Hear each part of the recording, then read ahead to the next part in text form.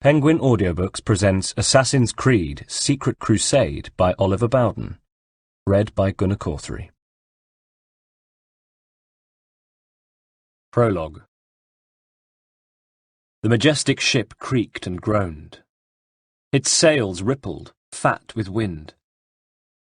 Days from land, it split the ocean towards the great city in the west, carrying precious cargo. A man the crew knew only as the Master. He was among them now, alone on the forecastle deck, where he had lowered the cowl of his robes to let himself be lashed by sea spray, sipping at it with his face in the wind.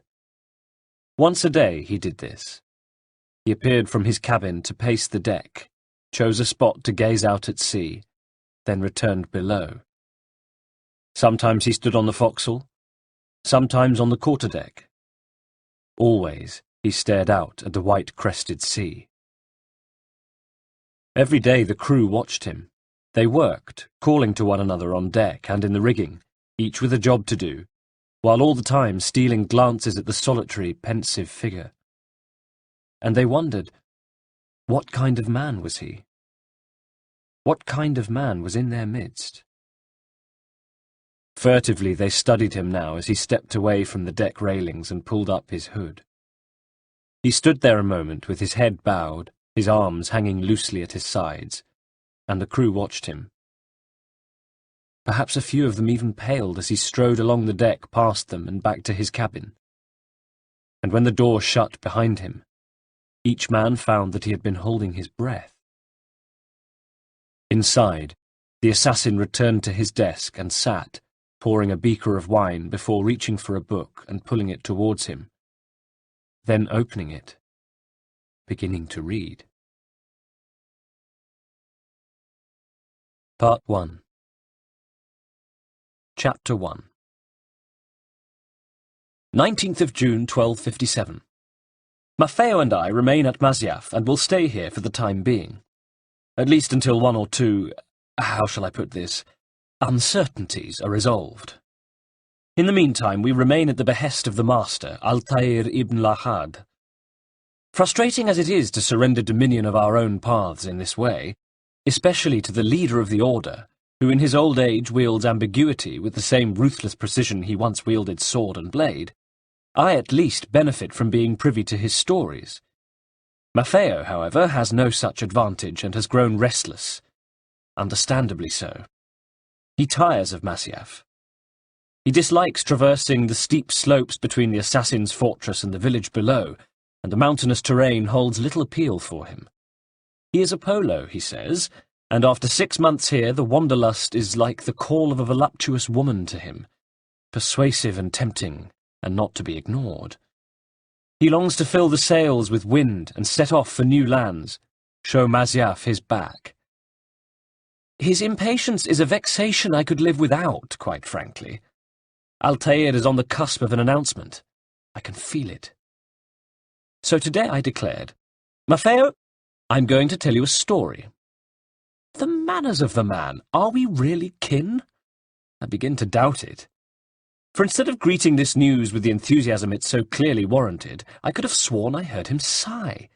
Or perhaps I should give him the benefit of the doubt. Perhaps he was simply out of breath in the hot sun. Before demanding of me, "Before you do, Niccolo, would you mind telling me what it is about?" in rather exasperated tones. I ask you. Nevertheless, "That is a very good question, brother," I said, and gave the matter some thought as we made our way up the dreaded slope. Above us the citadel loomed darkly on the promontory, as if it had been hewn from the very limestone itself. I'd decided I wanted the perfect setting to tell my tale, and there was nowhere more apposite than the Masyaf fortress. An imposing castle of many turrets, surrounded by shimmering rivers, it presided over the bustling village below, the settlement a high point within the Orontes valley, an oasis of peace, a paradise. I would say that it's about knowledge, I decided at last. Assassin, as you know, represents guardian in Arabic. The assassins are the guardians of the secrets, and the secrets they guard are of knowledge, so, yes. No doubt I sounded very pleased with myself. "It's about knowledge." "Then I'm afraid I have an appointment." "Oh?" "Certainly I would welcome a diversion from my studies, Niccolo. However, an extension of them I don't desire." I grinned. "Surely you want to hear the tales I've been told by the master." "That all depends. Your pitch makes them sound less than invigorating. You know you say my tastes run to the bloodthirsty when it comes to your stories." "Yes?" Maffeo gave a half-smile. "Well, you're right, they do." "Then you shall have that too. These are, after all, the tales of the great Altair ibn Lahad. This is his life story, brother. Believe me, there is no shortage of event, and much of it, you'll be happy to note, featuring bloodshed." By now we had made our way up the Barbican to the outer part of the fortress. We passed beneath the arch and through the guard station, climbing again as we headed towards the inner castle. Ahead of us was the tower in which Altair had his quarters. For weeks I had been visiting him there, spending countless hours by him, rapt, as he sat with his hands clasped and his elbows on the rests of his tall chair, telling his stories, his old eyes barely visible beneath his cowl. And increasingly I had come to realize that I was being told these stories for a purpose. That for some reason yet unfathomable to me, I had been chosen to hear them. When not telling his stories, Altair brooded among his books and memories, sometimes gazing for long hours from the window of his tower. He would be there now, I thought, and hooked a thumb under the band of my cap and shifted it back, shading my eyes to look up at the tower, seeing nothing but sun-bleached stone. "We've an audience with him," Maffeo interrupted my thoughts. "No, not today," I replied, instead pointing at a tower to our right. "We're going up there." Maffeo frowned. The defensive tower was one of the highest in the citadel, and was reached by a series of vertiginous ladders, most of which looked in need of repair. But I was insistent, and I tucked my tunic into my belt, then led Maffeo up to the first level, then to the next, and finally to the top. From there we looked across the countryside. Miles and miles of craggy terrain, rivers like veins, clusters of settlements. We looked over Masyaf, from the fortress to the buildings and markets of the sprawling village below, the wooden stockade of the outer curtain and stabling.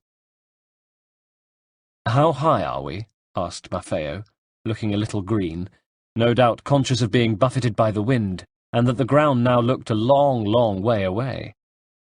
"Over 250 feet, I told him.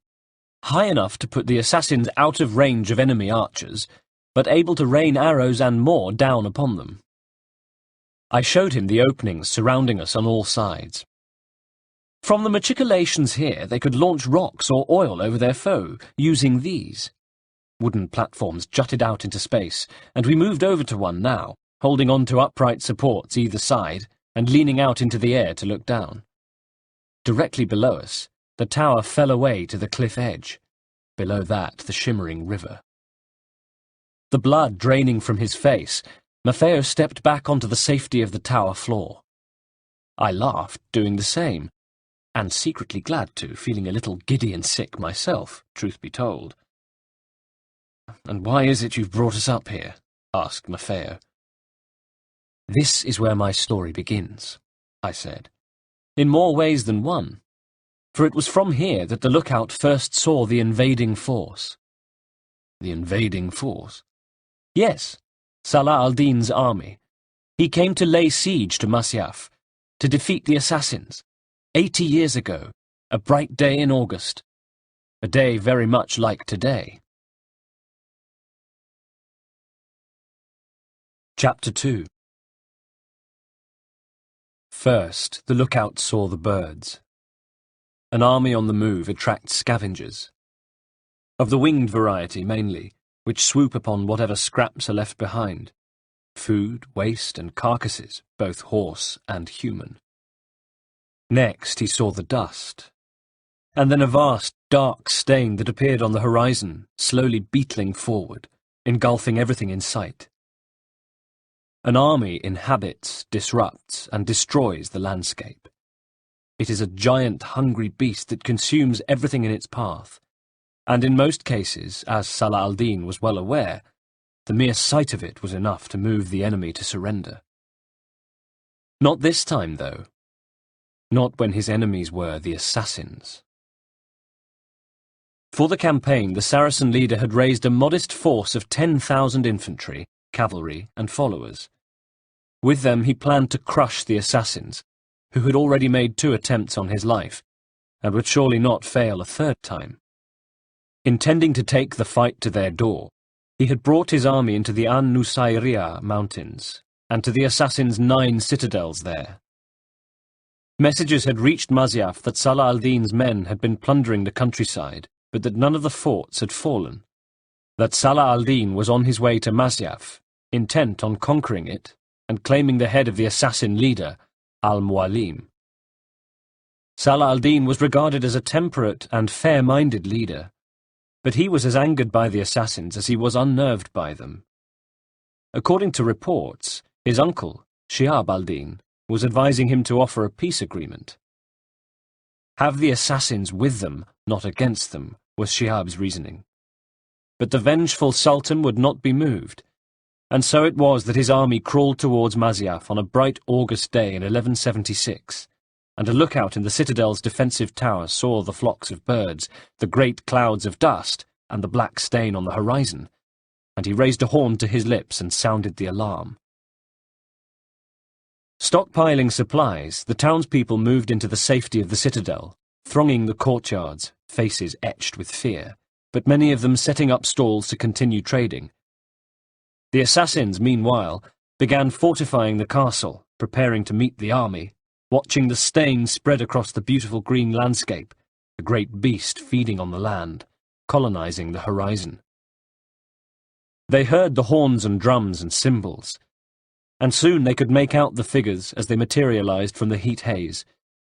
Thousands of them they saw. The infantry, spearmen, javelin men, and archers, Armenians, Nubians, and Arabs. They saw cavalry, Arabs, Turks, and Mamelukes carrying sabre, mace, lance, and longsword, some wearing chainmail, some leather armour. They saw the litters of the noble women, the holy men, and the disorderly followers at the rear, the families, children, and slaves. They watched as the invading warriors reached the outer curtain and set it ablaze, the stables too, the horns still blaring, cymbals crashing. Inside the citadel, the women of the village began weeping. They expected their homes to be next under the torch. But the buildings were left untouched, and instead the army came to a halt in the village, paying little regard to the castle. So it seemed. They sent no envoy, no message. They simply made camp. Most of their tents were black, but in the middle of the encampment was a cluster of larger pavilions, the quarters of the great Sultan Salah al-Din and his closest generals. There, embroidered flags fluttered. The tips of the tent poles were gilded pomegranates, and the pavilion covers were of colourful silk. In the citadel, the assassins mulled over their tactics. Would Salah al-Din assault the fortress or try to starve them out? As night fell, they had their answer. Below them, the army began work assembling its siege engines. Fires burned long into the night. The sound of sawing and hammering rose to the ears of those manning the citadel ramparts, and to the master's tower, where al-Mualim called an assembly of his master assassins. Salah al-Din has been delivered to us, said Fahim al-Saif, a master assassin. This is an opportunity not to be missed. Al-Mualim thought. He looked from the tower window, thinking of the colourful pavilion in which Salah al-Din now sat plotting his downfall, and that of the assassins. He thought of the great Sultan's army, and how it had laid waste to the countryside, how the Sultan was more than capable of raising an even larger force should his campaign fail. Salah al-Din had matchless might, he reasoned, but the assassins, they had guile. With Salah al-Din dead, the Saracen armies will crumble, said Fahim. But al-Mualim was shaking his head. I think not. Shihab will take his place. He is half the leader Salah al-Din is. Then he would be less effective in repelling the Christians, countered Al-Mualim sharply. He tired sometimes of Fahim's hawk-like ways. Do we wish to find ourselves at their mercy? Do we wish to find ourselves their unwilling allies against the Sultan? We are the assassins, Fahim. Our intent is our own. We belong to no one. A silence fell over the sweet-scented room. Salah al-Din is as wary of us as we are of him, said Al-Mualim after reflection. We should see to it that he is made even more wary. The next morning the Saracens pushed a ram and siege tower up the main slope, and as Turkish horse archers made passes, showering the citadel with arrows, they attacked the outer walls with their siege engines, under constant fire from assassin archers, and with rocks and oil pouring from the defensive towers. Villagers joined the battle, pelting the enemy with rocks from the ramparts, dousing the fires, while at the main gates, brave assassins made sorties through the wicket doors, fighting back infantry trying to burn them down. The day ended with many dead on both sides, the Saracens retreating down the hill, lighting their fires for the night, repairing their siege engines, assembling more.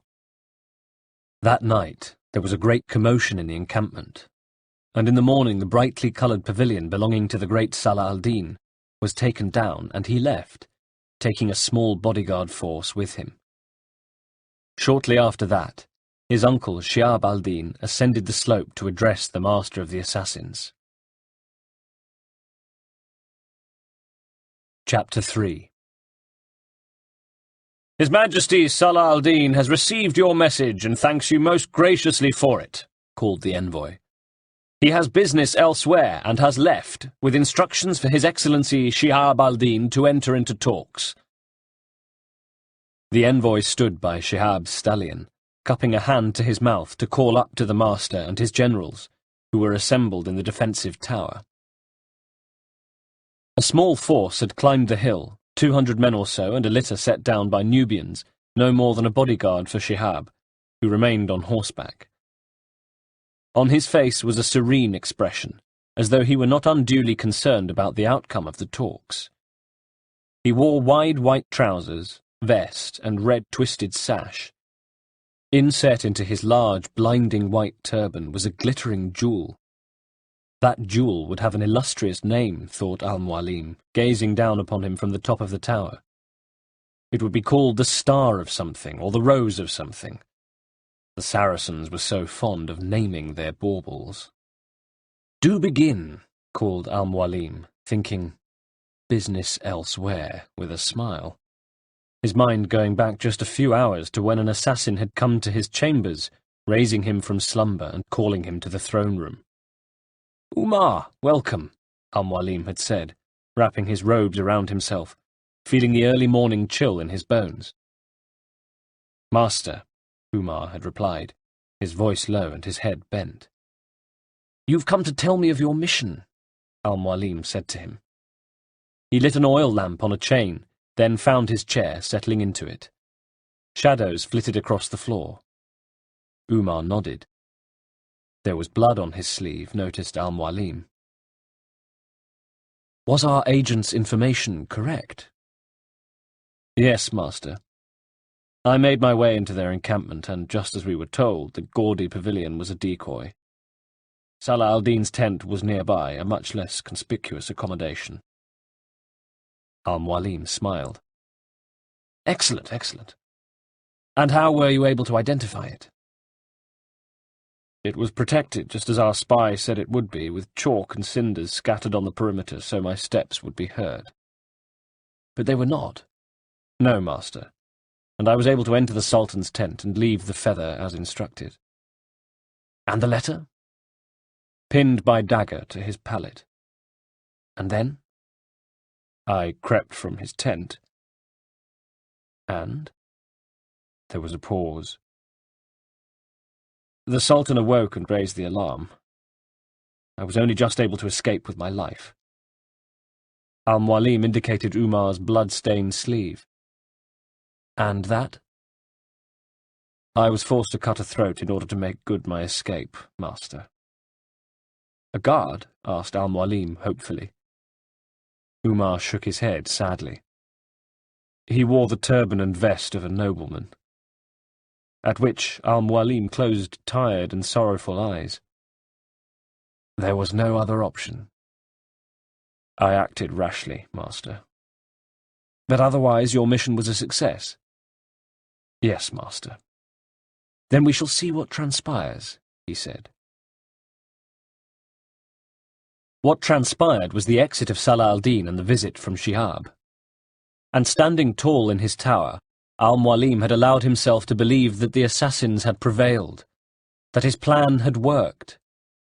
Their message had warned the Sultan that he should abandon his campaign against the assassins, for the next dagger would not be pinned to his palate, but to his genitals. Simply by being able to leave it, they had shown the monarch how vulnerable he really was, how his great force counted for nothing when a lone assassin could outwit his decoys and guards and steal so easily into his tent as he slept. And perhaps Salah al-Din was fonder of his genitals than he was of pursuing a long and costly war of attrition against an enemy whose interests only rarely came into conflict with his own. For he had gone. His Majesty Salah al-Din accepts your offer of peace, said the envoy. On the tower, Al-Mualim shared an amused glance with Umar, who stood by his side. Further along was Fahim. His mouth was set. Have we his assurance that our sect can operate without further hostilities and no further interference in our activities? Asked Al-Mualim. As long as interests allow, you have that assurance. Then I accept His Majesty's offer, called Al-Mualim, pleased. You may remove your men from Masyaf. Perhaps you would be good enough to repair our stockade before you leave. At that, Shihab looked sharply up at the tower, and even from the great height, Al-Mualim saw anger flash in his eyes. Shihab leaned from his stallion to speak to the envoy, who listened, nodding, then cupped his hand to his mouth to address those in the tower once more. During the delivery of the message, one of Salah al-Din's trusted generals was killed. His Majesty requires reparation. The head of the culprit. The smile slid from Al-Mualim's face. At his side, Umar tensed. There was silence, just the snorting of the horses. Birdsong. All waited to hear Al-Mualim's response. You may tell the Sultan that I reject that demand. Shihab shrugged. He leaned over to speak to the envoy, who in turn addressed Al-Mualim. His Excellency wishes to inform you that unless you agree to the demand, a force will remain here at Masyaf, and that our patience is greater than your store of supplies. Would you have the peace agreement count for nothing? Would you allow your villagers and your men to starve? All for the head of one assassin? His Excellency dearly hopes not. I will go, hissed Umar to Al-Mualim. The mistake was mine. It is only right I should pay for it. Al-Mualim ignored him. I will not give up the life of one of my men, he called to the envoy. Then His Excellency regrets your decision and asks that you bear witness to a matter now in need of resolution. We have discovered the existence of a spy in our camp, and he must be executed. Al-Mualim caught his breath as the Saracens dragged the assassin agent from the litter. After him came an executioner's block that two Nubians placed on the ground in front of Shihab's stallion. The spy's name was Ahmad. He had been beaten. His head, battered, bruised, and blood-stained, lolled on his chest as he was manhandled to the block, dragged on his knees and draped over it, throat up. The executioner stepped forward, a Turk carrying a glinting scimitar that he grounded, placing both hands on the jewelled hilt. The two Nubians held Ahmad's arms. He groaned a little, the sound rising to the stunned assassins high in the defensive tower. Let your man take his place, and his life will be spared, the peace treaty honoured, called the envoy. "If not, he dies, the siege begins, and your people starve." Suddenly Shihab raised his head to shout, "Do you want that on your conscience, Umar ibn Lahad?" As one, the assassins caught their breath. Ahmad had talked. Under torture, of course, but he had talked. Al-Mualim's shoulders slumped. Umar was beside himself. "Let me go," he urged Al-Mualim. "Master, please." Below them, the executioner planted his feet wide. Two-handed, he raised the sword above his head. Ahmad pulled feebly at the hands that pinned him. His throat was taut, offered for the blade. The promontory was silent but for his whimpering. "Your last chance, assassin!" called Shihab. The blade shone. "Master," pleaded Umar, "let me go." Al-Mualim nodded. "Stop!" shouted Umar. He moved to a platform of the tower, calling down to Shihab. "I am Umar ibn Lahad. It is my life you should take." There was a ripple of excitement among the ranks of Saracens. Shihab smiled, nodded. He indicated to the executioner, who stood down, grounding his sword once more. "Very well," he said to Umar. "Come, take your place on the block." Umar turned to Al-Mualim, who raised his head to look at him with red-rimmed eyes. "Master," said Umar, "I ask you one final favour, that you see to the care of Altair. Accept him as your novice." Al-Mualim nodded. "Of course, Umar," he said. "Of course." There was a hush across the citadel, as Umar climbed down the ladders of the tower, then took the slope through the barbican, under the arch, and to the main gate. At the wicket gate a sentry came forward to open it, and he bent to go through. A shout came from behind him. "Father!" The sound of running feet. He paused. "Father!" He heard the distress in his son's voice and squeezed his eyes shut against tears as he stepped out of the gate. The sentry closed it behind him. They pulled Ahmad from the block, and Umar tried to give him a reassuring look. But Ahmad could not meet his gaze as he was hauled away and dumped outside the wicket gate. It opened, and he was dragged in. It closed again behind him. Arms took hold of Umar. He was pulled to the block, spread as Ahmad had been. He offered his throat and watched as the executioner towered above him. Beyond the executioner, the sky. "Father!" he heard from the citadel, as the gleaming blade came slicing down. 2 days later, under cover of darkness, Ahmad left the fortress. The following morning, when his disappearance was discovered, there were those who wondered how he could bear to leave his son alone, his mother having died of the fever 2 years previously, while others said the shame was too much for him, that was why he had been forced to leave. The truth was a different matter altogether. Chapter 4 20th of June, 1257. This morning I awoke with Maffeo shaking my shoulder. Not especially gently, I should add.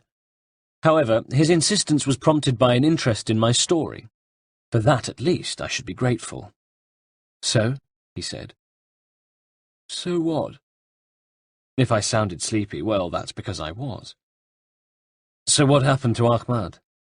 "That I was to discover at a later date, brother. So tell me." As I pulled myself to a sitting position in my bed, I gave the matter some thought. "I think it best that I tell you the stories just as they were told to me," I said at last. "Altair, aging though he is quite the teller of tales. I believe I shall adhere to his narrative, and what I related to you yesterday formed the bulk of our very first meeting together. An episode that took place when he was just 11 years old. Traumatic for any child, reflected Maffeo. What of his mother? Died in childbirth. Altair an orphan at 11. Indeed. What happened to him? Well, you know what happened. He sits up in his tower and... No, I mean what happened to him next. That also will have to wait, brother. The next time I saw Altair, he had moved the focus of his narrative forward by 15 years, to a day that found him creeping through the dark, dripping catacombs beneath Jerusalem. The year was 1191, more than 3 years since Salah al-Din and his Saracens had captured Jerusalem. In response, the Christians had gnashed their teeth, stamped their feet, and taxed their people in order to fund the Third Crusade. And once more men in chainmail had marched upon the Holy Land and laid siege to its cities. England's King Richard, the one they called the Lionheart, as cruel as he was courageous, had recently recaptured Acre, but his greatest desire was to retake Jerusalem, a holy site. And nowhere in Jerusalem was more sacred than the Temple Mount and the ruins of the Temple of Solomon, towards which Altair, Malik, and Qadar crept. They moved fast, but stealthily, clinging to the sides of the tunnels, their soft boots barely disturbing the sand. Altair went ahead, Malik and Qadar a few paces behind, all with senses turned to their surroundings, their pulses quickening as they came closer to the mount. The catacombs were thousands of years old and looked every day of it. Altair could see sand and dust trickling from unsteady wooden supports, while underfoot the ground was soft, the sand wet with the water that dripped steadily from overhead, some kind of nearby watercourse. The air was thick with the smell of sulphur from the bitumen-soaked lanterns that lined the tunnel walls. Altair was the first to hear the priest. Of course he was. He was the leader, the master assassin. His skills were greater, his senses sharper. He stopped. He touched his ear, then held up his hand, and all three became still, like wraiths in the passage. When he glanced back, they were awaiting his next command. Qadar's eyes gleamed with anticipation. Malik's were watchful and flinty. All three held their breath. Around them the water dripped, and Altair listened intently to the priest's mumblings. The false Christian piety of a Templar. Now Altair placed his hands behind his back and flicked his wrist to engage his blade, feeling the familiar pull on the ring mechanism he wore on his little finger. He kept his blade in good order, so that the noise it made when it released was almost inaudible. He timed it to the water droplets just to be sure. Drip, drip, snick. He brought his arms forward, and the blade at his left hand glittered in the flickering torchlight, thirsty for blood.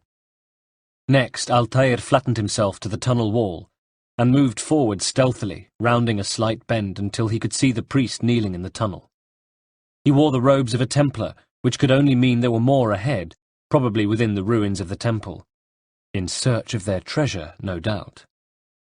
His heart quickened. It was just as he'd thought. That the city was under Salah al-Din's control wasn't going to stop the men of the Red Cross. They, too, had business at the Mount. What business? Altair intended to find out, but first there was the priest to take care of.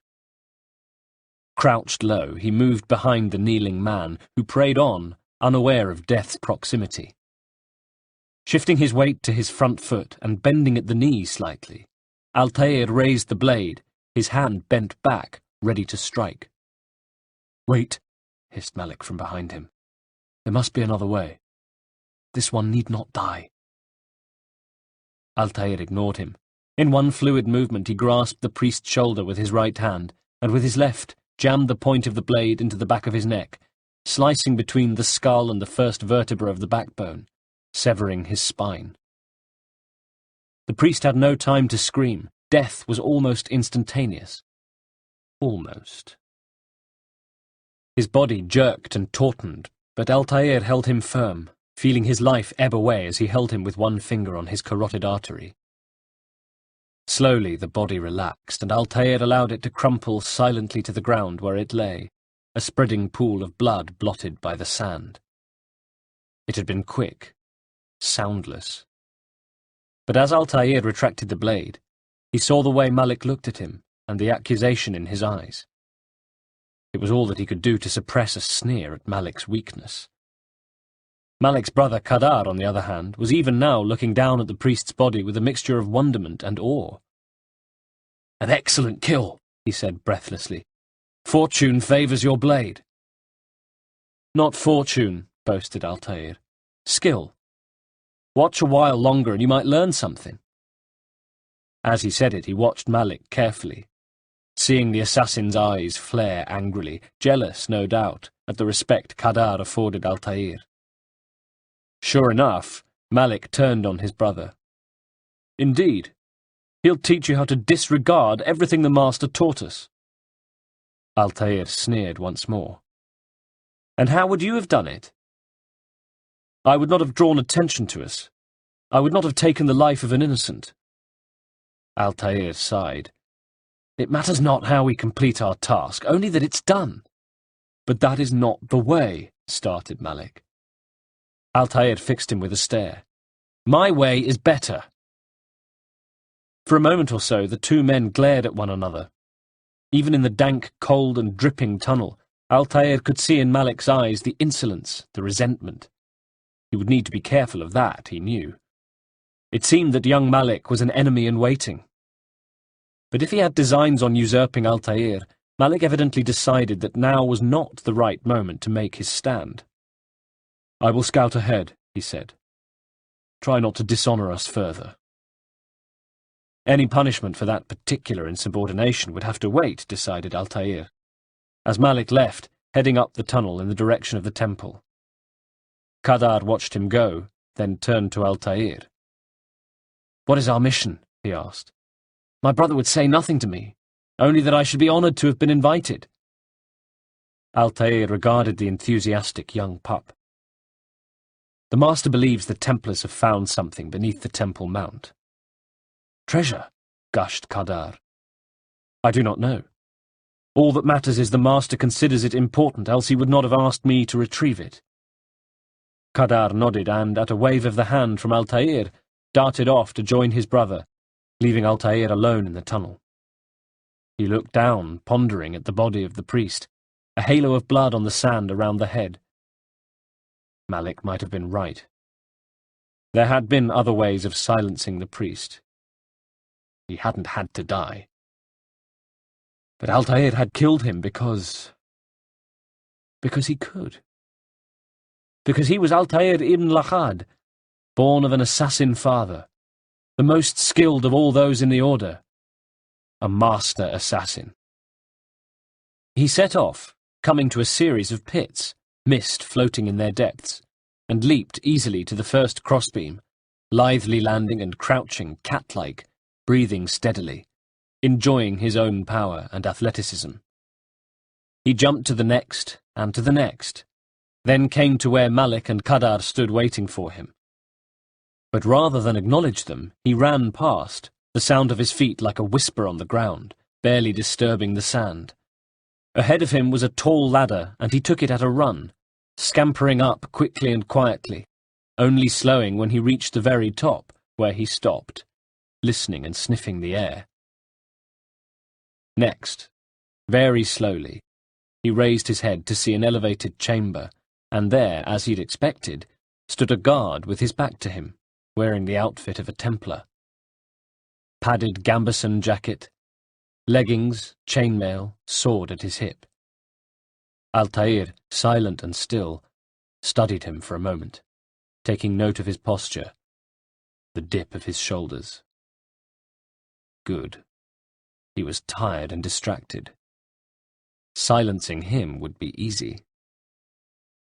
Slowly, Altair pulled himself to the ground where he crouched for a moment, steadying his breathing and watching the Templar carefully, before moving up behind him, straightening, and raising his hands. His left a claw, his right ready to reach and silence the guard. Then he struck, snapping his wrist to engage the blade, which sprang forward in the same instant that he rammed it into the guard's spine, reaching with his right hand to smother the man's scream. For a second they stood in a macabre embrace, Altair feeling the tickle of his victim's final muffled shout beneath his hand. Then the guard was crumpling, and Altair lowered him gently to the ground, stooping to brush his eyelids closed. He had been punished severely for his failure as a lookout, Altair thought grimly, as he straightened from the corpse and moved off, joining Malik and Kadar as they crept beneath the arch that had been so poorly guarded. Once through, they found themselves on an upper level of a vast chamber, and for a moment Altair stood taking it in, feeling suddenly overawed. This was the ruin of the fabled Solomon's Temple, said to have been built in 960 BC by King Solomon. If Altair was correct, they now stood overlooking the temple's greater house, its holy place. Early writings spoke of the holy place as having its walls lined with cedar, carved cherubim, palm trees, and open flowers embossed with gold. But the temple was now a shadow of its former self. Gone with the ornate wood, the cherubim, and the gold finishing, to where, Altair could only guess, though he had little doubt the Templars had had a hand in it. Yet even stripped of its gilding, it was still a place of reverence, and despite himself, Altair found himself filled with wonder to see it. Behind him, his two companions were even more awestruck. "There, that must be the Ark," said Malik, pointing across the chamber. "The Ark of the Covenant," gasped Kadar, seeing it too. Altair had recovered, and glanced over to see the two men standing like a pair of foolish merchants dazzled at the sight of shiny baubles. "Ark of the Covenant."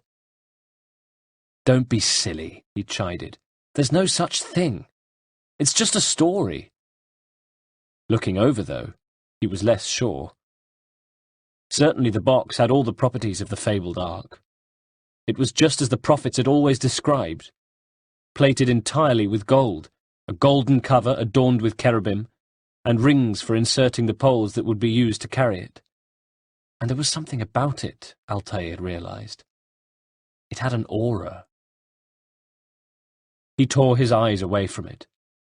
More important matters needed his attention, namely the men who had just entered on the lower level, their boots crunching on what had once been fur-board flooring, but was now bare stone. Templars, their leader already barking orders. "I want it through the gate before sunrise," he told them, referring no doubt to the Ark. "The sooner we possess it, the sooner we can turn our attention to those jackals at Masyaf." He spoke with a French accent, and as he came into the light, they saw his distinctive cape, that of the Templar Grand Master. "Robert de Sable," said Altair. "His life is mine." Malik rounded on him angrily. "No. We were asked to retrieve the treasure and deal with Robert only if necessary." Altair, tired of Malik's constant defiance, turned on him. "He stands between us and it," he hissed angrily. "I'd say it's necessary." "Discretion, Altair," urged Malik. "You mean cowardice? That man is our greatest enemy, and here we have a chance to be rid of him." Still Malik argued.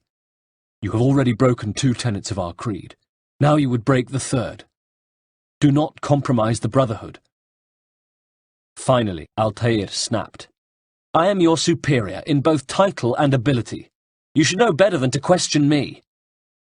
And with that he turned, climbing quickly down the first ladder to a lower balcony, then to the floor, where he strode confidently towards the group of knights. They saw him coming and turned to face him, their hands on the hilts of their swords, their jaws set.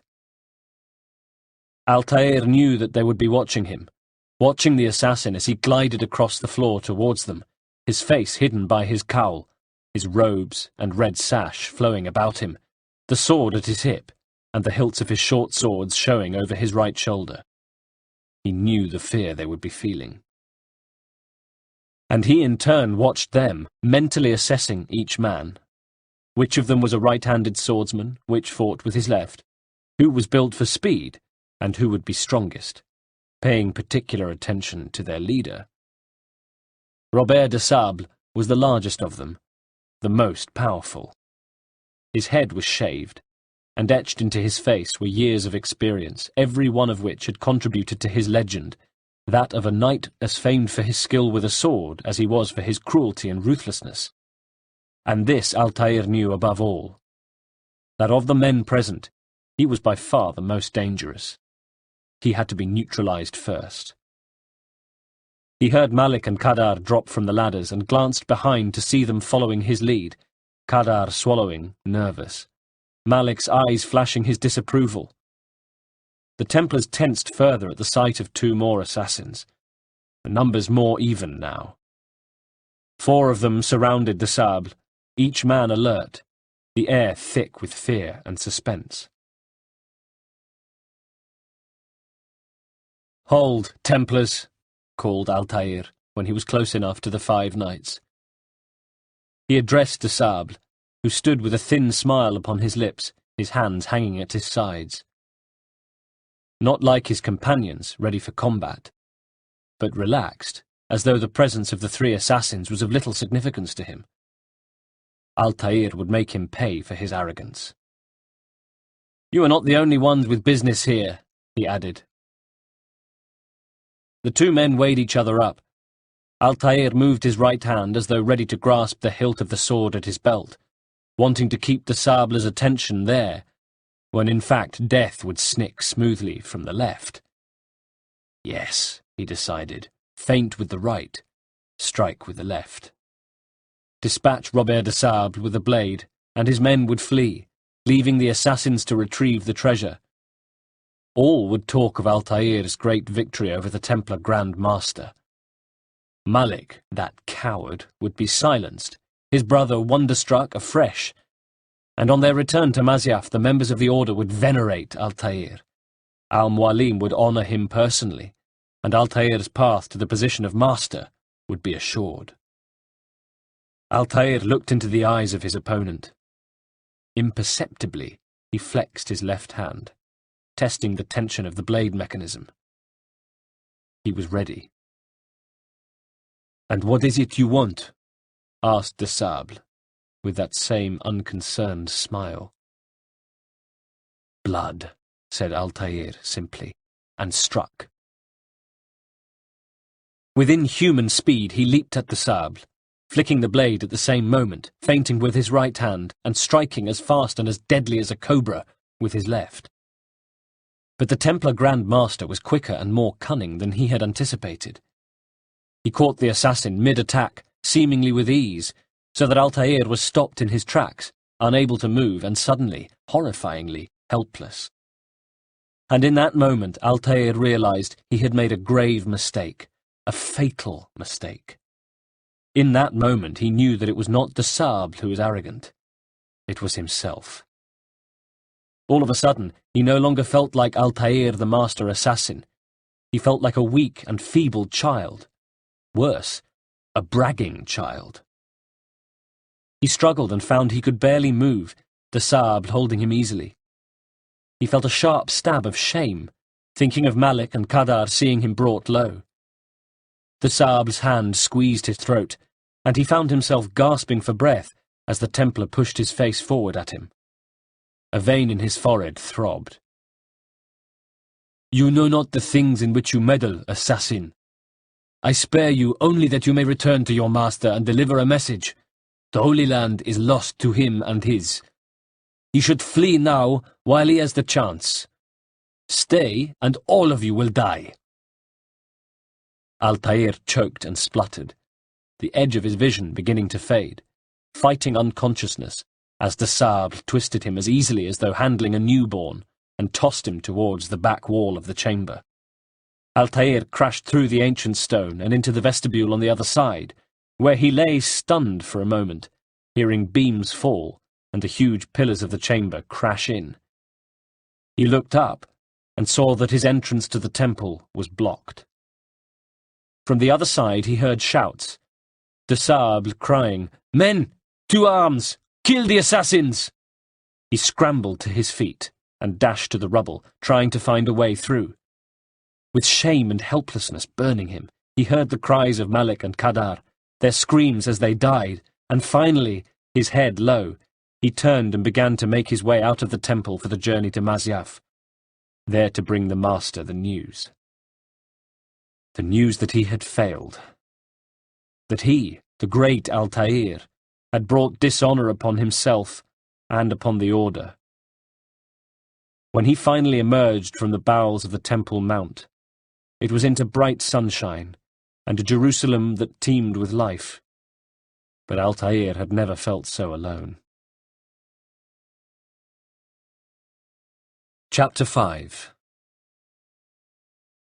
Altair arrived at Masyaf after an exhausting 5-day ride, during which he'd had more than enough time to reflect upon his failure. And thus it was with the heaviest of hearts that he arrived at the gates, was allowed in by the guard, and made his way to the stables. Dismounting and feeling his knotted muscles relax at last, he handed his horse to the stable boy, then stopped by the well to take some water, sipping it at first, then gulping, and last, splashing it over himself, gratefully rubbing the dirt from his face. He still felt the grime of the journey upon his body, though. His robes hung heavy and filthy, and he looked forward to washing in the shimmering waters of Masyaf, hidden away in an alcove of the cliff face. All he craved now was solitude. As he made his way through the outskirts of the village, his gaze was drawn upwards, past the stable huts and bustling market, to the winding paths that led to the ramparts of the assassins' fortress. Here was where the Order trained and lived under the command of Al-Mualim, whose quarters stood in the centre of the citadel's Byzantine towers. He was often to be seen staring from the window of his tower, lost in thought, and Altair pictured him there now, gazing down upon the village. The same village that bustled with life, bright with sunshine and loud with business, to which, 10 days ago, Altair, leaving for Jerusalem with Malik and Kadar, had planned to return as a triumphant hero. Never, not in his darkest imaginings, had he foreseen failure. And yet... An assassin hailed him as he made his way across the sun-dappled marketplace, and he pulled himself together, pushing back his shoulders and holding up his head, trying to summon from within the great assassin who had left Masyaf, rather than the empty-handed fool who had returned. It was Rauf, and Altair's heart sank further, if that were possible, which he sincerely doubted. Of all the people to greet him on his return, it would have to be Rauf, who worshipped Altair like a god. It looked as though the younger man had been waiting for him, whiling away the time by a walled fountain. Indeed, he bounded up now with wide and eager eyes, oblivious to the nimbus of failure that Altair felt around himself. "Altair, you've returned!" He was beaming, as pleased as a puppy to see him. Altair nodded slowly. He watched as behind Rauf, an elderly merchant refreshed himself at the fountainhead, then greeted a younger woman, who arrived carrying a vase decorated with gazelles. She placed it on the low wall surrounding the waterhole, and they began to talk, the woman excited, gesticulating. Altair envied them. He envied them both. "It is good to see you're unharmed," continued Rauf. "I trust your mission was a success." Altair ignored the question, still watching those at the fountain. He was finding it difficult to meet Rauf's eye. "Is the master in his tower?" he asked at last, tearing his gaze away. "Yes, yes." Rauf was squinting as though to divine somehow what was wrong with him. "Buried in his books, as always. No doubt he expects you." "My thanks, brother." And with that he left Rauf and the chattering village folk at the fountainhead, and began to make his way past the covered stalls and hay carts and benches, over the paving, until the dry and dusty ground sloped sharply upwards, the parched grass brittle in the sunshine, all paths leading to the castle. Never had he felt so much in its shadow, and he found himself clenching his fists as he crossed the plateau and was greeted by the guards at the fortress approach, their hands on the hilts of their swords, their eyes watchful. Now he reached the grand archway that led to the Barbican, and once more his heart sank as he saw a figure he recognized within. Abbas. Abbas stood beneath a torch that chased away what little dark there was within the arch. He was leaning against the rough, dark stone, bareheaded, his arms folded, and his sword at his hip. Altair stopped, and for a moment or so the two men regarded each other as villagers moved around them, oblivious of the old enmity blooming afresh between the two assassins. Once they had called each other brother, but that time was long past. Abbas smiled slowly, mockingly.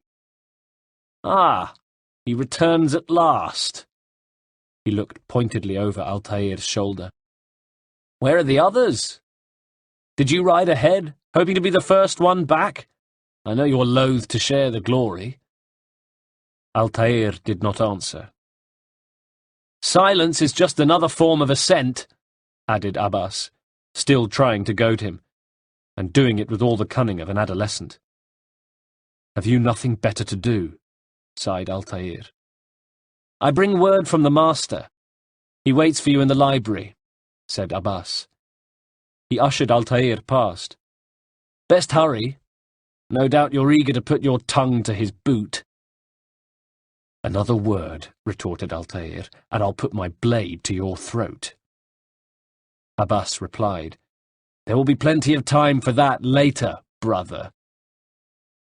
Altair shouldered past him and continued to the courtyard and training square, and then to the doorway to Al-Mualim's tower. Guardsmen bowed their heads to him, affording him the respect a master assassin rightfully commanded, and he acknowledged them, knowing that soon, as long as it took word to spread, their respect would be a memory. But first he had to deliver the terrible news to Al-Mualim, and he made his way up the steps of the tower towards the master's chamber. Here the room was warm, the air heavy with its customary sweet scent. Dust danced in shafts of light from the great window at the far end, where the master stood, his hands clasped behind his back. His master. His mentor. A man he venerated above all others, whom he had failed. In a corner the master's carrier pigeons cooed quietly in their cage, and around him were his books and manuscripts, thousands of years of assassin literature and learning, either on shelves or stacked in tottering, dusty piles. His sumptuous robes flowed about him, his long hair lay over his shoulders, and he was, as usual, contemplative. "Master," said Altair, breaking the thick silence. He lowered his head. Wordless, Al-Mualim turned and moved towards his desk. Scrolls littered the floor beneath it. He regarded Altair with one sharp, flinty eye. His mouth, hidden within his grey-white beard, betrayed no emotion until at last he spoke, beckoning to his pupil. "Come forward. Tell me of your mission. I trust you have recovered the Templar treasure." Altair felt a trickle of perspiration make its way from his forehead and down his face. "There was some trouble, master. Robert de Sable was not alone." Al-Mualim waved away the notion. "When does our work ever go as expected? It's our ability to adapt that makes us who we are." This time it was not enough. Al-Mualim took a moment to absorb Altair's words. He moved from behind his desk, and when he next spoke, his voice was sharp. "What do you mean?" Altair found himself having to force out the words. "I have failed you. The treasure lost to us." The atmosphere in the room changed.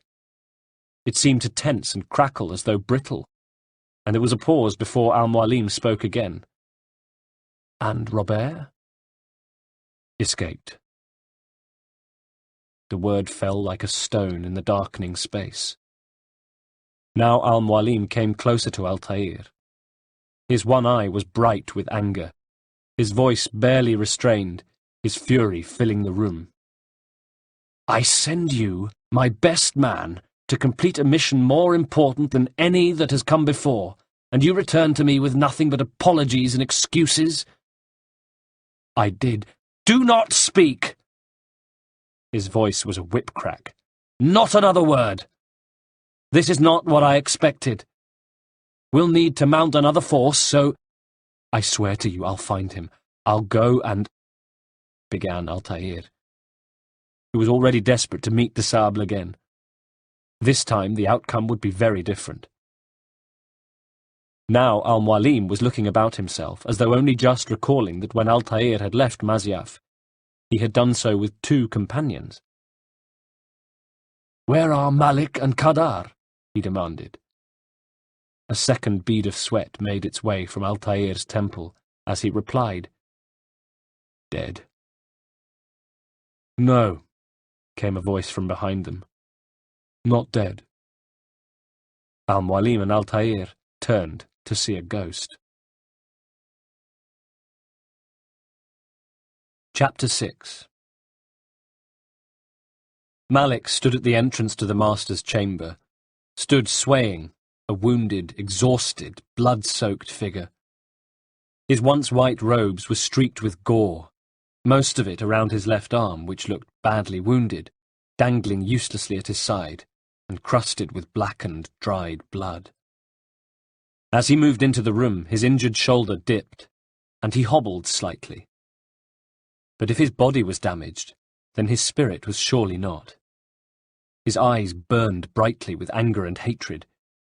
Hatred that he turned on Altair with a glare so intense that it was all Altair could do not to shrink away.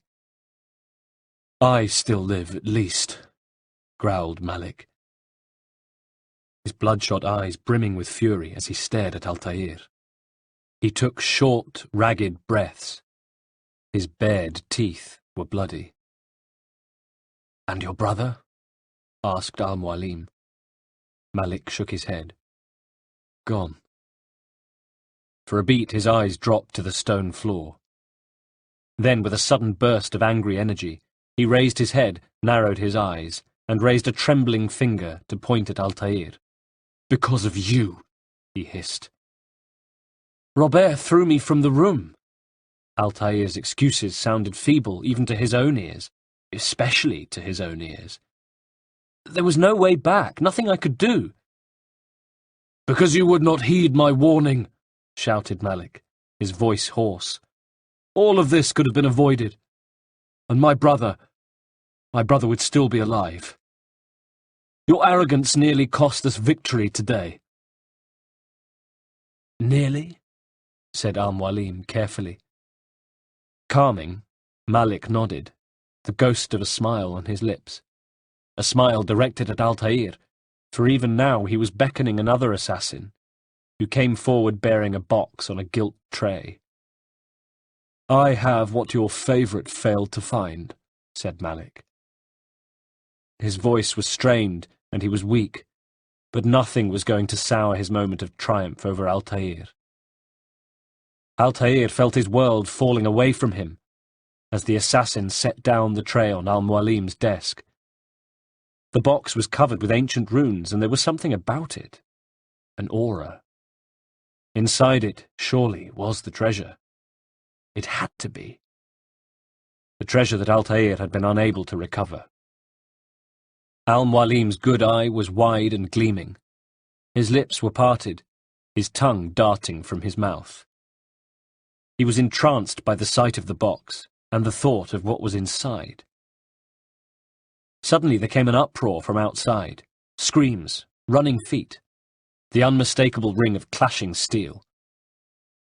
"It seems I've returned with more than the treasure," reflected Malik, as a messenger crashed into the chamber, forgetting all protocol as he breathlessly exclaimed, "Master, we're under attack!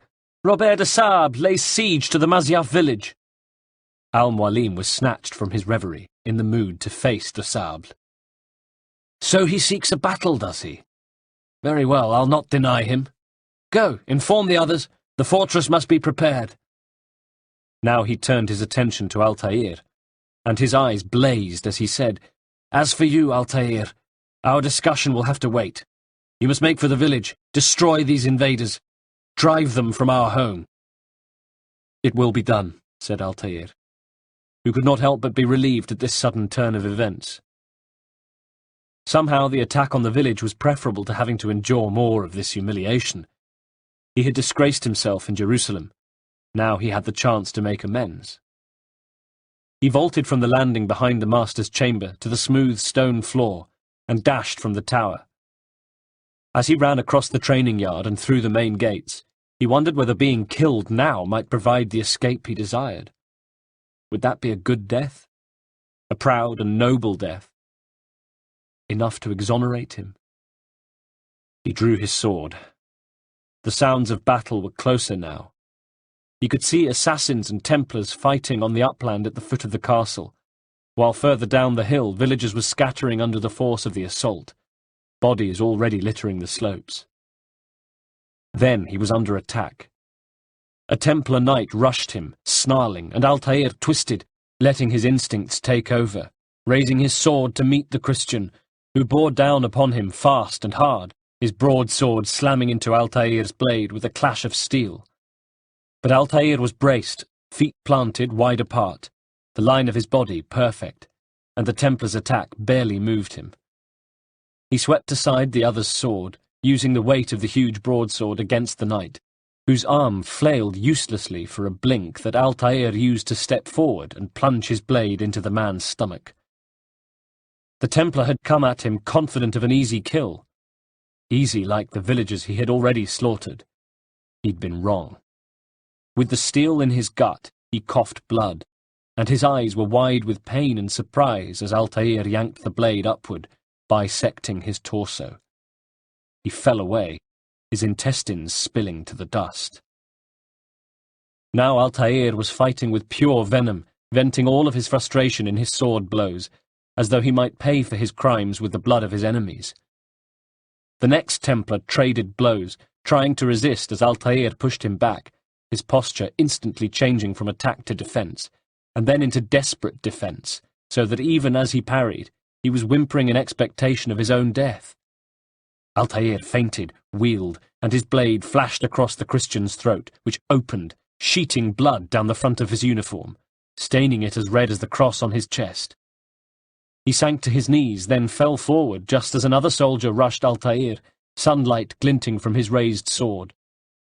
Altair stepped aside and buried his steel deep in the man's back, so that, for a second, his entire body tautened, the blade protruding from his chestplate, his mouth open in a silent scream as Altair lowered him to the ground and retrieved his sword.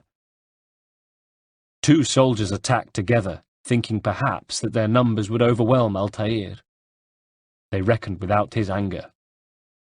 He fought not with his usual cold indifference, but with fire in his belly.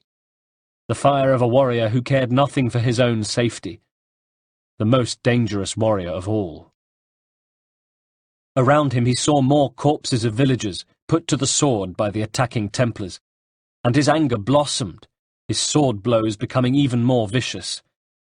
Two more soldiers fell beneath his blade, and he left them twitching in the dirt. But now more and more knights were appearing. Villagers and assassins alike were rushing up the slope, and Altair saw Abbas commanding them to return to the castle. "Press the attack on the heathen fortress!" cried a knight in response. He was running up the hill towards Altair, his sword swinging as he swiped at a fleeing woman. "Let us bring the fight to the assassin!" Altair slammed his sword into the throat of the Christian, whose last word was a gurgle. But behind the escaping villagers and assassins came more Templars, and Altair hesitated on the slope, wondering if now was the moment to take his final stand, die defending his people, and escape his prison of shame. But no. There was no honour in a wasteful death, he knew, and he joined those retreating to the fortress, arriving as the gates were closing. Then he turned to look out on the scene of carnage outside, the beauty of Masyaf sullied by the bloodied bodies of the villagers. the soldiers, and the assassins. He looked down at himself. His robes were splashed with Templar blood, but he himself was unharmed. "Altair!" The cry pierced his thoughts. Ralph again. "Come!" He felt weary all of a sudden. "Where are we going?"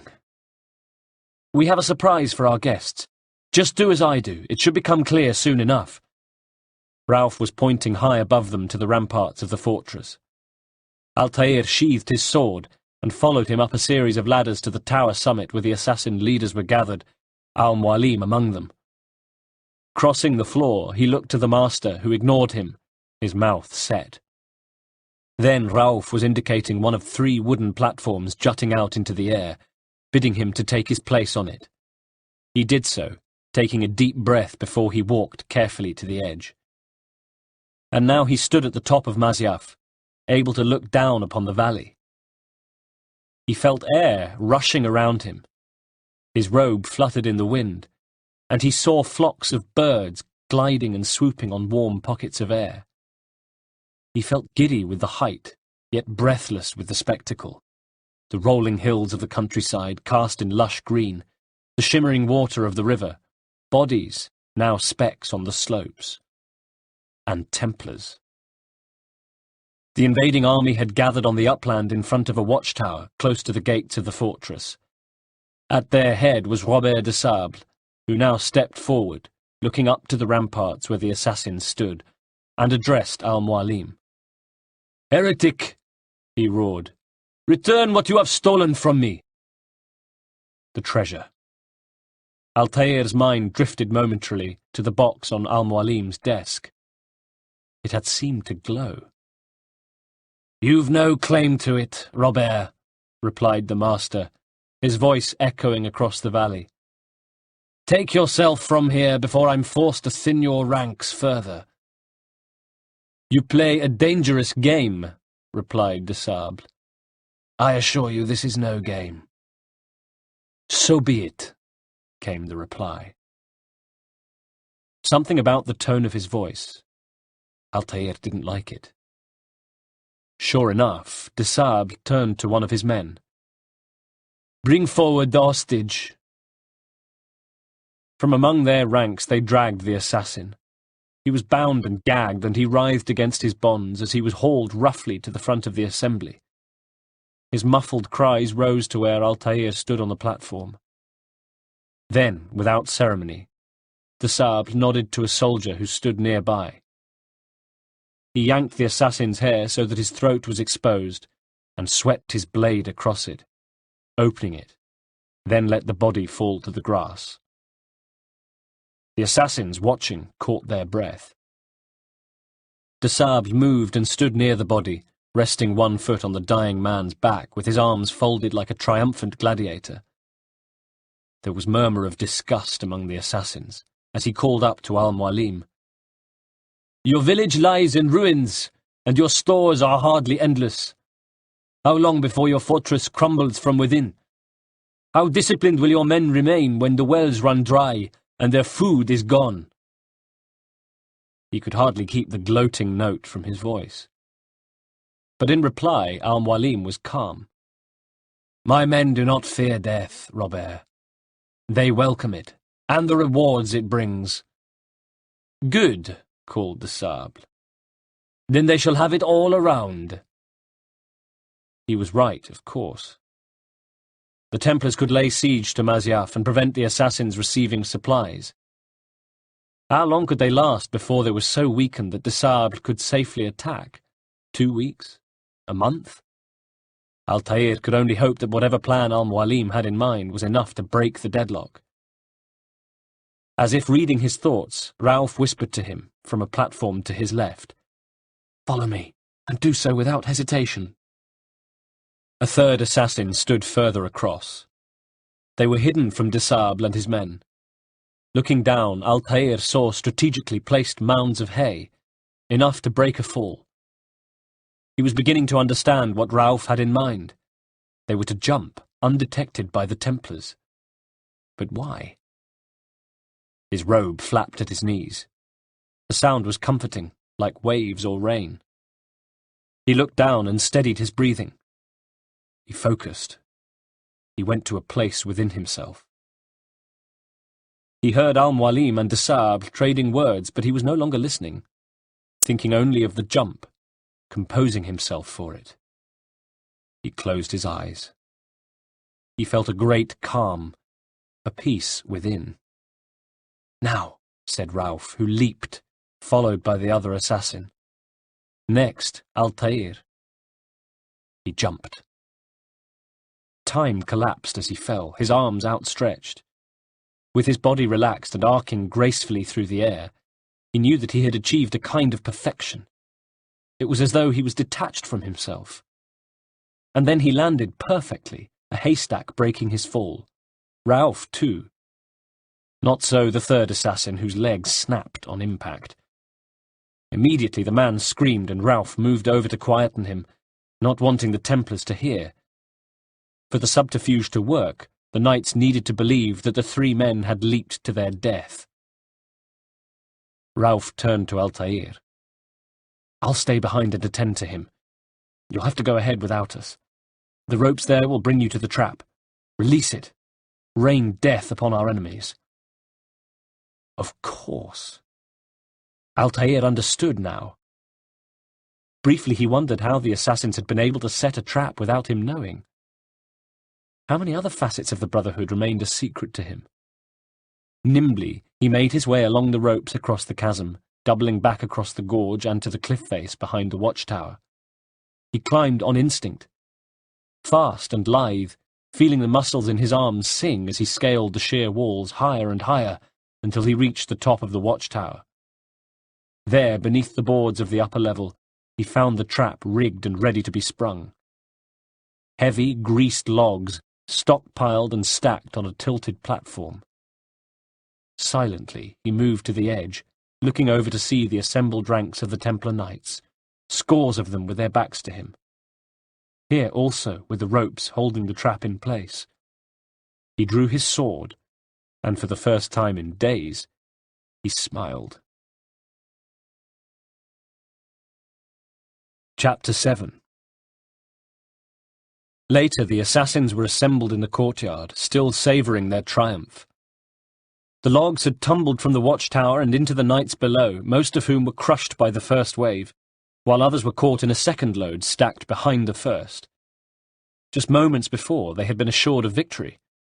Then their bodies had been pummeled, limbs snapping, the entire force in disarray, Robert de Sable already ordering his men back, as the assassins' archers pressed home their advantage and rained arrows down upon them. Now, though, Al-Mualim commanded a hush over the gathered assassins, indicating to Altair to join him on the rostrum by the entrance to his tower.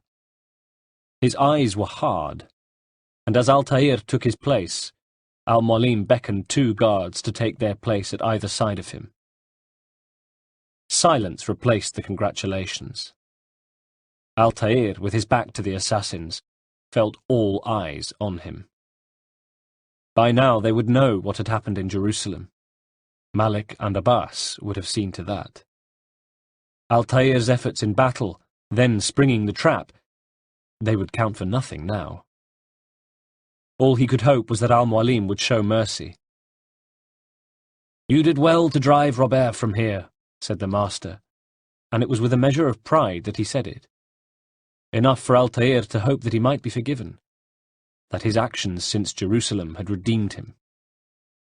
"His force is broken," continued Al-Mualim. "It shall be a long while before he troubles us again. Tell me, do you know why it is you were successful?" Altair said nothing, heart hammering. "You were successful because you listened," pressed Al-Mualim. "Had you listened in Solomon's temple, Altair, all of this would have been avoided." His arm described a circle, meant to take in the courtyard and all that lay beyond, where even now the corpses of assassins, of Templars and villagers were being cleared away. "I did as I was asked," said Altair, trying to choose his words carefully, but failing. "No!" snapped the master. His eyes blazed. You did as you pleased. Malik has told me of the arrogance you displayed, your disregard for our ways. The two guards on either side of Altair stepped forward and took his arms. His muscles tensed. He braced himself against them, but did not struggle. "What are you doing?" he said warily. The colour rose in Al-Mualim's cheeks. "There are rules. We are nothing if we do not abide by the assassin's creed. 3 simple tenets which you seem to forget. I will remind you. First and foremost, stay your blade." It was to be a lecture. Altair relaxed, unable to keep the note of resignation from his voice as he finished Al-Mualim's sentence. "From the flesh of an innocent, I know." The crack of Al-Mualim's palm across Altair's face echoed from the stone of the courtyard. Altair felt his cheek burn. "And stay your tongue unless I give you leave to use it," roared Al-Mualim. "If you are so familiar with this tenet, why did you kill the old man inside the temple? He was innocent. He did not need to die." Altair said nothing. What could he say? I acted rashly? Killing the old man was an act of arrogance? "Your insolence knows no bounds," bellowed Al-Mualim. "Make humble your heart, child, or I swear I'll tear it from you with my own hands." He paused, his shoulders rising and falling as he took hold of his anger. "The second tenet is that which gives us strength," he continued. "Hide in plain sight. Let the people mask you so that you become one with the crowd. Do you remember? Because as I hear it, you chose to expose yourself, drawing attention before you'd struck." Still, Altair said nothing. He felt the shame squat in his gut. "The third and final tenet," added Al-Mualim, "the worst of all your betrayals. Never compromise the Brotherhood. Its meaning should be obvious.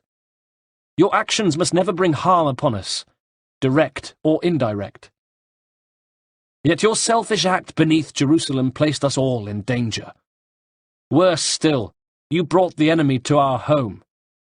Every man we've lost today was lost because of you." Altair had been unable to look at the master. His head had remained on one side, still smarting from the slap. But as he heard Al-Mualim draw his dagger, he looked at last. "I am sorry. Truly I am," said Al-Mualim. "But I cannot abide a traitor. No, not that. Not a traitor's death." His eyes widened as they went to the blade in the master's hand, the hand that had guided him since childhood. "I am not a traitor," he managed. "Your actions indicate otherwise, and so you leave me no choice." Al-Mualim drew back his dagger. "Peace be upon you, Altair," he said, and plunged it into Altair's stomach. Chapter 8. And it was. For a few precious moments when he was dead, Altair was at peace. Then he was coming round, gradually recovering a sense of himself and of where he was. He was on his feet. How could he be on his feet? Was this death, the afterlife? Was he in paradise? If so, it looked very much like Al-Mualim's quarters. Not only that, but Al-Mualim was present, standing over him, in fact, watching him with an unreadable gaze. "I'm alive." Altair's hands went to where the knife had been driven into his stomach. He expected to find a ragged hole and feel wet blood, but there was nothing. No wound, no blood. Even though he'd seen it, felt it. He'd felt the pain. Hadn't he? But I saw you stab me, he managed. Felt death's embrace. Al-Mualim was inscrutable in return. You saw what I wanted you to see. And then you slept the sleep of the dead, the womb, that you might awake and be reborn. Altair shook a fog away from his mind. To what end? Do you remember, Altair, what it is the assassins fight for? Still trying to readjust, he replied, Peace in all things. Yes, in all things. It is not enough to end the violence one man commits upon another. It refers to peace within as well. You cannot have one without the other. So it is said. Al-Mualim shook his head, cheeks colouring again as his voice rose. So it is. But you, my son, have not found inner peace. It manifests in ugly ways. You are arrogant and overconfident. You lack self-control and wisdom. Then what is to become of me? I should kill you for the pain you've brought upon us. Malik thinks it's only fair, your life in exchange for that of his brother. Al-Mualim paused to allow Altair to understand the full significance of the moment. But this would be a waste of my time and your talents. Altair allowed himself to relax a little more. He was to be spared. He could redeem himself. You have been stripped of your possessions, continued Al-Mualim. Your rank as well. You are a novice, a child once more. As you were on the day you first joined the Order. I'm offering you a chance of redemption. You'll earn your way back into the Brotherhood. Of course. I assume that you have something planned. First, you must prove to me you remember how to be an assassin. A true assassin, said Al-Mualim. So you would have me take a life? Asked Altair, knowing his forfeit would be far more rigorous. No. Not yet, at least. For now you are to become a student once again. There is no need for this. I'm a master assassin. You were a master assassin. Others tracked your targets for you, but no more. From today on, you will track them yourself. If that is what you wish. It is. Then tell me what it is that I must do. I hold here a list. 9 names adorn it, 9 men who need to die. They are plague bringers, war makers. Their power and influence corrupt the land and ensure the Crusades continue. You will find them. Kill them. In doing so, you'll sow the seeds of peace, both for the region and for yourself. In this way, you may be redeemed. Altair took a long, deep breath. This he could do. This he wanted, needed to do. 9 lives in exchange for mine, he said carefully. Al-Mualim smiled. A most generous offer, I think. Have you any questions? Where shall I begin? Ride for Damascus. Seek out the black market merchant named Tamir. Let him be the first to fall. Al-Mualim moved to his cage of carrier pigeons, took one and cupped it gently in his palm. Be sure to visit the city's assassin bureau when you arrive. I'll dispatch a bird to inform the Rafiq of your arrival. Speak with him. You'll find he has much to offer. He opened his hand and the bird disappeared through the window, as though snuffed out. If you believe it best, said Altair. I do. Besides, you cannot begin your mission without his consent. Altair bridled. What nonsense is this? I don't need his permission. It's a waste of time. It's the price you pay for the mistakes you've made, snapped the master. You answer not only to me, but to all of the Brotherhood now. So be it, conceded Altair, after a pause long enough to communicate his displeasure. Go then, said Al-Mualim. Prove that you are not yet lost to us.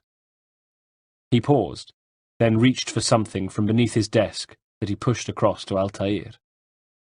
"Take it," he said. Gladly, Altair reached for his blade, buckling the brace to his wrist and looping the release over his little finger.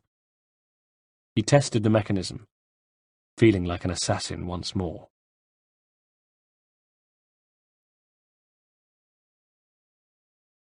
Chapter 9. Altair made his way through the palms and past the stables and traders outside the city walls until he came to the huge, imposing gates of Damascus. He knew the city well. The biggest and holiest in Syria, it had been home to two of his targets the previous year. He cast his gaze up to the surrounding wall and its ramparts. He could hear the life inside. It was as though the stone hummed with it. First, to make his way in. The success of his mission depended on his ability to move anonymously through the sprawling streets. A challenge from the guards wouldn't be the best start. He dismounted and tethered his horse, studying the gates where Saracen guards stood watch. He would have to try another way, and that was more easily considered than achieved, for Damascus was famously secure. Its walls, he gazed up once more, feeling small, were too high and too sheer to be scaled from the outside. Then he saw a group of scholars and smiled. Salah al-Din had encouraged the learned men to visit Damascus for study. There were many madrasas throughout the city, and as such they enjoyed special privileges and were allowed to wander unhindered. He moved over and joined them, assuming his most pious stance, and with them drifted easily past the guards, leaving the desert behind as he entered the great city. Inside, he kept his head down, moving fast but carefully through the streets, reaching a minaret. He cast a swift look around before leaping to a sill, pulling himself up, finding more handholds in the hot stone and climbing higher and higher. He found his old skills coming back to him, though he wasn't moving as quickly or as surely as he once had. He felt them returning. No, reawakening. And with them the old feeling of exhilaration. Then he was at the very tip of the minaret, and there he squatted, a bird of prey high above the city, looking around himself, seeing the domed mosques and pointed minarets that interrupted an uneven sea of rooftops. He saw marketplaces, courtyards, and shrines, as well as the tower that marked the position of the assassin's bureau. Again, a sense of exultation passed through him. He'd forgotten how beautiful cities looked from such a height.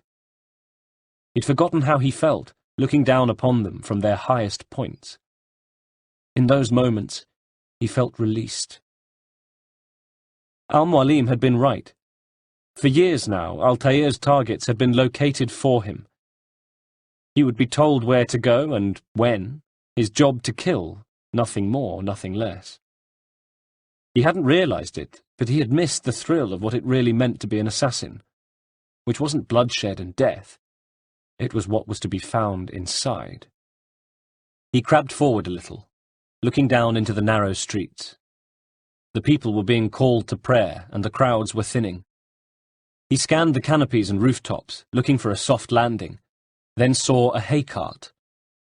Fixing his eyes on it, taking deep breaths, he stood, feeling the breeze, hearing bells. Then he took a step forward, tumbling gracefully and hitting his target. Not as soft as he had hoped, perhaps, but safer than risking a landing on a fraying canopy which was liable to tear and deposit him in a heap on the stall below. He listened, waiting until the street was quieter, then scrambled from the cart and began to make his way to the bureau. He reached it from the roof, dropping into a shaded vestibule in which tinkled a fountain, plants deadening the sounds from outside. It was as if he had stepped into another world. He gathered himself and went inside. The leader lounged behind a counter. He stood as the assassin entered. "Altair, it is good to see you, and in one piece." "You as well, friend." Altair eyed the man, not much liking what he saw. For one thing, he had an insolent, ironic manner. There was no doubt also that he had been informed of Altair's recent difficulties, and by the look of him planned to make the most of the temporary power the situation afforded him. Sure enough, when he next spoke, it was with a barely disguised smirk. "I am sorry for your troubles." "Think nothing of it." The leader assumed a look of counterfeit concern. "A few of your brothers were here earlier." So, that was how he was so well informed, thought Altair. "If you'd heard the things they said," the leader continued airily, "I'm certain you'd have slain them where they stood." "It's quite all right," said Altair. The leader grinned. "Yes, you've never been one for the creed, have you?" "Is that all?" Altair found himself longing to slap off the insolent dog's smile. Either that or use his blade to lengthen it. "I'm sorry," said the leader, reddening. "Sometimes I forget myself. What business brings you to Damascus?" He straightened a little, remembering his place at last. "A man named Tamir," said Altair. "Al-Mualim takes issue with the work he does, and I meant to end it. Tell me where to find him." "You will have to track him." Altair bridled. "But that sort of work is best left for—" He stopped himself, remembering Al-Mualim's orders. He was to be a novice again, conduct his own investigations, find the target, perform the kill. He nodded, accepting his task. The leader continued. "Search the city. Determine what Tamir is planning and where he works. Preparation makes the victor." "All right, but what can you tell me of him?" asked Altair. "He makes his living as a black market merchant, so the Souk district should be your destination." "I assume you want me to return to you when this is done." "Come back to me, I'll give you Al-Mualim's marker, and you'll give us Tamir's life." "As you wish." Glad to be away from the stultifying bureau, Altair made his way to the rooftops. Once again, he inhaled the city as he stopped to gaze into a narrow street below. A light breeze rippled canopies. Women milled around a stall selling polished oil lamps, chattering wildly, and not far away 2 men stood arguing. Over what, Altair couldn't hear. He turned his attention to the building opposite, then away over the rooftops. From there he could see the Pasha Mosque and the site of the formal gardens in the south. But what he needed to locate was He saw it. The huge Souk al-Silah, where, according to the leader, he could begin to learn about Tamir. The leader knew more than he was revealing, of course, but was under strict instructions not to tell Altair. He understood that. The novice had to learn the hard way. He took 2 steps back, shook the tension from his arms, drew a deep breath, then jumped. Safely across, he crouched for a moment, listening to the chatter from the lane below. He watched a group of guards as they passed, leading an ass with a cart that sagged beneath the weight of many stacked casks. "Make way," the guards were saying, shoving citizens from their path. "Make way, for we come with supplies bound for the Vizier's palace. His Excellency Abu Nukud is to throw another of his parties." Those citizens who were shoved aside hid scowls of displeasure. Altair watched the soldiers pass below him. He had heard the name Abu Nukud, the one they called the Merchant King of Damascus. The casks. Altair might have been mistaken, but they looked as though they contained wine. No matter. Altair's business lay elsewhere. He straightened and set off at a jog, barely pausing for the leap to the next building, and then the next, feeling a fresh surge of power and strength with each jump, back to doing what he knew. Seen from above, the souk was like a ragged hole that had been punched into the city's rooftops, so it was easy to find. The biggest trading centre in Damascus, it lay in the centre of the city's poor district in the northeast, and was bordered on all sides by buildings of mud and timber. Damascus turned into a swamp when it rained, and was a patchwork of carts, stands, and merchants' tables. Sweet scents rose to Altair on his perch high above. Perfumes and oils, spices and pastries. Everywhere, customers, merchants, and traders were chattering or moving quickly through the crowds. The city's people either stood and talked or hurried from one place to the next. There was no in-between, it seemed. Not here, anyway. He watched them for a while, then clambered from the rooftop and, blending into the crowds, listened. Listening for one word. Tamir. The three merchants were huddled in the shade, talking quietly but with all kinds of wild hand movements. It was they who had said the name, and Altair sidled over towards them, turning his back and hearing Al-Mualim's tutelage in his head as he did so. Never make eye contact. Always look occupied. Stay relaxed. He's called another meeting, heard Altair, unable to place which of the men was speaking.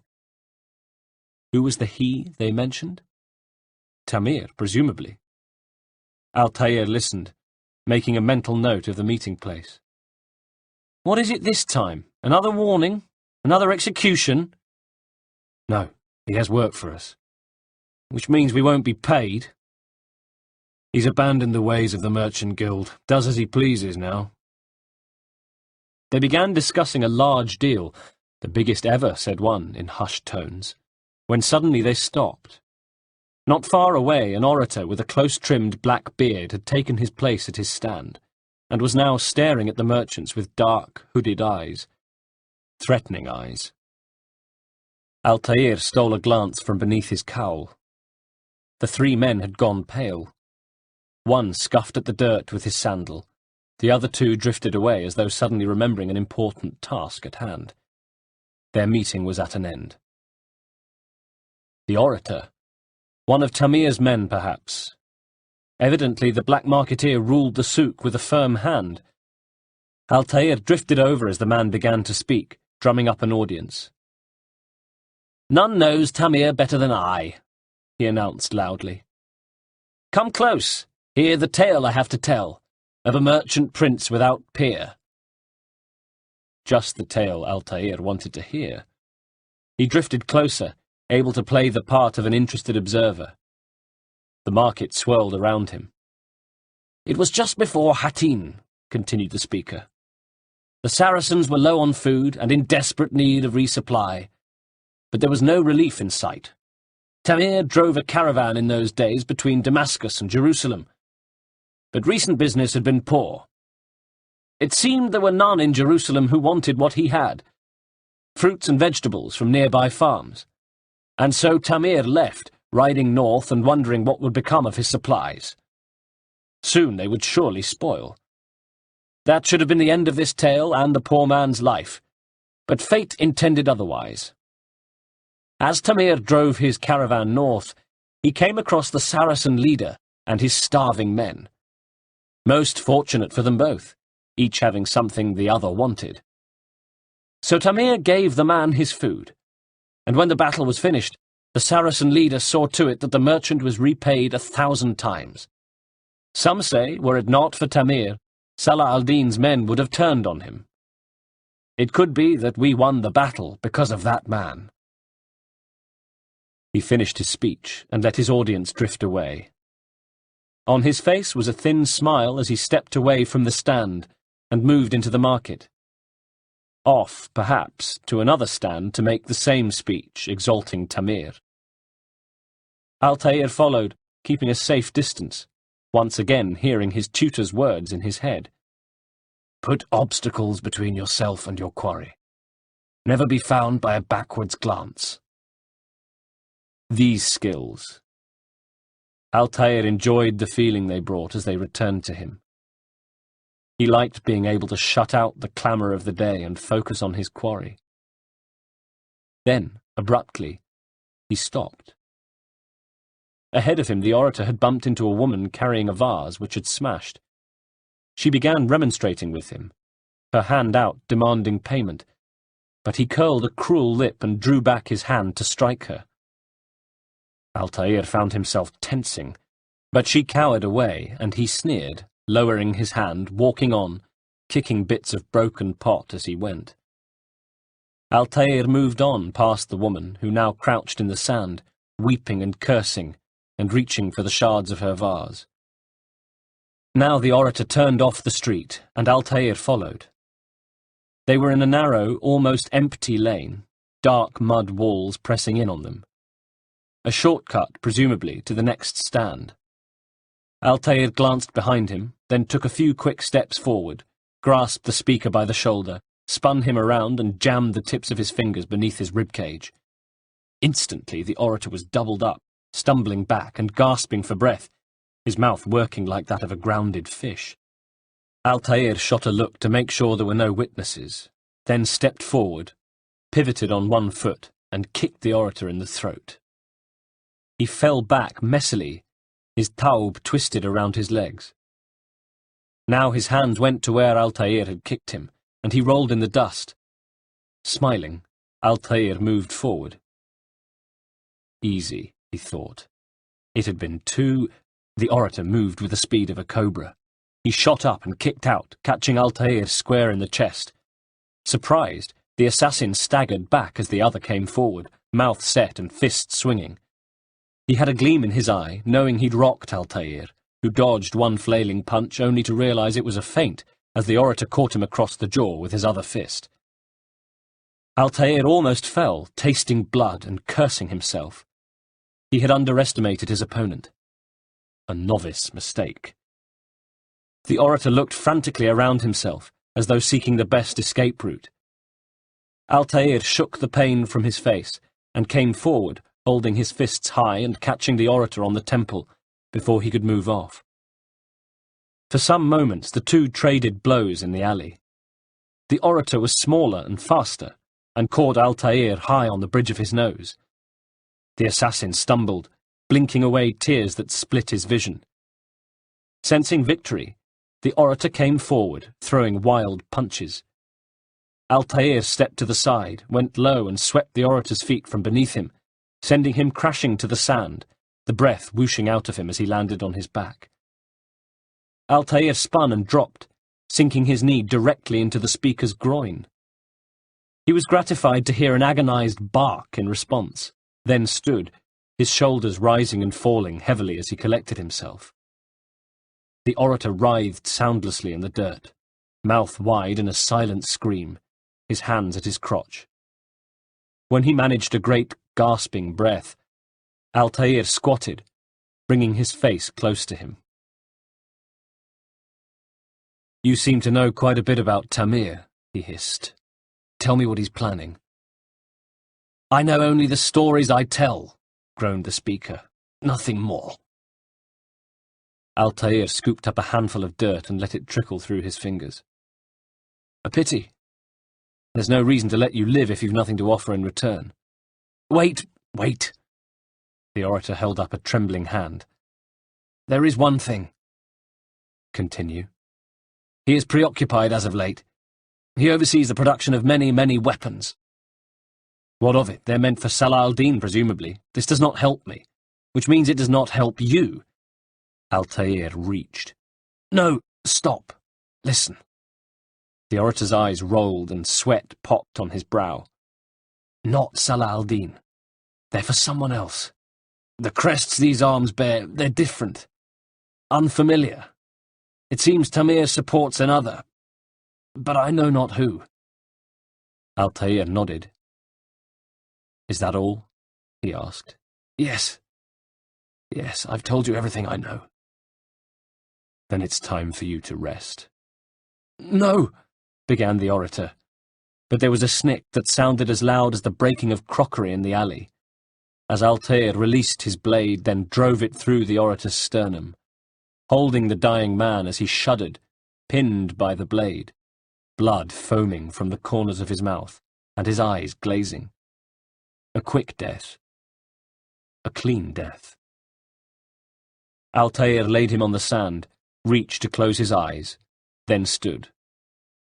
His blade slid back into place, and he pushed the body behind a stack of stinking barrels, then turned and left the alley. Chapter 10. Altair, welcome, welcome. The leader smirked as he walked in, and Altair regarded him for a moment, seeing him shrink a little under his gaze. Did he carry the smell of death? Perhaps the bureau leader had detected it upon him. I've done as you asked. Now give me the marker. First things first, tell me what you know. Fresh from taking a life, Altair reflected that it would be a small matter to add to his day's tally. He itched to put the man in his place. But no, he had to play his part, no matter how much of a charade he thought it was. Tamir rules the Souk al-Silah, he said, thinking of the merchants talking in hushed tones, the fear on their faces when they spotted Tamir's orator. He makes his fortune selling arms and armour, and is supported by many in this endeavour. Blacksmiths, traders, financiers. He's the main death dealer in the land. The other nodded, hearing nothing he didn't already know. And have you devised a way to rid us of this blight? He asked, superciliously. A meeting is being arranged at Souk al-Silah to discuss an important sale. They say it's the largest deal Tamir has ever made. He'll be distracted with his work. That's when I'll strike. Your plan seems solid enough. I give you leave to go. He reached below his desk and retrieved Al-Mualim's marker, a feather from one of the master's beloved birds. He placed it on the desk between them. Let Al-Mualim's will be done, he said, as Altair took the marker, stowing it carefully within his robe. Soon after sunrise, he left the bureau and made his way back to the Souk al-Silah. When he arrived at the market, all eyes seemed to be on a sunken ceremonial courtyard in its centre. He soon saw why. There stood the merchant Tamir. With 2 glowering bodyguards at his rear, he commanded the courtyard, towering over a trembling man who stood before him. He wore a checkered turban, smart tunic, and leg wrappings. His teeth were bared beneath a dark moustache. As Altair made his way round the outside of the crowd, he kept an eye on what was happening. Traders had moved from behind their stalls to see too. The Damascus that either hurried between destinations or stood lost in conversation had come to a temporary standstill. "If you'd just have a look," said the man, cringing before Tamir. "I've no interest in your calculations," snapped Tamir. "The numbers change nothing. Your men have failed to fill the order, which means I have failed my client." Client, thought Altair. Who might that be? The merchant swallowed. His eyes went to the crowd looking for salvation. He found none there. The market guards stood with blank expressions and unseeing eyes, while the spectators simply stared, agog. Altair was sickened by them, all of them. The vultures watching, the guards who did nothing. But most of all, Tamir. "We need more time," pleaded the merchant. Perhaps he realized that his only chance lay in persuading Tamir to be merciful. "That is the excuse of a lazy or incompetent man," returned the black marketeer. "Which are you?" "Neither," responded the merchant, wringing his hands. "What I see says otherwise," said Tamir. He raised a foot to a low wall and leaned on his knee. "Now, tell me, what do you intend to do to solve this problem of ours? These weapons are needed now." "I see no solution," stammered the merchant. "The men work day and night, but your client requires so much. And the destination, it is a difficult route." "Would that you could produce weapons with the same skill as you produce excuses," laughed Tamir. Playing to the crowd, he was rewarded by a chuckle, born more of fear than the quality of his humour. "I have done all I can," insisted the older man. Perspiration was flowing freely from the headband of his turban, and his grey beard quivered. "It is not enough." "Then perhaps you ask too much," tried the merchant. It was a foolhardy gambit. The crowd-pleasing smile slid from Tamir's face, and he turned cold eyes on the old man. "Too much," he said, a new chill in his voice. "I gave you everything. Without me you would still be charming serpents for coin. All I asked in return was that you fill the orders I bring you. And you say I ask too much." He drew his dagger, the blade winking. Those watching shifted uncomfortably. Altair looked at the guards, who stood with their arms folded, sabres in their belts, faces expressionless. Nobody in the souk dared move. It was as though a spell had been cast on them all. A frightened sound escaped the merchant. He dropped to his knees, holding his clasped hands aloft in supplication. His face was etched with pleading. His eyes gleamed with tears. Tamir looked down at him, a pathetic creature kneeling before him, and spat. The trader blinked phlegm from his eyes.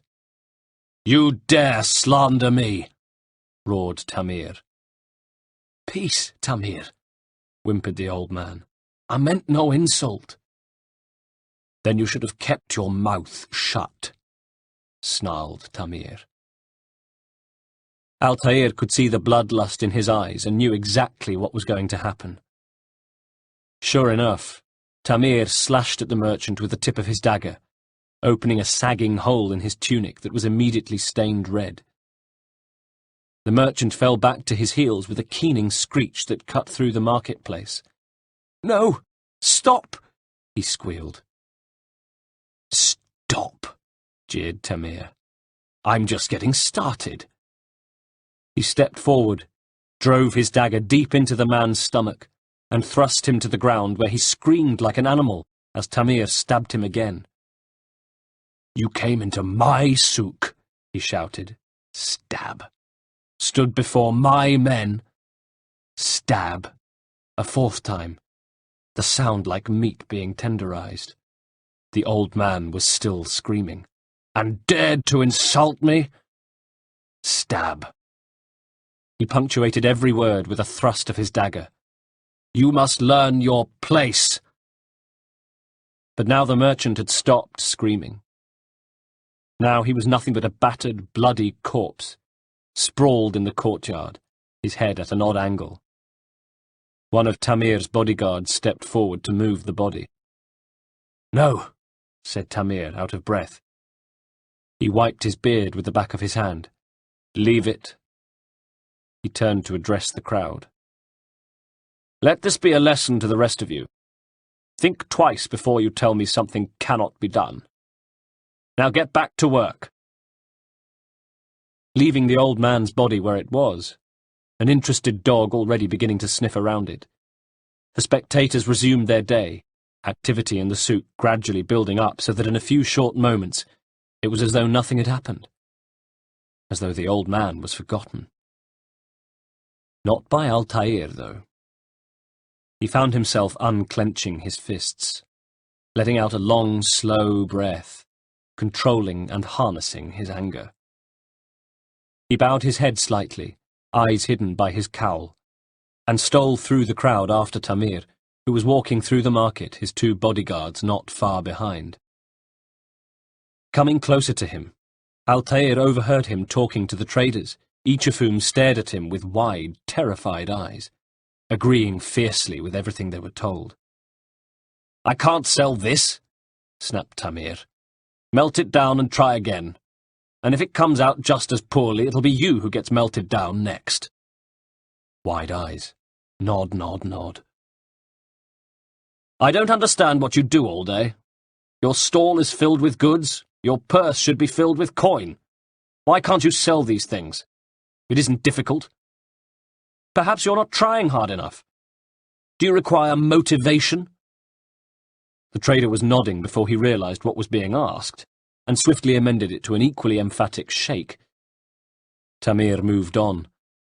The crowd swirled around him. His bodyguards. Now, was this an opportunity?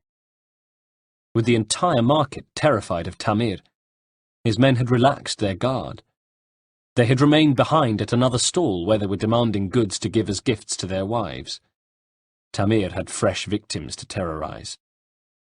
And now Altair slipped between him and the two bodyguards. He tensed, felt the resistance from his blade mechanism on his little finger. Tamir had his back to him, insulting yet another stallholder. "You begged me for this position, swore none could do as well as you. I should—" Altair stepped forward and— snick! His blade sprang out as he swept one arm round Tamir and used the other to drive the weapon deep. Tamir made a strangulated sound but did not scream, and for a second he writhed before going limp.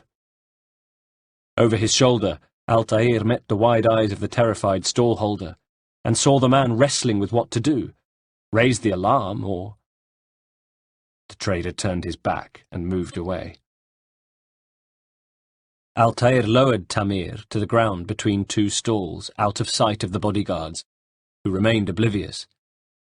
Tamir's eyes fluttered. "Be at peace," said Altair gently.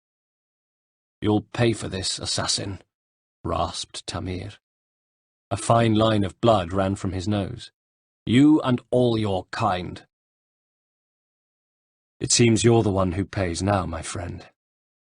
You'll not profit from suffering any longer." Tamir gave a harsh, shallow laugh. "You think me some petty death dealer, suckling at the breast of war. A strange target, perhaps.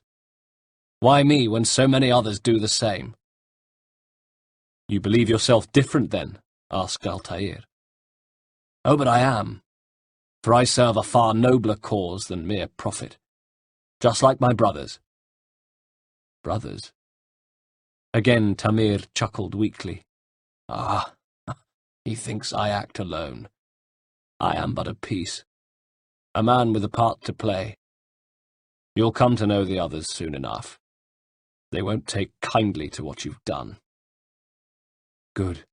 I look forward to ending their lives as well." "Such pride." "It will destroy you, child," said Tamir. And he passed. "People have to die for things to change," intoned Altair, closing the man's eyes. He took Al-Mualim's feather from within his robes and stained it with the blood of Tamir, cast a last look at the bodyguards, then moved off, disappearing into the crowds. He was already a ghost when he heard the cry go up behind him. Chapter 11. Tamir, the first of the 9. Al-Mualim had been quietly satisfied, looking from the blood-stained feather on his desk to Altair, and praising him, before giving him his next undertaking. Altair had bowed his head in assent, and left the master. And the next day he had gathered his supplies and set off once more, this time for Acre, a city held as tightly by the Crusaders as Damascus was by Salah al-Din's men. A city wounded by war. Acre had been hard won. The Christians had retaken it after a prolonged and bloody siege, lasting almost 2 years. Altair had played his part, helping to stop the city's water supply being poisoned by the Templars. He had been unable to do anything about the poisoning that did occur, though. Corpses in the water had spread disease to Muslim and Christian alike, both inside and outside the city walls. Supplies had run dry, and thousands had simply starved to death. Then more Crusaders had arrived to construct more machines, and their attacks had punched holes in the city walls. The Saracens had fought back for long enough to repair the breaches, until Richard the Lionheart's army simply wore the Muslims down, and they offered surrender. The Crusaders had moved in to claim the city and take its garrison hostage. Negotiations between Salah al-Din and Richard for the release of the hostages had commenced, the finer points of which had been muddied by a disagreement between Richard and the Frenchman Conrad de Montferrat, who was unwilling to hand over hostages taken by French forces. Conrad had returned to Tyre. Richard was on his way to Jaffa, where his troops would meet those of Salah al-Din, and left in charge was Conrad's brother, William. William de Montferrat had ordered the Muslim hostages put to death. Almost 3,000 were beheaded. And so it was that Altair found himself conducting his investigations in a city scarred by its recent history of siege, disease, starvation, cruelty, and bloodshed. A city whose residents knew suffering all too well, whose eyes hid sorrow, and whose shoulders were stooped with sadness. In the poor areas he encountered the worst of the suffering. Bodies wrapped in muslin lined the streets, while drunkenness and violence was rife in the ports. The only area of the city not to reek of despair and death was the Chain District, where the Crusaders were based, where Richard had his citadel and William his quarters. From there, the Crusaders had pronounced Acre the capital of the Kingdom of Jerusalem, and had used it to stockpile supplies before Richard had set off on the march to Jaffa, leaving William in charge. So far, his reign had simply exacerbated the city's problems, which were all too evident, and pressed in on Altair as he made his way through the streets. He was grateful to complete his investigations and make his way to the assassin's bureau. There, the leader, Jabal, sat cooing gently to a pigeon he held. He looked up as Altair entered the room. "Ah, Altair," he said pleasantly. "A little bird told me you'd be paying a visit." He smiled at his own joke, then opened his hands to set the pigeon free. Instead, it merely alighted on the counter where it puffed out its chest feathers and began walking to and fro as though mounting an avian guard. Jabal watched it with amused eyes, then adjusted himself on his seat to regard his visitor. "And who is the poor unfortunate that Al-Mualim has chosen to taste your blade, Altair?" he asked. "Al-Mualim has ordered the execution of Garnier de Naplouse." Jabal started. "The Grand Master of the Knights Hospitalier?" Slowly, Altair nodded. "Indeed, and I have already determined when and how to strike." "Share your knowledge with me, then." Jabal looked impressed, and with good reason. Altair began. "He lives and works within his order's hospital, northwest of here. Rumours speak of atrocities committed within its walls." As Altair told him what he knew, Jabal nodded thoughtfully, considering his words and asking at length, "What is your plan?" "Garnier keeps mainly to his quarters inside the hospital, though he leaves occasionally to inspect his patients. It's when he makes his rounds that I will strike." "It's clear you've given this some thought. I give you leave to go." And with that he handed Altair Al-Mualim's marker. "Remove this stain from Acre, Altair. Perhaps it will help cleanse your own." Altair took the marker, fixed Jabal with a baleful look. Was every assassin to be made aware of his shame? Then left, making his way across the city's rooftops, until he had sight of the hospital. There he stopped, catching his breath and gathering his thoughts as he looked down upon it. Altair had given Jabal a truncated version of his findings. He had hidden his true feelings of disgust from the bureau leader. He'd learned that de Naplouse was Grand Master of the Order of the Knights Hospitalier. Originally founded in Jerusalem, their aim to provide care for ailing pilgrims, the Knights had a base in one of Acre's most deprived areas. And there, according to what Altair had learned, de Naplouse was doing anything but providing care. In the Hospitalier district, he had overheard two members of the Order talking about how the Grand Master was turning ordinary citizens away from the hospital, and the people were close to violence because of it. One had said that he feared a repeat of a scandal that had taken place at Tyre. "What scandal?" his friend had asked. The man had leaned in close to his companion to finish, and Altair had been forced to listen hard. "Garnier once called that city home," the man had said, "but he was exiled. It said he was experimenting on its citizens." His companion had looked a little sick. "What sort of experiments?" "I don't know the details, but I worry. Has he begun again? Is that why he locks himself away in the Hospitalier fortress?" Later, Altair had read a scroll that he had pickpocketed from an associate of de Naplouse. The Hospitalier had no intention of healing his patients, he read.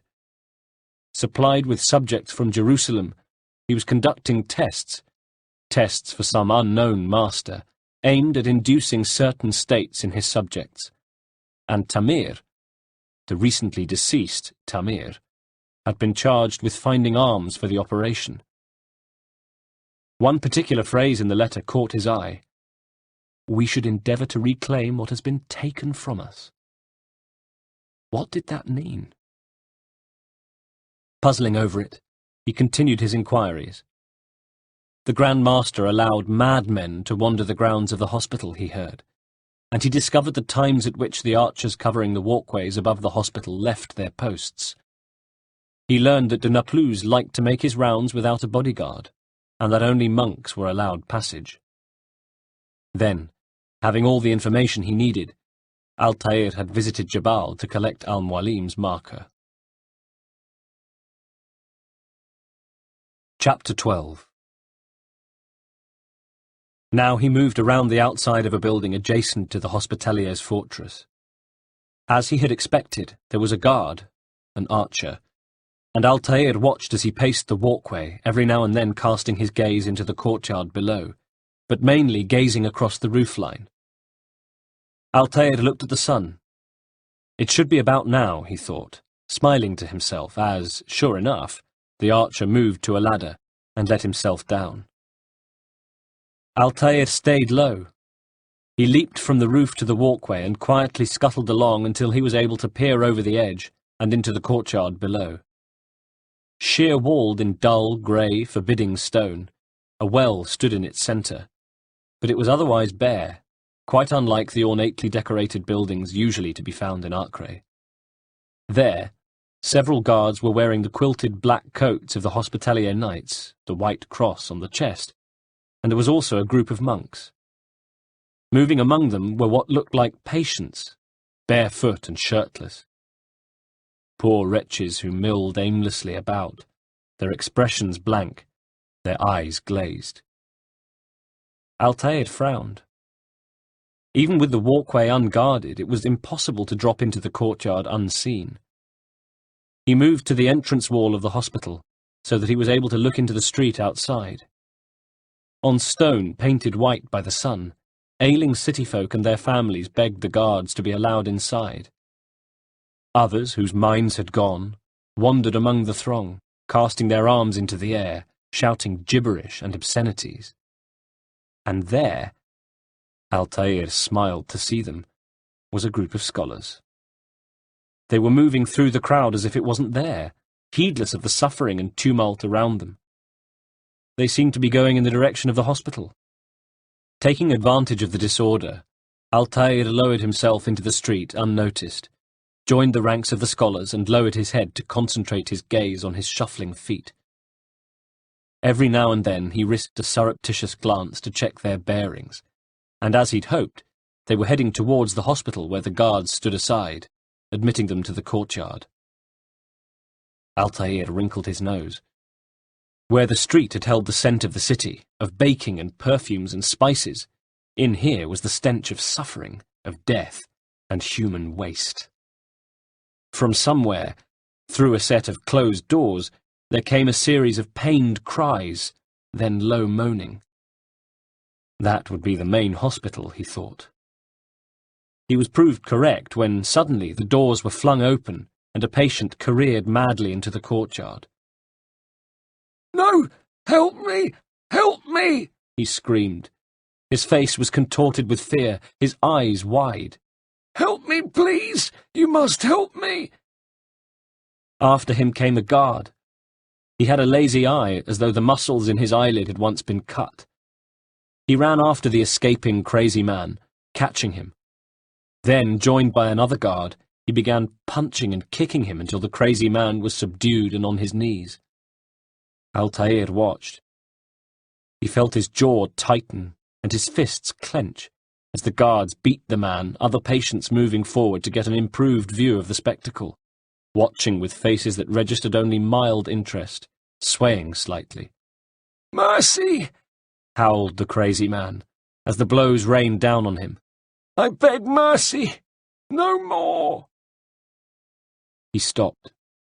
Suddenly his pain was forgotten as the doors to the hospital swung open, and there stood a man who could only be Garnier de Naplouse. He was shorter than Altair had expected. He was beardless, and had close-cropped white hair, sunken eyes, and a cruel, down-turned mouth, which gave him a cadaverous look. The white cross of the Hospitalier was on his arms, and he wore a crucifix around his neck. But whatever god he worshipped had deserted him, Altair saw, for he also wore an apron, a dirty, blood-stained apron. Now he looked darkly at the crazy man prostrate before him, held by Lazy Eye and the other guard. Lazy Eye raising his fist to punch him again. "Enough, my child," ordered de Naplouse. "I asked you to retrieve the patient, not to kill him." Lazy Eye lowered his fist reluctantly, as de Naplouse came forward, closer to the crazy man, who moaned and pulled away like a skittish animal. De Naplouse smiled, the hardness gone. There, he said to the crazy man, almost tenderly. "Everything will be all right. Give me your hand." The crazy man shook his head. No, don't touch me. Not again." De Naplouse furrowed his brow, as though slightly hurt by the man's reaction to him.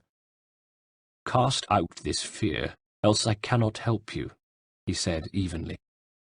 "Help me, like you helped the others. You took their souls, but not mine. No, you'll not have mine. Never, never, never. Not mine, not mine, not mine, not mine." The softness was gone as de Naplouse slapped the crazy man. "Take hold of yourself," he snarled.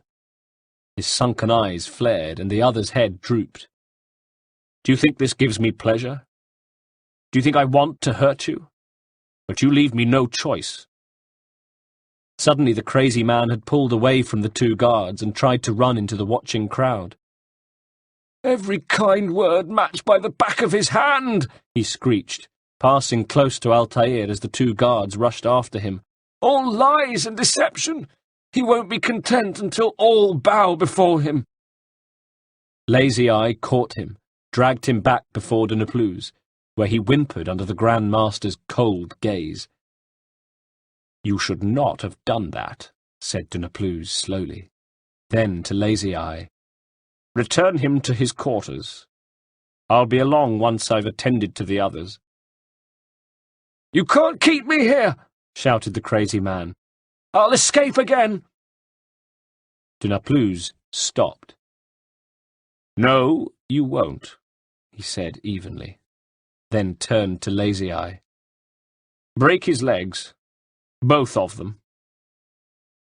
Lazy Eye grinned as the crazy man tried to pull away. Then there were two sickening cracks, like kindling being snapped, as the huge knight stamped first on one leg, then the other. The victim screamed, and Altair found himself moving forward, unable to contain himself, seething at the wanton cruelty. Then the moment had gone.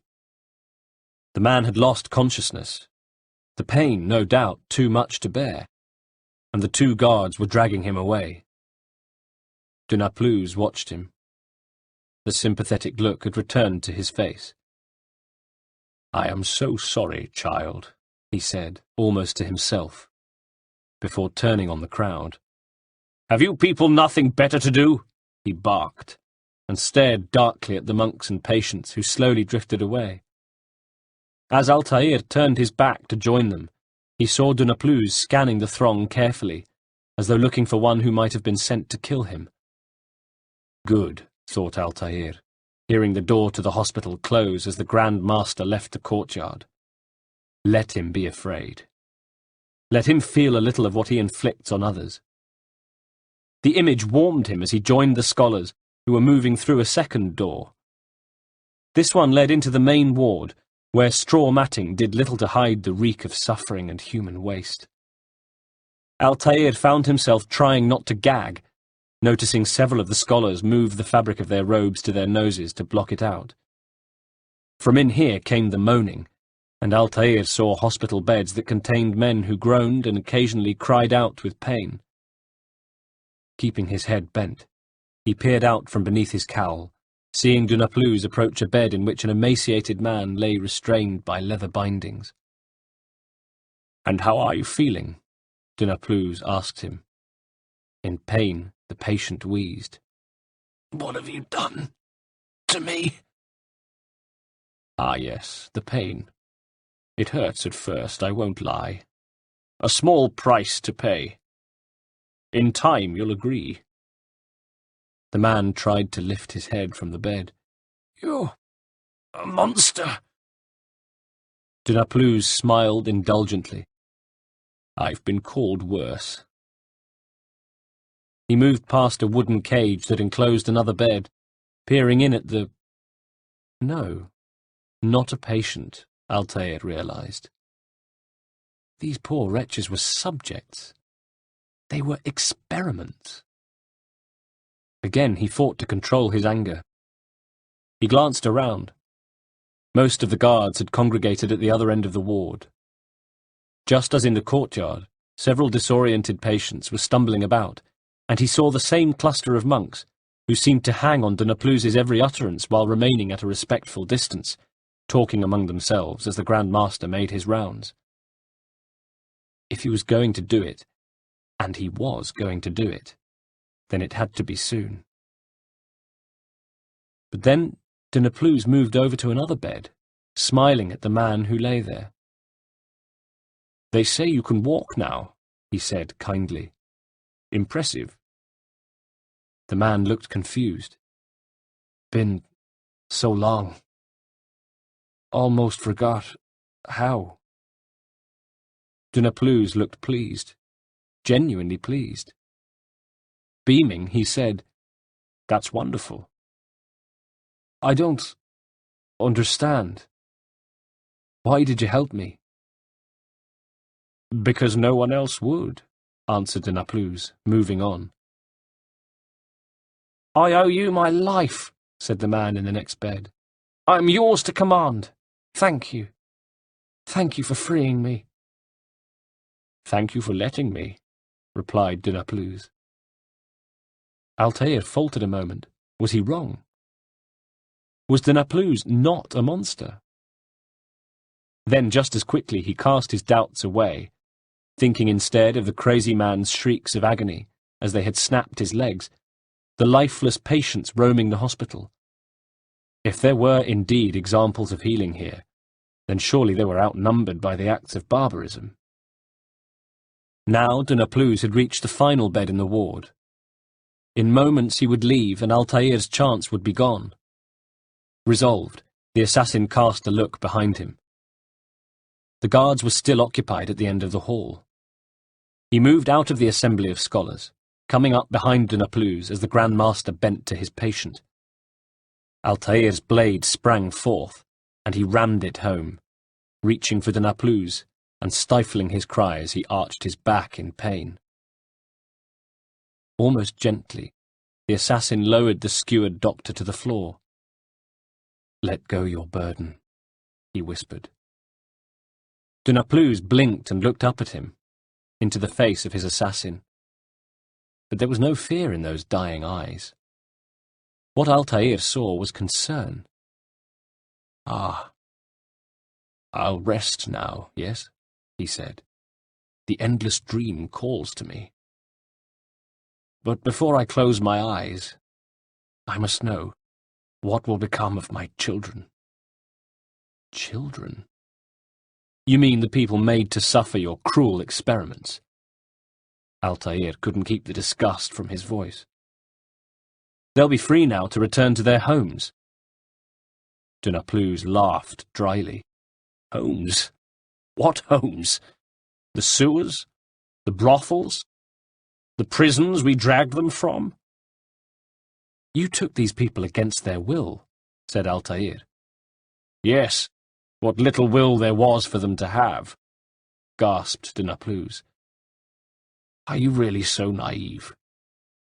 Do you appease a crying child simply because he wails?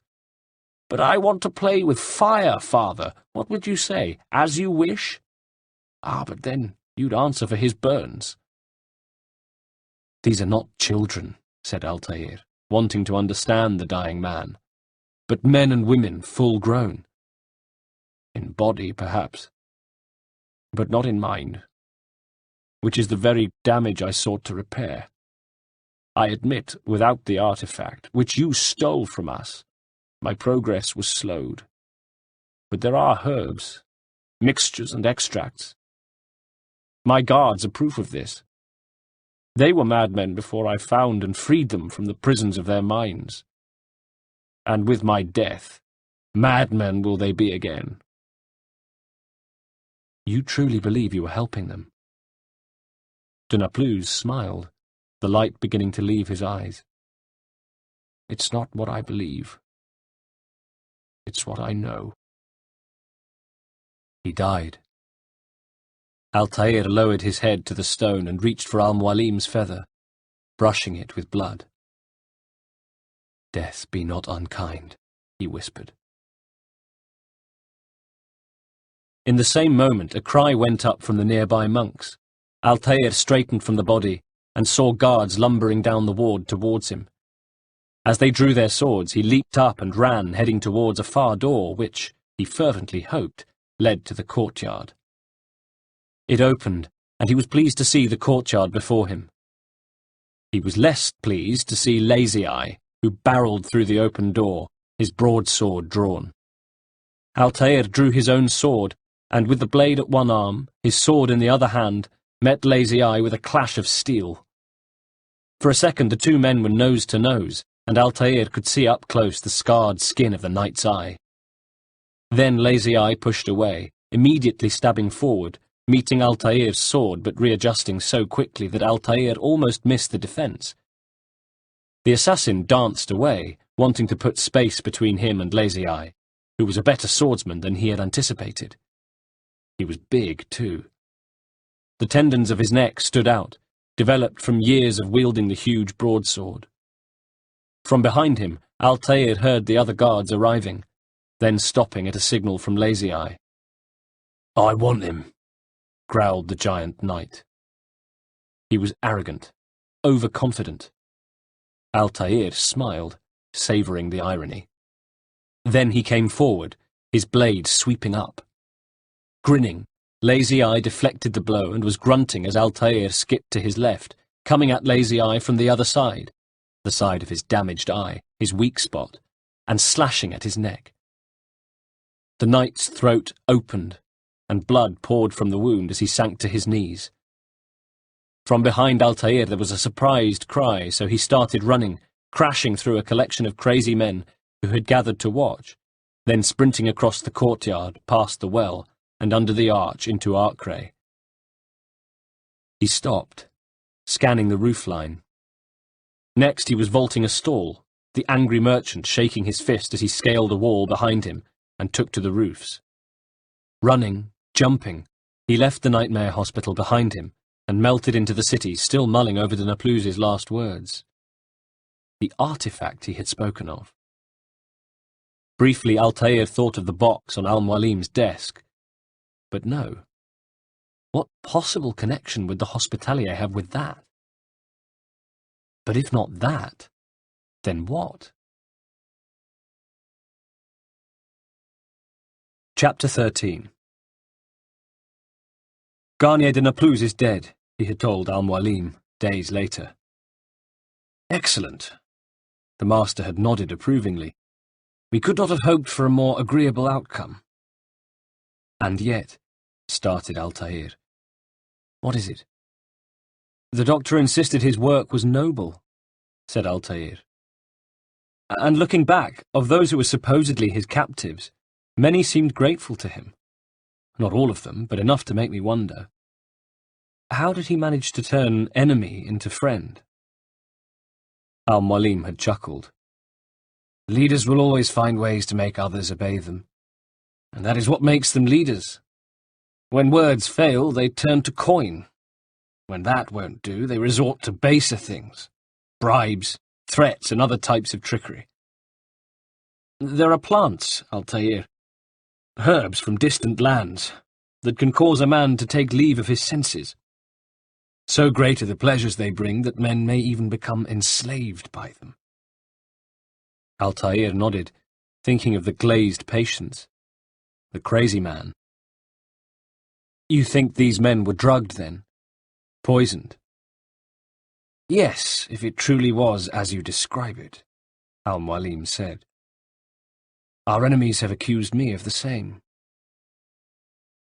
Then he had given Altair his next task, and Altair had wondered why the master smiled when he told him to complete his inquiries, then report to the Assassin's Bureau Rafik in Jerusalem.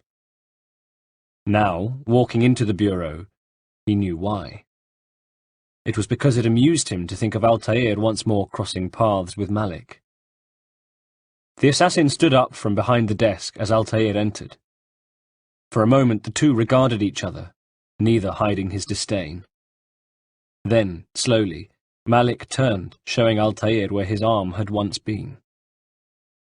Altair blanched. Of course.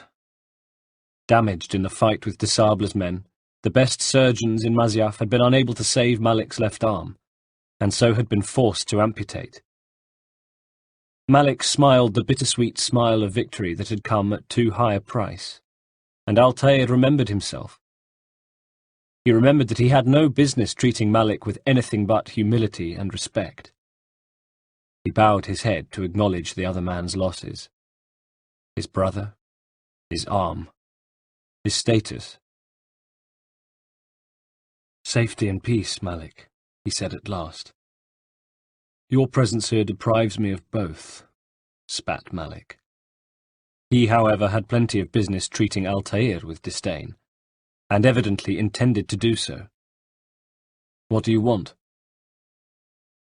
Al-Mualim has asked that you perform some task in an effort to redeem yourself, sneered Malik. So, out with it. What have you learned? This is what I know, answered Altair. The target is Talal, who traffics in human lives, kidnapping Jerusalem citizens and selling them into slavery. His base is a warehouse located inside the Barbican north of here. As we speak, he prepares a caravan for travel. I'll strike while he's inspecting his stock. If I can avoid his men, Talal himself should prove little challenge. Malik curled his lip. Little challenge? Listen to you. Such arrogance.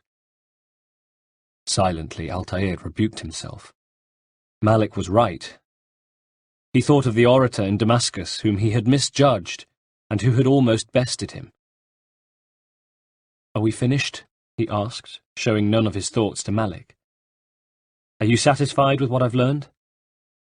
No, said Malik, handing Altair the feather, but it will have to do. Altair nodded. He looked at where Malik's sleeve hung loose and was about to say something before he realized that no words would atone for his failures. He had cost Malik too much ever to hope for forgiveness from him. Instead, he turned and left the bureau. Another target was to feel the kiss of his blade. Chapter 14. Shortly afterwards, Altair was stealing into the warehouse where the shipment was being prepared, looking around and not liking what he found. There were no guards, no acolytes. He took 2 steps forward, then stopped. No. What was he thinking? Everything about the warehouse was wrong.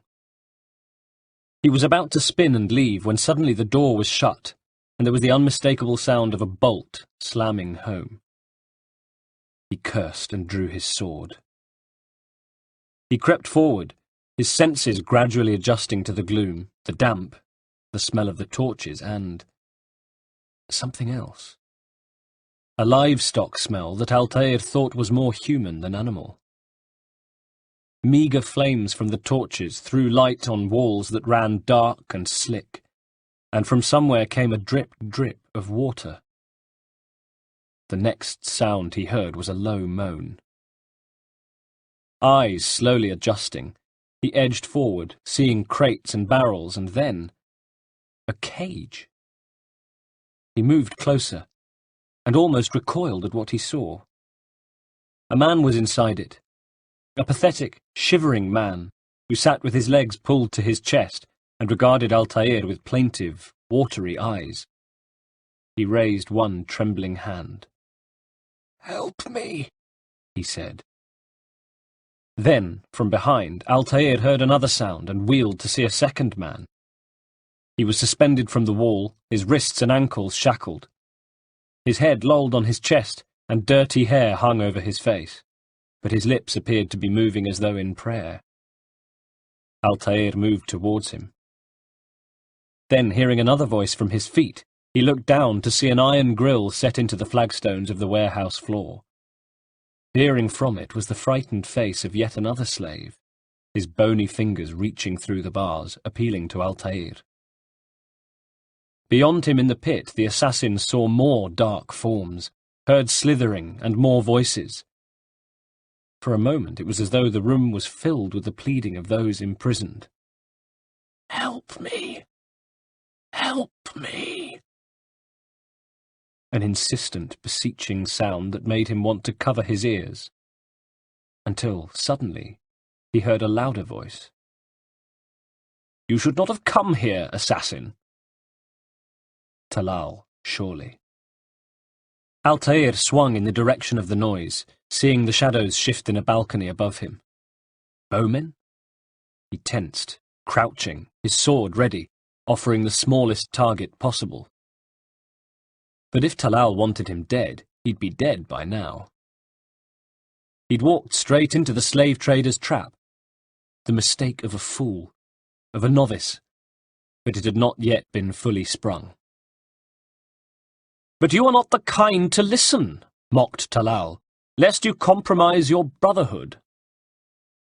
Altair crept forward, still trying to place Talal. He was above, that much was certain. But where?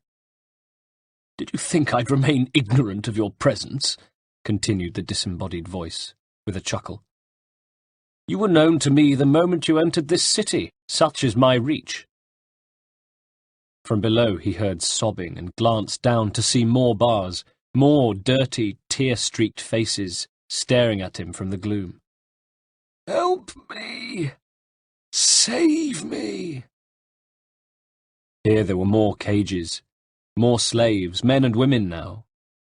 Beggars, prostitutes, drunkards and madmen. "Help me! Help me!" "So there are slaves here," called Altair. "But where are the slavers?" Talal ignored him. "Behold my work in all its glory," he announced, and more lights flared on, revealing more frightened and beseeching faces. Ahead of Altair, a second gate slid open, admitting him to another room. He climbed a flight of steps and walked into a large space with a gallery running along all sides above him. There he saw shadowy figures, and adjusted the grip on his sword. "What now, slaver?" he called. Talal was trying to frighten him. Some things frightened Altair, it was true, but nothing the slave-master was capable of. That much he knew. "Do not call me that!" cried Talal. "I only wish to help them, as I myself was helped." Altair could still hear the low moans of the slaves from the chamber behind. He doubted whether they'd consider it help. "You do no kindness imprisoning them like this," he called into the darkness. Still Talal remained hidden. "Imprisoning them? I keep them safe, preparing them for the journey that lies ahead." "What journey?" scoffed Altair. "It's a life of servitude." "You know nothing. It was folly to bring you here, to think that you might see and understand." "I understand well enough. You lack the courage to face me, choosing to hide among the shadows. Enough talk. Show yourself."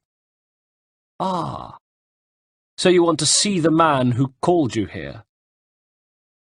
Altair heard movement in the gallery. "You did not call me here," he shouted. "I came on my own." Laughter echoed from the balconies above him. "Did you?" scoffed Talal. "Who unbarred the door? Cleared the path? Did you raise your blade against a single man of mine, No. All this I did for you." Something moved on the ceiling above the gallery, throwing a patch of light onto the stone floor. "Step into the light, then," called Talal from above, "and I will grant you one final favour." Again, Altair told himself that if Talal wanted him dead, his archers would have filled him with arrows by now, and he stepped into the light. As he did so, masked men appeared from the shadows of the gallery, jumping down and noiselessly surrounding him. They regarded him with dispassionate eyes, their swords hanging by their sides, their chests rising and falling. Altair swallowed. There were 6 of them. Little challenge they were not. Then there came footsteps from above, and he looked to the gallery where Talal had moved out of the half-light, and now stood gazing down at him. He wore a striped tunic and a thick belt. Over his shoulder was a bow.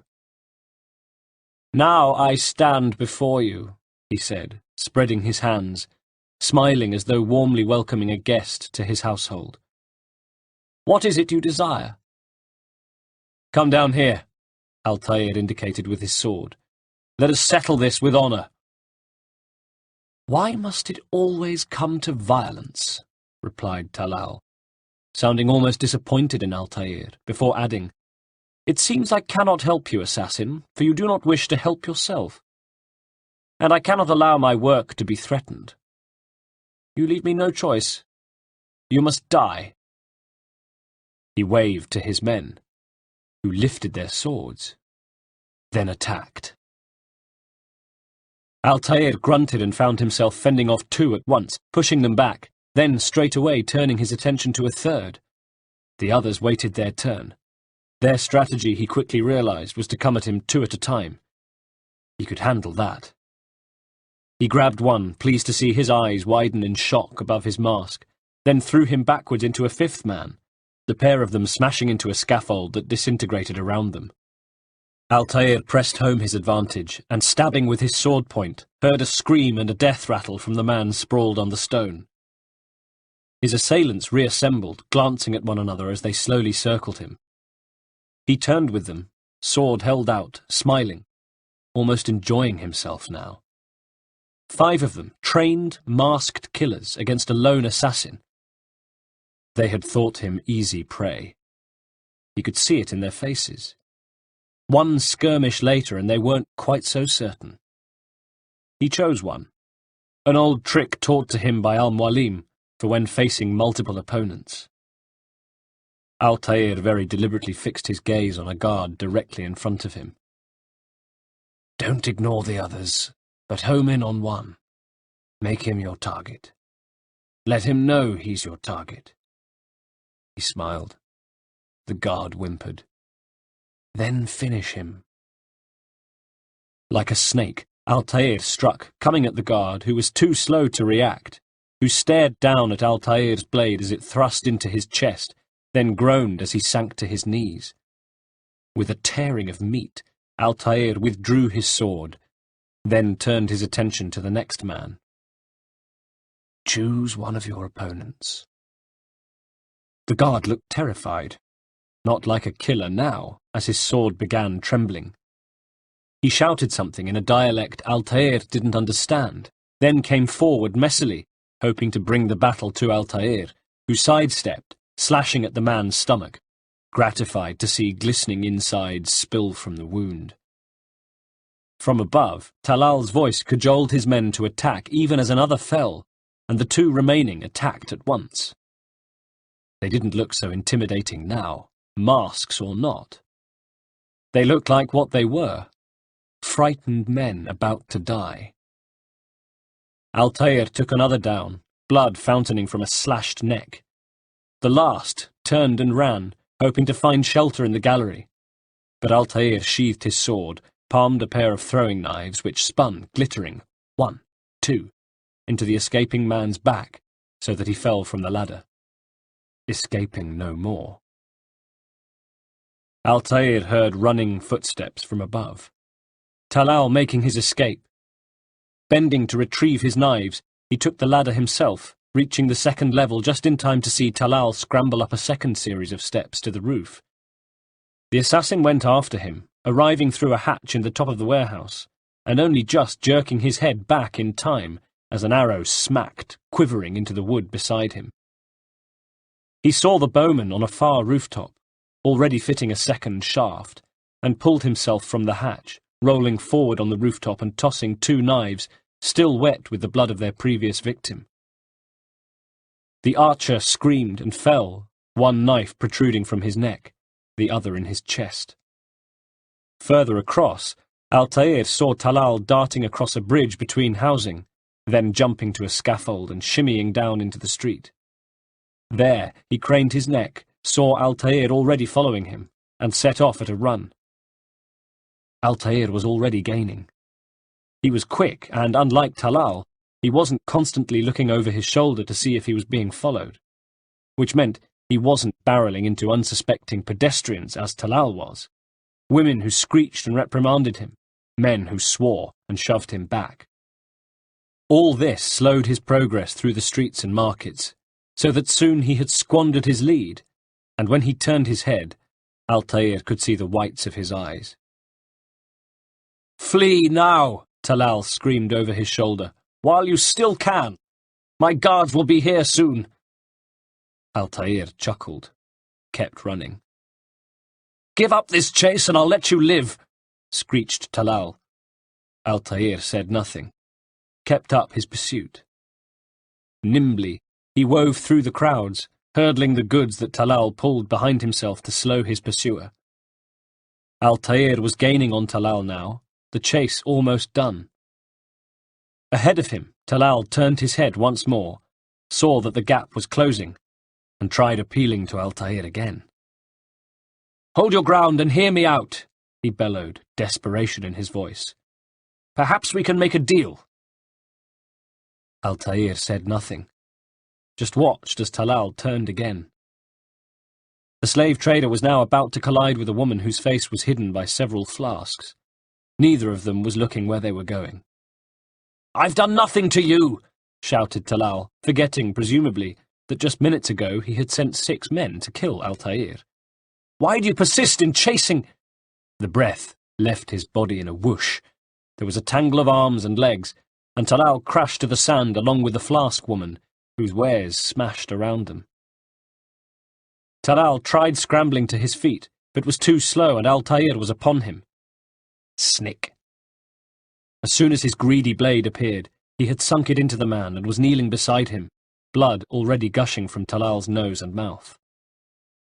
At their side, the flask woman dragged herself to her feet, red-faced and indignant, about to let fly at Talal.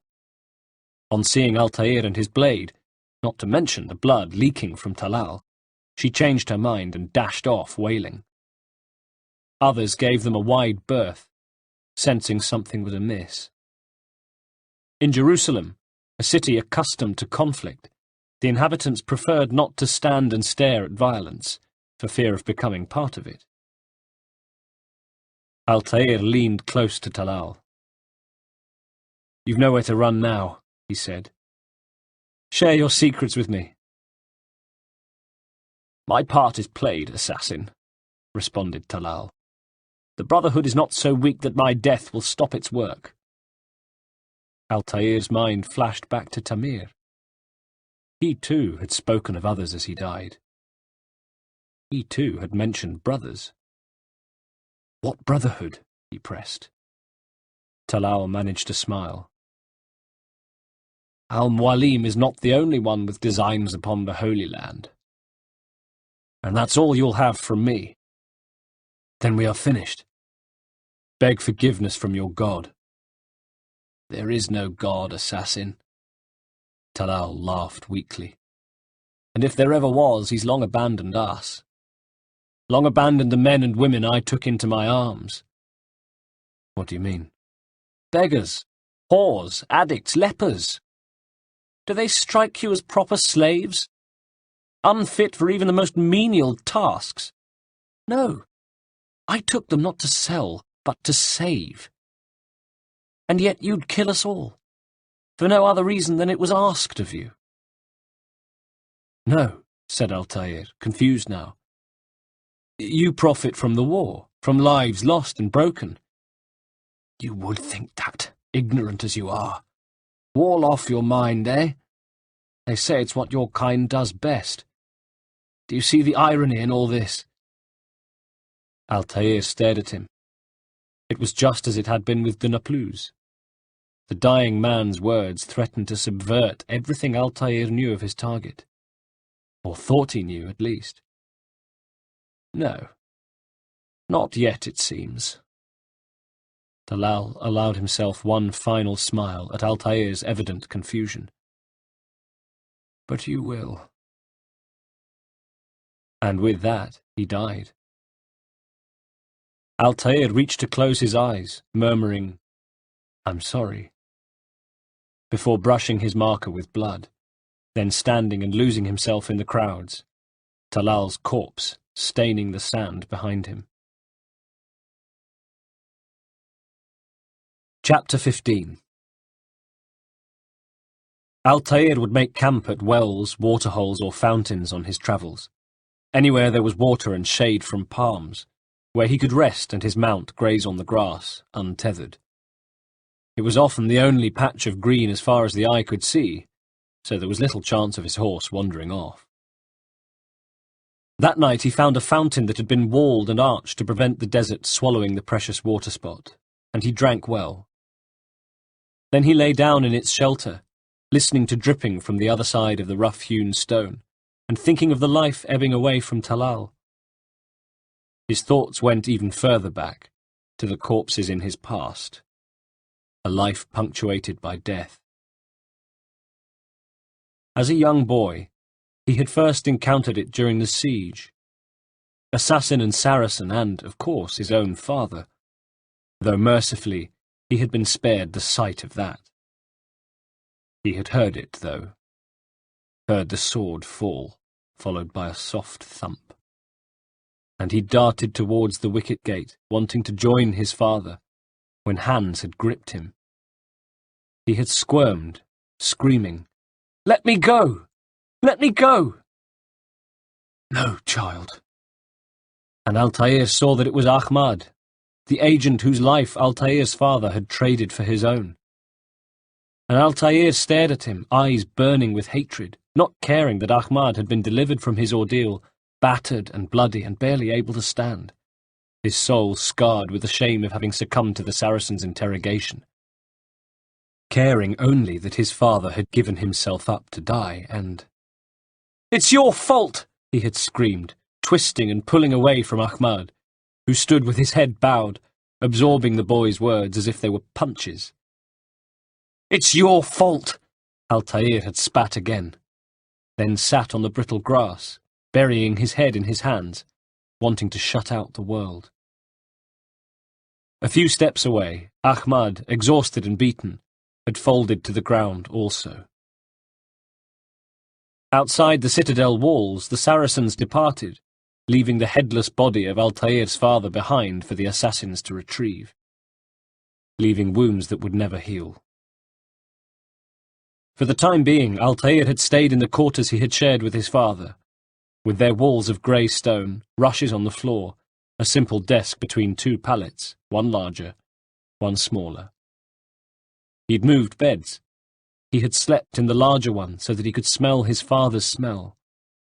And he had imagined him sometimes in the room, sitting reading at the desk, scratching away at a roll of parchment, or returning late at night to chide Altair for still being awake, then snuffing out his candle before retiring. Imaginings were all he had now, the orphan Altair. Those and his memories. Al-Mualim had said he would be called in due course, when arrangements had been made for his future. In the meantime, the master had said if Altair needed anything, he should come to him as his mentor. Ahmad, meanwhile, had been suffering from a fever. Some nights his ravings were heard throughout the citadel. Occasionally he screamed as if in pain, at other times like a man deranged. One night he was shouting one word over and over again. Altair had pulled himself from his bed and gone to his window, thinking that what he heard was his father's name. It was. Umar! Hearing it was like being slapped. Umar! The shriek seemed to echo in the empty courtyard below. Umar! No, not empty. Peering more closely, Altair could make out the figure of a child of about his age, who stood like a sentinel in the soft early morning mist that rippled across the training yard. It was Abbas. Altair barely knew him, just that he was Abbas Sofian, the son of Ahmad Sofian. The boy had stood listening to his father's demented ravings, perhaps offering silent prayers for him, and Altair had watched him for a few heartbeats, finding something to admire in his silent vigil. Then he had let his curtain drop and returned to his bed, putting his hands over his ears so that he could no longer hear Ahmad calling his father's name. He had tried to breathe in his father's scent, and realized that it was fading. They said that Ahmad's fever had abated the next day, and that he had returned to his quarters, albeit a broken man. Altair had heard that he lay on his bed, attended to by Abbas, that he had lain that way for 2 days. The next night, Altair was awoken by a sound in his room, and lay blinking, hearing somebody moving about, feet that went to the desk. A candle was put down that threw shadows on the stone wall. It was his father, he thought, still half asleep. His father had come back for him. And he sat up, smiling, ready to welcome him home and be chided by him for being awake. At last he had woken from a terrible dream in which his father had died and left him alone. But the man in his room was not his father. It was Ahmad. Ahmad was standing at the door, emaciated within his white robe, his face a pale mask. He wore a far-away, almost peaceful expression, and he smiled a little as Altair sat up, as though he didn't want to frighten the boy. His eyes, though, were sunken dark hollows, as if pain had burned the life from within him, and in his hand he held a dagger. "I'm sorry," he said, and they were the only words he spoke. His last words, because next he drew the knife across his throat, opening a gaping red mouth in his own neck. Blood swept down his robe. Bubbles of it formed at the wound on his neck. The dagger dropped with a clunk to the floor, and he smiled as he slid to his knees, his gaze fixed on Altair, who sat rigid with fear, unable to take his eyes from Ahmad, as the blood poured from him, draining out of him. Now the dying man lolled back on his heels, at last breaking that ghastly stare as his head dropped to the side, but he was prevented from falling backwards by the door. And for some heartbeats, that was how he remained, a penitent man, kneeling. Then at last he fell forward. Altair had no idea how long he sat there, weeping softly and listening to Ahmad's blood spreading thickly across the stone. At last he found the courage to step out of bed, taking the candle and carefully skirting the bleeding horror that lay on the floor. He pulled his door open, whimpering as it made contact with Ahmad's foot. Outside the room at last, he ran. The candle snuffed out, but he didn't care. He ran until he reached Al-Mualim. "You must never tell anyone of this," Al-Mualim had said the next day. Altair had been given a warm spiced drink, then spent the rest of the night in the master's chambers, where he had slept soundly. The master himself had been elsewhere, attending to Ahmad's body. So it had proved the next day, when Al-Mualim returned to him, taking a seat by his bed. "We shall tell the order that Ahmad left under cover of darkness," he said. "They may draw their own conclusions. We cannot allow Abbas to be tainted with the shame of his father's suicide. What Ahmad has done is dishonourable. His disgrace would spread to his kin." "But what of Abbas, master?" said Altair. "Will he be told the truth?"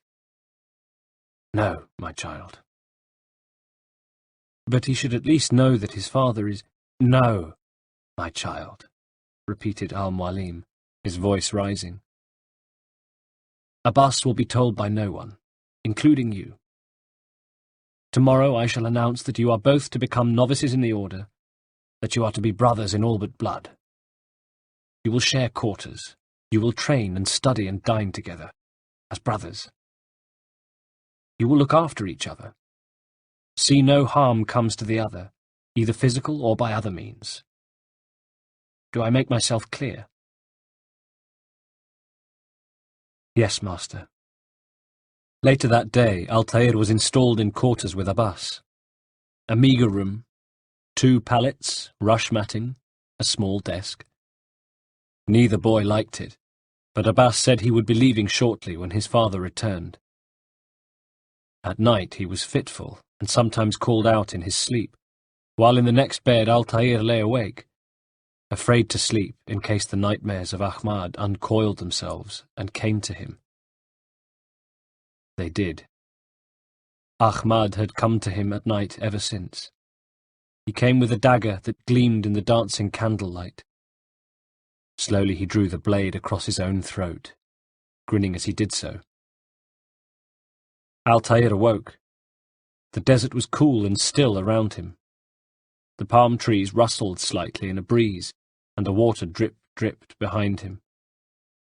He passed a hand across his brow and realized he had been sweating. He laid his head down again, hoping to sleep at least until light. Part 2. Chapter 16. "You've done well," said Al-Mualim the following day. "3 of the 9 lie dead, and for this you have my thanks." His smile faded. "But do not think to rest upon your laurels.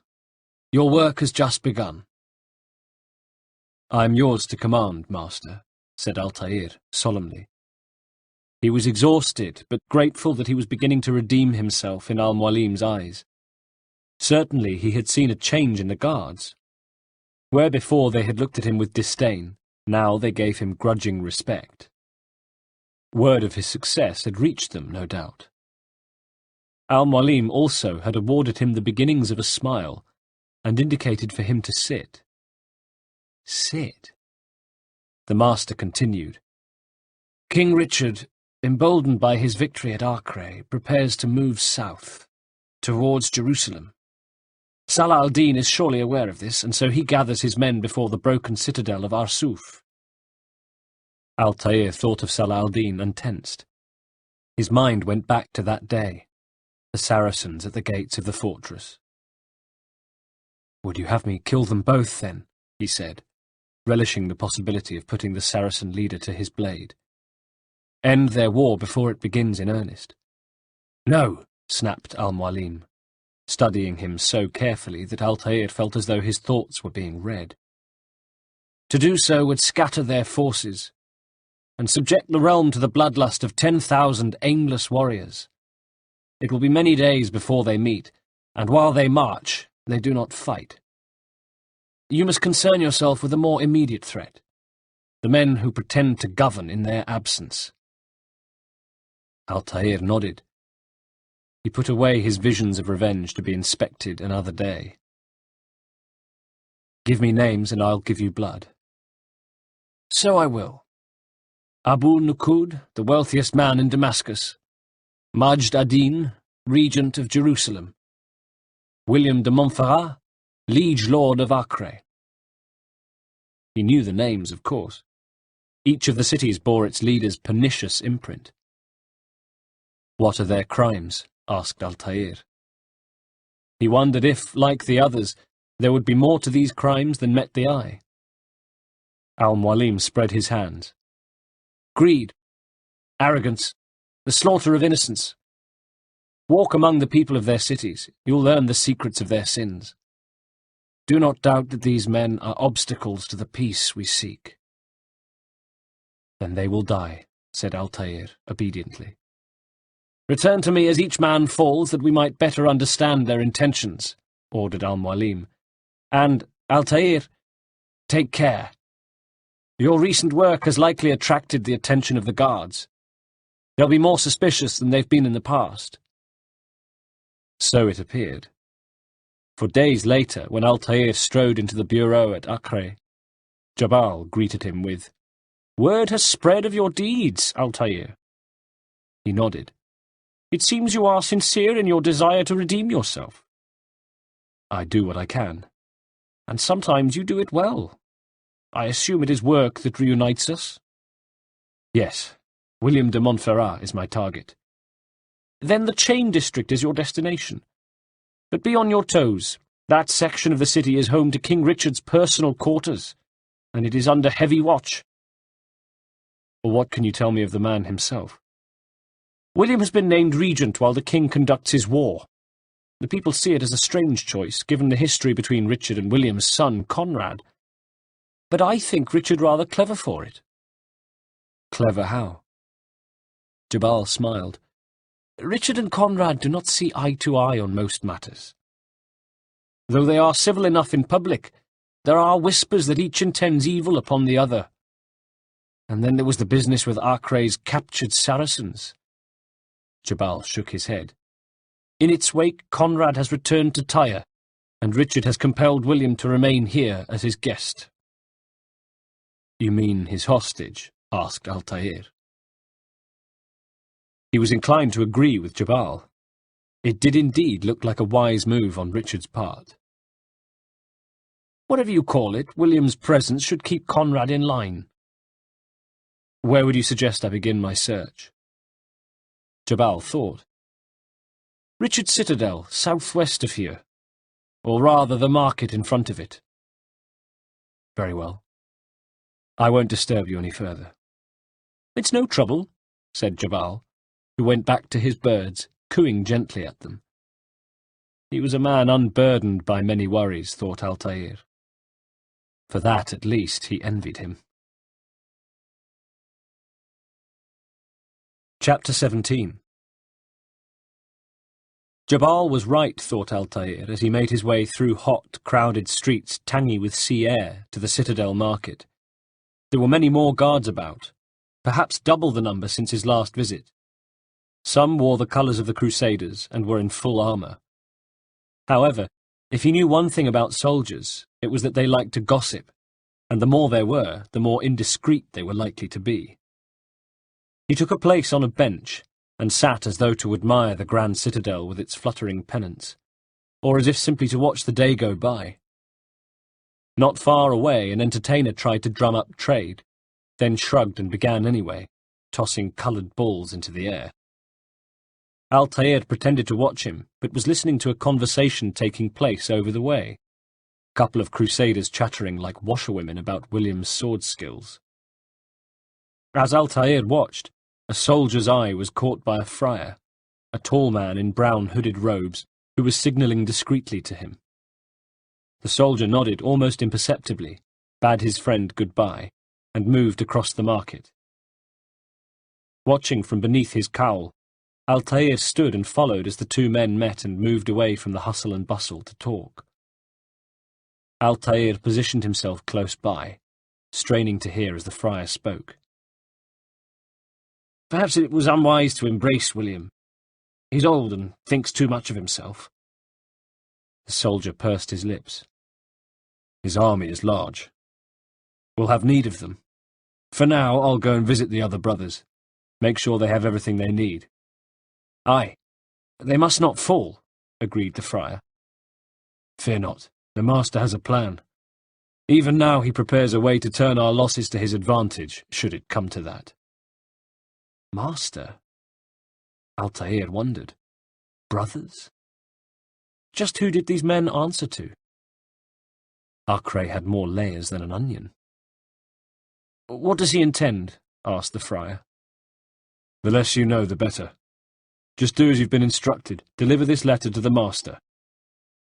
He passed it to the friar, and Altair smiled, already flexing his fingertips. He stood from the bench and followed. One lift later the scroll was his, and he sat once again to read it. "Master, work continues in the chain district of Acre, though we are concerned about William's ability to see this through to the end. He takes his duties a bit too seriously, and the people may reject him when the time comes. Without the aid of the treasure, we can ill afford an uprising, lest it recall the king from the field, and then your plan will be for nothing. We cannot reclaim what's been stolen unless the two sides are united. Perhaps you might prepare another to take his place, simply as a precaution. We worry that our man in the harbour will become increasingly unstable. Already he talks of distancing himself, and this means we cannot rely on him should William fall. Let us know what you intend, that we might execute it. We remain ever faithful to the cause." He folded the letter and pushed it into his robes. Something to show Al-Mualim, perhaps. Then again, maybe not. So far, Altair felt Al-Mualim had been less than open with him regarding his targets. Perhaps this was part of his test. Perhaps. A group of servants hurried past. The juggler juggled. He had a bigger crowd now. Not far away, a speaker had taken up position in the shade of a tree and was talking against King Richard. Next, Altair's attention was arrested by a young man with a close-trimmed black beard who seemed to be appealing to citizens as they passed, at the same time keeping an eye on a pair of city guards stationed a short distance away. "William de Montferrat cares nothing for the people of Acre," he was saying. Altair loitered to listen, careful not to catch his eye. "While we starve, the men inside his keep want for nothing. They grow fat upon the fruits of our labour. He brought us here to rebuild," he said. "But now, far from home and the grace of our king, his true plan becomes apparent. He steals our sons, sending them into battle against a savage enemy. Their deaths are all but guaranteed. Our daughters are taken to service his soldiers, robbed of their virtue, and he compensates us with lies and empty promises of a better morrow, of a land blessed by God. What of now? What of today? How much longer must we go without? Is this truly the work of God, or of a selfish man who seeks to conquer all? Rise up, people of Acre, join us in our protest." "Be quiet," called a woman passer-by, gesturing in the direction of guards who were peering along the street, perhaps aware that rabble-rousing was afoot. "You're a fool," agreed another, harshly. He turned away with a dismissive wave of the hand. Nobody in Acre wanted to witness William's anger, or so it seemed. "Your words will see you hanged," whispered another, who slunk away. Altair watched as the rebel cast a wary glance, then stepped into the crowd and joined another man there. "How many of you called to our cause?" he asked. "I fear they're all too afraid," answered his companion. None would heed the call. "We must keep trying. Find another market, another square. We must not be silenced." With a final backwards glance at the soldiers, they moved off. Altair watched them go, satisfied he had discovered all that he needed to know about William de Montferrat. He took a final look at the citadel, towering over the marketplace, the black beating heart of Acre. In there, somewhere, was his target, he thought. And with William dead, the people of Acre would know less tyranny, less fear. The sooner that happened, the better. It was time to revisit Jabal. The bureau leader was as ever in a jovial mood. His eyes twinkled as he greeted Altair. "I've done as I was asked," said Altair. "I've armed myself with knowledge. I know what I must do to reach Montferrat." "Speak then, and I will judge." "William's host is large, and many men call him master. But he is not without enemies. He and King Richard do not see eye to eye. Jabal raised an eyebrow. It's true. They've never been close. This works to my advantage. Richard's visit has upset him. Once the king has left, William will retreat into his fortress to brood. He'll be distracted. That is when I will strike. You're sure of this? As sure as I can be. And if things change, I'll adapt. Then I give you leave to go. End the life of de Montferrat, that we may call this city free. Jabal handed him the feather. I'll return when the deed's been done, answered Altair. Chapter 18. Altair returned to the citadel, expecting it to be just as he had left it. But there was something different now. Something he detected as he wove through the streets and came closer to it. It was in the air. Excitement. Expectation. He heard gossip concerning Richard's visit. He was in the fortress now, the citizens said, holding talks with de Montferrat. Apparently the king was furious with him over his treatment of the 3,000 held hostage when the Crusaders had retaken the city. Despite himself, Altair felt a thrill. Richard the Lionheart's reputation came before him, his bravery, his cruelty, so to see him in the flesh. He moved through the marketplace. The crowds were thicker now as word spread that Richard had arrived. Arcray's citizens, whatever their opinions of the English king, wanted to see him. He comes, whispered a woman nearby. Altair felt himself carried by the crowd, and for almost the first time since entering the city, he was able to hold up his head.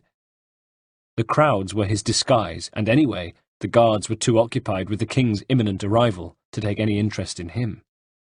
Now the mob surged forward, taking Altair with it.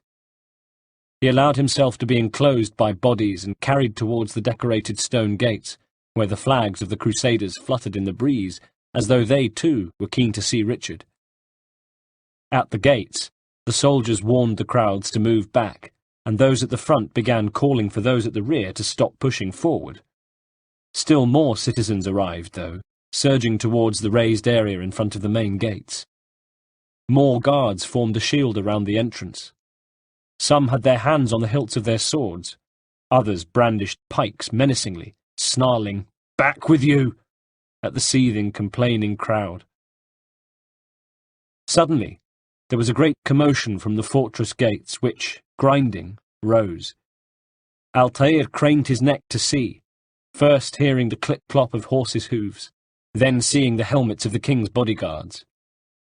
Next, the crowd was kneeling, Altair following suit, though his eyes were fixed on the arrival of the king. Richard the Lionheart sat on a splendid stallion adorned with his livery, his shoulders back and his chin high. His face was worn, as though carrying the imprint of every battle, every desert crossed, and his eyes were weary but bright. Around him was his bodyguard, also on their horses, and walking at his side another man. This one, Altair realized from the crowd's murmurings, William de Montferrat. He was older than the king, and lacked his bulk and power, but there was a litheness about him. Altair could see he might well be a skilled swordsman. There was a look of displeasure about him as he walked by the side of the king, small in his shadow, and heedless of the crowd surrounding them, lost in his own thoughts. 3,000 souls, William, the king was saying, loud enough for the entire marketplace to hear. I was told they would be held as prisoners, and used to barter for the release of our men. The Saracens would not have honoured their side of the bargain, replied de Montferrat. You know this to be true. I did you a favour. The Lionheart roared. Oh yes, a great favour indeed. Now our enemies will be that much stronger in their convictions, fight that much harder. They stopped. I know our enemy well, said de Montferrat. They will not be emboldened, but filled with fear. Richard looked at him disdainfully. Tell me, How is it you know the intentions of our enemies so well? You who forsake the field of battle to play at politics. De Montferrat swallowed. I did what was right, what was just. You swore an oath to uphold the work of God, William. But that is not what I see here. No, I see a man who's trampled it. De Montferrat looked queasy. Then, sweeping an arm around him, as if to remind the king that their subjects were within earshot, he said, Your words are most unkind, my liege. I had hoped to earn your trust by now. You are Acre's regent, William, set to rule in my stead. How much more trust is required? Perhaps you'd like my crown? You miss the point, said Montferrat. Not wanting to lose face before the crowd, he added, But then again, you always do.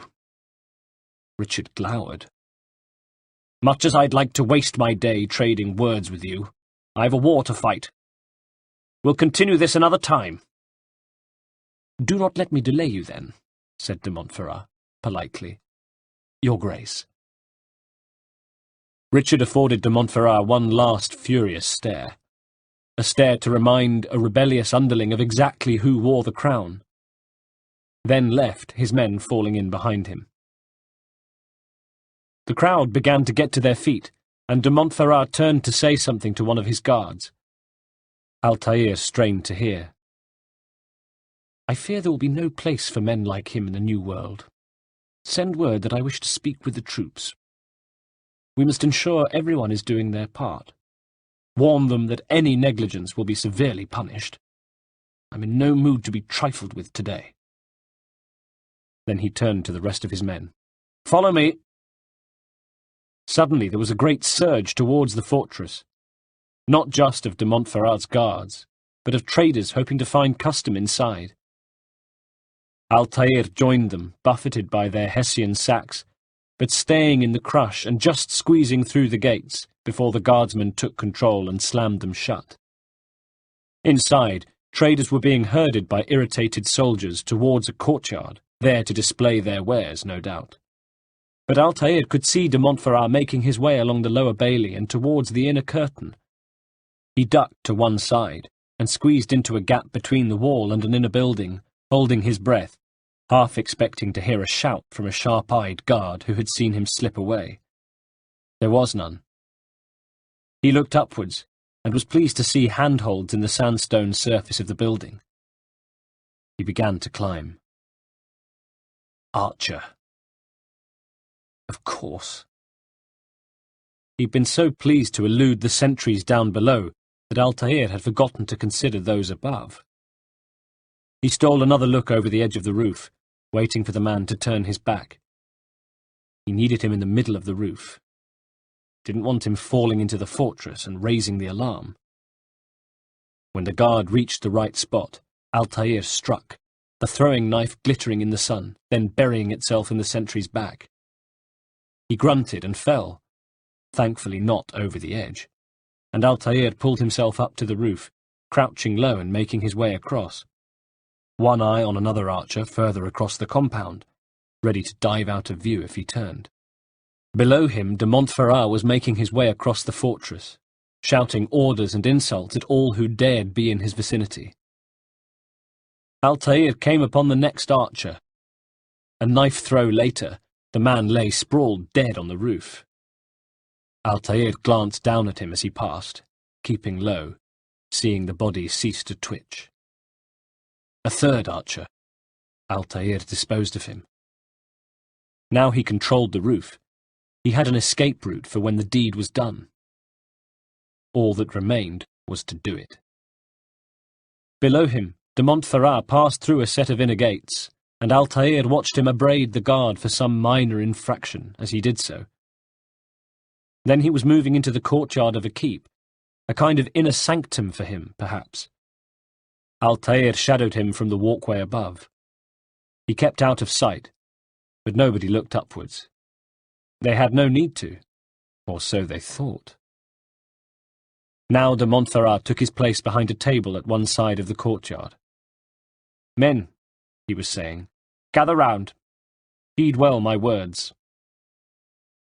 They took positions around him, and Altair saw that, though they wore the same uniform, they were different from those stationed in the outer curtain. These were more grizzled and looked battle-hardened. If Altair was right, they would be de Montferrat's personal force. He wasn't going to make the mistake of thinking them little challenge again. In the courtyard, de Montferrat continued. "I come from speaking with the king, and the news is grim.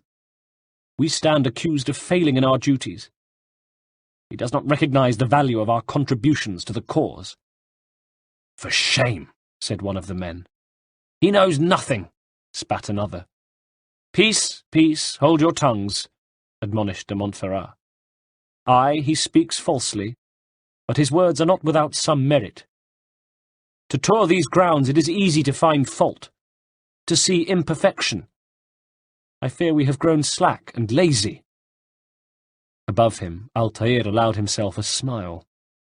The method of his entrance was testament to how slack and lazy de Montferrat's men had become. And as for his half-asleep archers— "Why do you say this?" asked one of de Montferrat's men. They bristled, all of them. Altair used the sudden eruption of noise as cover to crab to one side, wanting to position himself above his quarry, very, very carefully, moving around the courtyard walls. Now he could see what most of the men below did not.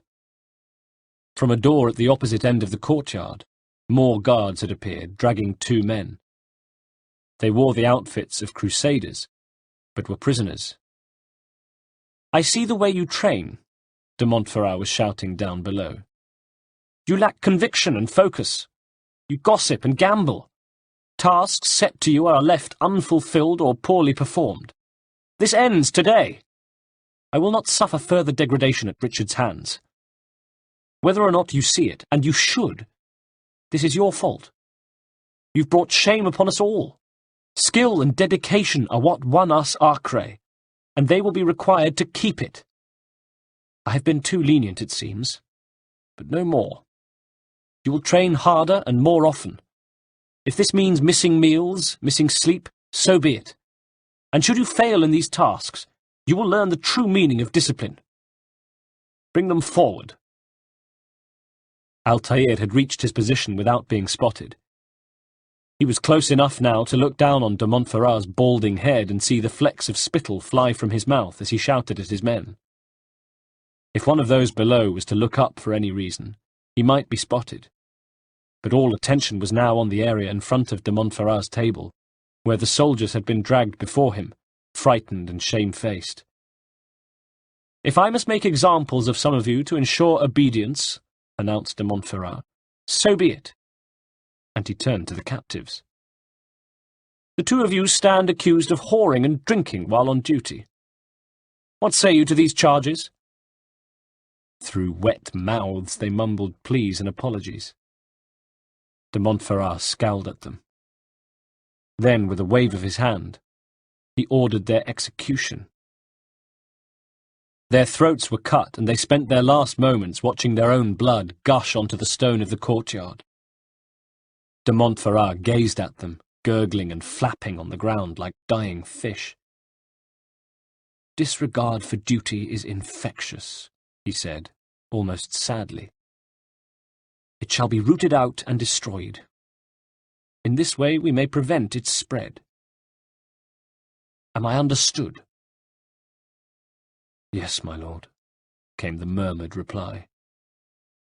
"Good, good," he said. "Return to your duties, then, filled with a new sense of purpose. Stay strong, stay focused, and we will triumph.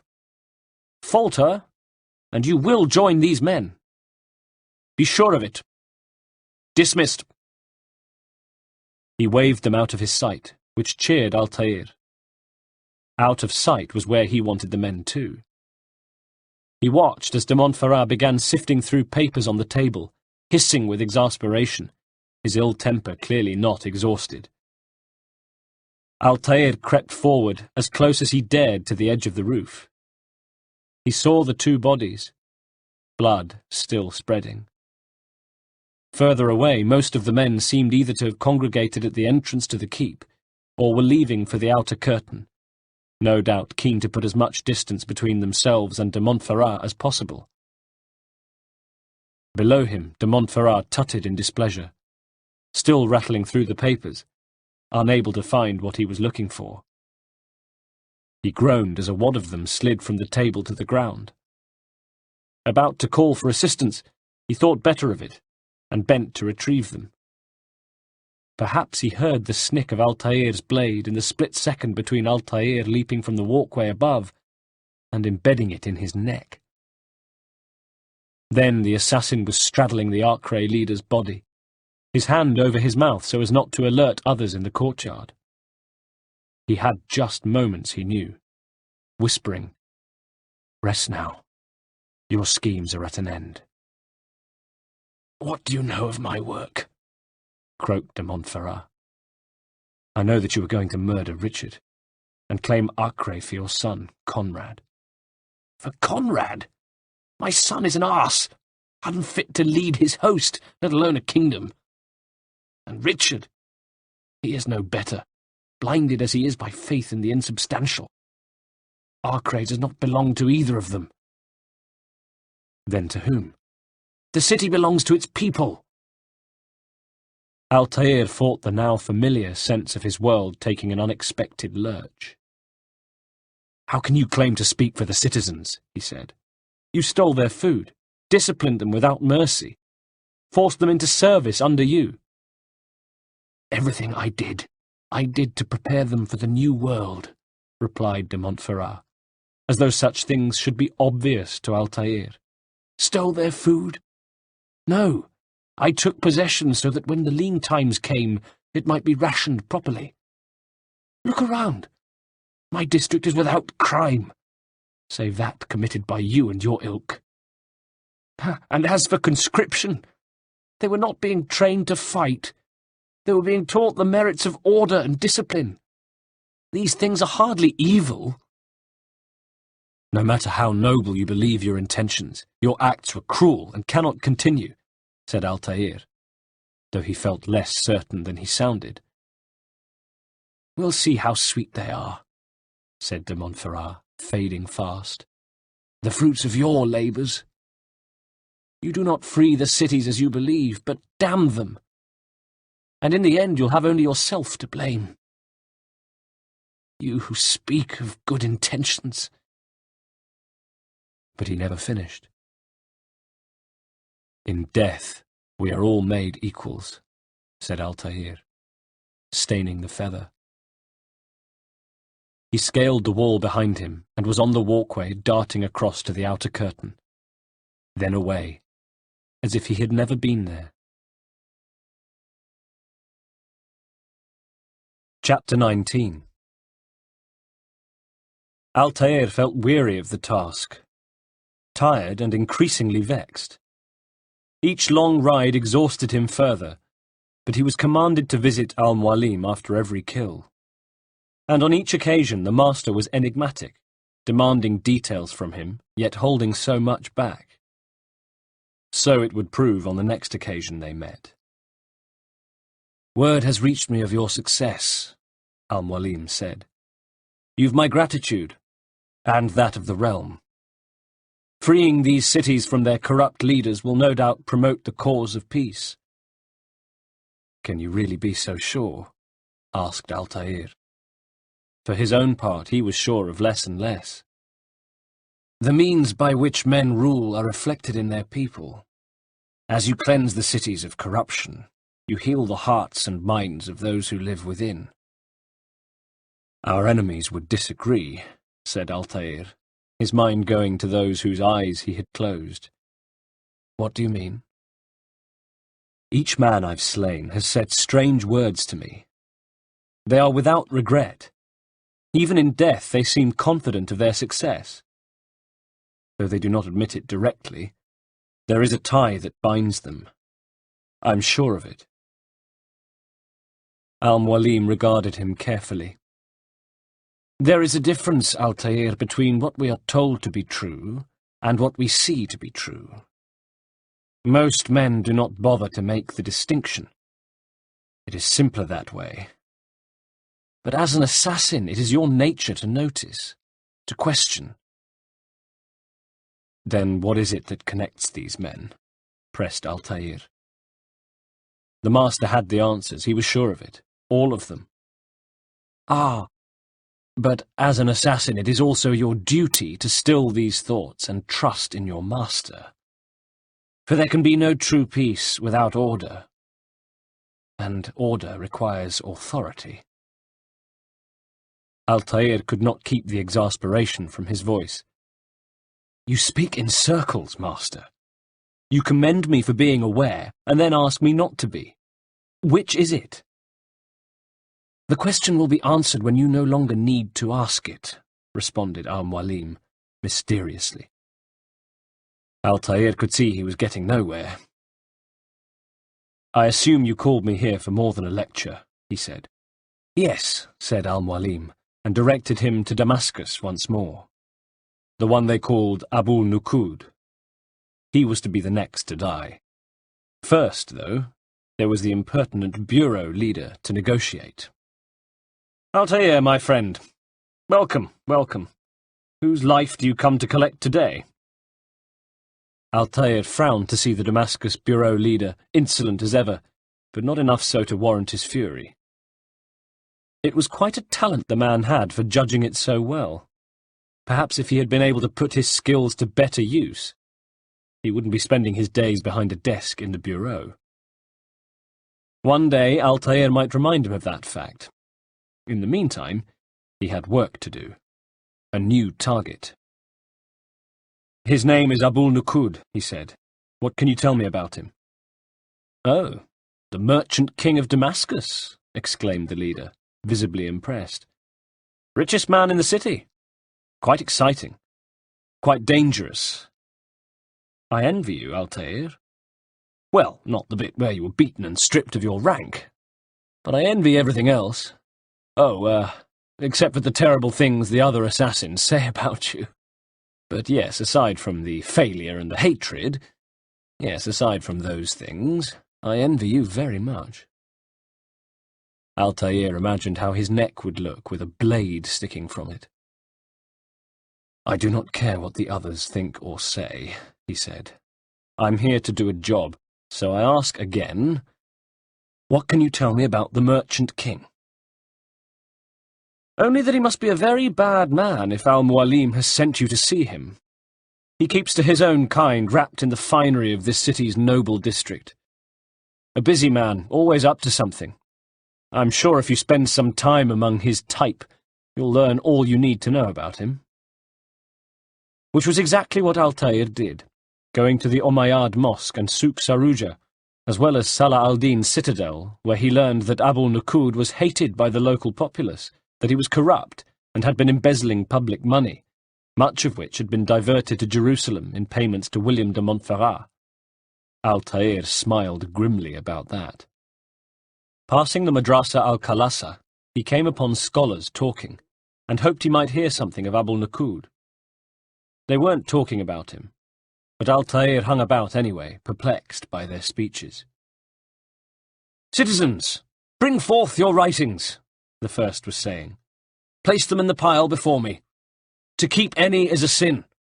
Know and embrace the truth of my words. Free yourselves from the lies and corruption of the past.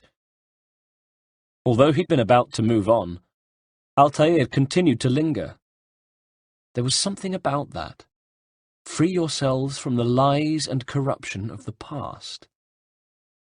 Could it have something to do with the new order he kept hearing about? Another scholar was talking now.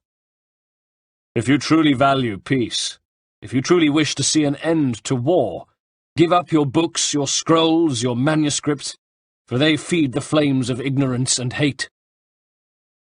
Altair had heard enough, and he didn't like what he had heard. Give up your books?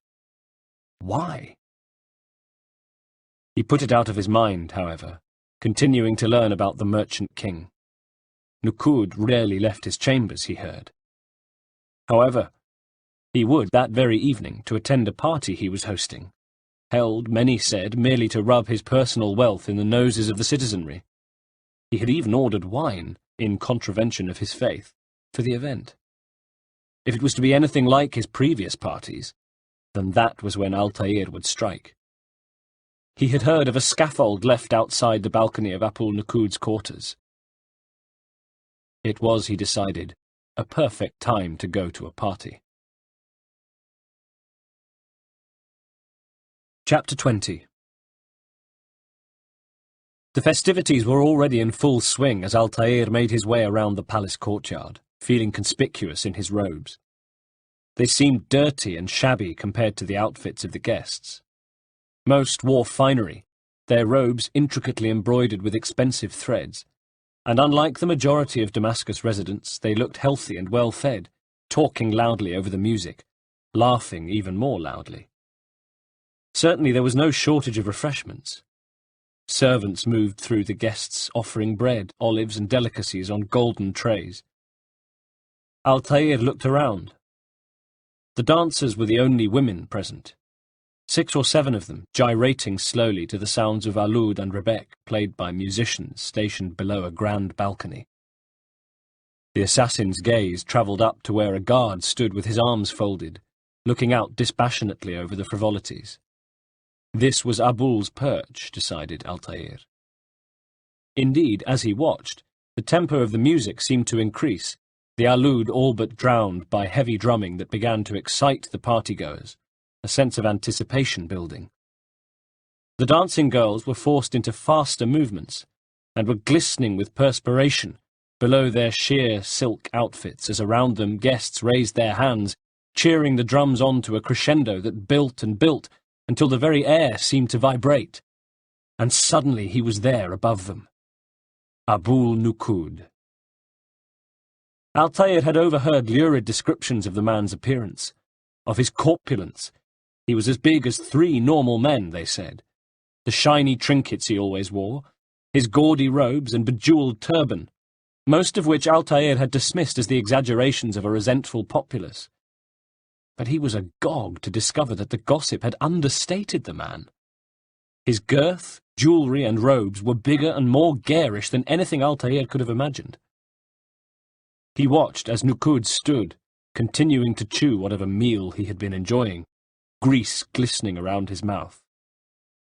And as he strode the length of the balcony, gazing down on his guests, the skin below his chin undulating as he finished his food, his robe fell open to expose his bare chest, a huge expanse of flesh, glistening with sweat. Suddenly, he clapped his hands. The music stopped. Conversation ended. "Welcome! Welcome!" he announced. "Thank you all for joining me this evening. Please eat, drink, enjoy the pleasures I have to offer." With that, he swept his hand and the fountain in the courtyard centre sprang to life, gushing with what Altair first thought was coloured water. Then came an unseemly dash, and he realised what it was. The wine shipment he'd heard about. Here it was. As he watched, 2 men approached the fountain, dipped their goblets into the foaming liquid, then toasted one another before hurrying off. More guests arrived, dipping their goblets, while servants stood dispensing cups to those who wanted them. It was as if the merchant king wanted every single one of his guests to sup from the fountain, and he waited until the stampede had receded before continuing. "I trust everything is to your satisfaction?" he asked, with a raised eyebrow. Indeed it was. Goblets were raised, and there was a roar of approval, the guests' tongues loosening swiftly under the influence of the wine. "Good, good," Nuqud grinned, to reveal bits of food plastered to his teeth. "It pleases me to see you so happy, for these are dark days, my friends, and we must enjoy this bounty while we still can." Close to Altair, the toasting men returned from a second visit to the wine fountain, and were gulping from their filled goblets, stifling giggles as Nuqud continued. "War threatens to consume us all. Salah al-Din bravely fights for what he believes in, and you are always there to support him without question. It is your generosity that allows his campaign to continue. Altair noticed, though he was almost certainly the only one of those in the courtyard to do so, that the galleries along on one side were beginning to fill with guards. He looked closer. Archers. Nearby, the men were still gulping their wine as NICCOLO began to speak again. "So I propose a toast, then," he said. "To you, my dear friends, who have brought us to where we are today. May you be given everything you deserve." "To your health!" came the cry, as the partygoers drank freely from their cups. "Such kindness," NICCOLO was saying above them. "I didn't think it in you. You who have been so quick to judge me, and so cruelly." Sensing a change in him, the crowd murmured its confusion. "Oh, do not feign ignorance. Do you take me for a fool? That I have not heard the words you whisper behind my back? Well, I have, and I fear I can never forget.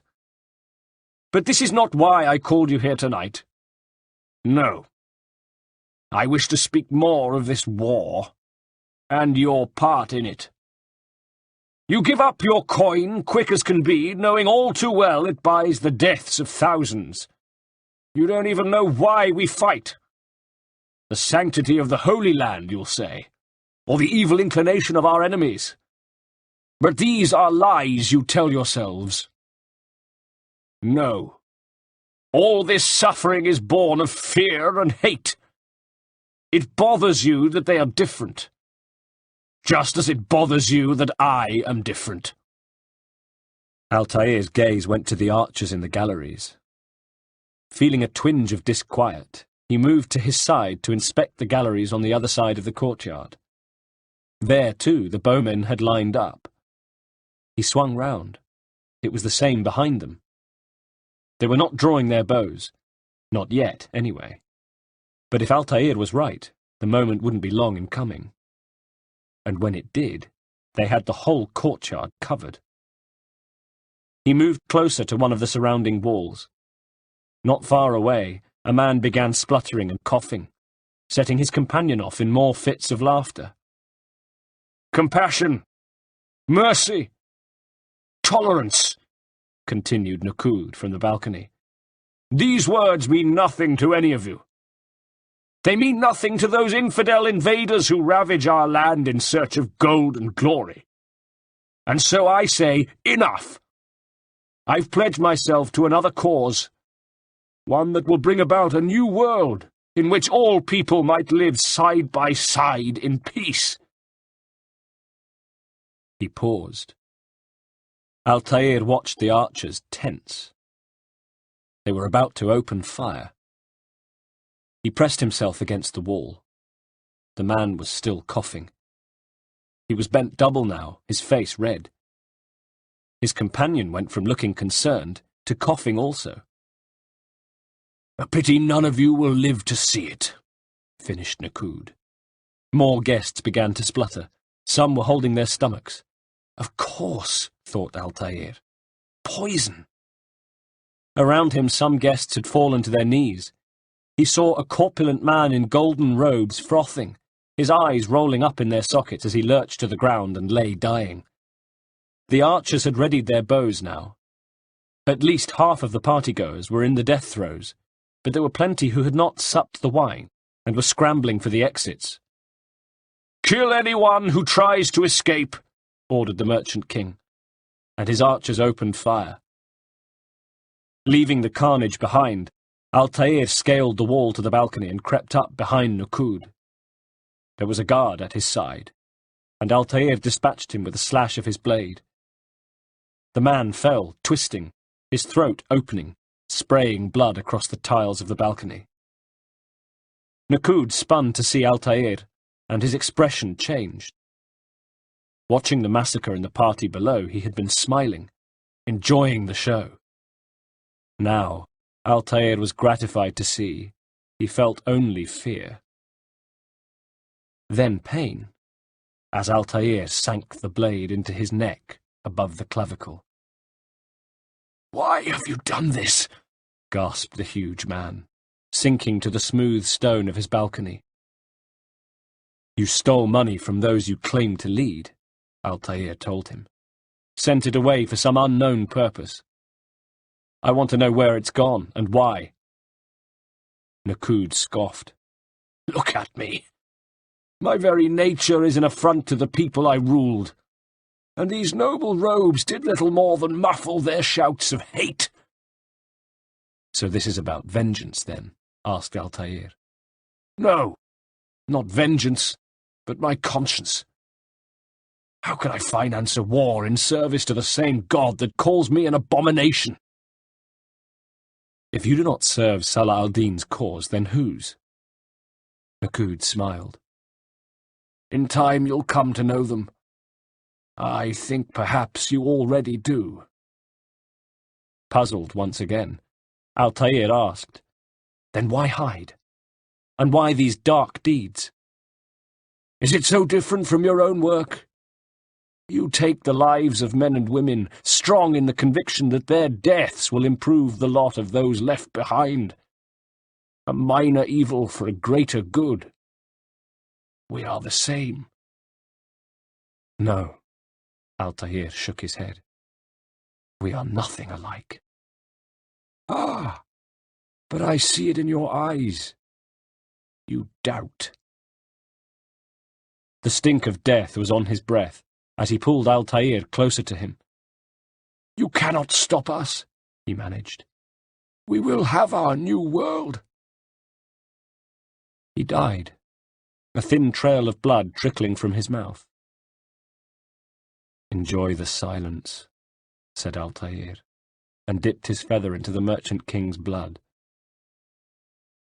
He needed to see Al-Mualim, he decided. The time for uncertainty was over. Chapter 21.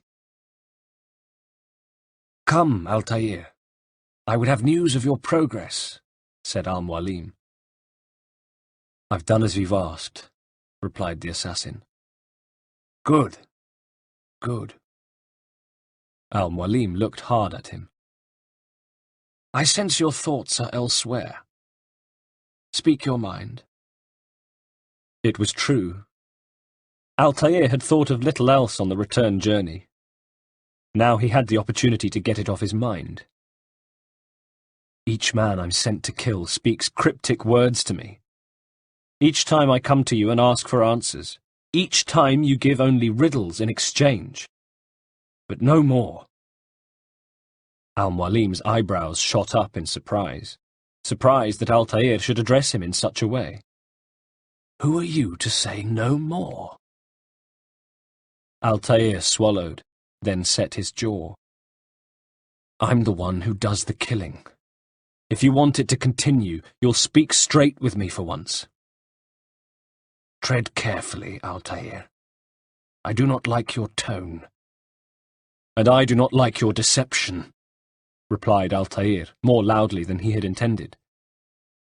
Al-Mualim darkened. I have offered you a chance to restore your lost honor. Not lost, countered Altair. Taken. By you. And then you sent me to fetch it again like some damned dog.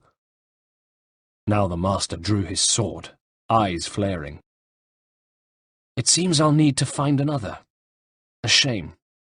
You showed great potential. I think if you had another, you'd have sent him long ago, said Altair, who wondered if he was pushing his mentor too far, but carried on anyway. You said the answer to my question would arise when I no longer needed to ask it. So, I will not ask. I demand you tell me what binds these men. He stood prepared to feel the point of Al-Mualim's sword, hoping only that the master considered him too valuable. It was a gamble, he knew. Al-Mualim seemed to consider the options also, his sword wavering, light glancing off the blade. Then he sheathed it and seemed to relax a little. What you say is true, he said at last. These men are connected by a blood oath not unlike our own. Who are they? Non nobis, Domine, non nobis, he said. Not unto us, O Lord. Templars, said Altair. Of course. Now you see the true reach of Robert de Sable.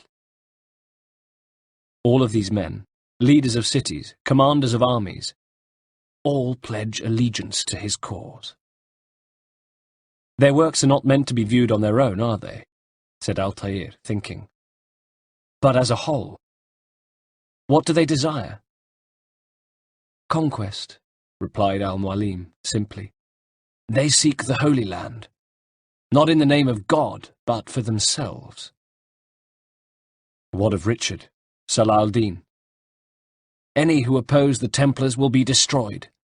Be assured they have the means to accomplish it.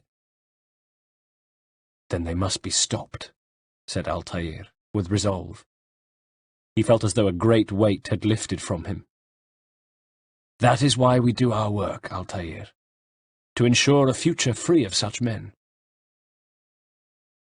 Why did you hide the truth from me? He asked the master. That you might pierce the veil yourself. Like any task, knowledge precedes action. Information learned is more valuable than information given. Besides, your behavior had not inspired in me much confidence. I see. Altair lowered his head. Altair, your mission has not changed, merely the context within which you perceive it. And armed with this knowledge, I might better understand those Templars who remain. Al-Mualim nodded. Is there anything else you want to know?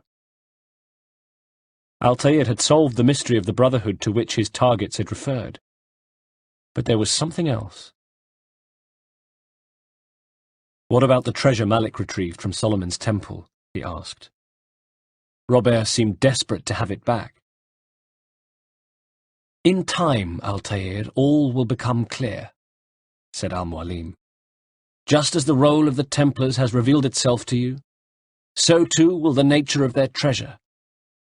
For now, take comfort in the fact that it is not in their hands, but ours. For a moment, Altair considered pressing him on the subject, but decided against it. He had been lucky once. He doubted it would happen a second time. If this is your desire, he said. It is. The atmosphere in the room relaxed as Altair turned to go. His next destination was Jerusalem. Altair, before you go. Yes? How did you know I wouldn't kill you? Truth be told, Master, I didn't. Chapter 22. Stupid Altair. Arrogant Altair. He was in trouble. Majd ad-Din lay dead at his feet, the wood slowly staining with his blood. At his back were the accused, lashed to stakes and hanging from them, limp and bloody. The square was emptying of spectators, but not of Majd ad-Din's guards, who were advancing on him. Approaching the platform, beginning to climb the steps at either end while blocking him from jumping at the front. With fierce eyes they were slowly hemming him in, their swords raised, and if they felt fear, it didn't show. That their leader had been publicly cut down by an assassin at Jerusalem's Wailing Wall gallows had not thrown them into panic and disarray, as Altair had hoped. It hadn't instilled in them a mortal fear of the assassin who now stood before them, his blade dripping with ad-Din's blood. It had given them resolve, and a need to exact revenge. Which meant that things hadn't gone according to plan. Except the first of the guards darted forward, snarling, his job to test Altair's mettle. The assassin retreated, parrying the strikes of the Saracen's blade, steel ringing in the near-empty square. The guard pressed forward. Altair glanced behind to see others advancing, and replied with an attack of his own, forcing the Saracen back. 1, 2, thrust. Forced hurriedly to defend, the guard tried to skip away, almost backing into one of the bodies hanging from the stakes. Altair glanced down and saw his chance, coming forward once again, launching a wild attack aimed at panicking his opponent. Blade met blade, and sure enough, the Saracen was forced messily backwards and into the pool of blood on the platform, just as Altair had intended. He slipped, his footing lost, and for a second his guard was down. Enough time for Altair to dart inside his sword arm, impaling him in the chest. He gurgled. Died. His body slipped to the wood, and Altair straightened to face more attackers, seeing doubt and maybe a little fear in their eyes now. The assassin's mettle had been duly tested, and he had not been found lacking. Still, though, the guards had the advantage of numbers, and more, surely, would be on their way, alerted by the commotion. News of events at the square would have spread throughout Jerusalem, that the city regent had been slain on his own execution scaffold, that his guards had set upon the assassin responsible. Altair thought of Malik's glee at the news. Yet Malik had appeared changed when Altair had last visited the bureau. It wasn't as though he'd welcomed Altair with open arms, but nevertheless, open hostility had been replaced by a certain weariness, and he had regarded Altair with a frown, not a glare. "Why do you trouble me today?" he'd sighed. Grateful not to have to spar, Altair had told him his target, Majd ad-Din. Malik nodded. Salah al-Din's absence has left the city without a proper leader, and Majd ad-Din has appointed himself to play the part. Fear and intimidation get him what he wants. He has no true claim to the position. That ends today, Altair had said. You speak too readily. This is not some slaver we're discussing. He rules Jerusalem and is well protected because of it. I suggest you plan your attack carefully. Get to know your prey. That I already have, Altair had assured him. Majd ad-Din is holding a public execution not far from here. It's sure to be well guarded, but nothing I can't handle. I know what to do. Malik sneered. And that is why you remain a novice in my eyes. You cannot know anything, only suspect. You must expect to be wrong, to have overlooked something. Anticipate, Altair. How many times must I remind you of this? As you wish. Are we done?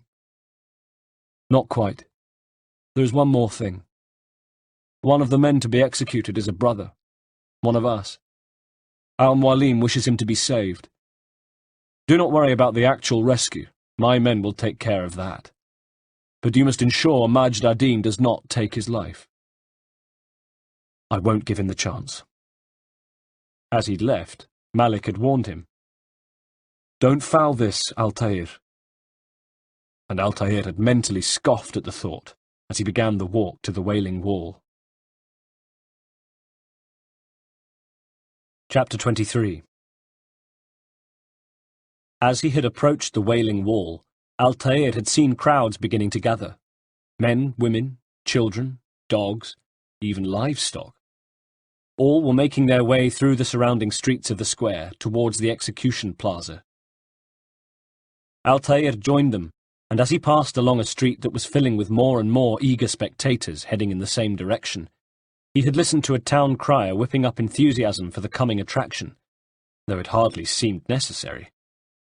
"Take notice," called the crier. "Majd ad-Din, most beloved regent of Jerusalem, will attend a public execution at the western edge of Solomon's Temple.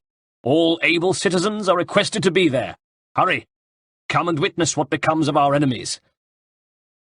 Altair had had an idea of what that might be. He hoped he would be able to change the outcome. Guards at the entrance to the square were trying to control the flow of the crowd inside, turning some back, allowing others in. Altair hung back, watching the masses eddy about the entrance, bodies pressing against him in the street. Children darted through the legs of the spectators, sneaking their way into the plaza. Next he saw a knot of scholars, the crowd parting to make way for them, even dogs seeming to sense the reverence reserved for the holy men. Altair rearranged his robes, adjusted his cowl, waited until the scholars were passing, and slipped in among them. As he did so, he felt a hand tugging at his sleeve, and looked down to see a grubby child staring at him with quizzical eyes. He snarled, and, terrified, the boy darted away. Just in time. They had reached the gates where the guards parted to allow the scholars through, and Altair came upon the square. There were rough stone walls on all sides. Along the far end was a raised platform, and on it a series of stakes. Empty for now, but not for much longer. Jerusalem's regent Majd ad-Din was walking out onto the stage. At his appearance there was a surge, and a shout went up from the entrance as the guards lost control and citizens came pouring in. Altair was carried forward on the wave, now much closer to the rostrum and to the feared Majd ad-Din, who was already stalking the stage, waiting for the square to fill. He wore a white turban and a long, ornately embroidered gown. He moved as though he was angry, as though his temper was just moments from escaping his body. It was. "Silence! I demand silence!" he roared. With the show about to start, there was a final surge, and Altair was carried forward once more. He saw guards stationed by the steps on either side of the platform, 2 at each end. In front of the platform he saw more, to prevent the crowd scrambling onto the scaffold. Craning his neck, he spotted others around the periphery of the square. At least the latter would find it difficult to move through the crowd, but that still gave just seconds for the kill and to fend off the nearest guards, the 4 at either end of the platform at the very least. Maybe those standing guard on the ground as well. Could he better them all in that time? 10 or so loyal Saracens? The Altair who had attacked Robert de Sable on the Temple Mount would have had no doubts at all. Now, though, he was more wary. And he knew that to attempt the killing immediately was madness. A plan doomed to failure. Just as he'd made up his mind to wait, the 4 prisoners were led on to the scaffold and to the stakes where the guards began binding them in place. At one end there was a woman, dirty-faced and weeping. Beside her stood 2 men dressed in rags, and finally the assassin, his head lolling, beaten obviously. The crowd hissed its displeasure.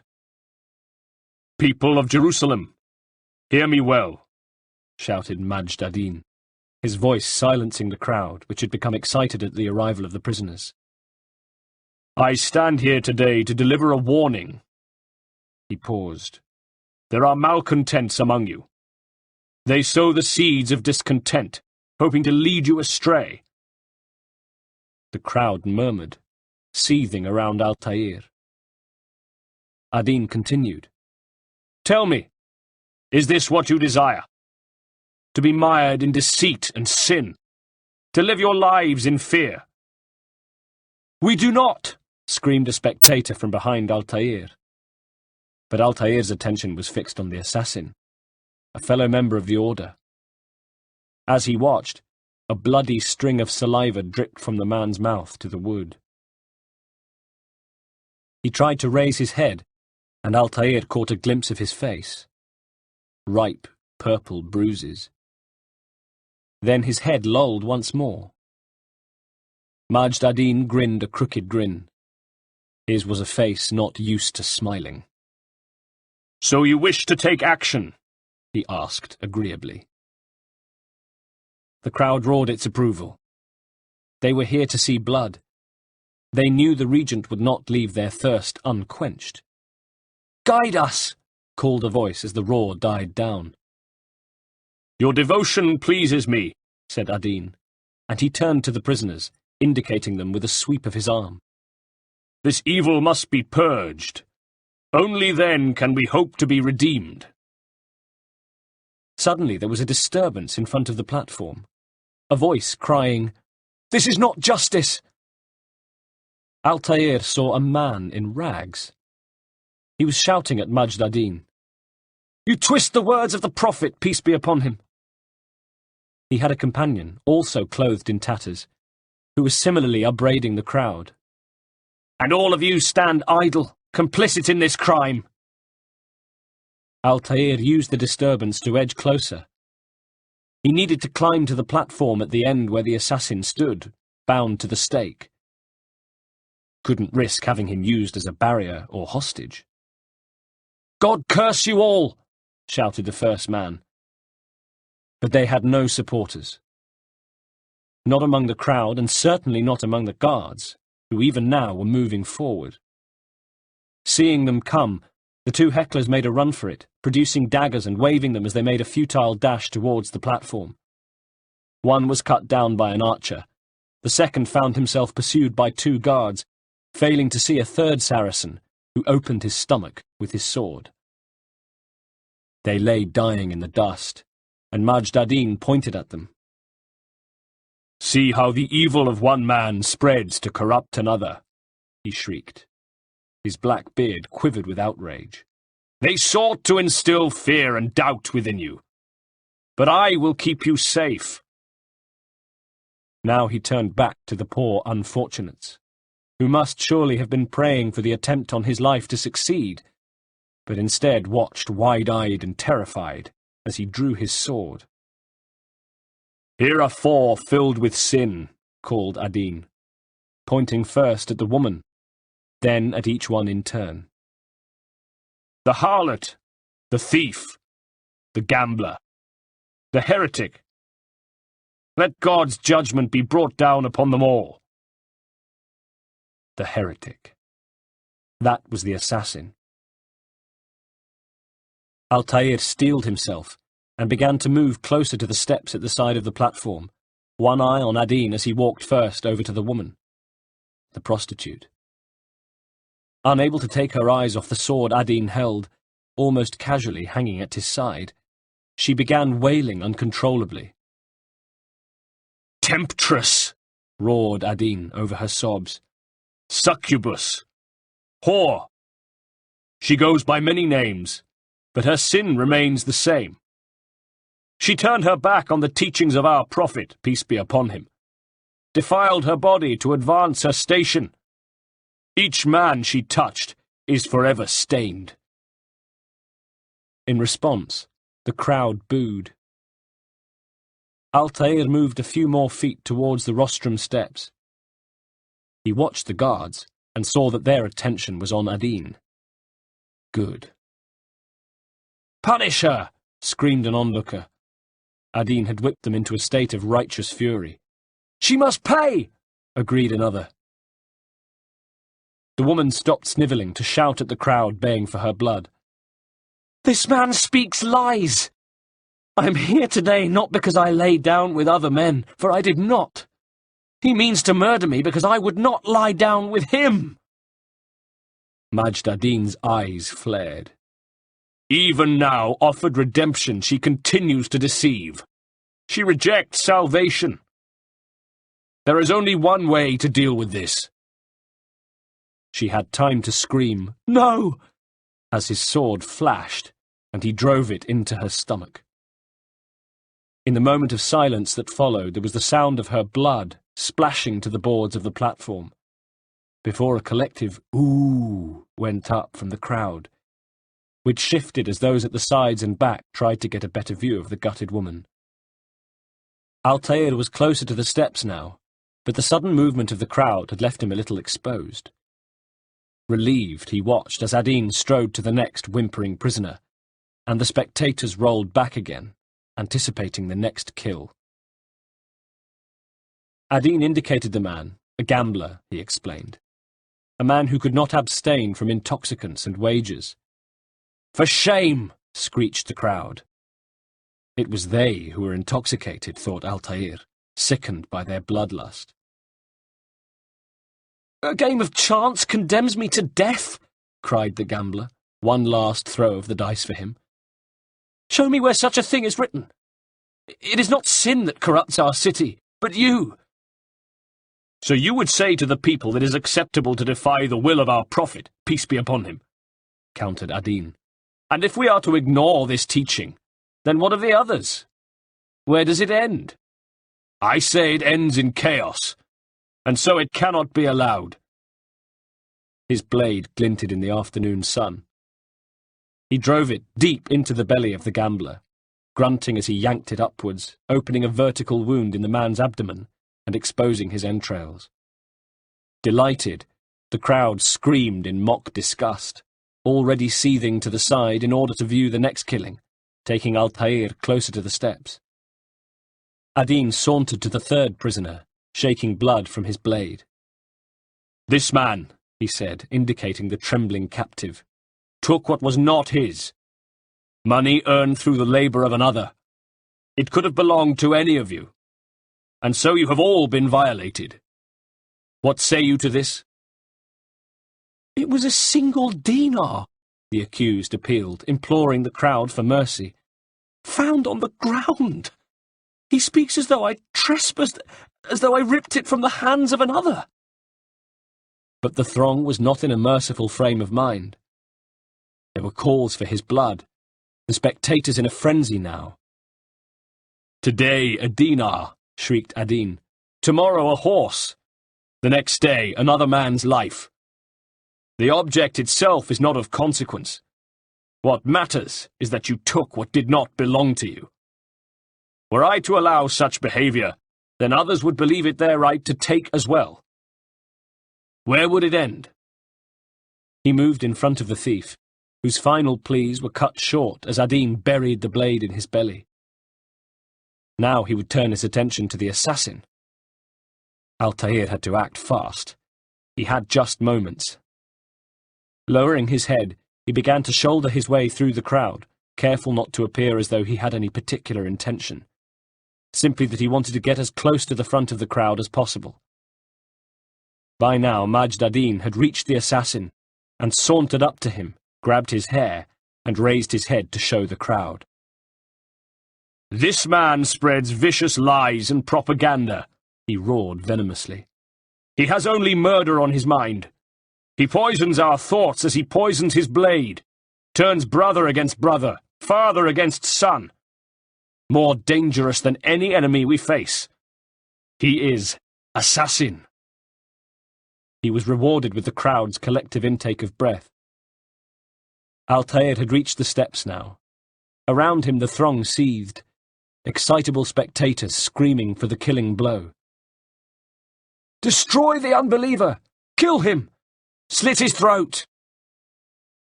The assassin, his head still held by Adin, spoke.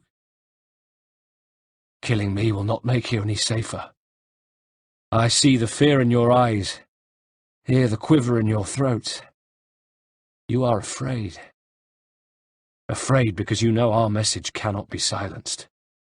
Because you know we cannot be stopped. Altair was at the bottom of the steps. He stood there as if attempting to get a better view. Others had seen him and were doing the same. The two guards had been standing at the top, entranced by the action, but slowly became aware of what was happening. One called to the other, and they stepped down and began commanding citizens to leave, even as more spectators were pouring up the stairs. All wanted to get as close as possible to the execution, and were jostling and shoving. Some forced off the steps, including one of the furious guards. Altair used the disorder to climb higher until he stood just a few feet away from Adin, who had released the assassin's head, and was preaching to the crowd of his blasphemy, his treachery. Behind Altair the scuffle continued. The two guards were fully occupied. Ahead of him, Adin had finished addressing the crowd, who was suitably whipped up and desperate to see the final kill. Now he turned back to the prisoner, brandishing his sword, its blade already stained red, and moved towards him for the death blow. Then, as though alerted by some higher sense, he stopped, turned his head, and looked straight at Altair. For a moment it was as though the square contracted, as though the disorderly crowd, the guards, the condemned man and the corpses were no longer there. And as they regarded one another, Altair saw realization dawn on Adin that death was near.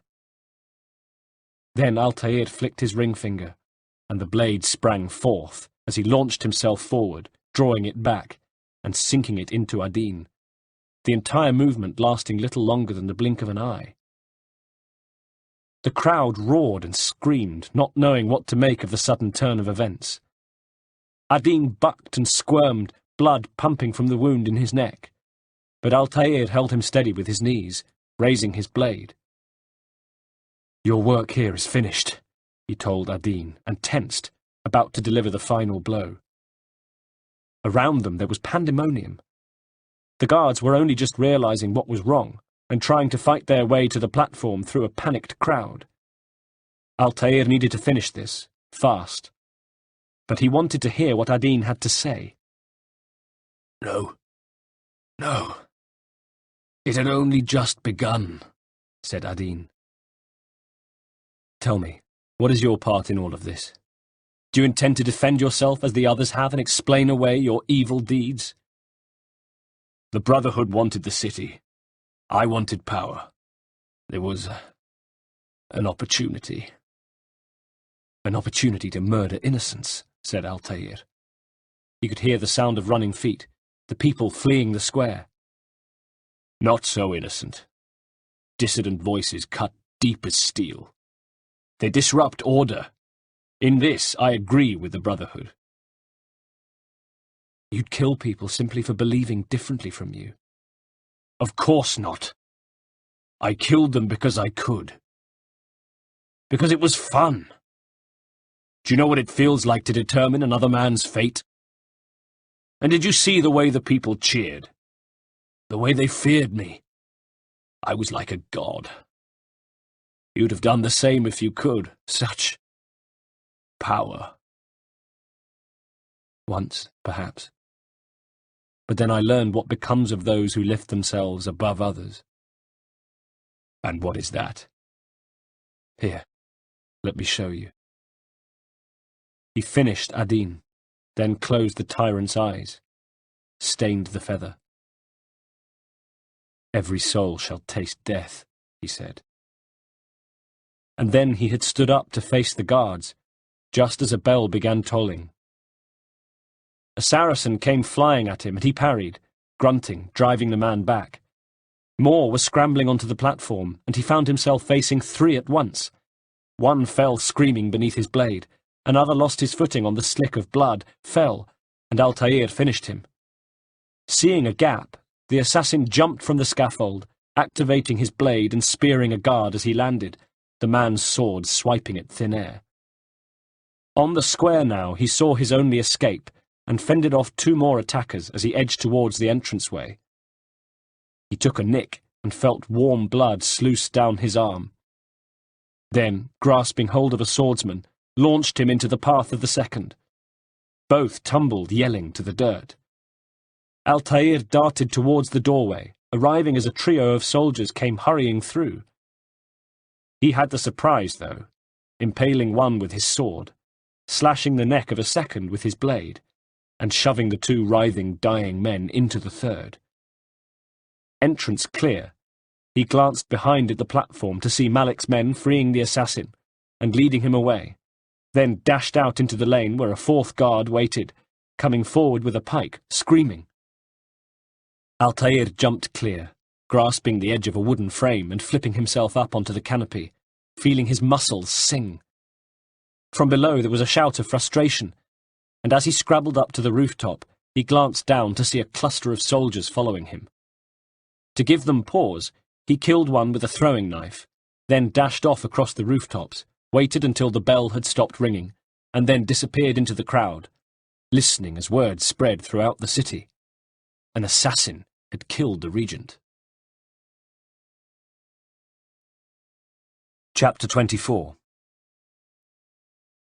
There was still something Altair needed to know, though, and with the last of the city regents dead, now was the time to ask it. He steeled himself as he was ushered once more into Al-Mualim's chambers. "Come in, Altair. I trust you are well rested, ready for your remaining trials," said the master. "I am, but I'd speak with you first. I have questions." Al-Mualim indicated his disapproval by raising his chin and pursing his lips slightly. No doubt he remembered the last occasion when Altair had pressed for answers. So did Altair, who had decided to tread more carefully this time, keen not to see a reappearance of the Master's blade. "Ask, then," said Al-Mualim. "I'll do my best to answer." Altair took a deep breath. The merchant king of Damascus murdered the nobles who ruled his city. Majd ad-Din in Jerusalem used fear to force his people into submission. I suspect William meant to murder Richard and hold Acre with his troops. These men were meant to aid their leaders. Instead, they chose to betray them. What I do not understand is why. Is the answer not obvious? The Templars desire control. Each man, as you've noted, wanted to claim their cities in the Templar name, that the Templars themselves might rule the Holy Land and eventually beyond. But they cannot succeed in their mission. "Why is that?" asked Altair. "Their plans depend upon the Templar treasure, the Peace of Eden. But we hold it now, and they cannot hope to achieve their goals without it." Of course, thought Altair. This was the item so many of his targets had referred to. "What is this treasure?" he said. Al-Mualim smiled, then went to the rear of his chamber, bent and opened a chest. He took a box from it, returned to his desk, and placed it down. Altair knew what it was without looking, but still found his gaze drawn to it. No, dragged to it. It was the box Malik had retrieved from the temple, and as before, it seemed to glow, to radiate a kind of power. He had known all along, he realized, that this was the treasure they spoke of. His eyes went from the box to Al-Mualim, who had been watching his reaction. The Master's face bore an indulgent expression, as though he had seen many behave in this way, and that this was only the beginning. For now, he reached into the box and took from it a globe, about the size of 2 fists, a golden globe with a mosaic design that seemed to pulse with energy, so that Altair found himself wondering if his eyes were deceiving him, if maybe it was alive in some way. But he was distracted. Instead, he felt the globe pulling at him. "It is temptation," intoned Al-Mualim. And suddenly, like a candle snuffed out, the globe stopped pulsing. Its aura was gone, its draw suddenly non-existent. It was just a globe again. An ancient thing, beautiful in its own way, but still a mere trinket. "It's just a piece of silver," said Altair. "Look at it," insisted Al-Mualim. "It shimmers for the briefest moment, but there's really nothing spectacular about it," said Altair. "What am I supposed to see?" "This piece of silver cast out Adam and Eve. This is the apple. It turned staves into snakes, parted and closed the Red Sea. Eris used it to start the Trojan War, and with it, a poor carpenter turned water into wine." The apple. The piece of Eden. Altair looked at it doubtfully. "It seems rather plain for all the power you claim it has," he said. "How does it work?" "He who holds it commands the hearts and minds of whoever looks upon it, whoever tastes of it, as they say." "Then to Naplous's men," said Altair, thinking of the poor creatures in the hospital. "An experiment. Herbs used to simulate its effects, to be ready for when they held it." Altair saw it now. Talal supplied them. Tamir equipped them. They were preparing for something. But what? "War," said Al-Mualim starkly. "And the others, the men who ruled the cities, they meant to gather up their people, make them like de Naplous's men. The perfect citizens. The perfect soldiers. A perfect world." Robert de Sable must never have this back, said Altair. So long as he and his brothers live, they will try, said Al-Mualim. Then they must be destroyed. Which is what I've had you doing, smiled Al-Mualim. There are 2 more Templars who require your attention, he said. One in Acre, known as Sibrand, one in Damascus, called Jubair. Visit the bureau leaders, they'll instruct you further. As you wish, said Altair, bowing his head. Be quick about it, said Al-Mualim. No doubt Robert de Sable is made nervous by our continued success. His remaining followers will do their best to expose you. They know you come, the man in the white hood. They'll be looking for you. They won't find me. I'm but a blade in a crowd, said Altair. Al-Mualim smiled, proud once more of his pupil. Chapter 25.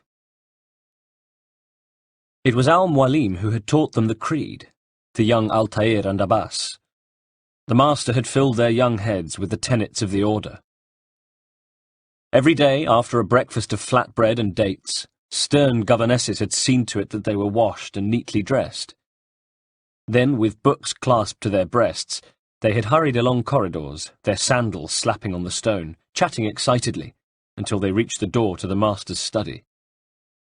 Here they had had a ritual. Both passed a hand over his own mouth to go from happy face to serious face, the face the master expected. Then one would knock. For some reason they both liked to knock, so they took it in turns each day. Then they would wait for the master to invite them in. There, they would sit cross-legged on cushions that Al-Mualim had provided especially for them, one for Altair, and one for his brother Abbas. When they first began their tutelage, they had been frightened and unsure of themselves, of each other, and in particular of Al-Mualim, who would tutor them in the morning and at evening, with training in the yard in the afternoon and then again at night. Long hours spent learning the ways of the order, watching the master pace the study, his hands behind his back, occasionally stopping to admonish them if he thought they weren't paying attention. They both found Al-Mualim's one eye disconcerting, and felt fixed in place by it sometimes. Until one night, Abbas had whispered across their room, "Hey, Altair." Altair turned to him, surprised. Neither had done this before, begun talking after the lights had been snuffed. They had lain in silence, each lost in his own thoughts, until that night. The moon was full, and the sheet at their window glowed white, lighting the room a soft grey hue. Abbas was lying on his side, looking across at Altair, and when he had the other boy's attention, he placed a hand over one eye, and said in an almost perfect approximation of Al-Mualim, "We are nothing if we do not abide by the assassin's creed." Altair had dissolved into giggles, and from then the two were friends. From now on, when Al-Mualim admonished them, it was for the stifled laughter he heard when his back was turned. Suddenly the governesses found that their charges weren't quite so meek and acquiescent, and Al-Mualim taught them the tenets that Altair would neglect later in life, at a cost dear to him. Al-Mualim told them that the assassins were not indiscriminate killers, not as the world at large liked to think, but were tasked only with slaying the evil and corrupt. Their mission was to bring peace and stability to the Holy Land, to instill in it a code not of violence and conflict, but of thought and contemplation. He taught them to master their feelings and emotions, to cloak their disposition and be absorbed by the world about them, so that they might move among normal people undetected, a blank space, a ghost in the crowd. To the people, the assassin must be a kind of magic they did not understand, he said, but that, like all magic, it was reality bent to the will of the assassin. He taught them to protect the order at all times, that the Brotherhood was more important than you, Altair. It is more important than you, Abbas. It is more important than Masyaf and myself. Thus, the action of one assassin should never call harm upon the Order. The assassin should never compromise the Brotherhood. And though Altair would one day disregard this doctrine too, it was not for want of al-Mualim's tutoring. He taught them that men had created boundaries and declared all within those boundaries to be true and real, but in fact they were false perimeters, imposed by those who would presume to be leaders. He showed them that the bounds of reality were infinitely broader than mankind's limited imagination was able to conceive, and that only the few could see beyond those boundaries. Only a few dared even question their existence. And they were the assassins. And because the assassins were able to see the world as it truly was, then, to the assassin, everything was possible. Everything was permitted. Every day, as Altair and Abbas learned more and more about the Order, they also grew closer. They spent almost all day with one another. Whatever al-Mualim taught them, their own day-to-day reality was in fact insubstantial. It consisted of each other, the governesses, al-Mualim's classes, and a succession of combat trainers, each with a different speciality. And far from everything being permitted, virtually nothing was. Any entertainment was provided by the boys themselves, and so they spent long hours talking when they should have been studying. A subject they rarely discussed was their fathers. At first, Abbas had talked only of Ahmad returning one day to Masyaf. But as the months turned into years, he spoke of it less. Altair would see him standing at the window, watching over the valley with glittering eyes. Then his friend began to withdraw and become less communicative. He was not so quick to smile anymore. Where before he had spent hours talking, now he stood at the window instead. Altair thought, if only he knew. Abbas's grief would flare and intensify, then settle into an ache, just as Altair had experienced. The fact of his father's death hurt him every day, but at least he knew. It was the difference between a dull ache and a constant sense of hopelessness. So one night, after the candles had been snuffed out, he told Abbas.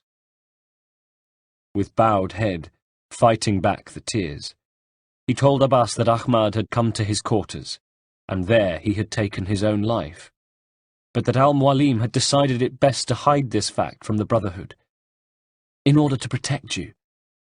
But the Master hasn't witnessed your yearning at first hand. I lost my father too, so I know that the pain of it recedes over time. By telling you, I hope to help you, my friend. Abbas had simply blinked in the darkness, then turned over in his bed. Altair had wondered how he had expected Abbas to react. Tears? Anger? Disbelief? He had been prepared for them all. Even to bar Abbas in and prevent him going to the Master. What he hadn't expected was this emptiness, this silence. Chapter 26. Altair stood on a rooftop in Damascus, looking down on his next target. The smell of burning sickened him. The sight, too, of books being burned. Altair watched them crinkle, blacken, and burn, thinking of his father, who would have been disgusted. Al-Mualim, too, when he told him. To burn books was an affront to the assassin way. Learning is knowledge, and knowledge is freedom and power. He knew that. He had forgotten it somehow, but he knew it once more. He stood out of sight on the ledge of the roof overlooking the courtyard of Jubair's madrasa in Damascus. Smoke rose towards where he stood, but all of the attention below was focused on the fire, piles of books, documents and scrolls at its centre. The fire, and Jubair al-Hakim, who stood nearby, barking orders. All were doing his bidding apart from one, Altair noticed. This scholar stood to the side, gazing into the fire, his expression echoing Altair's thoughts. Jubair wore leather boots, a black headcloth, and a permanent scowl. Altair watched him carefully. He had learned much about him. Jubair was the chief scholar of Damascus, but in name only, for it was a most unusual scholar who insisted not on spreading learning, but on destroying it. In this pursuit, he had enlisted the city's academics, whose presence was encouraged by Salah al-Din. And why were they doing it? Collecting, then destroying these documents? In the name of some new way or new order, which Altair had heard about before. Exactly what it involved wasn't clear. He knew who was behind it, though. The Templars, his quarry being one of them. Every single text in this city must be destroyed. Below him, Jubair was exhorting his men with a fanatic zeal. His scholar helpers scurried about, laden with armfuls of papers that they had carried from somewhere hidden from Altair. They were casting them into the flames, which bloomed and grew with each fresh delivery. From the corner of his eye, he saw the distant scholar becoming more and more agitated, until suddenly, as though he could no longer contain himself, he sprang forward to confront Jubair. "My friend, you must not do this," he said, his jovial tone belying his obvious distress. "Much knowledge rests within these parchments, put there by our ancestors for good reason." Jubair stopped to stare at him with naked contempt. "And what reason is this?" he snarled. "They are beacons meant to guide us, to save us from the darkness that is ignorance," implored the scholar. The flames danced tall at his back. Scholars came with more armfuls of books that they deposited on the fire, some casting nervous glances at where Jubair and the protester stood. "No." Jubair took a step forward, forcing the naysayer to retreat a step. "These bits of paper are covered with lies. They poison your minds, and so long as they exist, you cannot hope to see the world as it truly is." Trying desperately to be reasonable, the scholar still couldn't hide his frustration. "How can you accuse these scrolls of being weapons? They're tools of learning." "You turn to them for answers and salvation." Jubair took another step forward, the protester another step back. "You rely more upon them than upon yourselves. This makes you weak and stupid. You trust in words, drops of ink. Do you ever stop to think of who put them there? Or why? No. You simply accept their words without question. And what if those words speak falsely, as they often do? This is dangerous." The scholar looked confused, as though someone was telling him black was white, night was day. "You are wrong," he insisted. "These texts offer the gift of knowledge. We need them." Jubair darkened.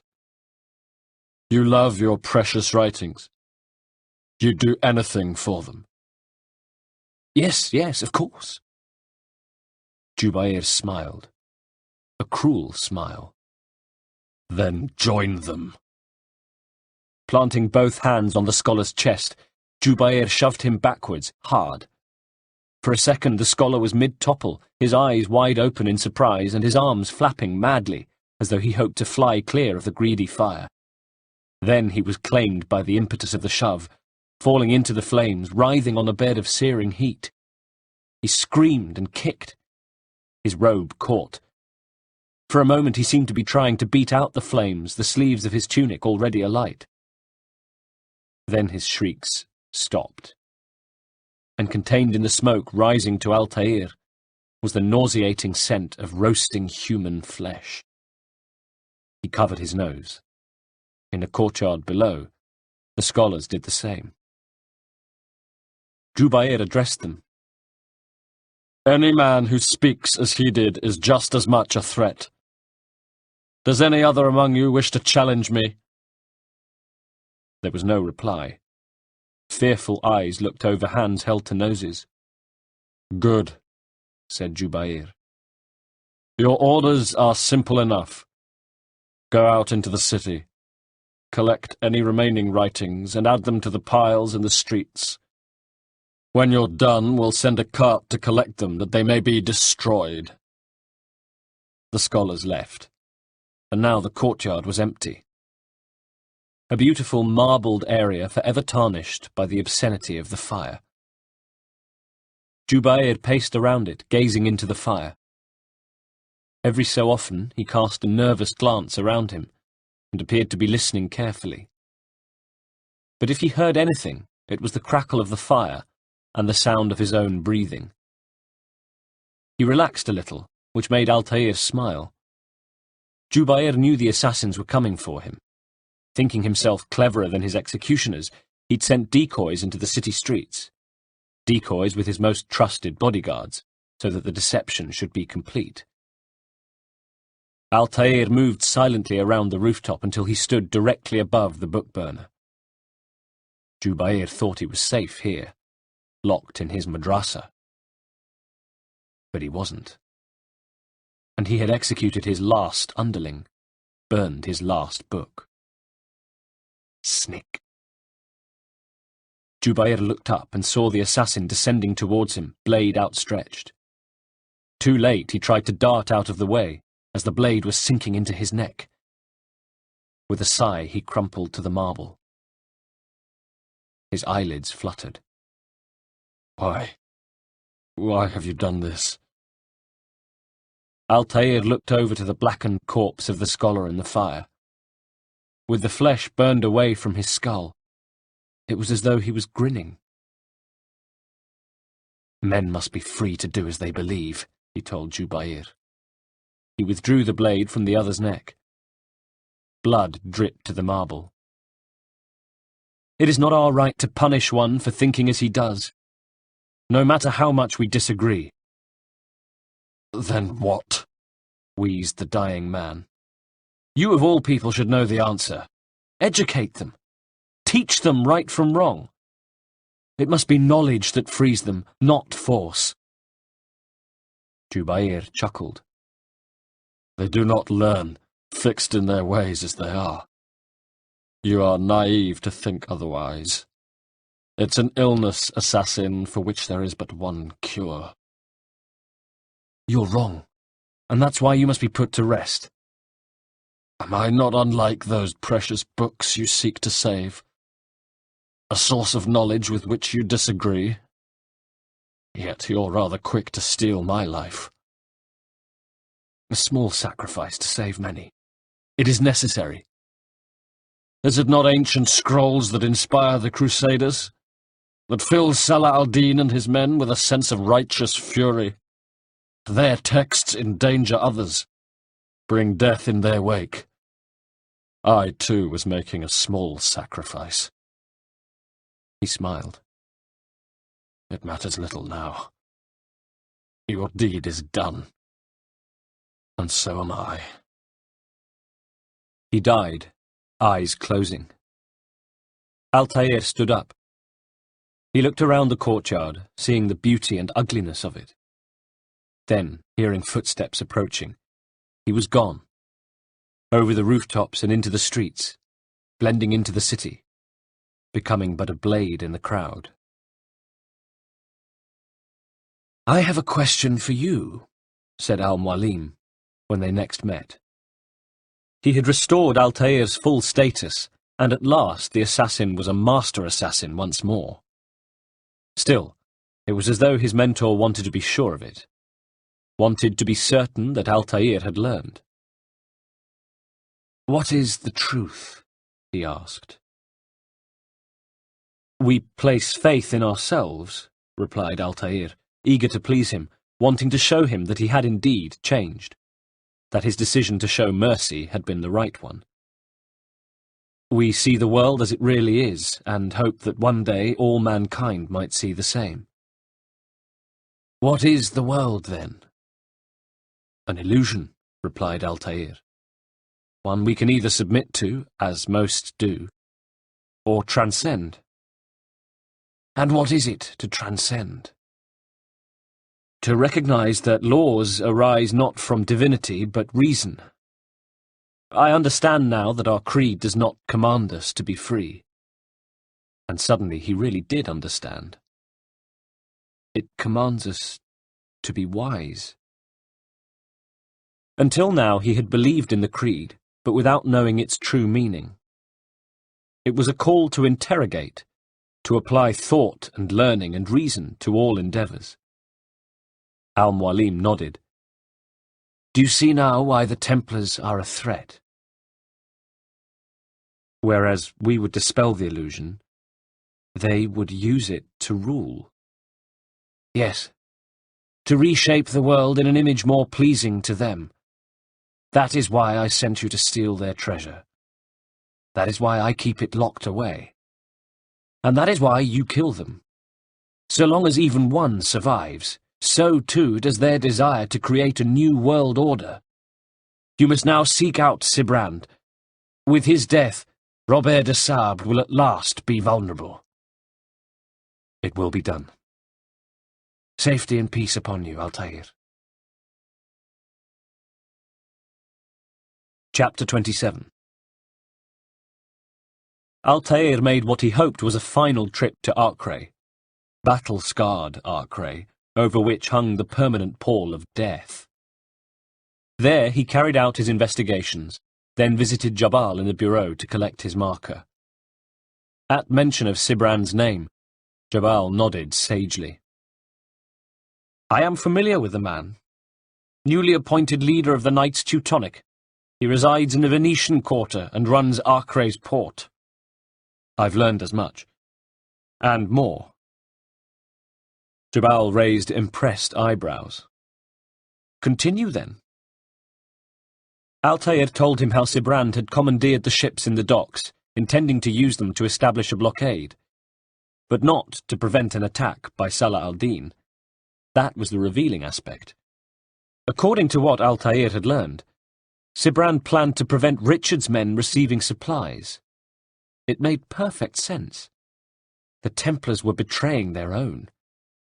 All was becoming clear to him, it seemed. The nature of the stolen artifact, the identity of the Brotherhood binding his targets together, even their ultimate aim.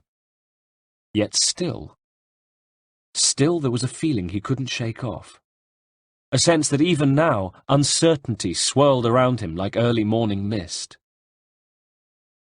Sibrand is said to be consumed by fear, driven mad by the knowledge that his death approaches. He has sealed the docks district and now hides within, waiting for his ship to arrive. Jabal considered. This will make things dangerous.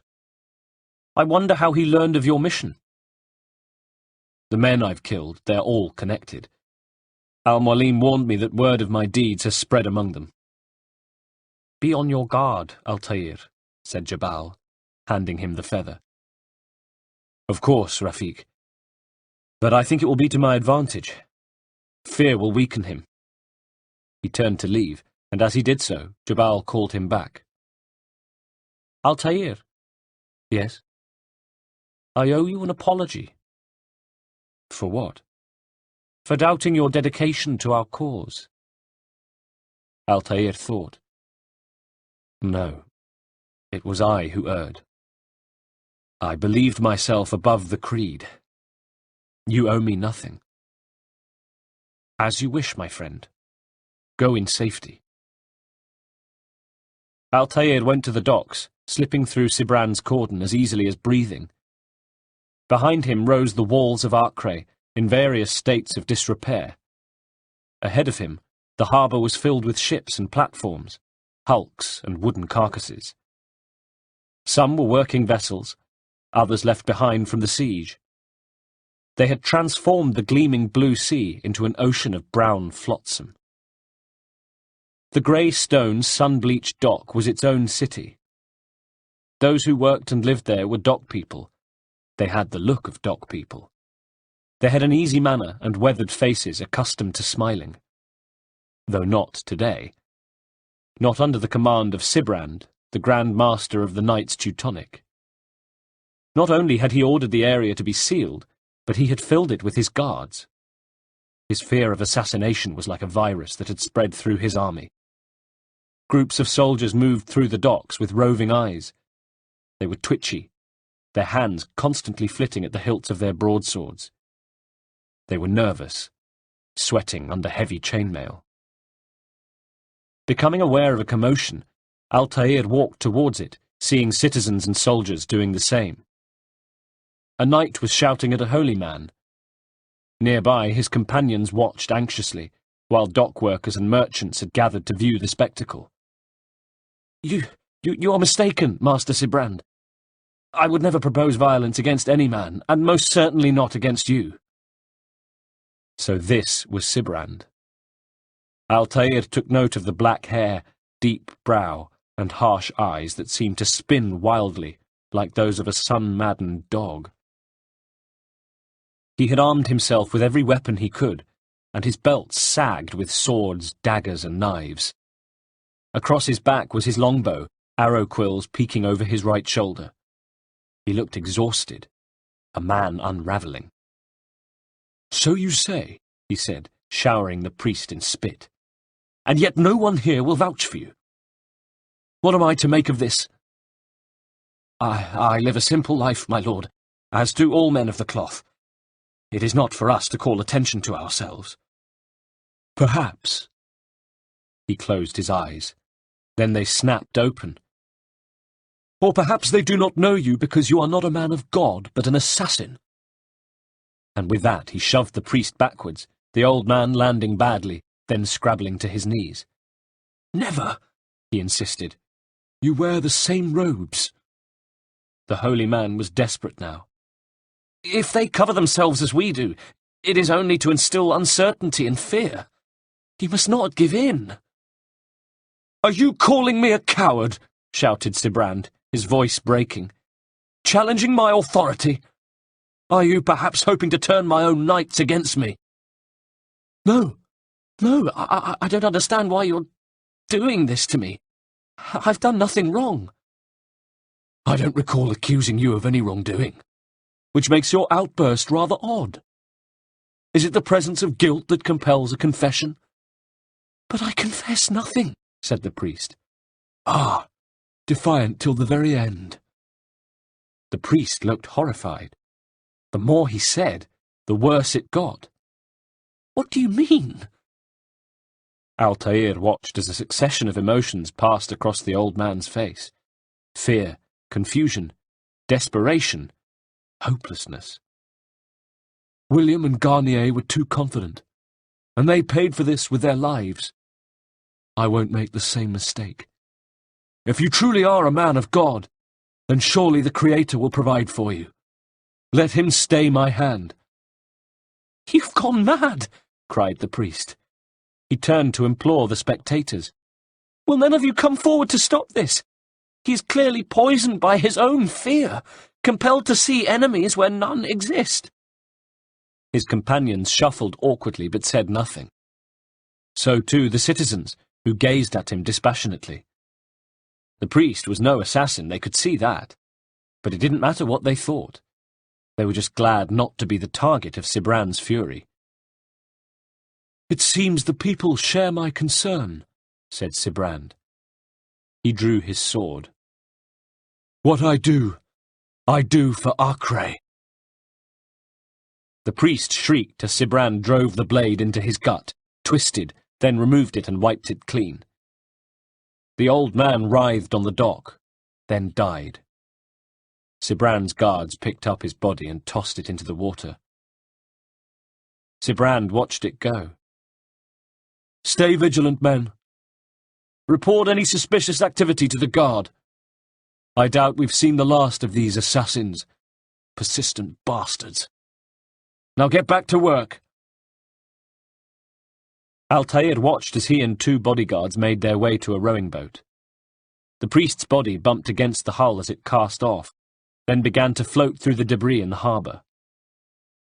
Altair gazed out to sea, seeing a bigger ship further out. That would be Sibrand's sanctuary, he thought. His eyes went back to Sibrand's skiff. He could see the knight pulling himself up to scan the water around him, looking for assassins. Always looking for them, as though they might appear from the water around him.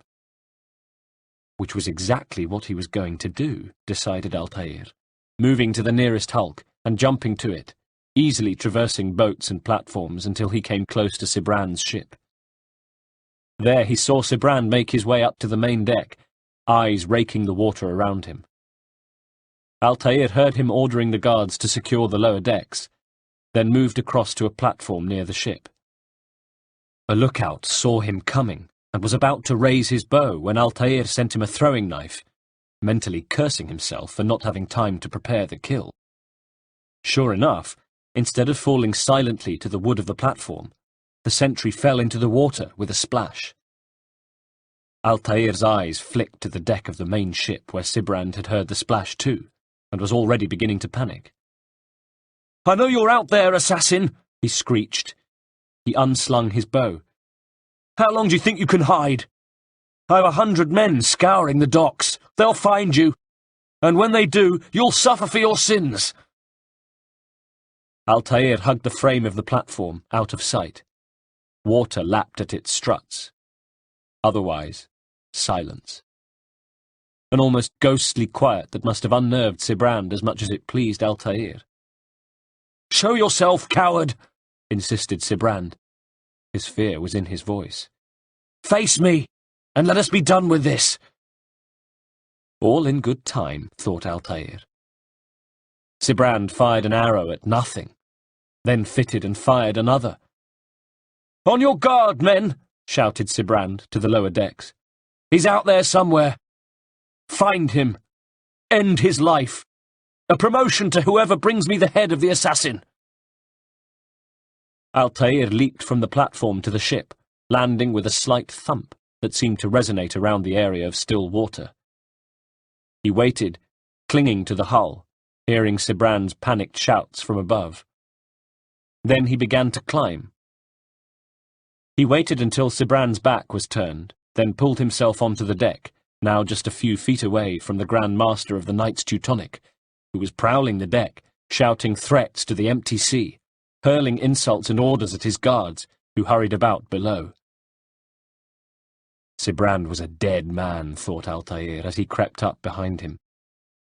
He had died as much from his own fear, though he was too stupid to know it. "Please, don't do this," he said, as he folded to the deck with Altair's blade in his neck. "You are afraid?" asked the assassin. He withdrew his blade. "Of course I am," said Sibrand, as though addressing a dolt. Altair thought back to Sibrand's callousness before the priest. "But you'll be safe now," he said, "held in the arms of your god." Sibrand gave a small, wet laugh. "Have my brothers taught you nothing?" "I know what waits for me, for all of us." "If not your god, then what?" "Nothing. Nothing waits. And that is what I fear." "You don't believe," said Altair. Was it true? Sibrand had no faith? No god? "How could I, given what I know, what I've seen? Our treasure was the proof." "Proof of what?" "That this life is all we have." "Linger a while longer then," pressed Altair, "and tell me of the part you were to play." "A blockade by sea," Sibrand told him, "to keep the fool kings and queens from sending reinforcements. Once we... He was fading fast now. "Conquered the Holy Land?" prompted Altair. Sibrand coughed. When he next spoke, his bared teeth were coated with blood. "Freed it, you fool, from the tyranny of faith." "Freedom? You worked to overthrow cities, control men's minds, murdered any who spoke against you." "I followed my orders, believing in my cause, same as you." "Do not be afraid," said Altair, closing his eyes. "We are close, Altair." Al-Mualim came from behind his desk, moving through a thick shaft of light shining through the window. His pigeons cooed happily in the afternoon heat. and there was that same sweet scent in the air.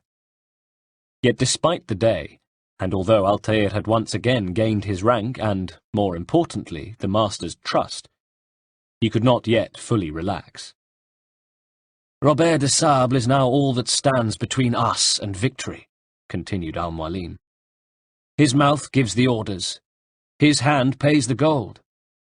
With him dies the knowledge of the Templar treasure, and any threat it might pose. I still don't understand how a simple bit of treasure could cause so much chaos, said Altair. He had been mulling over Sibran's final mysterious words. He had been thinking of the globe, the piece of Eden. He had experienced its strange draw at first hand, of course, but surely it had merely the power to dazzle and divert. Could it really exert a hold above that of any desirable ornament? He had to admit to finding the idea fanciful. Al-Mualim nodded slowly, as though reading his thoughts. The piece of Eden is temptation given form. Look at what it's done to Robert. Once he had tasted its power, it consumed him. He saw not a dangerous weapon to be destroyed, but a tool, one that would help him realize his life's ambition. He dreamed of power, then? Yes and no. He dreamed, still dreams, like us, of peace. But this is a man who sought to see the Holy Land consumed by war. No, Altair, cried Al-Mualim. How can you not see when you're the one who opened my eyes to this? What do you mean? Altair was puzzled. What do he and his followers want? A world in which all men are united.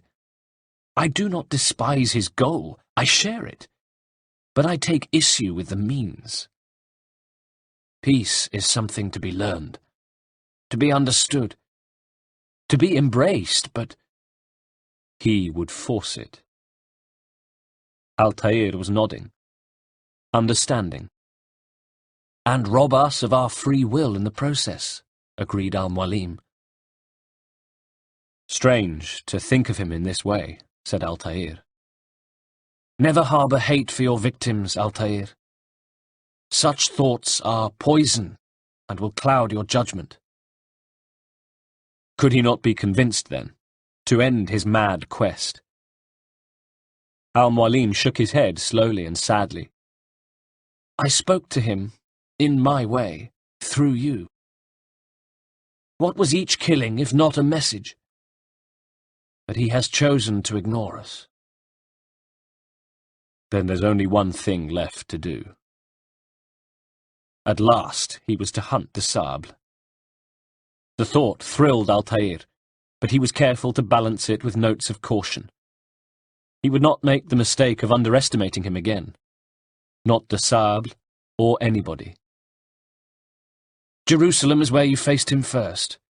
It's where you'll find him now, said Al-Mualim, and released his bird. Go, Altair. It's time to finish this. Altair left, descending the stairs to the doors of the tower, and coming out into the courtyard. Abbas was sitting on the fence, and Altair felt his eyes on him as he crossed the courtyard. Then he stopped and turned to face him. Their eyes met, and Altair was about to say something. He wasn't sure what, but he thought better of it. He had a task ahead of him. Old wounds were exactly that, old wounds. Unconsciously, however, his hand went to his side.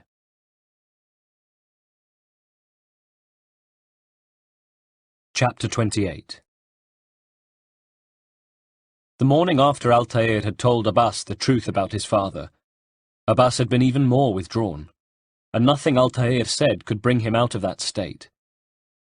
They ate their breakfast in silence, sullenly submitting to the attentions of their governesses, then went to Al-Mualim's study and took their places on the floor. If Al-Mualim had noticed a difference in his two charges, he said nothing. Perhaps he was privately pleased that the boys seemed less easily distracted that day. Perhaps he simply assumed that they had fallen out, as young friends were inclined to do. Altair, however, sat with twisted insides and a tortured mind. Why had Abbas said nothing? Why hadn't he reacted to what Altair had told him? He was to get his answer later that day when they went to the training yard as usual. They were to practice sword together, sparring as always. But today Abbas had decided that he wanted to use not the small wooden swords they normally sparred with, but the shiny blades to which they planned to graduate. Labib, their instructor, was delighted. "Excellent, excellent," he said, clapping his hands together. "But remember, there is nothing to be gained from drawing blood. We'll not trouble the physicians, if you please. This shall be a test of restraint and of cunning as much as it is of skill." "Cunning," said Abbas. "That should suit you, Altair. You are cunning and treacherous." They were the first words he had spoken to Altair all day, and as he said them, he fixed Altair with a look of such contempt, such hatred, that Altair knew things would never be the same between them. He looked at Labib, wanting to appeal, to implore him not to allow the contest, but he was hopping happily over the small fence that surrounded the training quadrangle, relishing the prospect of some proper combat at last. They took up position, Altair swallowing, Abbas staring hard at him. "Brother," began Altair, "what I said last night, "Do not call me brother!" Abbas's shout rang around the courtyard, and he sprang towards Altair with a ferocity the boy had never seen in him before. But though his teeth were bared, Altair could see the tears that had formed at the corners of his eyes. There was more to this than simple anger, he knew. "No, Abbas," he called, desperately defending. He glanced to his left and saw the instructor's puzzled look. He was clearly not sure what to make of Abbas's outburst, or the sudden hostility between the two. Altair saw two more assassins approaching the training area, evidently having heard Abbas's cry. Faces appeared in the window of the defensive tower by the citadel entrance. He wondered if Al-Mualim was watching. Abbas jabbed forward with his sword point, forcing Altair to dodge to the side. "No, Abbas," chided Labib. "He means to kill me, master," shouted Altair. "Don't be dramatic, child," said the instructor, though he didn't sound altogether convinced. "You could learn from your brother's commitment." "I am not," Abbas attacked. "His—" The boy's words were punctuated with savage strikes of the sword. "Brother!" "I told you to help you," shouted Altair. "No!" screamed Abbas. "You lied!" Again he struck, and there was a great chime of steel. Altair found himself thrown back by the force, stumbling at the fence and almost falling backwards over it. More assassins had arrived. Some looked concerned, others ready to be entertained.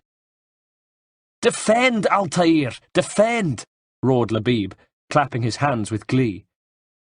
Altair threw up his sword, returning Abbas's strikes and forcing him into the centre of the quadrangle once more. "I told the truth," he hissed as they came close, the blades of their swords sliding against one another. "I told you the truth to end your suffering, just as I would have wanted mine ending." "You lied to bring shame upon me," said Abbas, falling back and taking up position, crouched, one arm thrown back as they'd been taught, the blade of his sword quivering. "No!" cried Altair. He danced back as Abbas thrust forward, but with a flick of his wrist, Abbas caught Altair with his blade, opening a nick that bled warm down Altair's side. He glanced over at Labib with beseeching eyes, but his concerns were waved away. He placed a hand to his side and came away with bloodied fingertips that he held out to Abbas. "Stop this, Abbas," he pleaded. "I spoke the truth in the hope of bringing you comfort." "Comfort," said Abbas. The boy was talking to the assembled crowd now. "To bring me comfort, he tells me my father killed himself." There was a moment of shocked silence. Altair looked from Abbas to those who were now watching, unable to comprehend the turn of events. the secret he had sworn to keep had been made public. He glanced up to al-Mualim's tower, saw the master standing there, watching, his hands behind his back, and an unreadable expression on his face. "Abbas!" shouted Labib, at last seeing something was amiss. "Altair!" But the two fighting boys ignored him, their swords meeting again. Altair, in pain, was forced to defend. "I thought," he began. "You thought you would bring shame upon me!" shrieked Abbas. The tears were falling down his face now, and he circled Altair, then pushed forward again, swinging his sword wildly. Altair crouched and found space between Abbas's arm and body. He struck, opening a wound on Abbas's left arm that he hoped would at least stop him long enough for Altair to try to explain. But Abbas shrieked, and with a final war cry he leaped towards Altair, who ducked beneath his flailing blade, using his shoulder to upset Abbas's forward momentum, so that now they were rolling in the ground in a mess of dirt and bloodied robes. For a moment they grappled. Then Altair felt a searing pain in his side, Abbas digging his thumb into the wound and using the opportunity to twist, heaving himself on top of Altair and pinning him to the ground.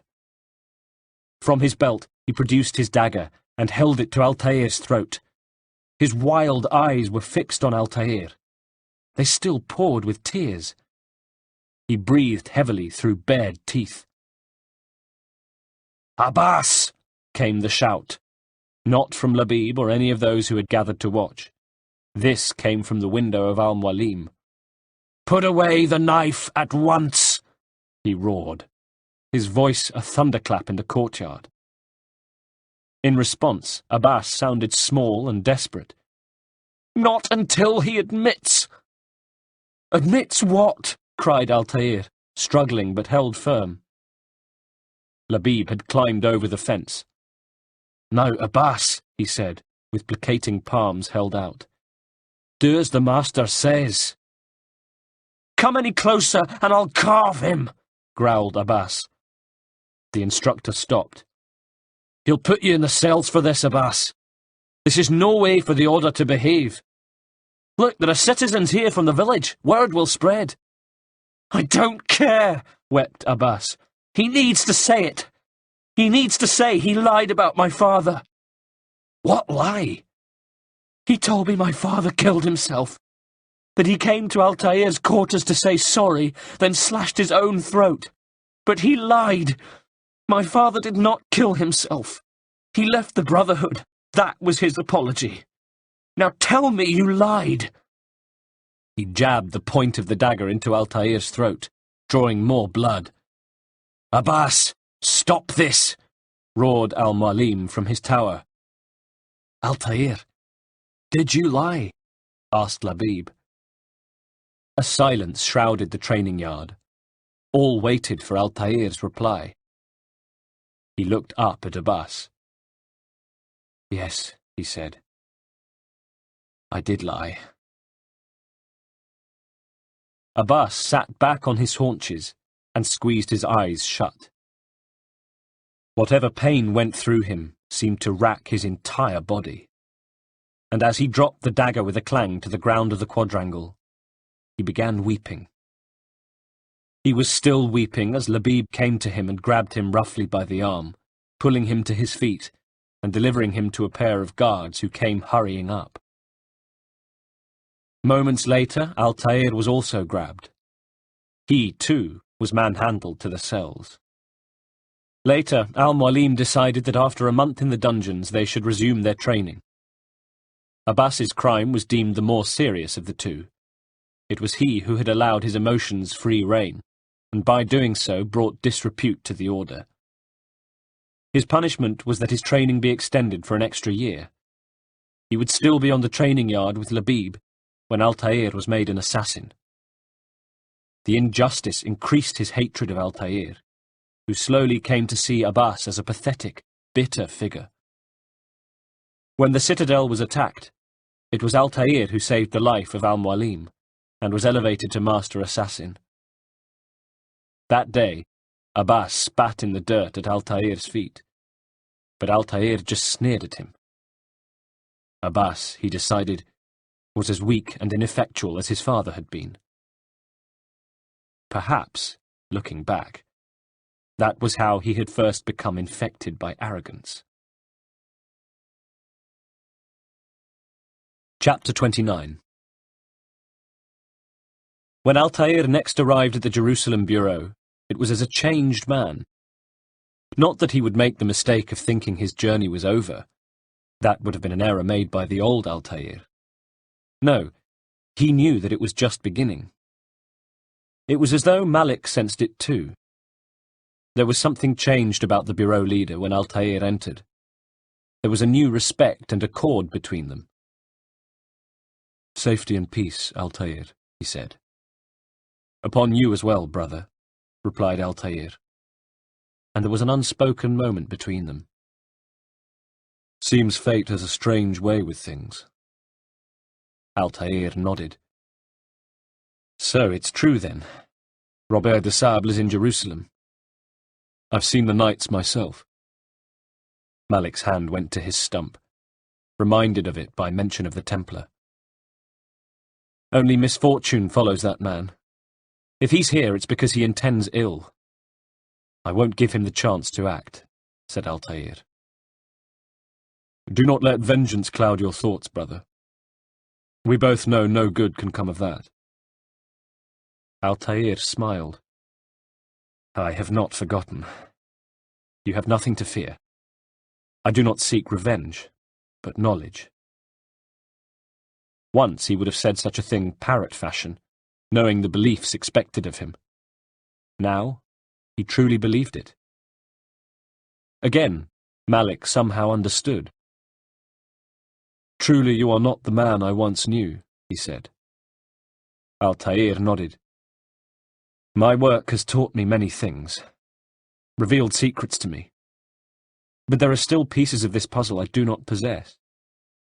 "What do you mean?" "All the men I've laid to rest have worked together, united by this man.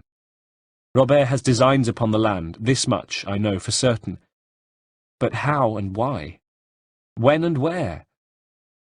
These things remain out of reach." "Crusaders and Saracens working together," wondered Malik aloud. "They are none of these things, but something else. Templars." "The Templars are a part of the Crusader army," said Malik, though the question was written all over his face. How could they be King Richard's men if they were staying in Jerusalem, walking the city streets? "Or so they'd like King Richard to believe," said Altair. "No. Their only allegiance is to Robert de Sable, and some mad idea that they will stop the war." "You spin a strange tale." "You have no idea, Malik." "Then tell me." Altair began to tell Malik what he had learned so far. "Robert and his Templars walk the city. They've come to pay their respects to Majd ad-Din. They'll attend his funeral. Which means, so will I." "What is this that Templars would attend his funeral?" "I have yet to divine their true intentions, though I'll have a confession in time. The citizens themselves are divided. Many call for their lives. Still others insist that they are here to parley, to make peace."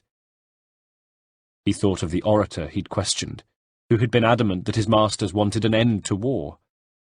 De Sable, a Christian, was attending Majd ad-Din's funeral, he a Muslim.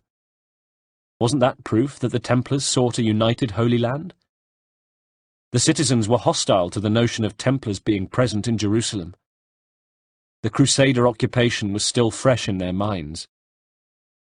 Unsurprisingly, there had been reports of fighting breaking out between Crusaders and Saracens, who took exception to the sight of knights in the streets.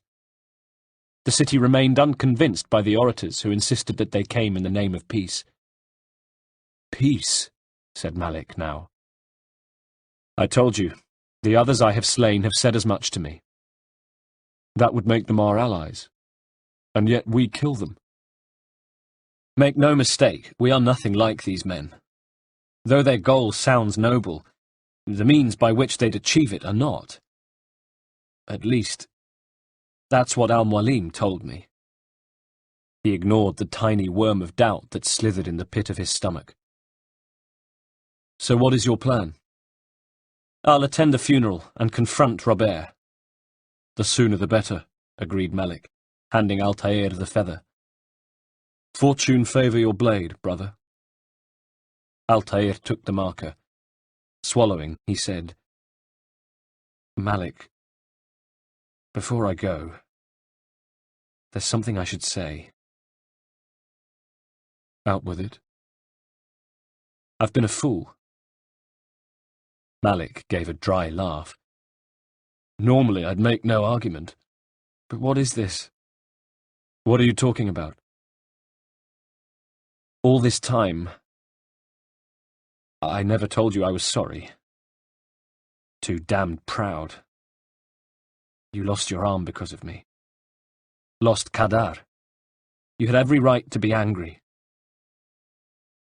I do not accept your apology. I understand. No, you don't. I do not accept your apology because you are not the same man who went with me into Solomon's temple. So you have nothing to apologize for. Malik, perhaps if I had not been so envious of you, I would not have been so careless myself. I am just as much to blame. Don't say such things. We are one. As we share the glory of our victories, so too should we share the pain of our defeat. In this way, we grow closer. We grow stronger. Thank you, brother. And so it was that Altair found himself at the cemetery, a small, unadorned burial ground, joining a sparse crowd of Templars and civilians who had gathered around the burial mound of Majd ad-Din, the erstwhile city regent. The body would have been bathed and shrouded and carried in a procession, then buried on its right side, and the hole filled, members of the procession adding dirt to the grave. As Altair entered, an imam was stepping up to deliver the funeral prayer, and a hush had descended over the holy ground. Most stood with their hands clasped in front of them, and their heads bowed in respect for the dead. So it was an easy task for Altair to slip through the crowd in order to gain a good vantage point, to locate his final target. He who had set Altair on this path, whose death would be just retribution for the suffering he had caused, and that which had happened in his name. Robert de Sable. Passing along the rows of mourners, Altair realized it was the first time that he had ever found himself at the funeral of one of his targets, and he cast a look around to see if there were any grieving members of the dead man's family nearby, wondering how he, the killer, would feel to be confronted by their grief. But if Majd ad-Din had had close relatives, they were either absent or kept their sorrow hidden among the crowd. There was no one at the graveside but the imam and a cluster of Templar knights. They stood in front of an ornately decorated fountain set into a tall sandstone wall, 3 of them, wearing armour and full-face helmets, even the one who stood in front of the other 2, who also wore a cape, the distinctive cape of the Templar Grand Master. And yet, Altair squinted, staring at de Sable. The knight was somehow not as Altair remembered him. Had his memory played tricks on him? Had Robert de Sable taken on greater dimensions in his head because he had bested Altair? Certainly he seemed to lack the stature that Altair remembered. Where, also, were the rest of his men? Now the imam had begun to speak, addressing the mourners. We gather here to mourn the loss of our beloved Majd ad-Din, taken too soon from this world. I know you feel sorrow and pain at his passing, but you should not. For just as we are all brought forth from the womb, so too must we all one day pass from this world. It is only natural, like the rising and the setting of the sun. Take this moment to reflect on his life, and give thanks for all the good he did. Know that one day you will stand with him again in paradise. Altair fought to hide his disgust. the beloved Majd-ad-Din. The same beloved Majd-ad-Din who had been a traitor to the Saracens, who had sought to undermine trust in them by indiscriminately executing the citizens of Jerusalem. That beloved Majd-ad-Din. It was no wonder that the crowd was so sparse, and grief so little in evidence. He was about as beloved as leprosy. The Imam began to lead the mourners in prayer. O God, bless Muhammad, his family, his companions, O merciful and majestic. O God, more majestic than they describe, peace on the prophets, blessings from the God of the universe. Altair's gaze went from him to de Sable and his bodyguard. A wink of sun caught his eye, and he glanced up at the wall behind the trio of knights to the ramparts that ran along the outside of the courtyard. Was it a movement he'd seen? Perhaps. Extra Templar soldiers could easily take cover in the ramparts. He glanced again at the three knights, Robert de Sable as if standing for inspection, offering himself as a target. His build. Too slight, surely. The cape, it looked too long. No. Altair decided to abandon the assassination because there was no ignoring his instinct here. It wasn't telling him something was wrong. It was saying nothing was right. He began to edge back, just as the Imam's tone changed. As you know, this man was murdered by assassins. We have tried to track his killer, but it has proved difficult. These creatures cling to the shadows and run from any who would face them fairly. Altair froze, knowing now that the trap was to be sprung. He tried to push through the crowd more quickly. But not today, he heard the Imam call, for it seems one stands among us. He mocks us with his presence, and must be made to pay. Suddenly the crowd around Altair opened, forming a circle around him. He wheeled, seeing the graveside where the Imam stood pointing at him. De Sable and his two men were moving forward. Around him the crowd looked fierce, and was closing in to swamp him, leaving him no escape route. "Seize him! Bring him forward that God's justice might be done," called the Imam. In one movement Altair drew his sword and ejected his blade. He remembered his master's words, "Choose one." But there was no need. The mourners might have been brave and Majd-ad-Din beloved, but nobody was prepared to shed blood to avenge him. Panicked, the crowd broke up, mourners falling over their robes to escape, Altair using the sudden confusion to dart to one side, breaking the advancing Templars' line of sight. The first of them just had time to register that one member of the crowd was not escaping, but instead moving towards him, before Altair's sword was through his mail and in his gut, and he fell away. Altair saw a door in the wall open, and more knights come pouring through, 5 at least. At the same time there was a hail of arrows from above, and one knight was spinning and falling, the shaft protruding from his neck. Altair's eyes shot to the ramparts, where he saw Templar archers. On this occasion their aim had favoured him. He was unlikely to be quite so fortunate next time. The second of the 2 bodyguards came forward, and he swiped with his blade, slicing at the man's neck and sending him down in a spray of blood. He turned to de Sable, who came forward swinging his broadsword hard enough to send Altair stumbling back, only just able to deflect the blow. Suddenly there were reinforcements, and he was trading blows with 3 other knights, all in full-face helmets, and finding that he was now standing on Majd-ad-Din's final resting place. There was no time to enjoy the moment, though. From above came another hail of arrows, and to Altair's delight, a second knight was speared, screaming as he fell. The effect on the remaining Templars was to send them into disarray, and they scattered a little, less frightened of Altair than they were of their own archers, just as de Sable began screeching at the bowmen to stop firing on their own men. And Altair was so surprised that he almost dropped his guard.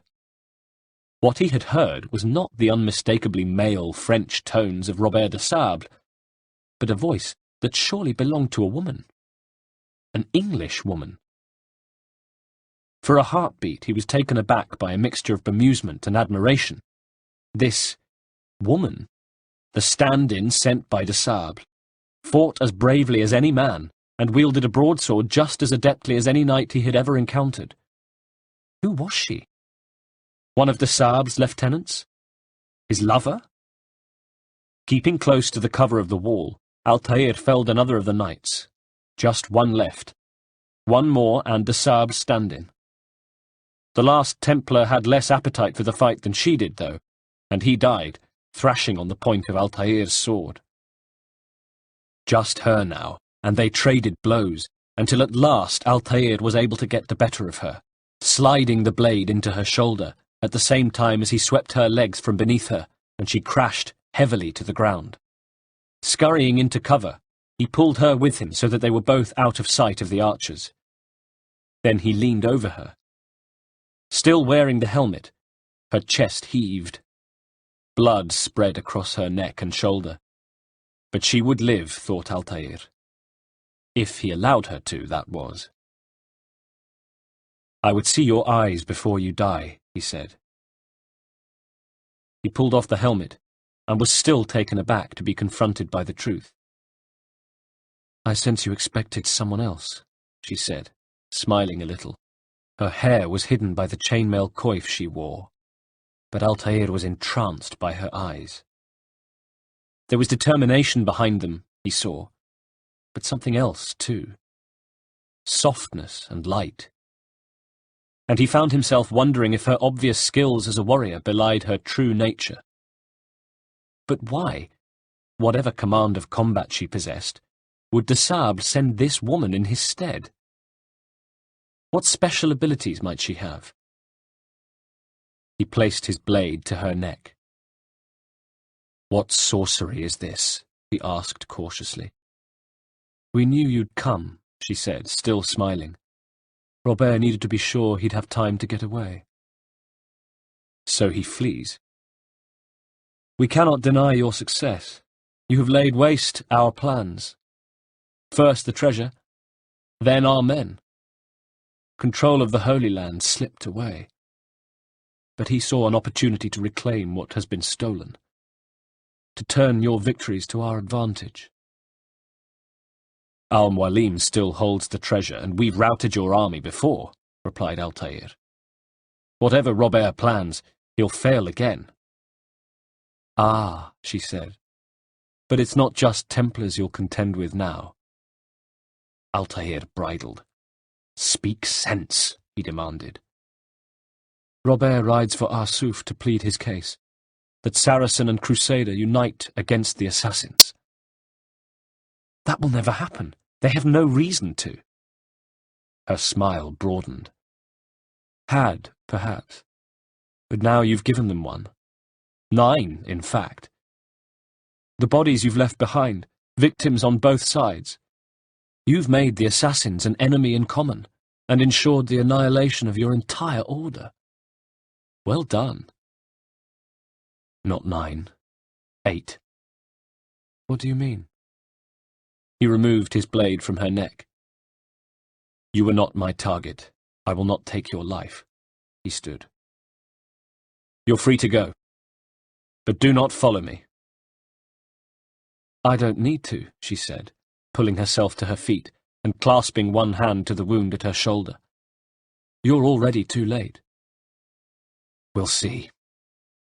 With a final glance at the ramparts, where archers were hurrying to new positions, Altair darted off, leaving the cemetery empty apart from its corpses, old and new, and the strange, brave and entrancing woman.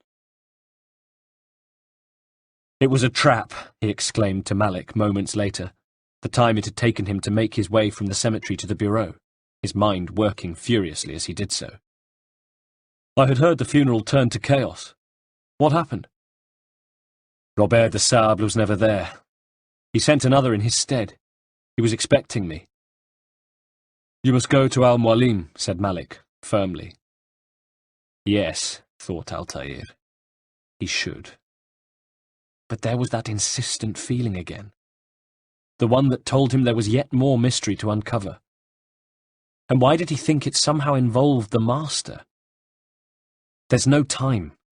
She told me where he's gone, what he plans. If I return to Masyaf, he might succeed, and then, I fear, will be destroyed. We've killed most of his men. He cannot hope to mount a proper attack. Wait, said Malik.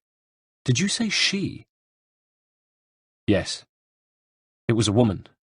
Strange, I know, but that's for another time. For now, we must focus on Robert. We may have thinned his ranks, but the man is clever. He goes to plead his case to Richard and Salah al-Din, to unite them against a common enemy. Against us. Surely you are mistaken. This makes no sense. Those two men would never— Oh, but they would. And we have ourselves to blame. The men I've killed, men on both sides of the conflict, men important to both leaders. Robert's plan may be ambitious, but it makes sense. And it could work. Look, brother, things have changed. You must return to Masyaf. We cannot act without the Master's permission. It could compromise the Brotherhood. I thought you had learned this. Stop hiding behind words, Malik. You wield the creed and its tenets like a shield. He's keeping things from us. Important things. You're the one who told me we can never know anything, only suspect. Well, I suspect this business with the Templars goes deeper. When I'm done with Robert, I will ride for Masyaf that we may have answers. But perhaps you could go now. I cannot leave the city. Then walk among its people. Seek out those who served the ones I slew. Learn what you can. You call yourself perceptive. Perhaps you'll see something I could not. I don't know. I must think on this. Do as you must, my friend, but I will ride for Arsuf. Every moment I delay, our enemy is one step further ahead of me. Once more he had breached the creed. Unwitting or not, he had put the order in danger. Be careful, brother. I will. I promise. Chapter 30. The armies of Salah al-Din and Richard the Lionheart had met at Arsuf, and as he made his way there, Altair learned, from the gossip he overheard at blacksmiths and waterholes along the route, that after a series of minor skirmishes, the battle had begun that morning, when Salah al-Din's Turks had launched an attack on the Crusader ranks. Riding towards it, against the flow of anxious countryfolk wanting to escape the slaughter, Altair saw plumes of smoke on the horizon. As he came closer, he could make out the soldiers at war on the distant plain. Knots of them, huge, dark clusters in the distance. He saw a long band of thousands of men moving in fast on horseback, charging the enemy, but was too far away to see whether the charge was Saracen or Crusader. Closer, he could see the wooden frames of war machines, at least one on fire. Now he could discern the tall wooden crucifixes of the Christians, huge crosses on wheeled platforms that the infantry pushed forward, and the flags of the Saracens and the Crusaders. The sky darkened with hails of arrows from archers on either side. He saw knights on horseback with pikes, and packs of Saracen horsemen making devastating sorties into the ranks of the Crusaders. He could hear the drumming of hoofs on the plain, and the constant crash of Saracen cymbals, drums, gongs, and trumpets. He could hear the noise of the battle, the unending, all-encompassing din of the shouts of the living, the screams of the dying, the sharp rattle of steel on steel, and the pitiful whinnies of wounded horses. He began to come across riderless animals and bodies now, Saracen and Crusader, spread-eagled in the dirt or sitting dead against trees. He reined back his mount, just in time, because suddenly Saracen archers began to appear from the tree line some way ahead of him. He dropped from his horse and rolled from the main track, taking cover behind an upturned cart. There were maybe 100 of them all told. They ran across the track and into trees on the other side. They moved quickly and were bent low. They moved as soldiers move when they are stealthily advancing into enemy-held territory. Altair stood and darted into the trees too, following the bowmen at a safe distance. For some miles he pursued them, the sounds of the battle, the vibrations of it, growing stronger until they came upon a ridge. Now they were above the main battle, which raged below them, and for a moment the sheer size of it took his breath away. Everywhere, as far as the eye could see, there were men, bodies, machines, and horses. As at the siege of Acre, he found himself in the middle of a fierce and savage conflict with no side to call his own. What he had was the order. What he had was a mission to protect it, to stop the beast that he had unwittingly unleashed from tearing it apart. All round him on the ridge were bodies, too, as though there had already been a battle a short time ago. And of course there had. Whoever held the ridge had the advantage of height, so it was likely to be savagely contested. Sure enough, as they came upon it, the Saracens were met by Crusader infantry and bowmen, and a great shout went up from both sides. Salah al-Din's men had the element of surprise, and so the upper hand, and the first wave of their attack left the bodies of knights in their wake, some falling from the ridge into the seething war below. But as Altair crouched and watched, the Crusaders managed to regroup and the combat began in earnest. Passing along the ridge was the safest way of moving to the rear of the Crusader lines, where Richard the Lionheart would be stationed, and reaching him was the only hope he had of stopping Robert de Sable. He came closer to the battle and began to move to his left, leaving a wide berth between himself and the combatants. He came upon a Crusader who was crouched in the undergrowth, watching the battle and whimpering, and left him, running onwards. Suddenly there was a shout, and 2 Crusaders moved into his path, their broadswords raised. He stopped, crossed his arms, and reached to his shoulders, drawing his sword with one hand and flicking a knife with the other.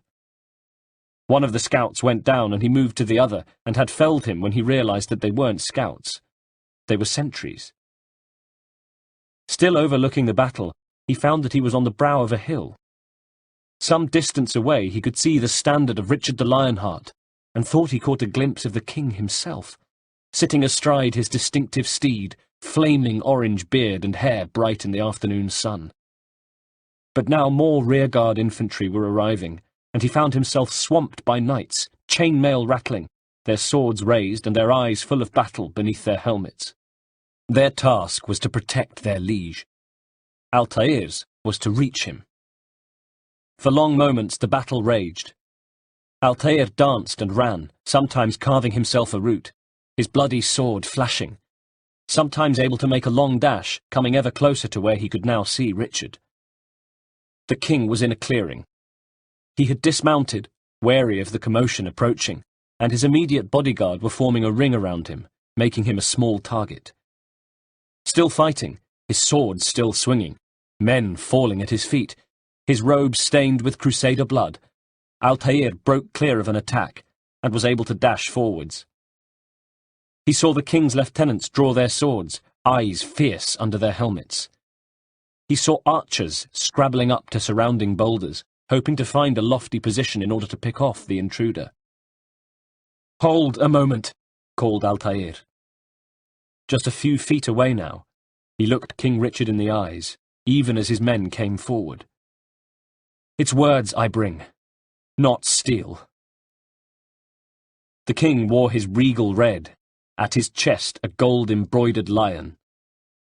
He was the only man among them not cursed by fear or panic, and he stood utterly calm at the battle's centre. He raised an arm, and his men stopped their advance, the battle dying in an instant. Altair was grateful to see his attackers fall back a few paces, giving him room at last. He dropped his sword arm.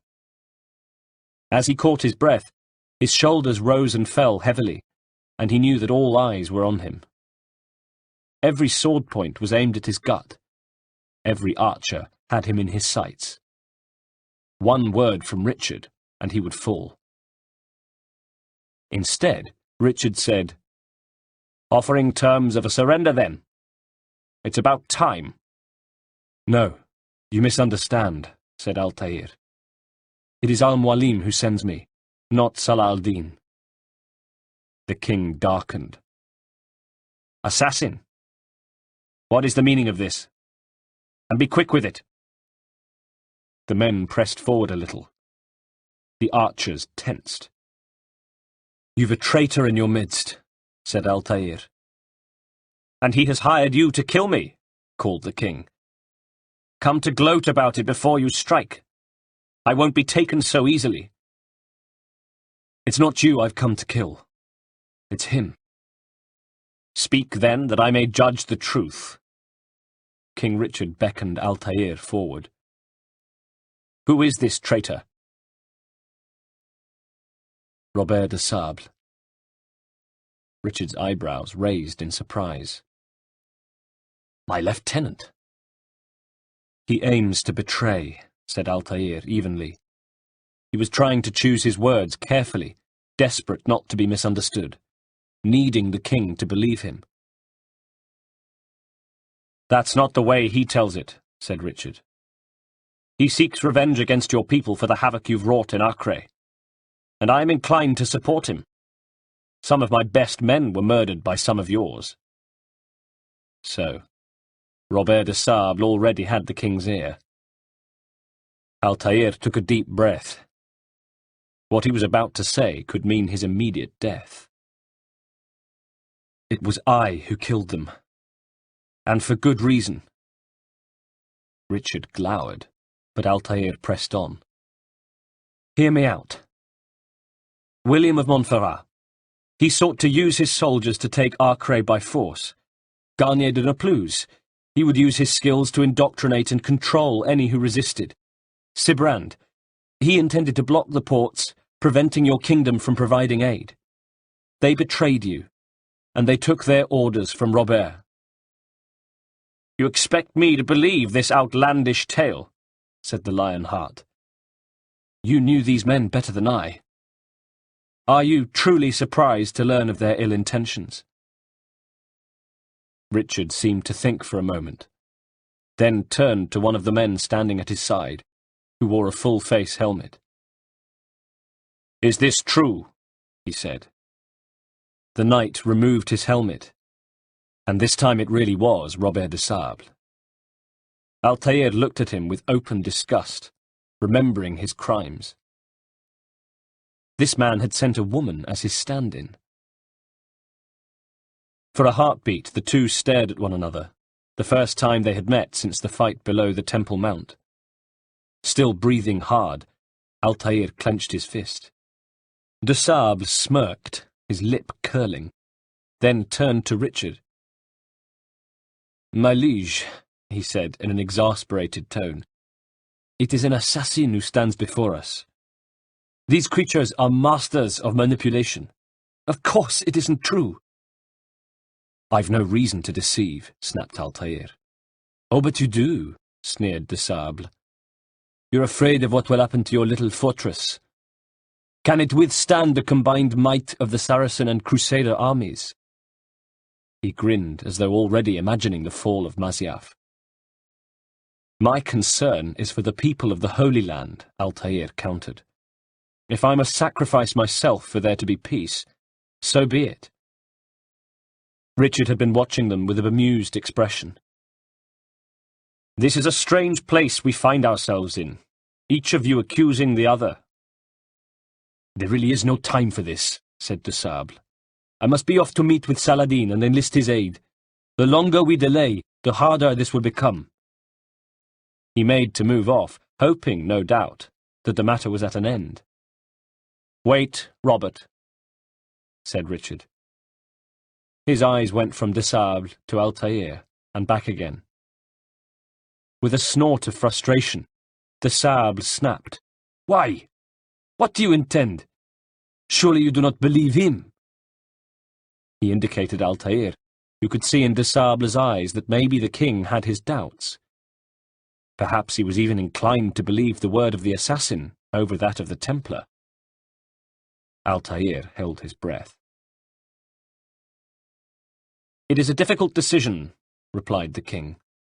"One I cannot make alone. I must leave it in the hands of one wiser than I." "Thank you." "No, Robert, not you." "Then who?" "The Lord." He smiled, as if pleased to have come to the right decision. "Let this be decided by combat. Surely God will side with the one whose cause is righteous." Altair watched Robert carefully. He saw the look that passed across the Templar's face, de Sable no doubt recalling the last time they had met, when he had easily bested Altair. Altair was recalling the same encounter. He was telling himself that he was a different warrior now. Last time he had been handicapped by arrogance, which was why he had been so easily defeated. He was trying not to recall the knight's great strength, how he had picked up and tossed Altair as easily as hefting a sack of wheat. De Sable was remembering that, though, and he turned to King Richard, bowing his head in assent. "If that is what you wish," he said. "It is." "So be it. To arms, assassin." The king and his right-hand men stood to one side, while the remaining members of the bodyguard formed a ring around Altair and the smiling de Sable. Unlike Altair, he was not already battle-worn and weary. He wore armour, where Altair had only a robe.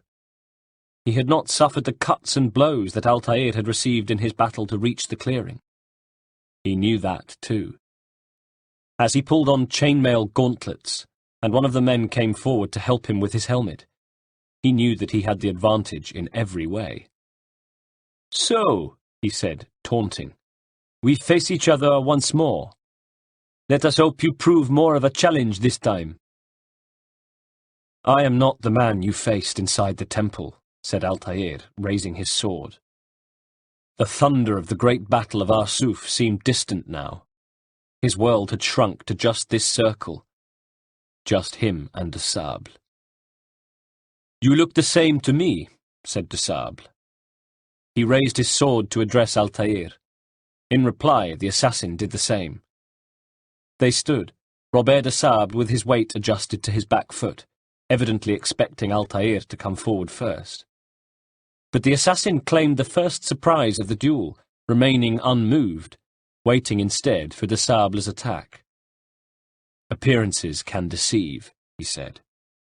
"True, true," said de Sable, with a wry smile, and in the very next second, struck and chopped hard with his sword. The assassin blocked. The force of de Sable's strike almost knocked the sword from his hand, but he parried and skipped to the side, trying to find a way inside de Sable's guards. The Templar's broadsword was 3 times the weight of his blade, and though knights were famed for their dedication to sword training and usually had the strength to match, they were nevertheless slower. De Sable could be more devastating in his attack, but he could never be as fast.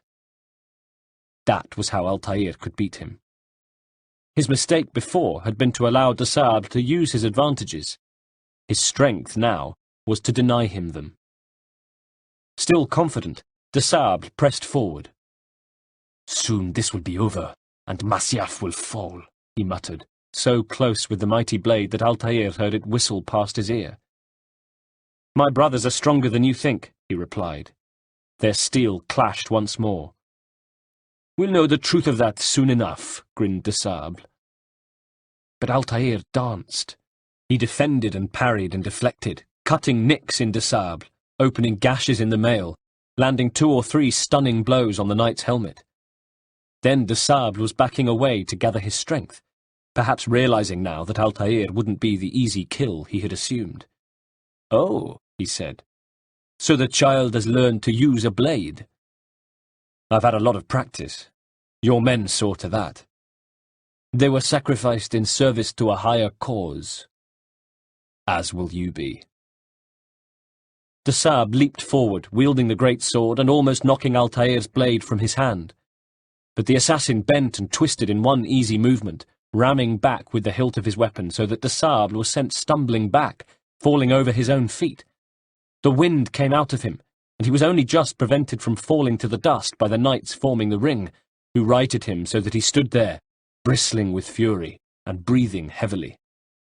"The time for games is ended," he bellowed, as though saying it loudly might somehow make it come true, and he sprang forward, but with no deadly grace now, with nothing more deadly than blind hope. "It ended long ago," said Altair. He felt a great calmness, knowing now that he was pure assassin, that he was to defeat Robert de Sable with thought as much as might.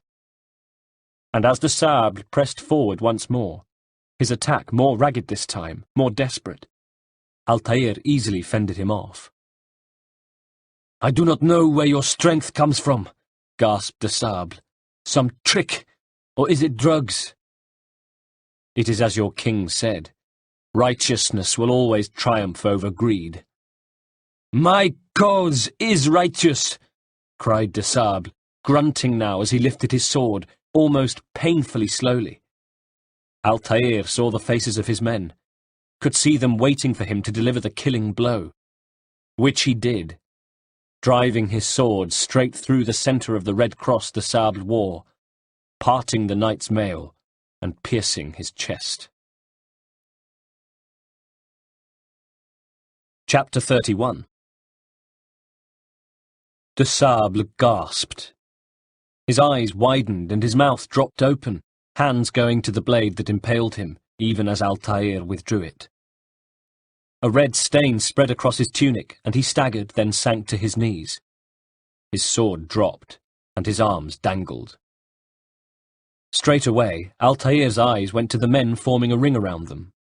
He was half expecting them to attack at the sight of the Templar Grand Master dying. But they remained still. Past them, Altair saw King Richard, his chin tilted as though the turn of events had done little more than pique his curiosity. Now Altair bent to de Sable, cradling him with one arm and laying him on the ground. "It's done then," he told him. "Your schemes, like you, are put to rest." In response, de Sable chortled dryly. "You know nothing of schemes," he said. "You're but a puppet. He betrayed you, boy, just as he betrayed me." "Speak sense, Templar," hissed Altair. "Or not at all."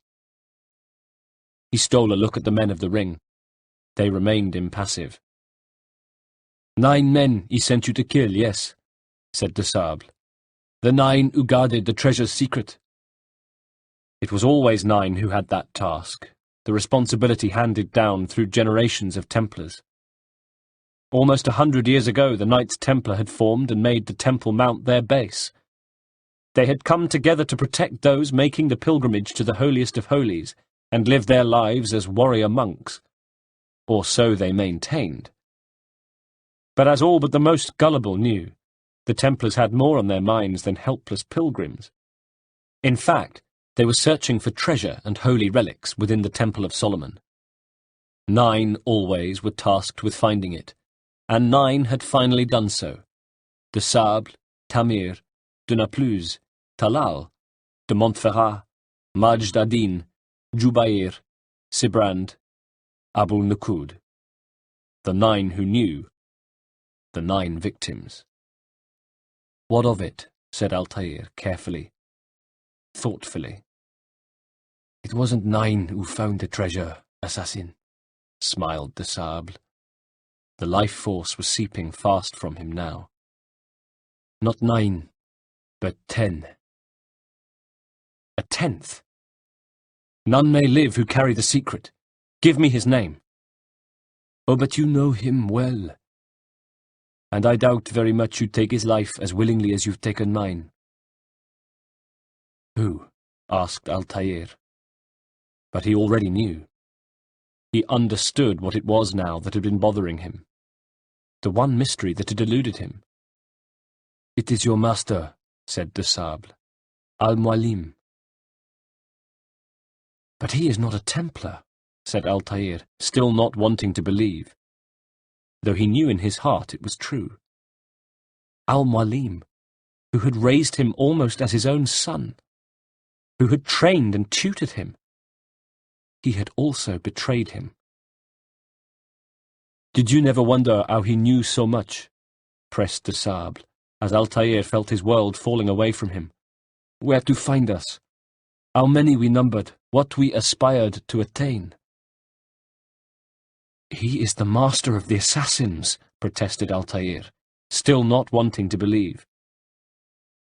Yet, it felt as though the mystery was finally solved. It was true. He almost laughed. Everything he knew, it was an illusion. Oui, master of lies, managed de Sable. You and I just two more pawns in his grand game.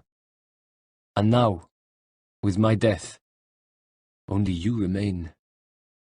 Do you think he'll let you live, knowing what you do? I've no interest in the treasure, retorted Altair. Ah, but he does. The only difference between your master and I is that he did not want to share. No. Ironic, isn't it? That I, your greatest enemy, kept you safe from harm. But now you've taken my life, and in the process, ended your own. Altair took a deep breath, still trying to comprehend what had happened.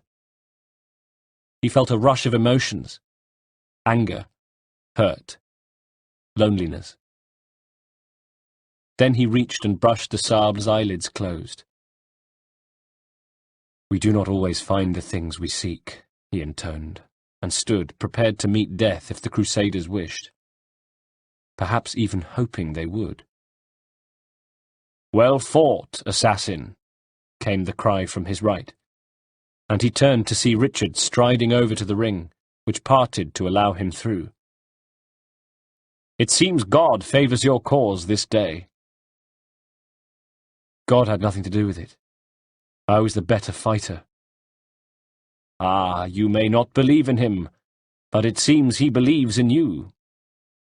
Before you go, I have a question. Ask it, then, said Altair. He was very weary all of a sudden. He longed to lie in the shade of a palm, to sleep, to disappear, to die even. Why? Why travel all this way, risk your life 1,000 times, all to kill a single man? He threatened my brothers and what we stand for. Ah, vengeance, then. Altair looked down at the body of Robert de Sable and realized that, no, vengeance had not been on his mind when he had killed him. He had done what he had done for the Order. He gave voice to his thoughts. No, not vengeance. Justice. That there might be peace. This is what you fight for, said Richard, eyebrows raised. Peace. Do you see the contradiction? He swept an arm around the area, a gesture that took in the battle still raging below them, the bodies scattered about the clearing, and last, the still warm corpse of Robert de Sable. Some men cannot be reasoned with. Like that madman Saladin, sighed Richard.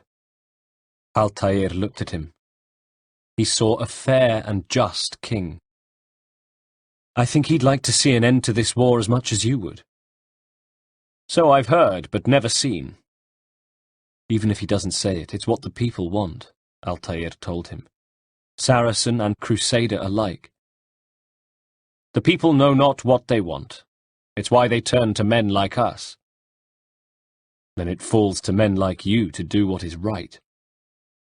Richard snorted. Nonsense. We come into the world kicking and screaming, violent and unstable. It is what we are. We cannot help ourselves. No, we are what we choose to be. Richard smiled ruefully. Your kind, always playing with words. I speak the truth, said Altair. There's no trick to be found here. We'll know soon enough. But I fear you cannot have what you desire this day. Even now that heathen Saladin cuts through my men, and I must attend to them. But perhaps, having seen how vulnerable he is, he will reconsider his actions. Yes, in time what you seek may be possible. You were no more secure than him, said Altair. Do not forget that. The men you left behind to rule in your stead did not intend to serve you for longer than they had to. Yes, I am well aware. Then I'll take my leave, said Altair. My master and I have much to discuss. It seems that even he is not without fault. Richard nodded. He is only human, as are we all. You as well. Safety and peace be upon you, said Altair. And he left, his thoughts going to Masyaf. Its beauty seemed tainted by what he had learned about Al-Mualim. He needed to ride for home. He needed to put things right. Chapter 32. Masyaf was not as he had left it. That much became clear from the moment he arrived at the stables. The horses pawed and whinnied, but there were no stable lads to see to them, or to take Altair's mount. He ran through the open main gates and into the courtyard, where he was struck by the silence, the complete absence not just of sound, but of atmosphere. Here the sun struggled to shine, giving the village a grey, overcast tint. Birds no longer sang. The fountain no longer tinkled, and there was none of the hubbub of everyday life. Stalls were set out, but there were no villagers hurrying this way and that, talking excitedly or bartering for goods. There were no animal sounds, just an eerie nothing. He stared up the hill towards the citadel, seeing no one. As ever, he wondered if Al-Mualim was in his tower looking down upon him. Could he see him? Then his eye was caught by a lone figure making his way towards him. A villager. What's happened here? Altair demanded of him. Where is everyone? Gone to see the master, said the citizen. It sounded like a chant, like a mantra. His eyes were glassy and a rope of drool hung from his mouth. Altair had seen that look before. He had seen it on the faces of those in thrall to Garnier de Naplouse, the crazy men, or so he had thought at the time. They had had that empty, glazed look. Was it the Templars? Said Altair. Did they attack again? They walk the path, replied the villager. What path? What are you talking about? Towards the light, intoned the man. His voice had taken on a sing-song quality. Speak sense, demanded Altair. There is only what the master shows us. This is the truth. You've lost your mind, spat Altair. You too will walk the path, or you will perish. So the master commands. Al-Mualim, thought Altair. So it was true. It was all true. He had been betrayed. Nothing was true. What has he done to you? He said to the villager. Praise be to the master, for he has led us to the light. Altair ran on, leaving the man behind, a solitary figure in the deserted marketplace. He ran up the slopes, coming to the upland, and there found a group of assassins waiting for him, their swords drawn. He drew his own, knowing he could not use it. Not to kill, anyway. These assassins, though they meant to kill him, had been brainwashed into doing it. Killing them would breach one of the tenets. He was weary of breaking the creed. He was never going to do it again. But... With dead eyes, they closed in on him. Were they in a trance like the others? Would their movements be just as sluggish? He dipped his shoulder and charged them, knocking the first one down. Another grabbed at him, but he caught hold of the assassin's robe, took a bunch of it in his fist, and swung him, knocking down two more of his attackers to make a gap that he was able to run through. Then, from above, he heard his name being called. Malik was standing on the promontory by the fortress approach.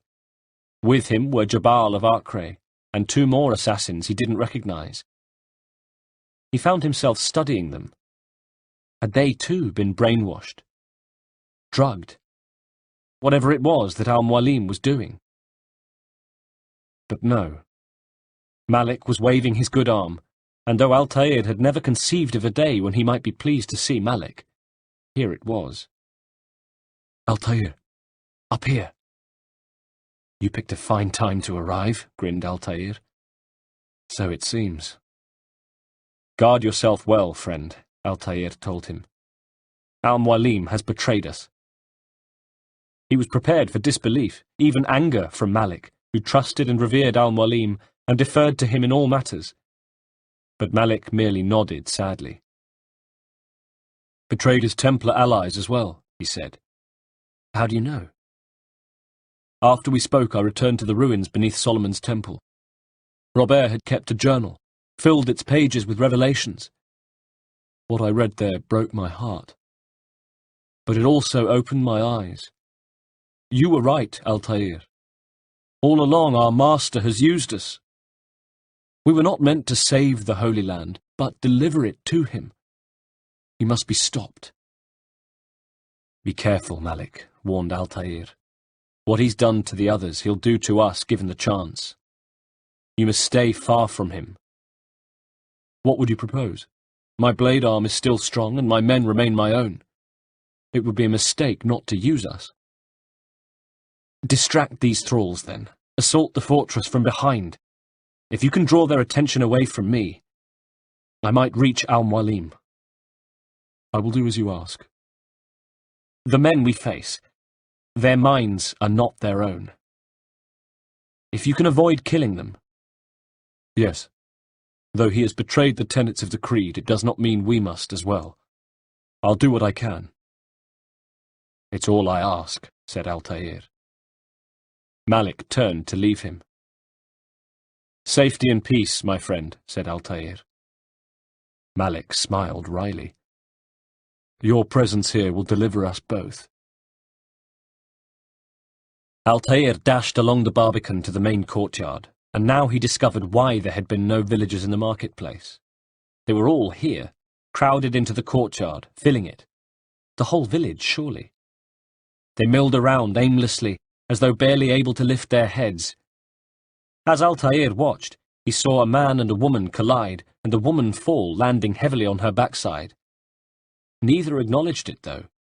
No surprise, no pain, no apologies or angry words. The man staggered a little, then moved off. The woman stayed seated, ignored by the other villagers. Cautiously, Altair moved through them towards the tower, struck by the silence, just the sound of dragging feet and the odd murmur. "The will of the master must be obeyed," he heard. "O Al-Mualim, guide us, command us." "The world will be cleansed. We will begin anew." The new order, he thought, dictated by the Knights Templar, yes, but one Templar above all, Al-Mualim. He came into the entrance hall of the tower, no guards there to greet him. Just the same sense of thick, empty air, as though an invisible mist hung over the entire complex. Looking up, he saw that a wrought iron gate was open, the gate that led to the courtyard and gardens at the rear of the tower. Wisps of light seemed to hang in the air by the portal, as though beckoning him onwards, and he hesitated, knowing that to go through was to play into Al-Mualim's hands. Though, surely, if the master wanted him dead, he'd already be dead. He drew his sword and ascended the stairs, realizing that he'd instinctively thought of Al-Mualim as the master, when he was no longer Altair's master. He had ceased to be his master the moment Altair had discovered that Al-Mualim was a Templar. He was the enemy now. He stopped at the doorway to the garden, took a deep breath. What lay on the other side he had no idea, but there was only one way to find out.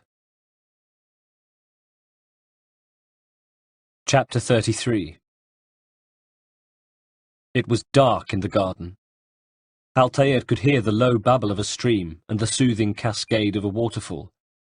but otherwise the air was still. He came to a marble terrace, the surface smooth beneath his boots, and he looked around, squinting at the dark, irregular shapes of trees and pavilions dotted about him. Suddenly he heard a noise from behind him. The gate slammed shut, and there was a clank as though a bolt had been thrown by unseen hands. Altair spun. His eyes went up, and he saw Al-Mualim standing on the balcony of his library, looking down at him on the terrace. He held something. The treasure taken from the Temple Mount. The Piece of Eden. It glowed with a power that painted Al-Mualim a dusky orange, which intensified as Altair watched. Suddenly, the assassin was gripped by an incredible pain.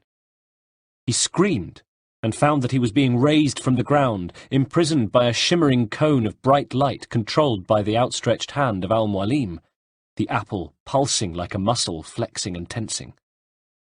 "What's happening?" cried Altair, defenseless in the artifact's grasp, paralyzed by it. "So the student returns," said Al-Mualim evenly. He spoke with the victor's assurance. "I've never been one to run," returned Altair, defiant. Al-Mualim chortled.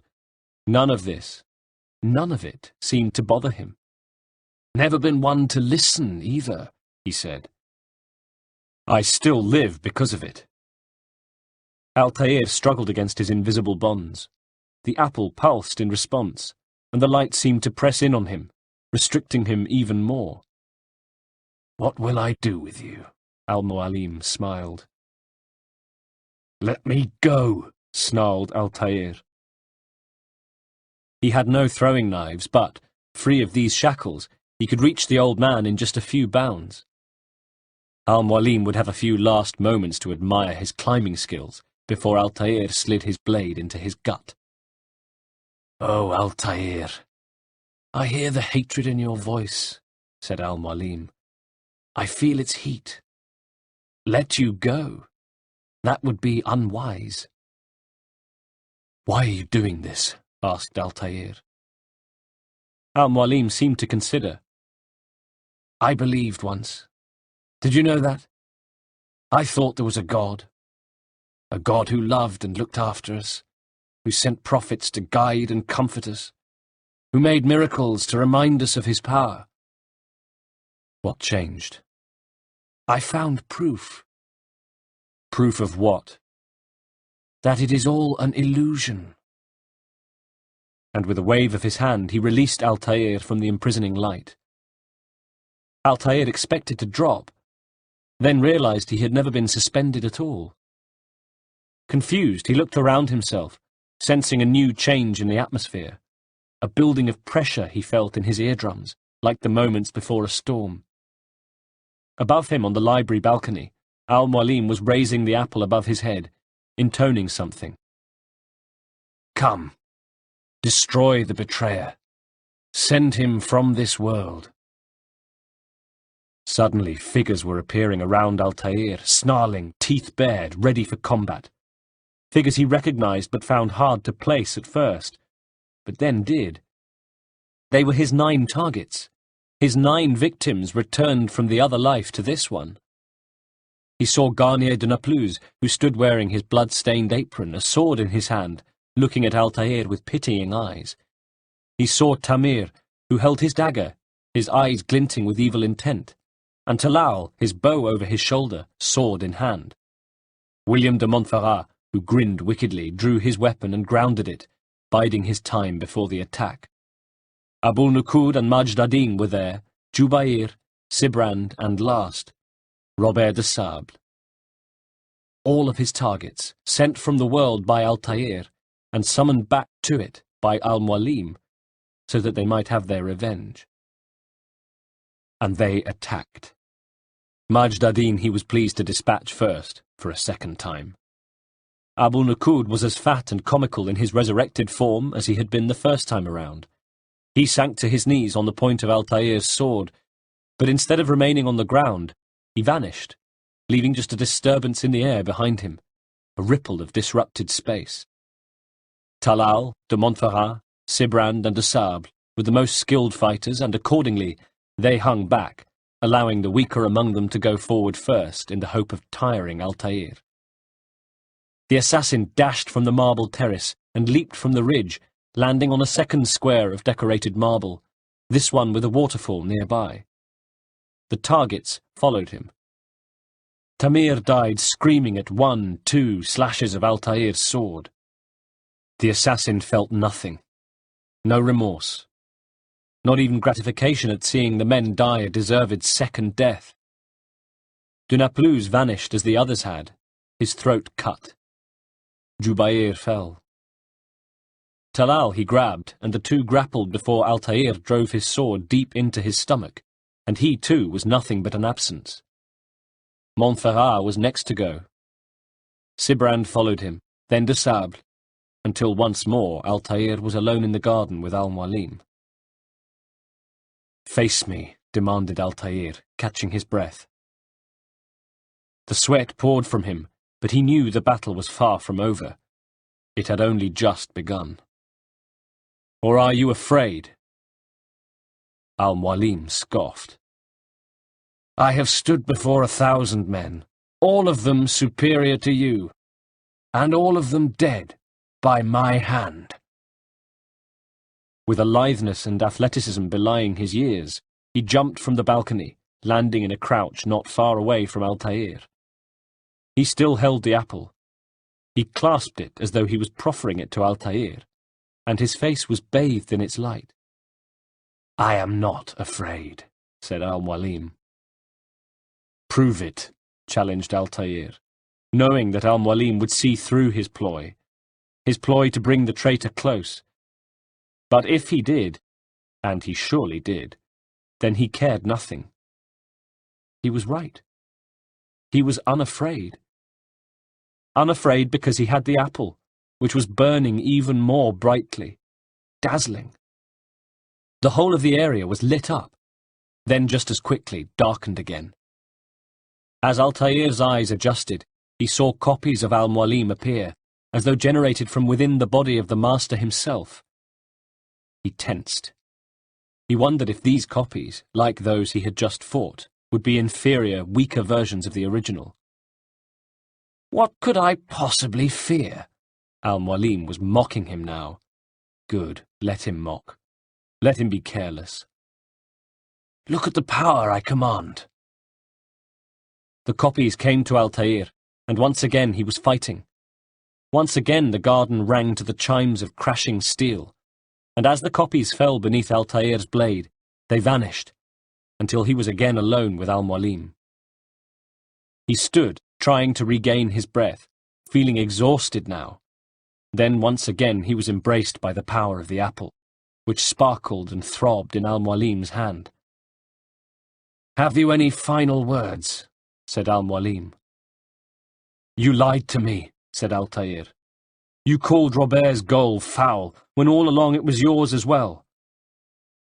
"I've never been much good at sharing," said Al-Mualim, almost rueful. "You won't succeed. Others will find the strength to stand against you." At this, Al-Mualim sighed heavily. "And that is why, as long as men maintain free will, there can be no peace." "I killed the last man who said as much." Al-Mualim laughed. "Bold words, boy. But just words." "Then let me go. I'll put words into action." Altair's mind was racing now as he searched for something to say that would incite Al-Mualim to carelessness. "Tell me, Master, why did you not make me like the other assassins? Why allow me to retain my mind? Who you are and what you do are entwined too tightly together. To rob you of one would have deprived me of the other, and those Templars had to die." He sighed. "But the truth is, I did try. In my study when I showed you the treasure. But you are not like the others. You saw through the illusion." Altair's mind returned to the afternoon when Al-Mualim had shown him the treasure. He had felt its lure then, that was true. But he had resisted temptation. He wondered if he would be able to do so indefinitely. Its insidious powers seemed to work on all who came into contact with it. Even Al-Mualim, whom once he had idolized, who had been a father to him, and had been a good man then, fair and just and temperate, concerned only with the well-being of the order and those who served it. But he had been corrupted. The glow of the apple cast his face in a ghastly hue. It had done the same to his soul. "Illusion," said Altair, still thinking of that afternoon. Al-Mualim laughed. "That's all anything's ever been. This Templar treasure, this piece of Eden, this word of God. Do you understand now? The Red Sea was never parted. Water never turned to wine. It was not the machinations of Eris that spawned the Trojan War, but this." He held up the apple. "Illusions. All of them." "What you plan is no less an illusion," insisted Altair. "To force men to follow you against their will. Is it any less real than the phantoms the Saracens and Crusaders follow now? Those craven gods who retreat from this world that men might slaughter one another in their names.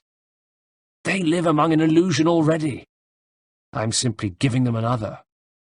One that demands less blood."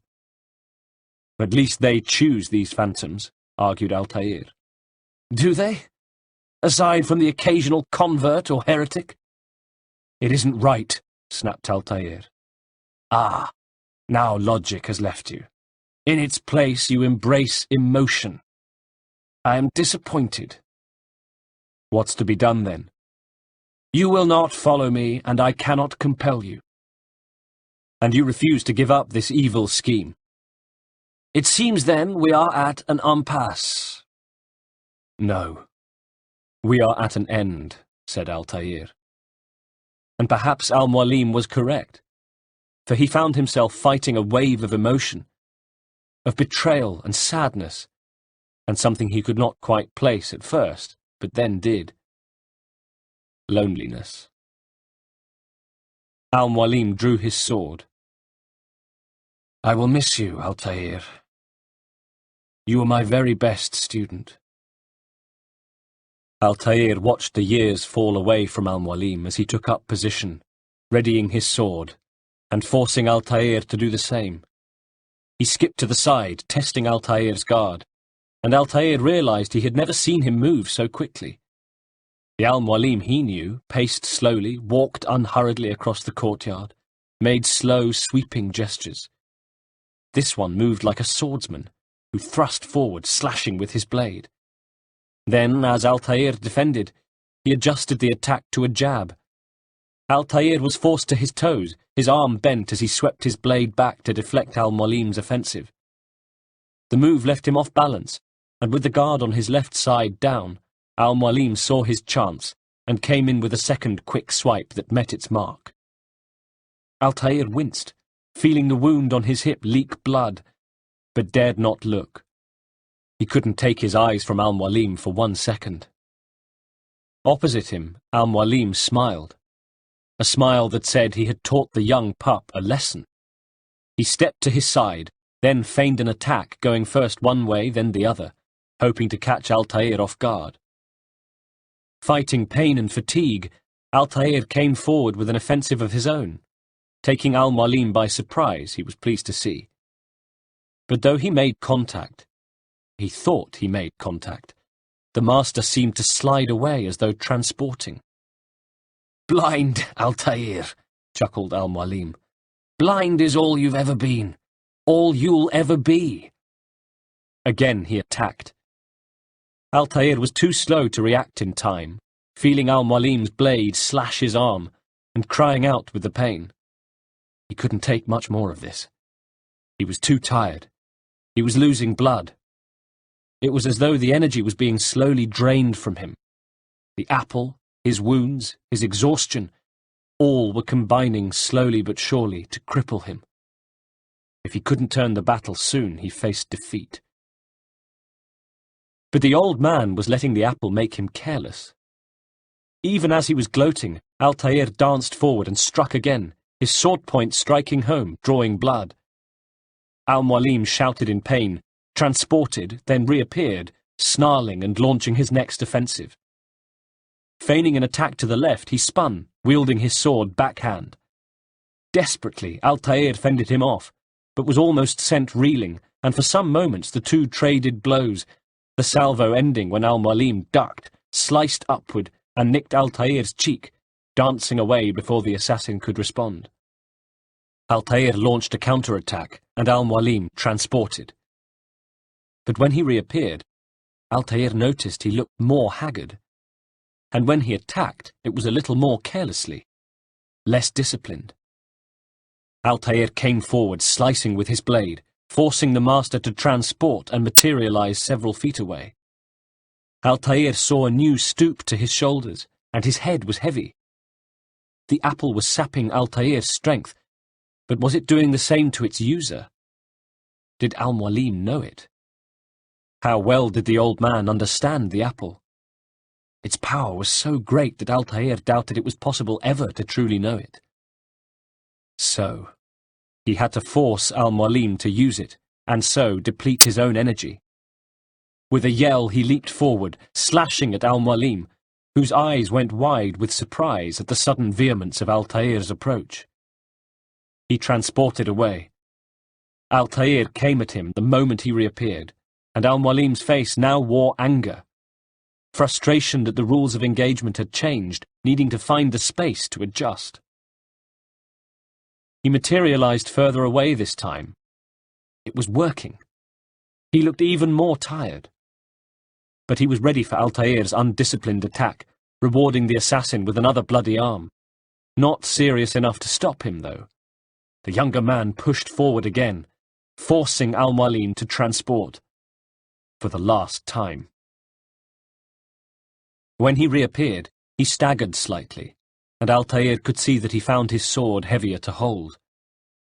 As he raised his head to look at Altair, the assassin saw in his eyes that he knew the apple had been sapping his strength, and that Altair had noticed. And as Altair engaged his blade and leaped, driving it deep into Al-Mualim with a roar that was part victory and part grief, perhaps Al-Mualim's final thoughts were of pride in his former pupil. "Impossible," he gasped, as Altair knelt astride him. "The student does not defeat the teacher." Altair hung his head, feeling tears prick his cheeks. "You have won, then. Go and claim your prize."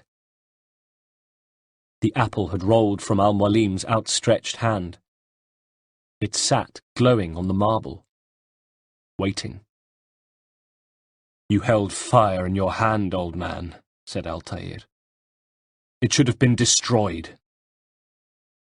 "Destroy the only thing capable of ending the Crusades and creating true peace," laughed Al-Mualim. "Never." "Then I will," said Altair. "We'll see about that," chuckled Al-Mualim.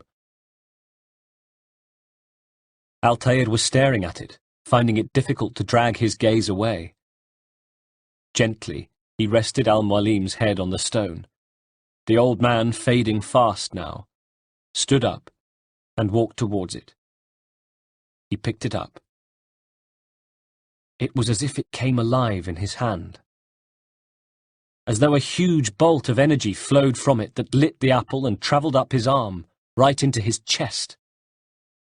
He felt a great swelling that was uncomfortable at first, then felt life-giving, washing away the pain of battle, filling him with power. The apple throbbed and seemed to pulse, and Altair began to see images. Incredible, incomprehensible images. He saw what looked like cities, vast, glittering cities with towers and fortresses, as though from thousands of years ago. Next he saw machines and tools, strange contraptions. He understood that they belonged in a future not yet written, where some of the devices brought people great joy, while others meant only death and destruction. The rate and intensity of the images left him gasping for breath.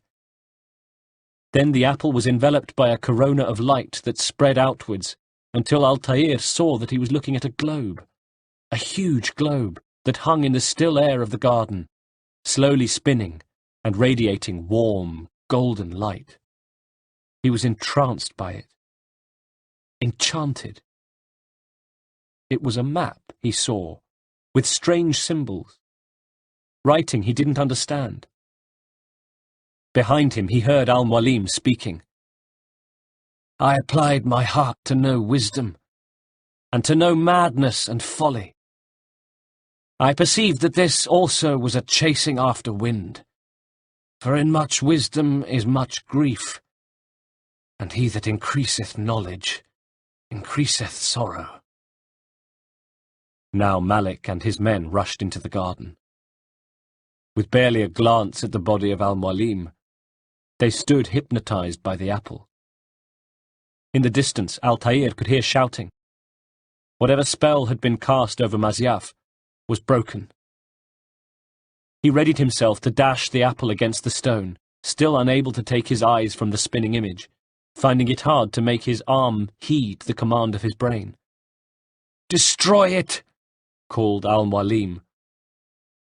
"Destroy it as you said you would!" Altair's hand trembled. His muscles refused to obey the commands of his brain. I can't," he said. "Yes, you can, Altair," gasped Al-Mualim. "You can.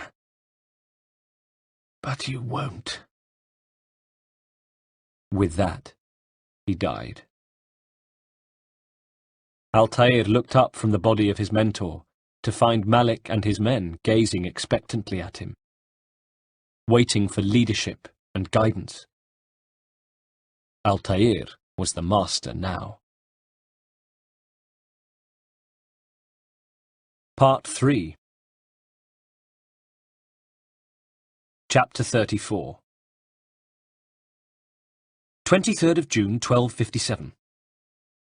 Sitting in the shade, safely out of the debilitating heat of the Masyaf marketplace, Maffeo asked me, "Al-Mualim's garden, is this the same piece of land where his library is situated?" "Indeed it is. Altair decided it a fitting spot to use for the care and storage of his work. Thousands of journals filled with assassin learning, knowledge gleaned from the apple." "So he didn't destroy it?" "Didn't destroy what?" Maffeo sighed. "The apple. No, not then or not ever. Brother, please, don't hurry our tale to its conclusion. No, Altair did not destroy the apple straight away. For one thing, he had to quell the rebellion that erupted immediately after Al-Mualim's death." "There was a rebellion?" "Indeed. There was a great confusion in the immediate aftermath of Al-Mualim's death. There were many in the order who stayed true to Al-Mualim.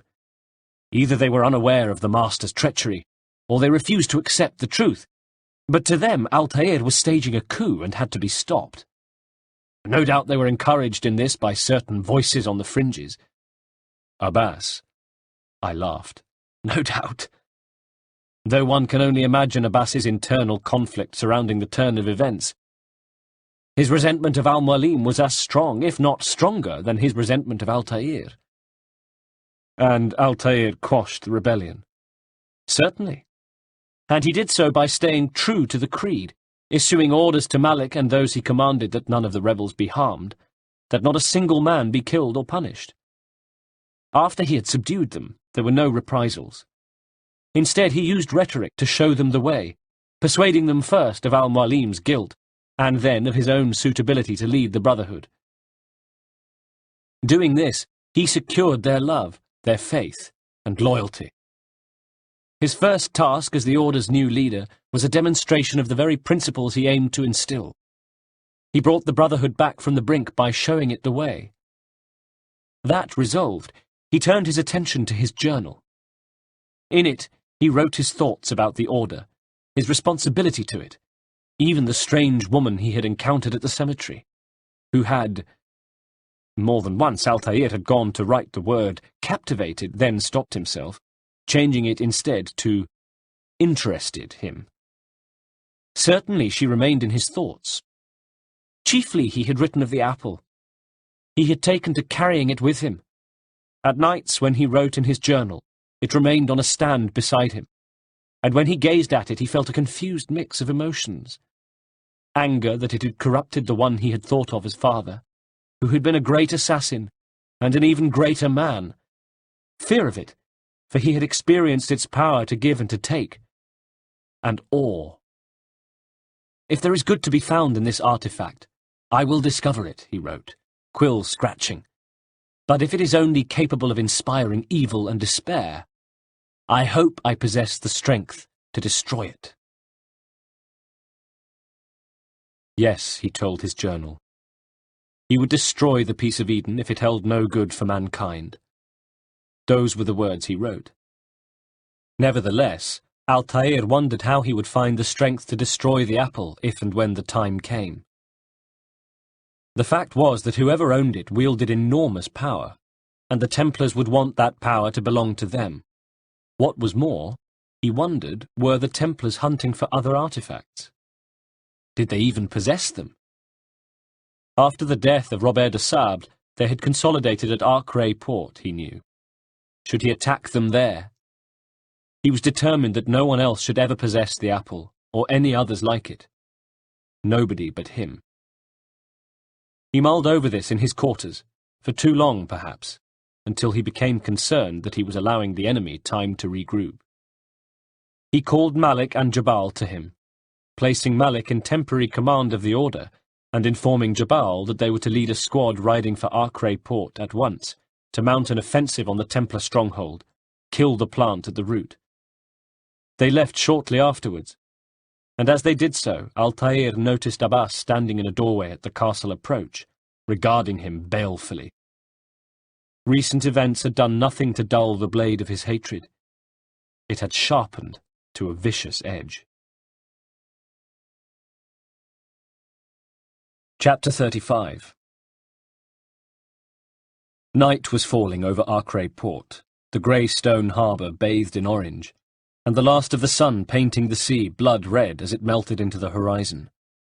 Water lapped hard at the bulwarks and sea walls, and gulls called from their perches, but otherwise the harbour was empty. Strangely so. Or this one was, at least. As he watched over it and puzzled at the absence of Templar soldiers, in marked contrast to the last time he had been there, when Sibran's men were all over it like fleas on a dog, something told Altair that any industry was to be found at the other side of the docks, and his concern grew. He'd taken too long making his decision. Was he about to pay for that? But the harbour wasn't quite empty. Altair heard the sound of approaching footsteps and hushed talk.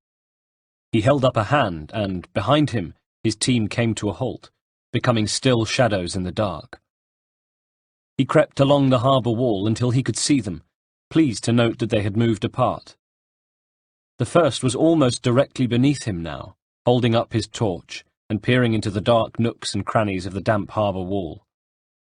Altair wondered if his thoughts were of home, of England or France, and the family he had there, and he regretted that the man had to die. As he silently leaped from the wall, landing on him and driving the blade deep, he wished there was another way.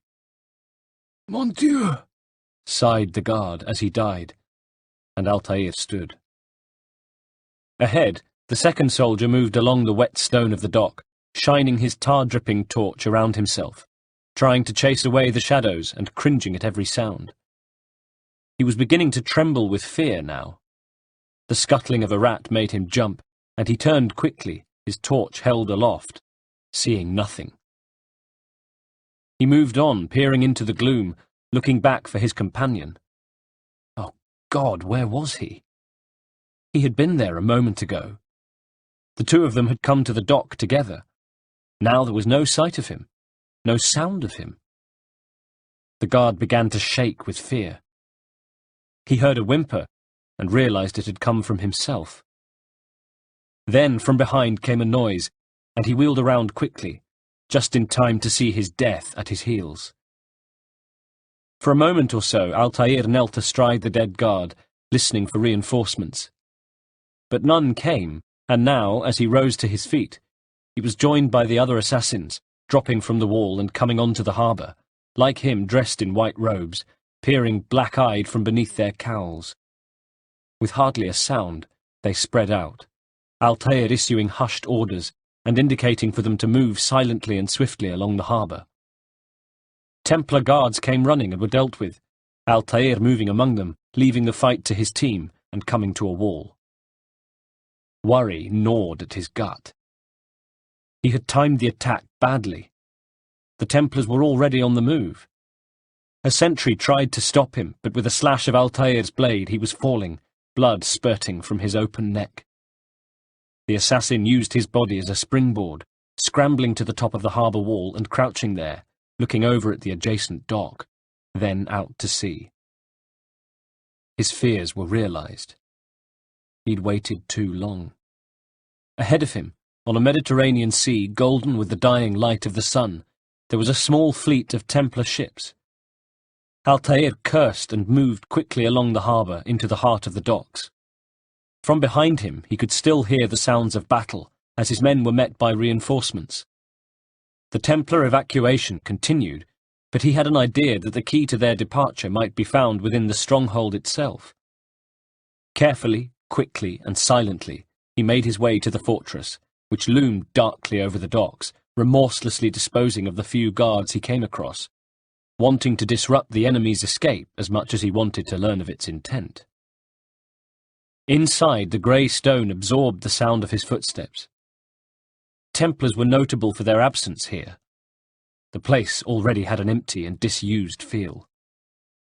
He climbed stone stairways until he came to a balcony, and there he heard voices. 3 people in the middle of a heated conversation. One voice in particular he recognised as he took up position behind a pillar to eavesdrop. He had wondered if he would ever hear it again. He had hoped he would. It was the woman from the graveyard in Jerusalem, the brave lioness who had acted as de Sable's stand-in. She stood with 2 other Templars, and from her tone, was displeased. "Where are my ships, soldier?" she snapped. "I was told there would be another fleet of 8. Altair glanced over. The Templar ships were silhouetted on the horizon. "I'm sorry, Maria, but this is the best we could do," replied one of the soldiers. Maria. Altair savoured her name even as he admired the set of her jaw, the eyes that shone with life and fire. Again he noticed that quality about her, as though she kept most of her true self back. "How do you propose to get the rest of us to Cyprus?" she was saying. Now, why would the Templars be relocating to Cyprus? "Begging your pardon, but it might be better if you stayed in Acre," said the soldier. Suddenly she was watchful. "What is that? A threat?" she asked. "It's fair warning," replied the knight. "Armand Bouchard is Grand Master now, and he doesn't hold you in high regard." Armand Bouchard, noted Altair. So it was he who had stepped into de Sable's shoes. At the centre of the balcony, Maria was bridling. "Why, you insolent—" She stopped herself. "Very well. I'll find my own way to Limassol." "Yes, milady," said the soldier, bowing. They moved away, leaving Maria alone on the balcony where, Altair was amused to hear, she began talking to herself. "Damn! I was a single heartbeat from knighthood. Now I'm little more than a mercenary." He moved towards her. Whatever he felt about her, and he felt something, of that much he was certain, he needed to speak to her. Hearing him approach, she spun round and recognised him instantly. "Well," she said, "it's the man who spared my neck but stole my life." Altair had no time to wonder what she meant, because with a flash of steel, as swift as a lightning bolt, she'd drawn her sword and was coming at him, attacking him with a speed, skill, and courage that impressed him anew.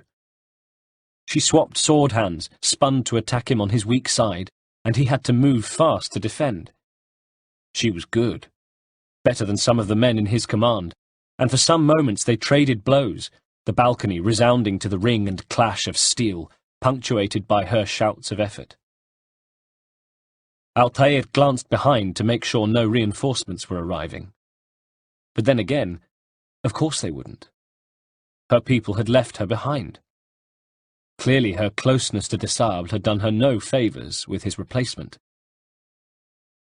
On they fought. For a heartbeat she had him with his back to the balustrade, the dark sea over his shoulder, and for the same heartbeat he wondered whether she could best him, and what a bitter irony that might be. But her desperation to win made her careless, and Altair was able to come forward, eventually spinning and kicking her feet from beneath her, then pouncing on her with his blade held to her throat. "Return to finish me off," she said defiantly, but he could see the fear in her eyes. "Not just yet," he said, though the blade stayed where it was. "I want information. Why are the Templars sailing to Cyprus?" She grinned. "It's been a long, dirty war, assassin. Everyone deserves respite." He fought a smile. "The more you tell me, the longer you live. So I ask again, why the retreat to Cyprus?" "What retreat? King Richard has brokered a truce with Salah al-Din, and your order is leaderless, is it not? Once we recover the Peace of Eden, you'll be the one running." Altair nodded, understanding, knowing, too, that there was much about the order the Templars presumed to know but did not. The first thing being that the assassins had a leader, the second that they were not in the habit of running from Templars. He stood and pulled her to her feet. Glaring at him, she brushed herself down. "The apple is well hidden," he told her, thinking that in fact it was not. It remained in his quarters. "Altair, consider your options carefully. The Templars would pay a great price for that relic." "They already have, haven't they?" said Altair, leading her away. Moments later, he had gathered with his assassins, the battle on the harbour over, Arcray Port theirs. Among them was Jabal, who raised his eyebrows at the appearance of Maria, and waved for two assassins to take her away before he joined Altair. "What's happening on Cyprus that would concern the Templars?" mused Altair as they strode along. He had already decided their next destination, and there was no time to waste. "Civil strife, perhaps?" said Jabal, palms spread. "Their Emperor Isaac Comnenus picked a fight with King Richard many months ago, and now he rots in a Templar dungeon." Altair thought. A pity. Isaac was so easily bent, so willing to take a bribe. They stopped at the harbour steps, and Maria was led past them, her chin held high. "Those days are past," Jabal was saying. "Now the Templars own the island, purchased from the king for a paltry sum." "That's not the kind of governance we want to encourage." "Have we any contacts there?" asked Altair. "One in Limassol, a man named Alexander." "Send him a message," said Altair. "Tell him to expect me within the week." Chapter 36. He sailed to Cyprus alone, although not quite alone. He took Maria. He had told Jabal that he could use her as Templar bait, but he wrote in his journal that he liked to have her with him. It was as simple and as complicated as that. There had been too few women in his life. Those who shared his bed had done little more than satisfy a need, and he had yet to meet a woman able to stir those feelings found above waist height. Had he met her now? He scratched the question in his journal. Arriving in Limassol, they discovered that the Templars had occupied the island in earnest. As ever, the port was soaked in the orange light of the sun, and the sandstone shone with it. The blue waters glittered, and the gulls wheeling and swooping above their heads kept up a constant noise. But everywhere there were the red crosses of the Templars, and watchful soldiers eyeing a begrudging populace. They lived under the iron gauntlet of the Templars now, their island sold from beneath them by a king whose claim to it was tenuous at best. Most carried on with their lives. They had mouths to feed. A few plucky souls had formed a resistance, though. It was they who would be most sympathetic to Altair's mission. They he planned to meet. He made his way from his ship and along the docks. With him came Maria, her hands bound. He'd made sure she had removed any signs identifying her as a Templar crusader, and to all intent and purposes, she was his slave. This situation, of course, angered her, and she wasn't slow to make it known, grumbling as they passed through the docks, which were quieter than expected. Altair was privately amused by her discomfort. "What if I started screaming?" she said through gritted teeth. Altair chuckled. People would cover their ears and carry on. They've seen an unhappy slave before. But what people? The docks were strangely empty, and as they came up into the back streets, they found the highways deserted too. Suddenly a man stepped out of an alley in front of them, wearing scruffy robes and a turban. Disused barrels and the skeletons of empty crates lay about, and from somewhere they could hear water dripping. They were alone, Altair realized, just as two more men stepped out of other alleys around them. "The port is off limits," said the first man. "Show your face." "Nothing under this hood but an ugly old assassin," growled Altair, and he raised his head to regard the man. The thug smirked, a threat no longer, grinning. "Altair." "Alexander," said Altair. "You got my message." "I assumed it was a Templar trap. Who's the woman?" He looked Maria up and down, a twinkle in his eye. "Templar bait," explained Altair. "She was de Sable's. Unfortunately, she's a burden." Maria fixed him with a gaze. If looks could kill, it would have tortured him viciously first.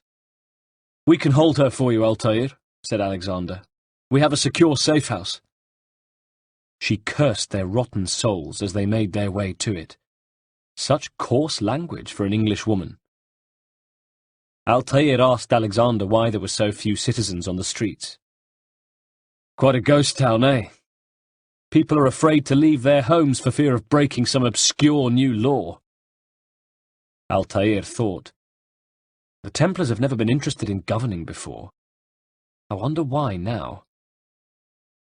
Alexander was nodding. As they walked, they passed two soldiers, who looked at them suspiciously. Altair steeled himself against Maria giving them away.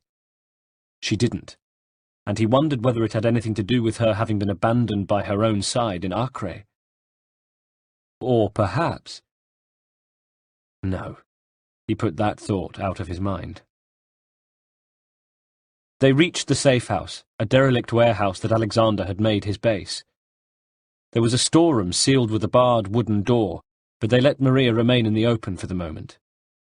Altair checked the rope at her wrists, running a finger between it and her arm to make sure she was comfortable. Now she gave him a look of what he could only describe as appreciative disdain. "I won't assume you're here out of charity," said Alexander when they were settled. "May I ask your purpose?" Altair wanted to act quickly. He wanted to move in on the Templar base at once, but he owed the Cypriot an explanation. "It's a complicated story, but can be summed up easily. The Templars have access to knowledge and weapons far deadlier than anyone could have imagined. I plan to change this. One such weapon is in our hands, a device with the ability to warp the minds of men. If the Templars possess more like it, I want to know." Maria piped up from behind them. "And we can certainly trust the assassins to put the apple, the piece of Eden, to better use." Altair suppressed a smile, but ignored her, saying to Alexander, "Where are the Templars holed up now?" "In Limassol Castle, but they're expanding their reach." That had to be stopped, thought Altair.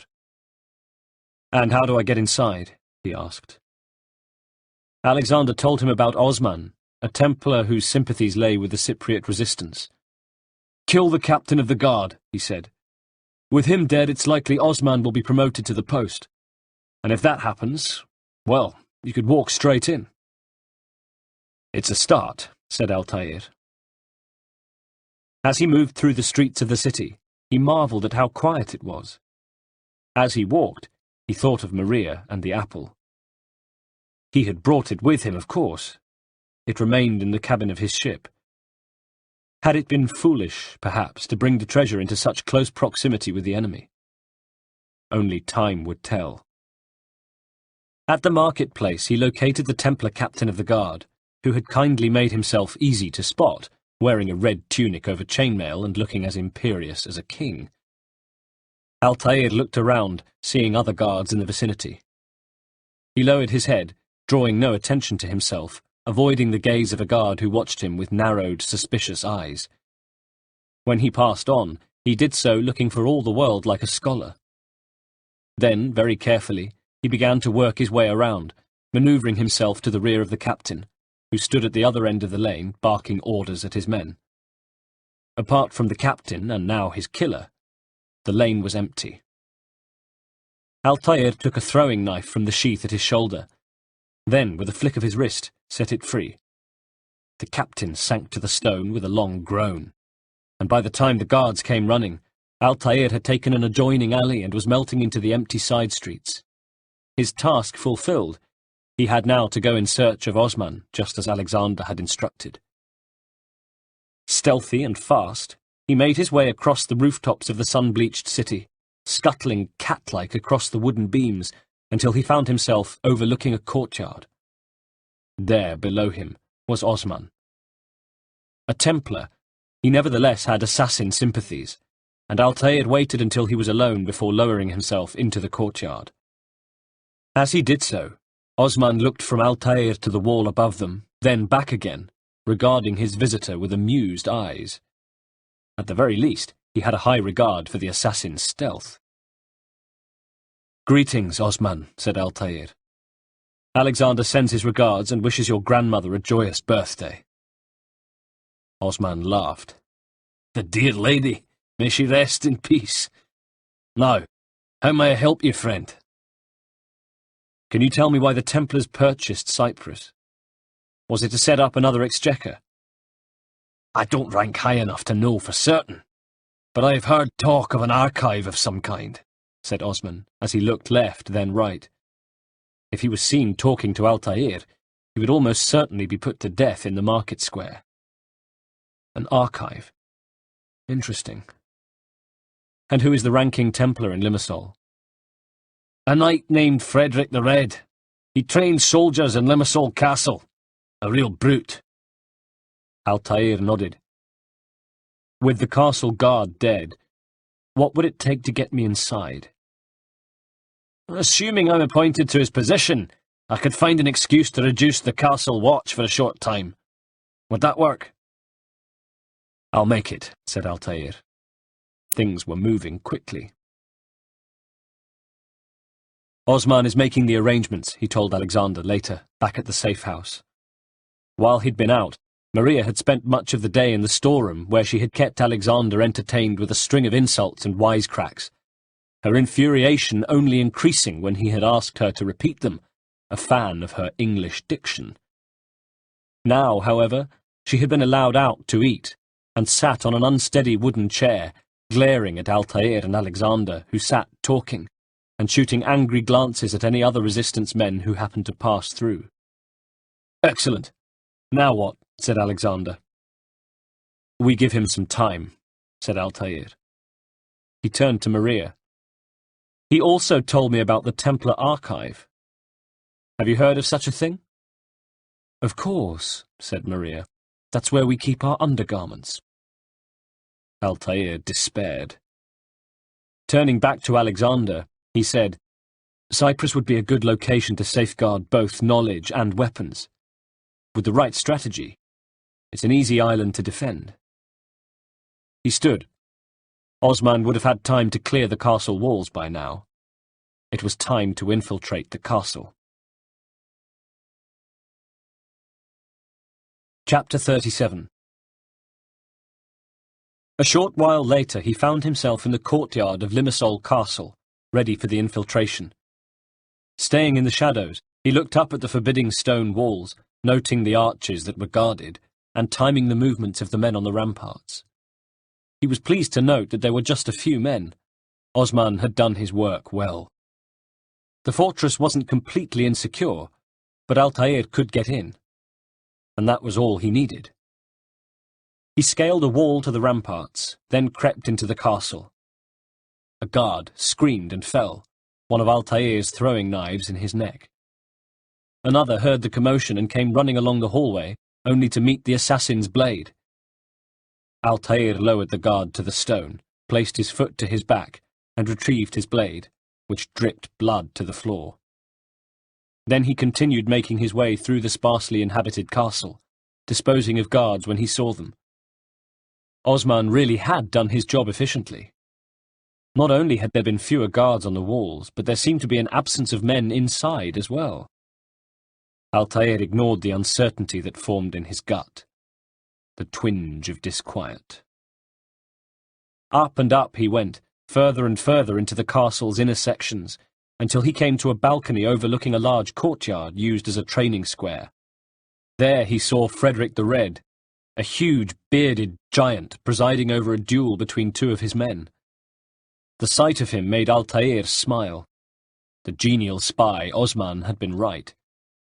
Frederick the Red was indeed a brute of a man. "No mercy, men," he was roaring. "This is an island of superstitious heathens. Remember, they do not want you here, they do not like you, and they do not understand the true wisdom of your cause, and they are scheming at every turn to cast you out. Stay on your guard and trust no one." Both in full armour, the two knights battled it out, the sound of their swords ringing around the yard. Staying out of sight on the balcony above, Altair listened to the Templar leader as he spurred them on. "Find the chinks in your opponent's armour, strike hard, save your celebrations for the tavern." Now Altair stood and took a step up to the wall, in plain sight of the three men in the training yard below. Still they remained engrossed in the battle. He gauged the height from where he stood to the stone below, then took a deep breath, stretched out his arms, and jumped. With a soft thump, he landed directly behind Frederick the Red, his knees bent, arms out for balance. The bearded leader turned as Altair straightened. Eyes blazing, he roared, "An assassin on Cyprus! Well, well, how quickly you vermin adapt! I'll put an end to—" He never finished his sentence.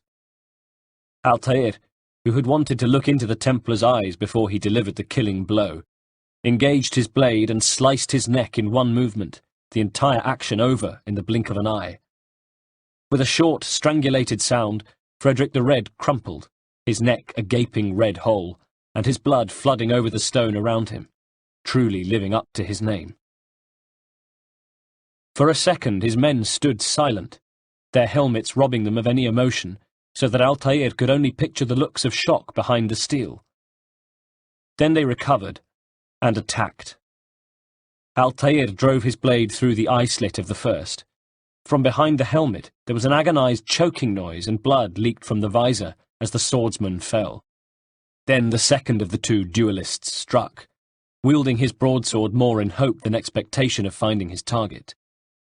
The assassin sidestepped easily, palming a throwing knife at the same time, then twisting and, in a single motion, ramming upwards with his knife under the knight's chestplate. Battle over, the three corpses settled on the stone, and Altair looked around the yard, catching his breath. The castle, being so lightly populated, had its advantages, he thought. He returned to the balcony, letting himself out as he had come in. On his return journey, the nagging voice of doubt grew louder. Most of the bodies he passed were those he had left earlier, still undisturbed, and there were no sentries at all now. None. Where was everybody? He got his answer shortly after he had left the fortress and made his way across the rooftops to the safe house, already looking forward to resting and perhaps some verbal jousting with Maria. Maybe even a little conversation with her. All he'd been able to glean from her so far was that she was English, that she had been de Sable's steward, exactly what that meant Altair hadn't asked, and that she had become involved in the Crusades after an incident at home in England. That had intrigued him. He hoped to find out soon what had happened to her.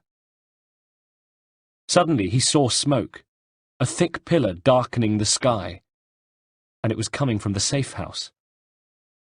His heart was hammering as he drew closer. He saw Crusader soldiers standing guard and keeping back anyone trying to get near to the building, which was burning. Fingers of flame reached from the windows and the door, dense curls of black smoke crowning the roof. This was why Frederick's castle has been so poorly guarded. Altair's first thought was not for the safety of the Order, Alexander, or any of the other resistance men who might have been inside.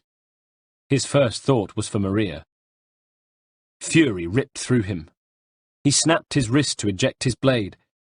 In one movement he had leaped down from the rooftop and met two of the Templar guards below. The first died shouting. The second had time to turn with wide, surprised eyes as Altair's blade opened his throat. The shout went up, and more soldiers came running, but Altair fought on, desperate to reach the safe house, not knowing whether Maria was trapped inside, perhaps choking to death. Had she been left in the storeroom? Was she in there now, pounding on the door, gasping for air in the smoke-filled room?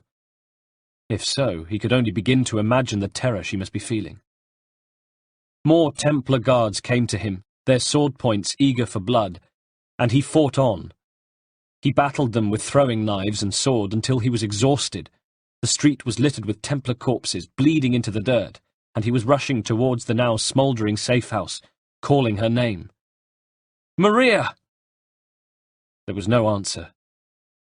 More Templars were approaching now. With a heavy heart, Altair fled to the rooftops, there to take stock and plan his next move. Chapter 38. As it turned out, his next move was decided for him. Sitting high in a tower in the shade of a bell, Altair had become aware of movement in the streets, which had been so empty. People were leaving their homes. He had no idea where they were going, but decided he wanted to know. Sure enough, with the smoke still rising from the charred remains of the safe house, the Templars were mobilizing. Altair used the roofs to follow townspeople as they made their way to the square, and saw the expressions they wore, overheard their conversations. Talk was of revenge and reprisals. More than once he heard Armand Bouchard's name. Bouchard had just arrived on the island, they said. He had a fearsome reputation. A cruel reputation. Altair was about to see that reputation in action, but for the time being he was overjoyed to see Maria in the crowd, alive and unharmed. She was flanked by 2 Templar knights in the gathering crowd, their prisoner by the look of it, though she wasn't bound. Like everybody else in the square, her attention was fixed on the steps of the cathedral. He kept her in his eyeline, staying out of sight on a rooftop overlooking the square, watching as Osman took up position on the steps, standing slightly to one side, ready for the entrance of Armand Bouchard, the new Templar leader, who strode out and joined him. Like the Sabres before him, Bouchard seemed to have been chosen for his formidable appearance as much as his leadership ability. He wore full armour, but looked strong and lithe beneath it. He was hairless, with a thick brow that seemed to shade his eyes. Sunken cheeks gave his face a cadaverous look. "A foul murder has shaken my order," he bellowed, in a voice that commanded the whole square's attention. "Dear Frederick the Red, slain. He who served God and the people of Cyprus with honour is paid tribute by a murderer's blade. Who among you will deliver those responsible to me?" There was nothing from the crowd but the sound of awkward shuffling. Altair's eyes went back to Bouchard, who was darkening. "Cowards!" he roared. "You leave me no choice but to flush out this killer myself. I hereby grant my men immunity until this investigation is concluded." Altair saw Osman shift uncomfortably. Usually his face wore a twinkly look, but not now. He seemed worried as he stepped forward to speak to the leader. Bouchard, the citizens are already restless. Perhaps this is not the best idea. Bouchard's face was turned away, so Osman might not have seen it twist into an expression of terrible fury. Bouchard was not accustomed to having his orders questioned, that was clear. As to whether he considered it insubordination or not. In one movement he drew his sword, and rammed it into Osman's stomach. With a shout that echoed around the stunned square, the captain folded to the stone, cradling his belly. He writhed on the steps briefly until he died, his death rattle deafening in the shocked hush that blanketed the crowd. Altair winced. He hadn't known Osman, of course, but what he'd seen of him, he'd liked. Another good man had died a needless death. Bouchard reached down and wiped his sword clean on the arm of Osman's tunic. If anyone else objects, I invite you to step forward. The body shifted slightly, and one arm came loose, hanging over the step. Osman's sightless eyes stared at the sky. There were no objections. Suddenly there was a shout from Maria, who had pulled free of her two captors. She ran to the steps and threw herself to her knees in front of the leader. "Armand Bouchard," she called. Though he smiled in recognition, it was not the smile of friends meeting. "Ah," he sneered, "an old colleague." And he replaced his sword in his belt. "Bouchard," said Maria, "an assassin has come to Cyprus. I managed to escape, but he cannot be far behind." Up on his perch, Altair's heart sank. He'd hoped. No. She was a Templar first. She always would be. Her loyalty was to them. "Why, Maria," said Bouchard in high spirits. "That would make this your second miraculous escape from the assassins, no? Once when de Sable was the target, and now here on my island." Altair watched incomprehension join panic on Maria's face. "I am not in league with the assassins, Bouchard," she blurted. "Please listen." De Sable was a weak-willed wretch. Verse 70 of the founding Templar rule expressly forbids consorting with women. For it is through women that the devil weaves his strongest web. De Sable ignored this tenet and paid with his life. "How dare you?" she retorted, and despite himself, Altair smiled. Any fear Maria experienced was always short-lived. "Touched a nerve, did I?" roared Bouchard, enjoying himself. Then, "Lock her up." And with that, the meeting was over. Bouchard turned and left, leaving the glassy-eyed body of Osman on the steps behind him. Maria was bound and dragged away. Altair's eyes went from the receding figure of Bouchard to Maria. He was torn, trying to decide on his next course of action. Bouchard was close. He might not have this chance again. Strike at him when he least expected it. But then again, Maria. He let himself down from the rooftop and followed the men as they led her out of the cathedral square, presumably towards the jail. He kept at a safe distance. Then, when they'd turned off into a quieter street, he struck. Moments later, the two guards were dead, and Altair was approaching Maria where she had been tossed aside, her hands still bound, struggling to get to her feet. He reached for her, and she jerked away from him. "Get your hands off me," she snapped. "They consider me a traitor thanks to you." Altair smiled indulgently, even though she had alerted Bouchard to his presence. "I am only a convenient excuse for your wrath, Maria. The Templars are your real enemy." She glowered. "I will kill you when I get the chance." "If you get the chance." But then you'll never find the apple, the piece of Eden. And which would curry more favour with the Templars right now? My head or that artifact? She looked at him with narrowed eyes, seeing that what he said made sense. She seemed to relax, for the time being. Much later they met Alexander again.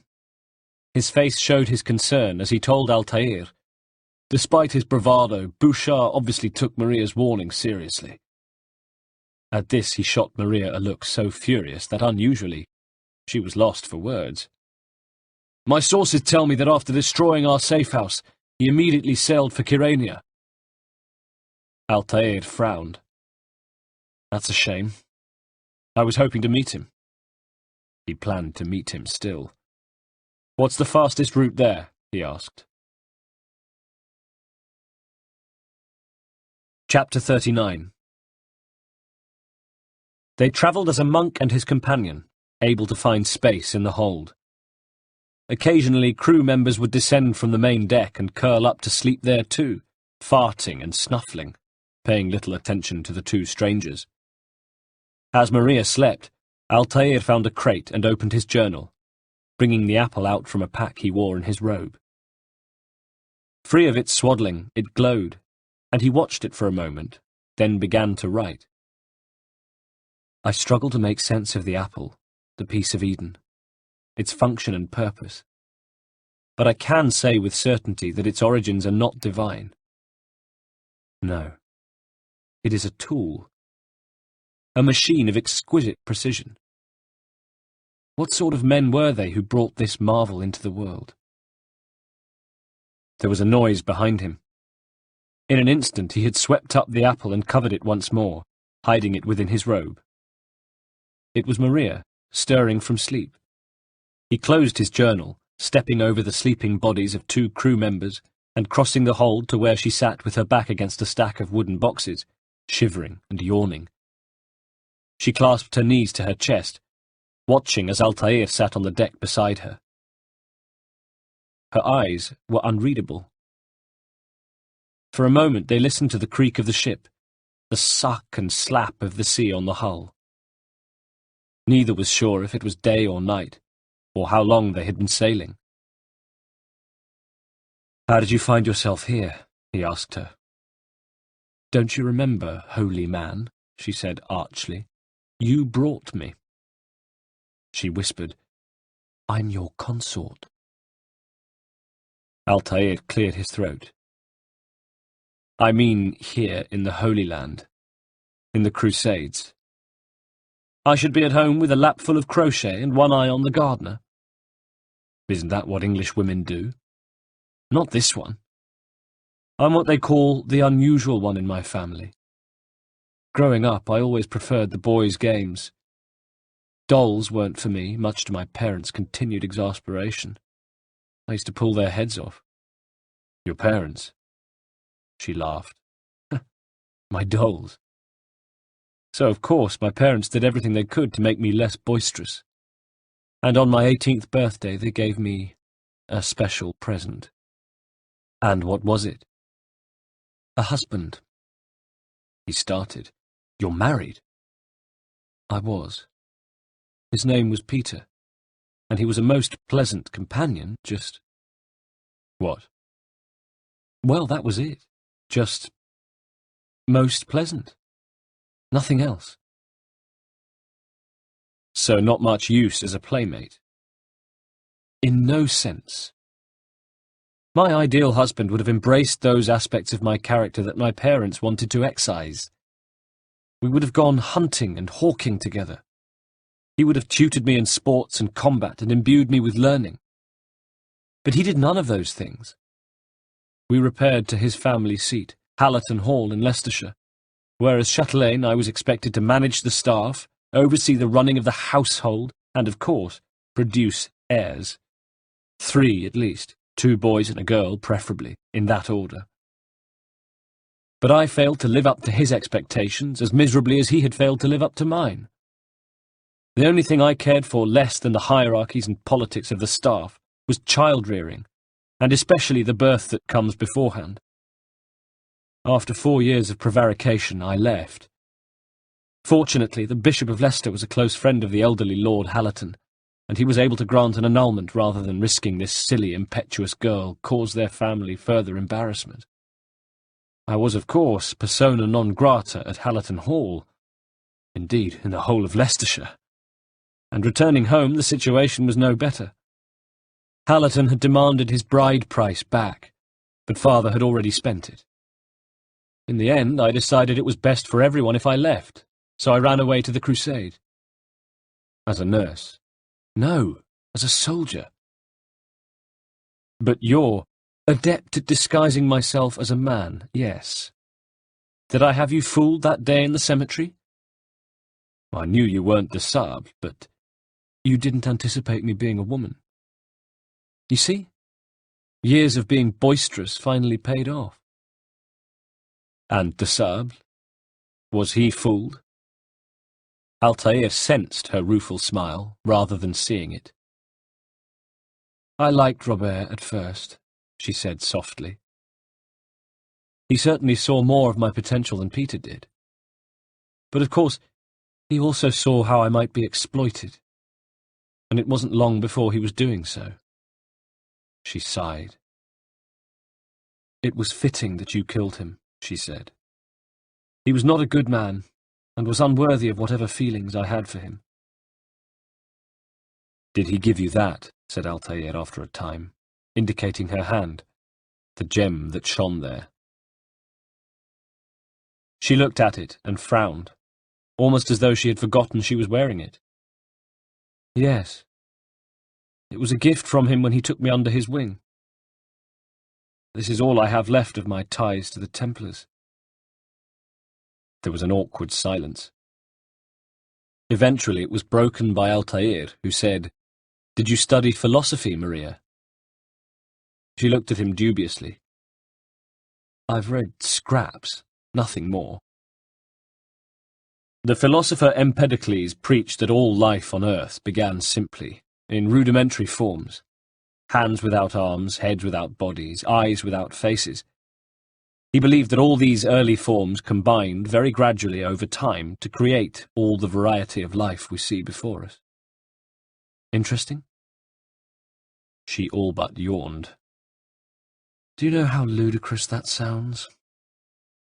I do. But I take comfort in the advice of the philosopher Al-Kindi. One must not be afraid of ideas, no matter their source. And we must never fear the truth, even when it pains us. I don't see the point of your ramblings. She laughed softly, sounding sleepy and warm. Perhaps he had misjudged her. Maybe she wasn't ready to learn. But just then a bell sounded, the sign that they had docked at Kyrania. They stood up. Altair tried again. Only a mind free of impediment is capable of grasping the chaotic beauty of the world. This is our greatest asset. But is chaos something to be celebrated? Is disorder a virtue? She asked, and something in him lifted at the question. Perhaps she was receptive to higher knowledge after all. It presents us with challenges, yes, he said, but freedom yields greater rewards than the alternative. The order and peace the Templars seek require civility and imprisonment. She said. I know that feeling. He felt a certain closeness towards her as they reached the steps that led to the upper deck, and realized it was the very sensation he had been chasing almost since they had met. Now he had it. He liked it. He wanted to keep it. Even so, he should be careful. Hadn't she already told him that she planned to kill him? Her loyalties to the Templars had been torn, but that didn't mean she had suddenly come over to the way of the assassin. As far as he could tell, her way was the way of Maria. So it was to prove. At the ladder she smiled and held out her hands, and he regarded them distrustfully. But she couldn't possibly climb with her hands tied, and anyway, they were travelling with pirates. Although pirates were notoriously low on ethics, even they might be surprised by a monk who kept his companion bound. The two who had been sleeping were now pulling themselves to their feet, yawning, scratching their groins, and casting looks across the hold at the pair of them. Surreptitiously, Altair flicked out his blade and sliced the rope at her wrists. She shot him a grateful look before beginning to climb the ladder. Then he heard something. A murmur. He was alerted more by the tone than what was being said. Without making it obvious, he listened. As he'd thought, the two pirates were talking about them. "I knew it was him," rasped one. "I told you." Altair could feel their eyes on his back. "I'll bet the Templars will pay a handsome reward for those two." Silently, the assassin cursed. If he was right, he'd be needing his blade again at any moment. He heard the sound of scimitars being drawn. Now. Altair wheeled to face the two men as his companion decided to pursue the way of Maria, and launched a bid for freedom, kicking out with her trailing foot, and sending him stumbling against the side of the hold, pain flaring in his face. There was pain inside him, too. A different kind of pain. Then she was gone, disappearing into the square of sunlight at the hold door. Altair cursed again, but aloud this time, and righted himself to meet the attack. The first pirate grinned as he came forward, thinking, no doubt, of the bounty, the wine and women he would buy when he had collected it. Altair thrust his sword through the man's sternum, and he stopped grinning, sliding wetly off the blade. It gave the second pause for thought, and he stopped. His eyes narrowed, and he swapped his weapon from hand to hand. Altair smiled at him and stamped, pleased to see him flinch in response. Good, he thought. He liked his mercenary pirates to be a little scared before they died. And die he did. The pirate's eyes rolled up as Altair buried his blade in his side, then soared quickly to the front, opening a vast gash in his flank as he dropped to the deck, joining his companion. Now the assassin scaled the ladder, and then he was blinking in the sunlight as he found himself on the main deck, casting his eyes around in search of his escapee. Pirates, alerted by the sudden presence of Maria, came running. A shout went up as they saw Altair, and realization dawned on them. He dashed across the deck, ducking beneath rigging, then running nimbly down the gangplank and on to Kyrania docks, desperately looking for a place to hide where he could let the threat go by. And then, he thought angrily, he was going to find Maria. This time, he wouldn't allow her to escape. He looked around. Another city held by the Templars. It twinkled in the sun. Somehow, it was too beautiful to be in the hands of the enemy. Chapter 40. At least finding Maria caused him no difficulty. Trouble came to her like rats to a ship's hold. Sure enough, when Altair next crossed paths with her, pirate corpses were strewn at her feet, and 3 local men were standing nearby, flicking blood from their swords and recovering their breath after battle. They tensed as Altair appeared, and he held up his hands in a gesture of good faith, taking in the scene, Maria, the men, the dead bodies. Once again, it seemed, she'd had a lucky escape. "I thought I'd seen the last of you," he said to her, arms still upraised. She had a gift for refusing to be surprised at any turn of events. If only I were so lucky. He frowned at her, then addressed one of the Cypriot men, the likely leader.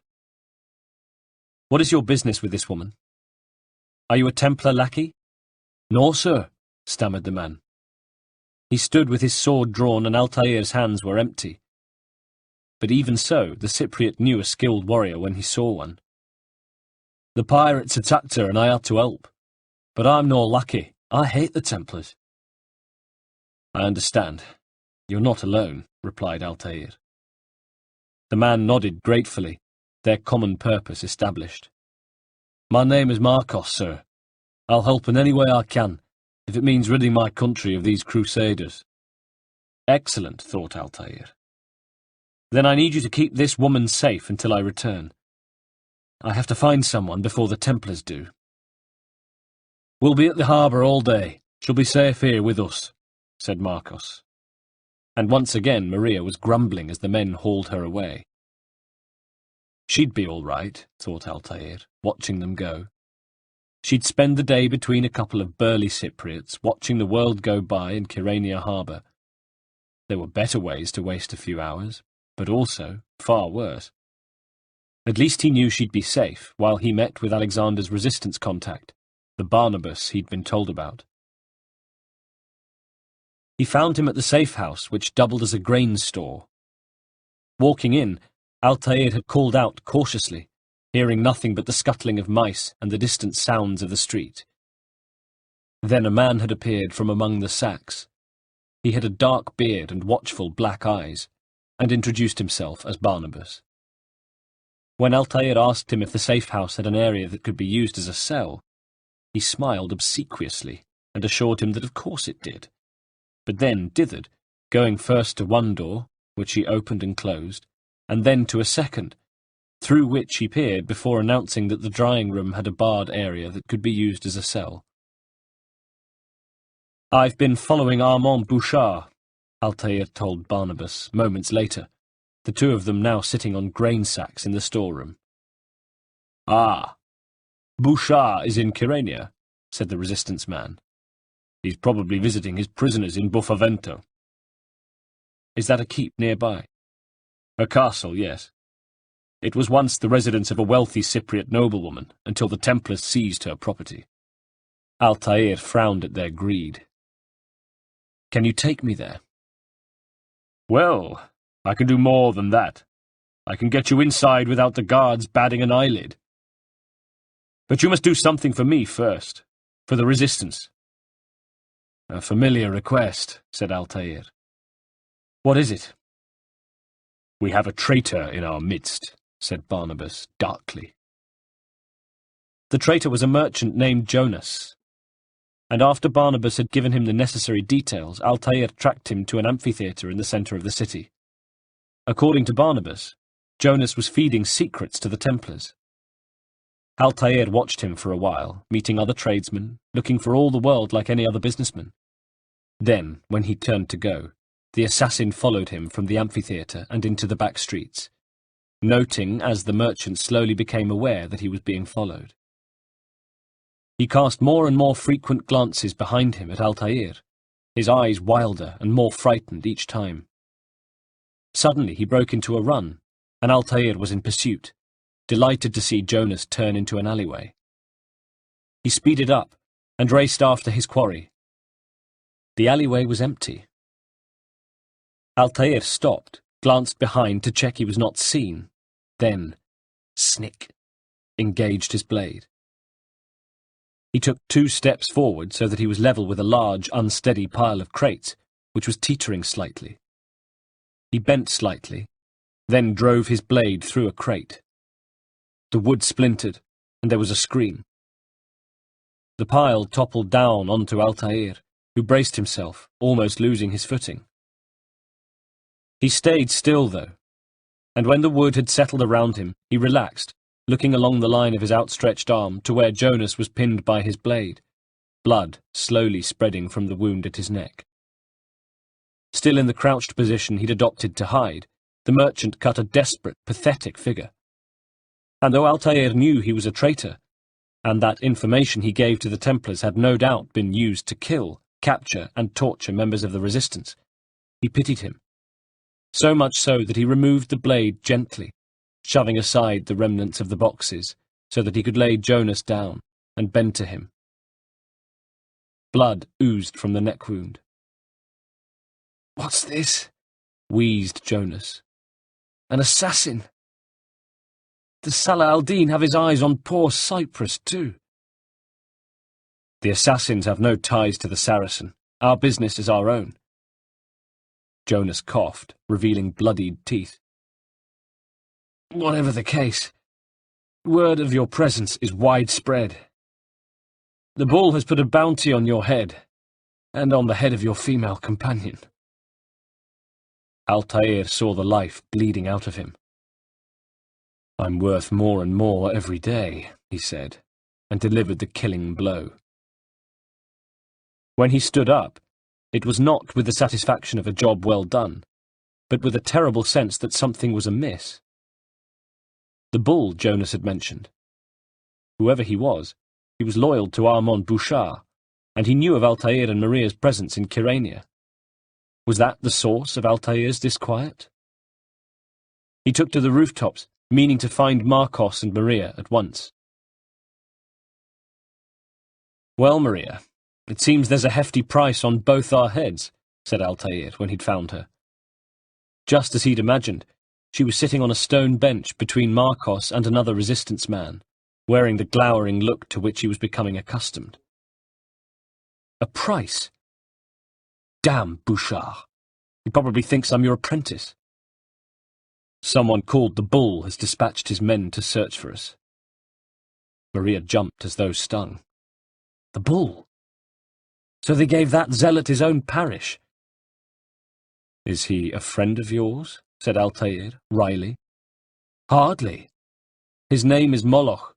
He's a pious blowhard with arms like tree trunks." Altair turned to Marcos. "Do you know the Resistance safe house in the Commons district?" "Well, I know where it is, but I've never been inside," Marcos shrugged. "I'm just a foot soldier for the Resistance." Altair thought, then said, "I can't be seen with Maria, so you'll have to take her. Keep her out of sight, and meet me there when you're safe. I know some back alleys and tunnels. It may take longer, but we'll get her there in one piece."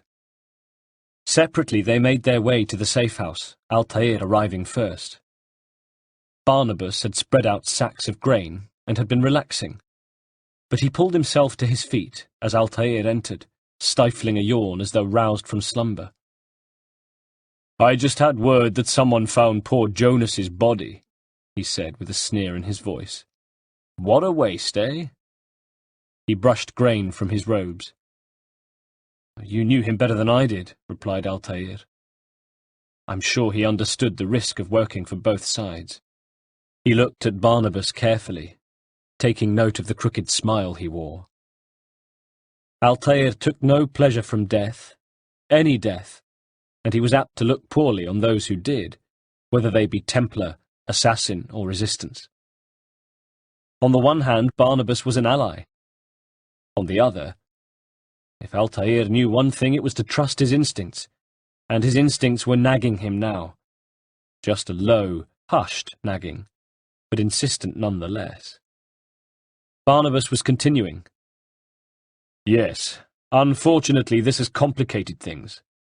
Jonas was a respected Cypriot, and his death has sparked riots near the old church. The public is hungry for revenge, and the bull will tell them you were responsible. You may lose the support of the resistance." "What?" Altair stared at him, hardly able to believe his ears. That instinct of his. It moved from nagging to outright harassment. But Jonas was a traitor to the resistance. Did they not know? "Not enough of them, I'm afraid," Barnabas admitted. "The resistance is quite scattered." "Well, you'll have the chance to tell them yourself," said Altair. "Some men are on their way to us now." "You're bringing people here?" Barnabas looked concerned. "People you can trust?" "I'm not sure who I can trust right now," said Altair. "But it's worth the risk. Right now I need to see these riots for myself. As for our bargain, I'll see what I can do about getting you close to Bouchard. A deal's a deal, eh?" said Barnabas. He smiled again. Altair didn't care for that smile. He liked it less and less each time he saw it. Chapter 41. Altair paid a visit to the church, and his heart sank at the sight of the unrest. Templar guards had formed a cordon and were holding back marauding citizens who had been prevented from moving out of the immediate area of the church, and were smashing everything in sight.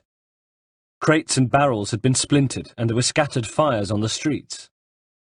Street-side stalls had been attacked and dismantled, and the smell of trampled produce mingled with the smoke. Men had gathered in groups and were chanting slogans to the beat of drums and the constant rattle of cymbals, trying to goad the lines of Templar knights, who watched them carefully from behind makeshift barriers, overturned carts and stalls. Every now and then, small squads of soldiers would make short, ruthless sorties into the mob, dragging out men who kicked and yelled, and either clubbing them with the hilts of their swords or throwing them behind the barrier to be taken to the cells. Not that their raids did anything to frighten the rioters or dampen their temper. Altair watched it all from up high, squatting on the edge of a roof, shrouded in despair. Something had gone wrong. Something had gone terribly wrong. And if the bull decided to make an announcement naming him as the killer, then things were going to get even worse. He made his decision. The bull had to die. When he arrived back at the safe house, he looked in vain for Barnabas, who was nowhere to be seen. Now Altair was certain that he had been wrong to trust him, and was cursing himself. He'd listened to his instinct, just not hard enough. Marcos was there, though, as was Maria, who had been deposited in the cell, a much sturdier design than the makeshift jail they'd been using in Limassol. The door between the drying room and the storeroom was open, so they could see her.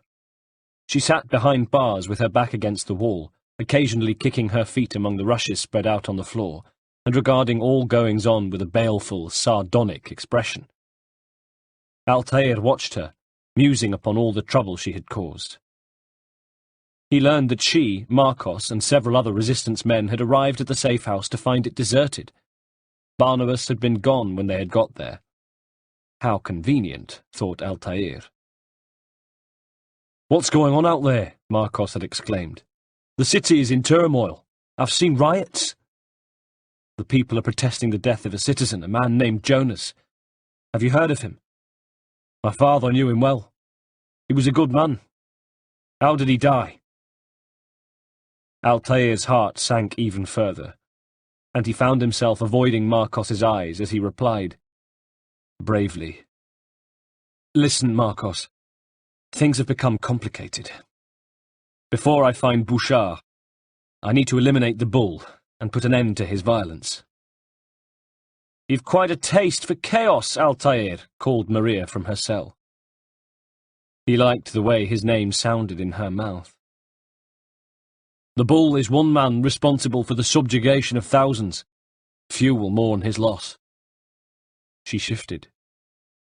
"And you propose to fly into Kantara, sting him, and exit unnoticed? He surrounds himself with devoted worshippers." Her voice echoed in the stone prison. "Kantara, that's to the east," said Altair, picking up on her inadvertent slip. "Yes, it's the best defended. You'll see for yourself." Chapter 42. Altair did indeed see for himself. Kantara Castle was guarded by Crusader soldiers and Moloch's fanatics. Scaling the walls, then making his way across the ramparts, he stopped occasionally to hear them talking, gleaning the odd bit of information about the man they called the Bull. He learned that he was a religious zealot who attracted like-minded followers, fanatics who either worked as his personal bodyguard, his servants, or who trod the streets of Kyrania spreading the word. He was attached to the Templars. His devotion to their leader, Bouchard, was almost as devout as his religious faith, and Kantara Castle was his personal citadel, given to him, presumably, by the Templars. He was known to spend most of his time worshipping at the castle chapel, which was where Altair hoped to find him. Moving through the fortress, he saw fanatics as well as guards. The fanatics looked, well, exactly as he would have expected fanatics to look. Jumpy, wide-eyed, and zealous. They were held in open contempt by the Christian guards who patrolled in twos, and clearly thought it beneath them to be stationed at the castle. As Altair pressed himself into a recess, two wandered past, one complaining to the other. Why do the Templars tolerate this madman? The bull and his fanatics are more dangerous than the citizens of Cyprus." "The Templars have their reasons," replied the other. "It's much easier for them to rule by proxy, you see." "I suppose so. But how long can it last? The bull and the Templars do not exactly see eye to eye on matters of faith." "Ah, the less you say about that, the better," rejoined the first. Altair let them go past, then moved on, the corridor darkening. Maria had said the castle was well defended, and it certainly was if you had raised an army and planned to storm its walls. For a lone assassin, though, penetrating the fortress by stealth was an easier task, especially when you were the master, when you were Altair. Now he found himself in a vast banqueting hall. At the opposite end stood 2 guards, and he took out 2 throwing knives. He flicked them. 1, 2. In moments the men lay twitching on the stone, and Altair stepped over them, knowing that he was near now, that Moloch couldn't be far away. He wasn't. Altair came to what looked like a dead end, and turned, checking behind him. Why had this been guarded? Then he saw a trapdoor. Bending to it, he listened, then smiled. He had found the bull. Very gently he lifted the trapdoor and lowered himself into the roof beams below. He was in the rafters of the castle's place of worship, a large empty room lit by the fire of a large brazier near the altar. Kneeling before the fire, tending it, was Moloch. Maria's description of him had been accurate. He was a bear of a man, bare-headed, drooping moustache, bare-chested apart from a medallion, and with the tree-trunk arms she described. Sweat glistened on him as he stoked the fire, chanting an incantation that sounded as much like a growl as it did pious devotion. Absorbed in his work, he didn't move from the fire, didn't look away from it, bathing his face in the heat of the flames, oblivious to anything else in the room, even, especially, his killer. Good. Moloch looked strong, easily more powerful than Altair, who had no desire to engage him in combat. Not only did he have the muscular advantage, but it was said that he wielded a weapon like a meteor hammer, with a deadly weight attached to a chain. It was said that he used it with unfailing accuracy, and was ruthless with it. So, no, Altair had no desire to engage him in combat. This was to be a stealth kill, quick, clean, and silent. Noiselessly, Altair made his way along the beams, then dropped silently into the centre of the room behind Moloch. He was slightly further away than he would have liked, and he held his breath, tensing. If Moloch had heard him. But no, the brute was still engrossed with the brazier. Altair took a few steps forward. Silently he engaged the blade and raised it. Orange light danced on the steel. The bull now just a heartbeat away from death. Altair dipped slightly, his leg muscles bunching, then launched himself, blade about to strike. He was in mid-air when Moloch spun, far more quickly than his size should have allowed. At the same time he grinned, and Altair realized that he had known he was there all along, that he had merely let Altair come close. Then the assassin was in the embrace of those huge arms, raising him off the ground, feeling a hand go to his throat and squeeze. For a moment or so he was held that way, Moloch lifting him one-handed into the air as though he were a trophy to be displayed on the castle steps, and he choked as he struggled. His feet kicked at thin air, and his hands scrabbled at Moloch's gauntlet, desperately trying to loosen the monster's grip. His vision began to cloud, blackness closing in. He felt himself losing consciousness. Then Moloch was tossing him backwards, and he was sprawling on the chapel floor, his head rebounding painfully off a flagstone, wondering why he had been allowed to live.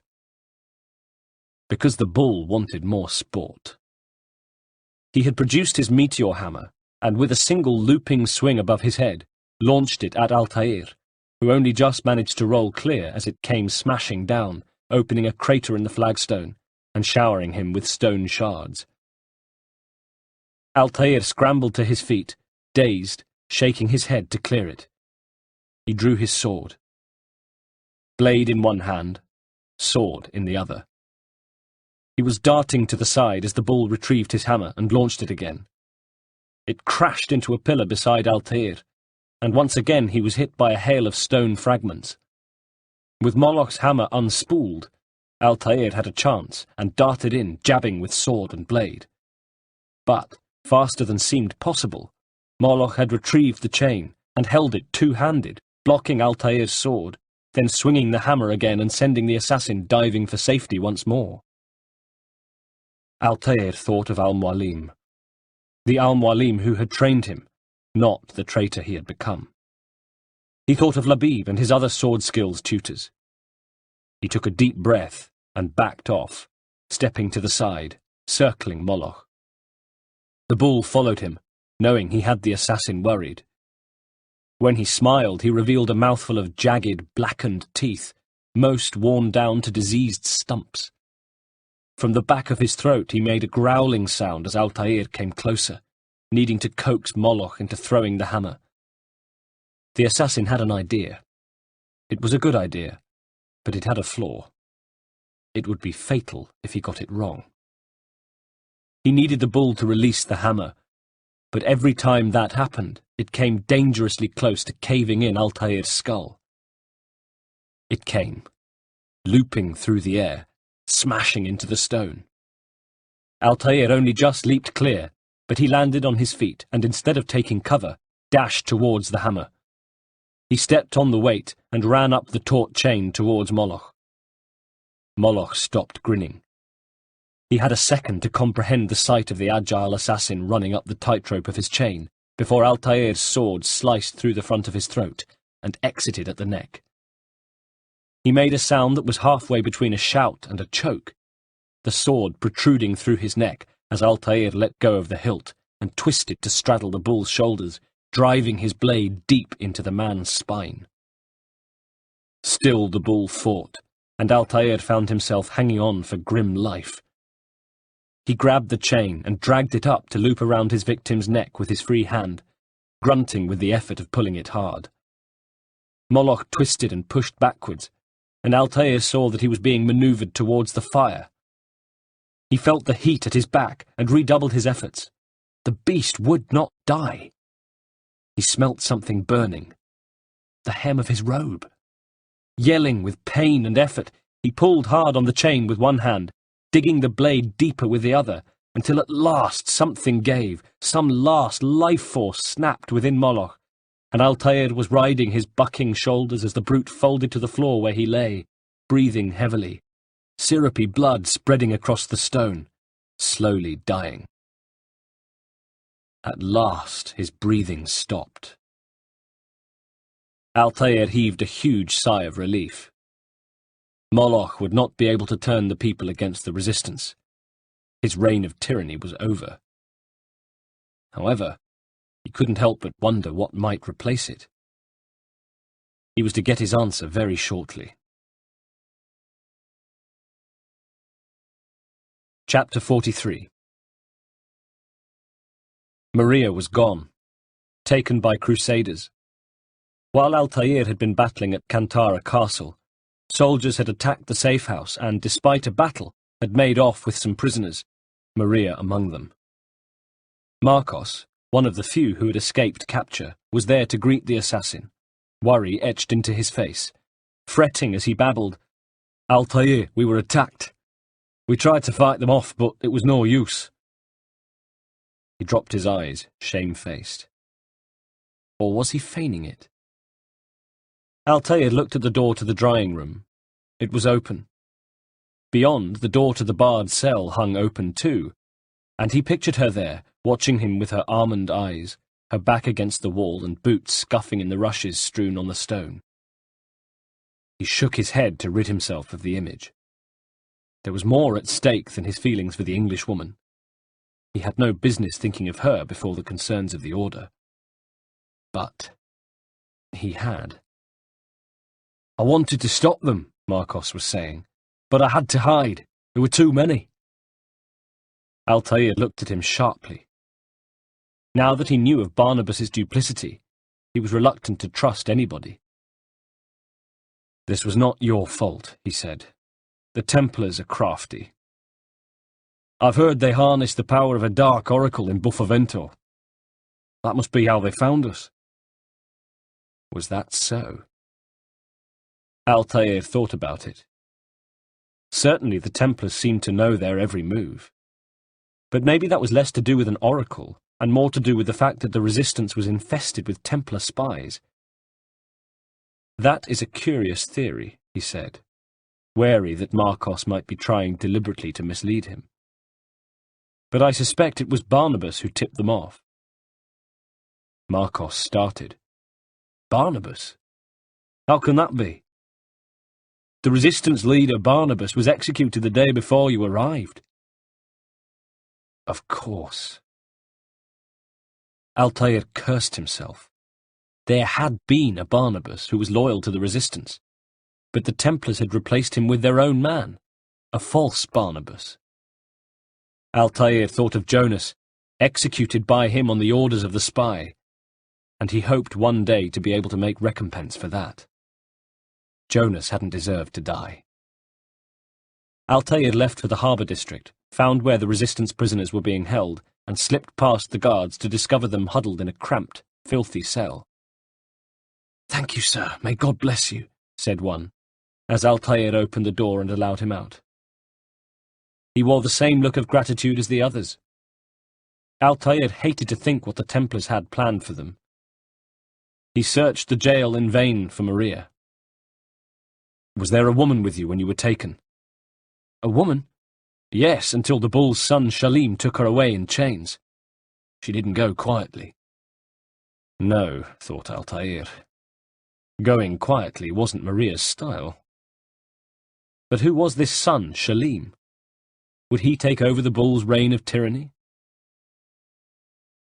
So it was that Altair found himself scaling the walls of the fortress at Buffavento, making his way into the castle, then downwards into its dark, damp and dripping depths, where the stone glistened blackly, where the lights from flickering torches barely penetrated the forbidding darkness, where every footstep echoed and there was the constant drip of water.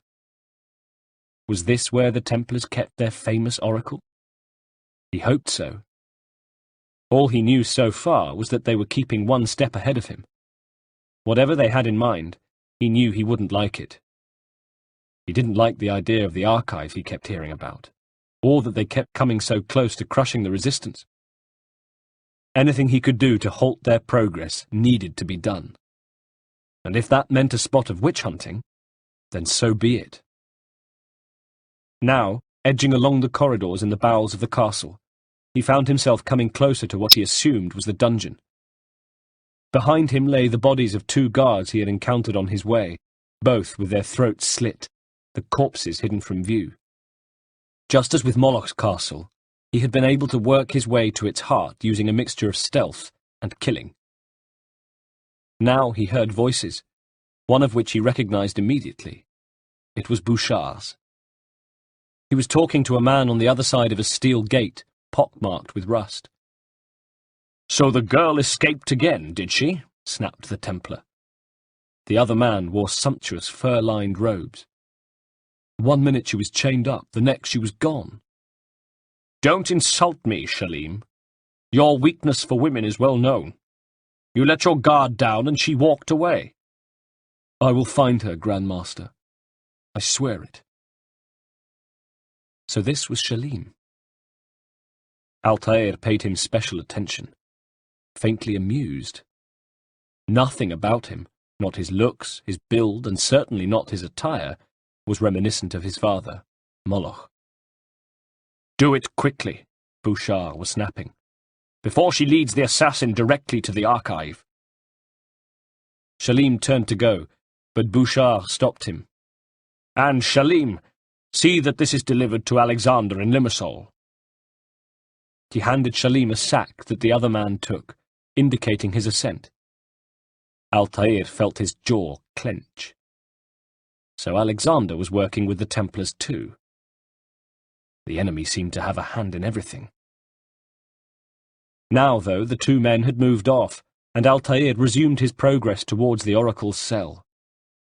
Unable to pass through the gates, he clambered onto a balcony and worked his way round the outside of the fortress, then downwards again until he came to the dungeons.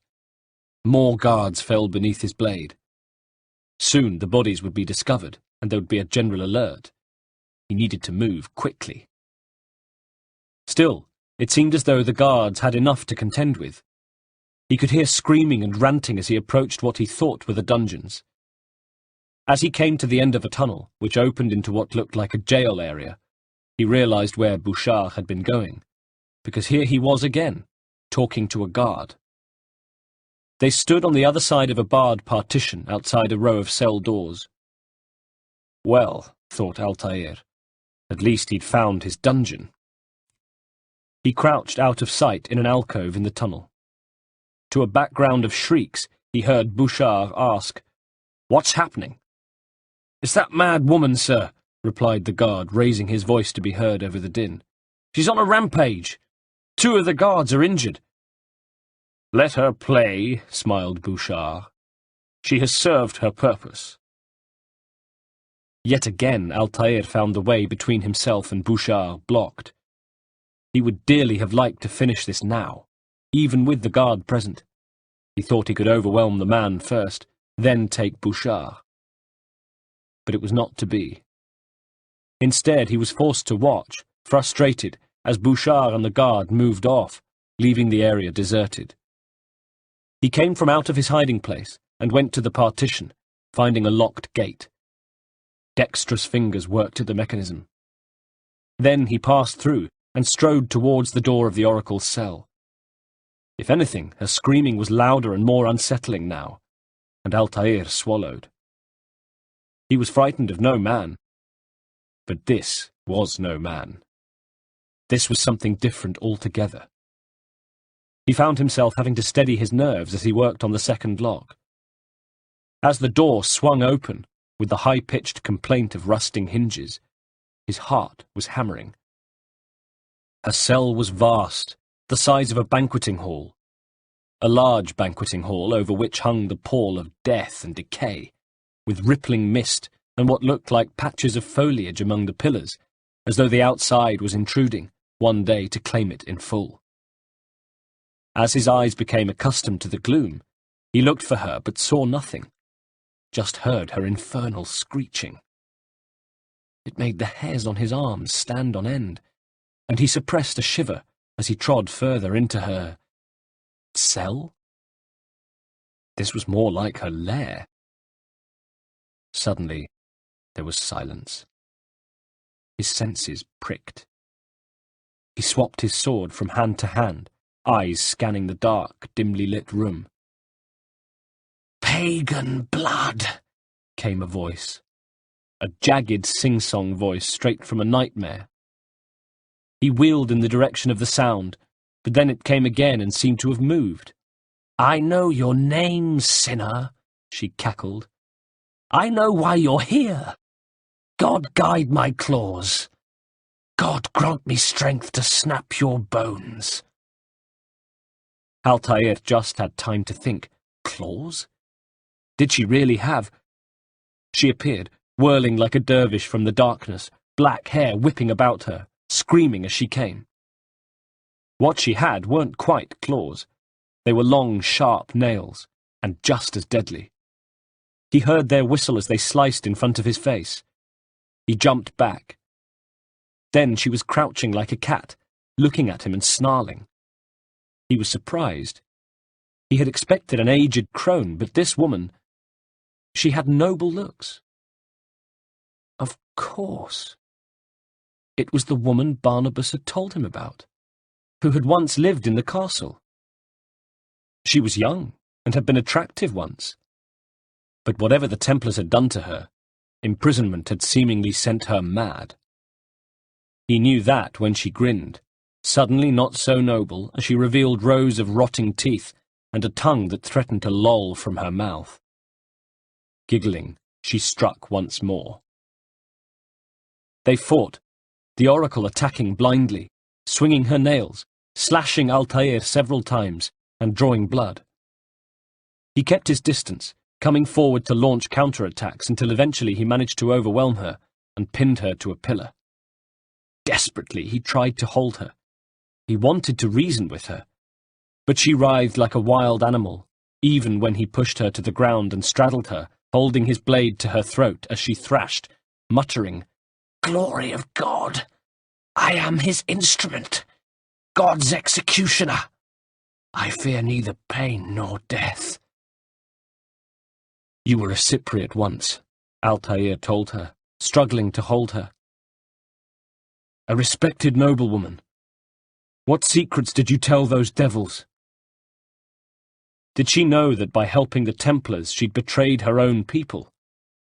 Did she still have enough reason to understand that?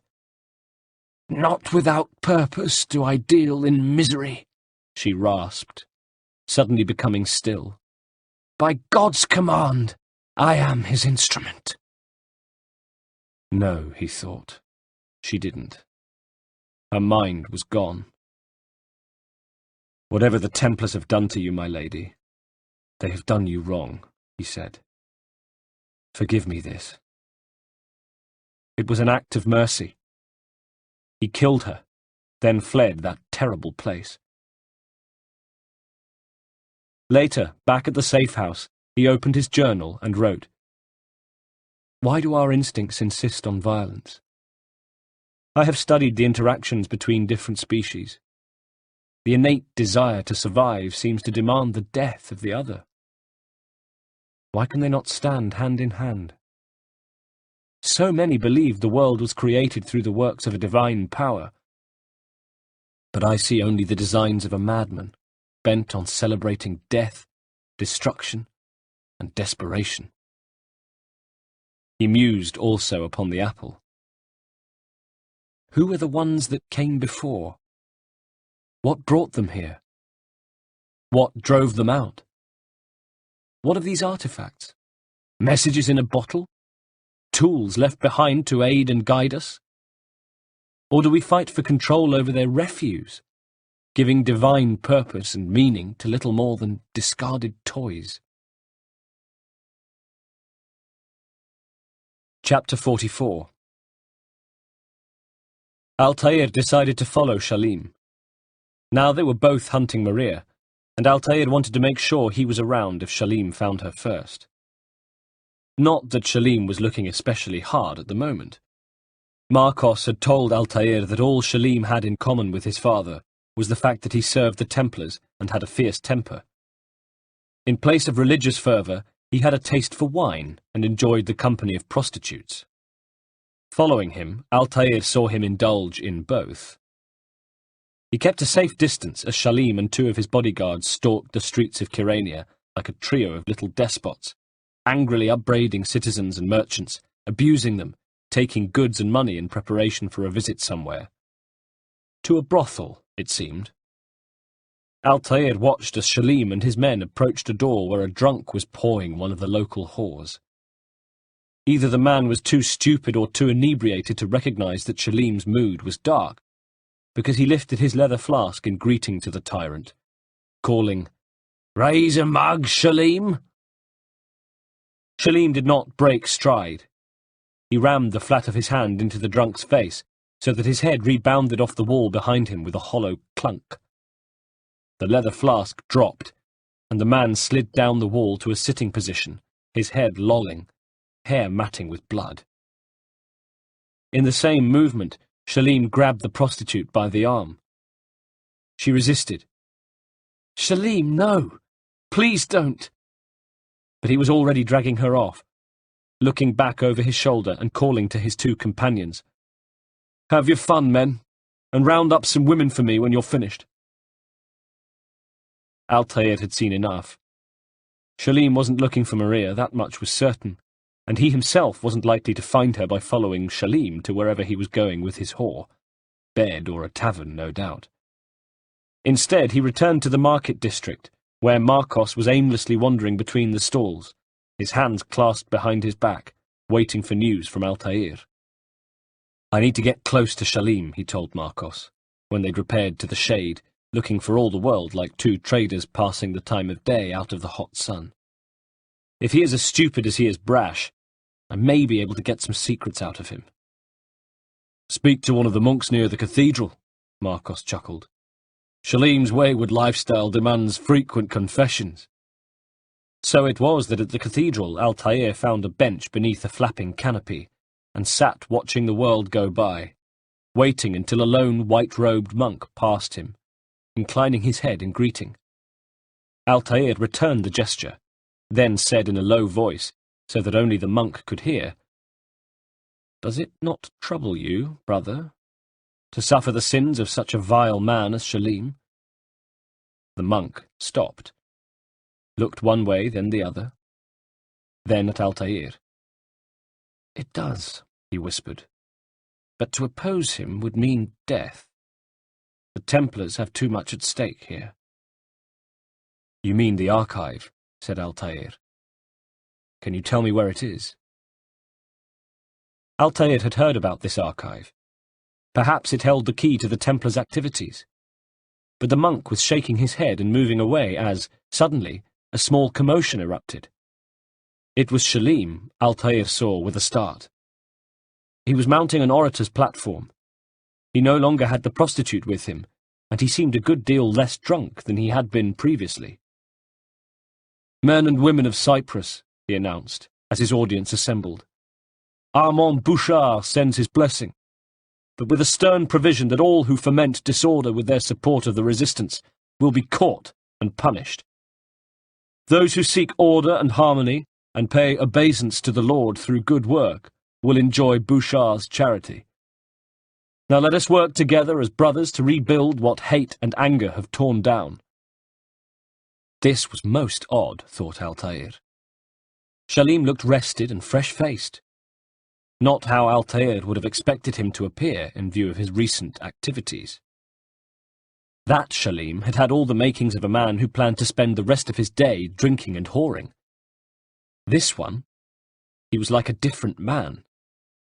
Not just in looks, but in his manner, his bearing, and, judging by the content of his speech, his entire philosophy.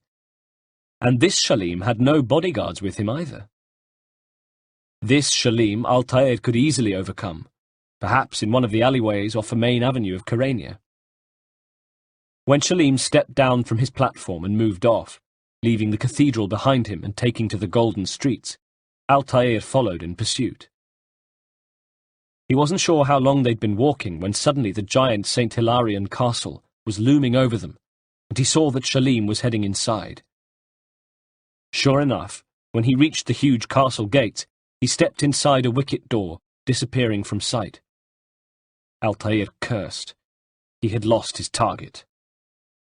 Still, the castle was a hive of activity, and even now the doors were opening, both gates swinging back to allow a palanquin carried by 4 men to come out. It was clearly empty.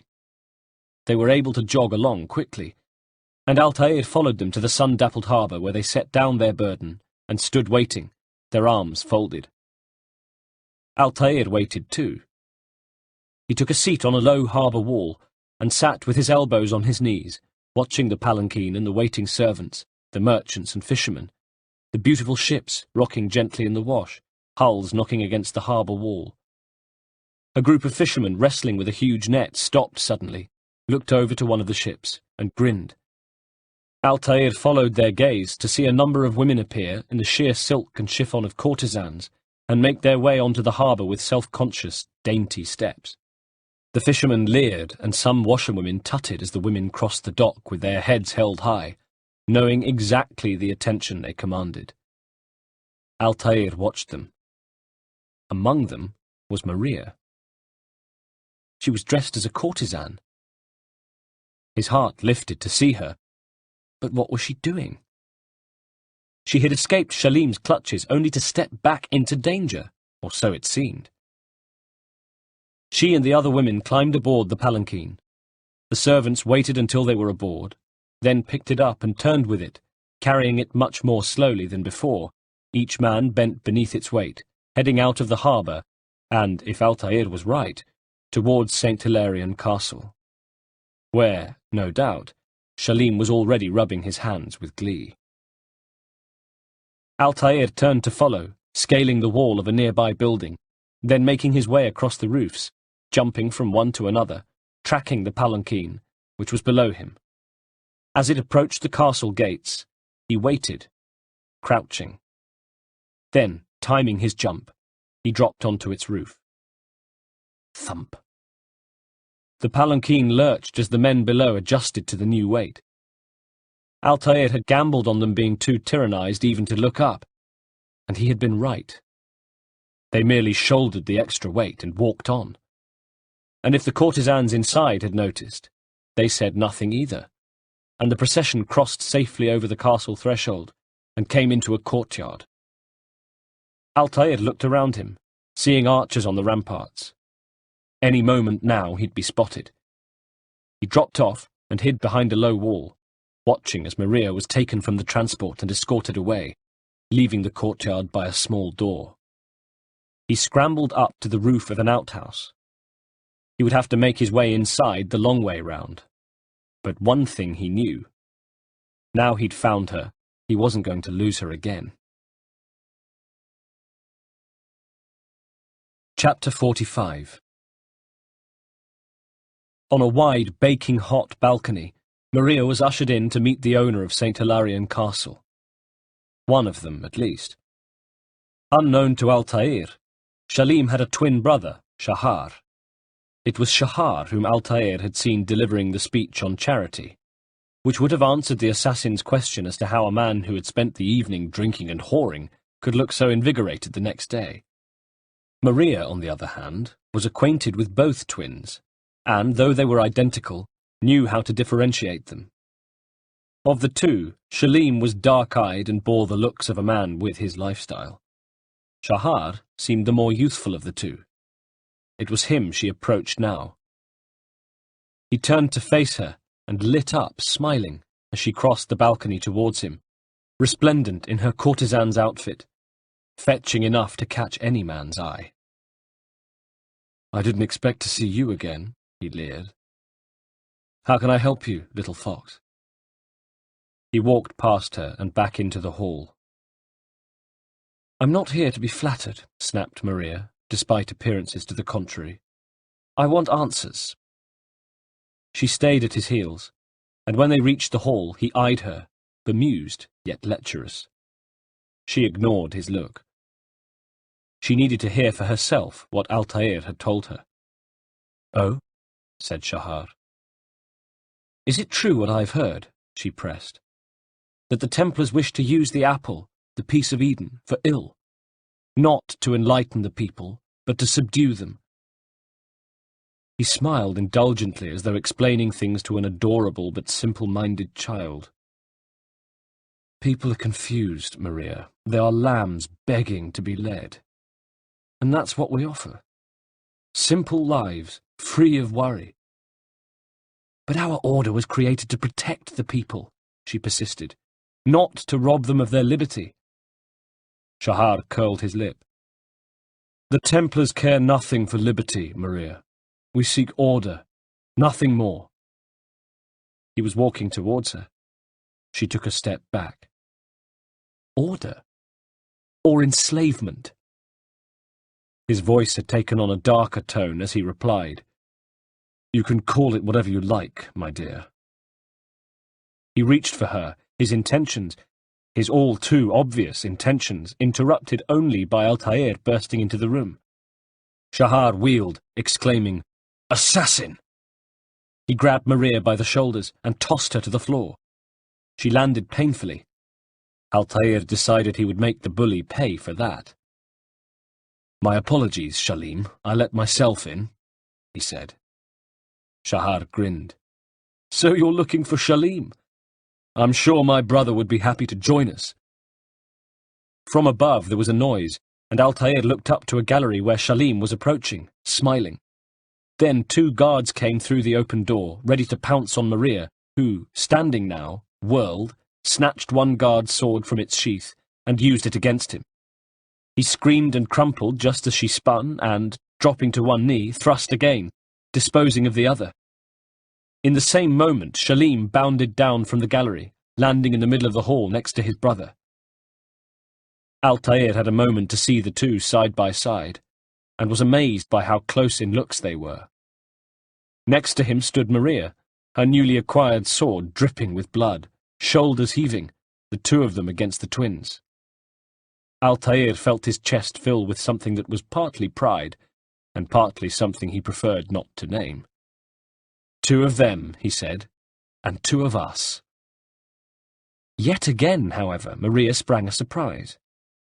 Instead of fighting by his side, she simply made a contemptuous sound and darted through the door left open by the guards. Altair had a moment to wonder whether he should follow, and then the brothers were upon him, and he was fighting for his life against the two skilled swordsmen. The fight was long and brutal, and the twins began confidently, sure that they would swiftly overwhelm the assassin. After all, there were two of them, and both were adept with a blade. Rightly, they expected to wear him down. But Altair was fighting with a belly full of anger and frustration. He no longer knew who was friend and who foe. He had been betrayed. Men who were supposed to be friends had turned out to be enemies. Those he thought might become friends, or more than friends, had spurned the hand of friendship he offered to them. He knew only that he was fighting a war in which more was at stake than he knew, involving powers and ideologies he had yet to understand. He had to keep fighting, to keep struggling, until he reached the end.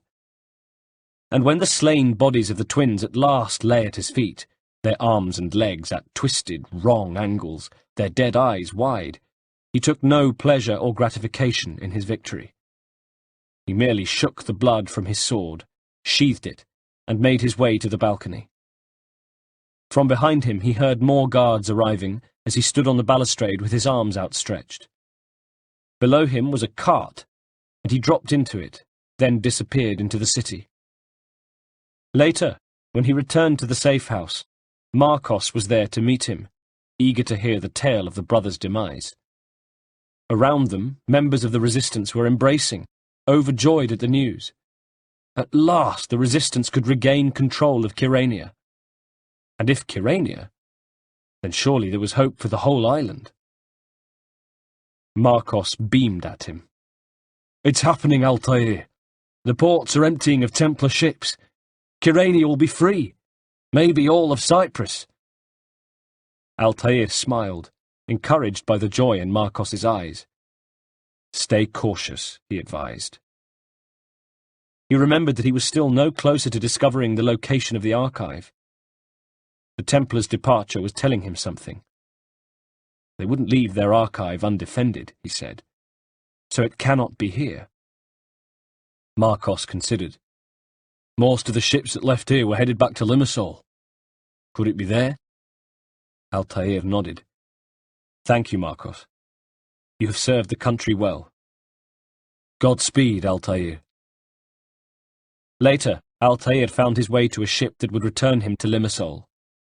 There he hoped to unravel the mystery of the Templars' intentions, to root out the truth about Alexander. He pondered on it during the crossing, writing in his journal. I remember my moment of weakness, my confidence shaken by Al-Mualim's words. He who had been like a father was revealed to be my greatest enemy. Just the briefest flicker of doubt was all he needed to creep into my mind with this device. But I vanquished his phantoms, restored my self-confidence, and sent him from this world. Chapter 46. Limassol was much as he'd left it, rife with Templar men and soldiers, a resentful populace carrying on as normal, discontent on their faces as they continued with their business.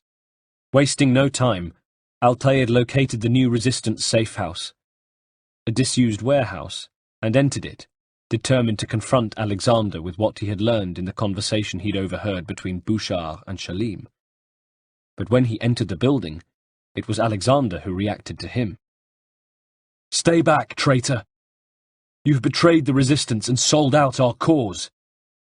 Have you been working with Bouchard all this time? Altair had been prepared for a confrontation with Alexander, perhaps even to meet him in combat. but the sight of the resistance man in such a state calmed him, made him think that he had misinterpreted what he had seen. All the same, he stayed cautious. "I was about to ask the same of you, Alexander. I overheard Bouchard mention your name. He delivered a package to you, did he not?" With narrowed eyes, Alexander nodded. The furniture in the safe house was sparse, but there was a low table nearby, and on it the small sack Altair had seen handed to Shalim by Bouchard in Kyrenia. "Yes," said Alexander, "the head of poor Barnabas in a burlap sack." Altair walked to it. He pulled the drawstring on the sack, and the material fell away to reveal a decapitated head. But "This was not the man who met me in Kyrenia," said Altair, staring sadly at the severed head. It had begun to discolour, and emitted a powerful, unpleasant smell. The eyes were half closed, the mouth hanging slightly open, the tongue visible inside. "What?" said Alexander. "The real Barnabas had been murdered before I arrived, replaced by a Templar agent who did much damage before he vanished," said Altair. "God help us. The Templars have been equally brutal here, with captains roaming the market, the ports, and Cathedral Square, arresting anyone they see fit." "Don't despair," said Altair. "Kyrenia has already shaken off the Templars. We will expel them from Limassol too." "You must be careful. Templar propaganda has turned some of my men against you, and most others are wary." "Thank you for the warning." Altair conducted a fruitless search of the city for Bouchard, but when he returned to share the bad news with Alexander, he found the safe house empty except for a note. It sat on the table, and Altair picked it up. Alexander wanted to meet him in the courtyard of the castle. So the note said, anyway. Altair thought. Had he ever seen Alexander's script? He didn't think so. Anyway, the bureau man might have been coerced into writing a note. As he made his way to the rendezvous, all his instincts told him that this could be a trap, and it was with a sinking heart that he came across a body in the courtyard, where they were due to meet. No, he thought. Straight away he looked around him. The empty ramparts surrounding the courtyard stared emptily back. Indeed, the whole area was far quieter than he would have expected. He knelt to the body. His fears realized as he turned it over to see Alexander's lifeless eyes staring back at him. Then from above him came a voice, and he straightened, spinning to see a figure on the ramparts overlooking the courtyard.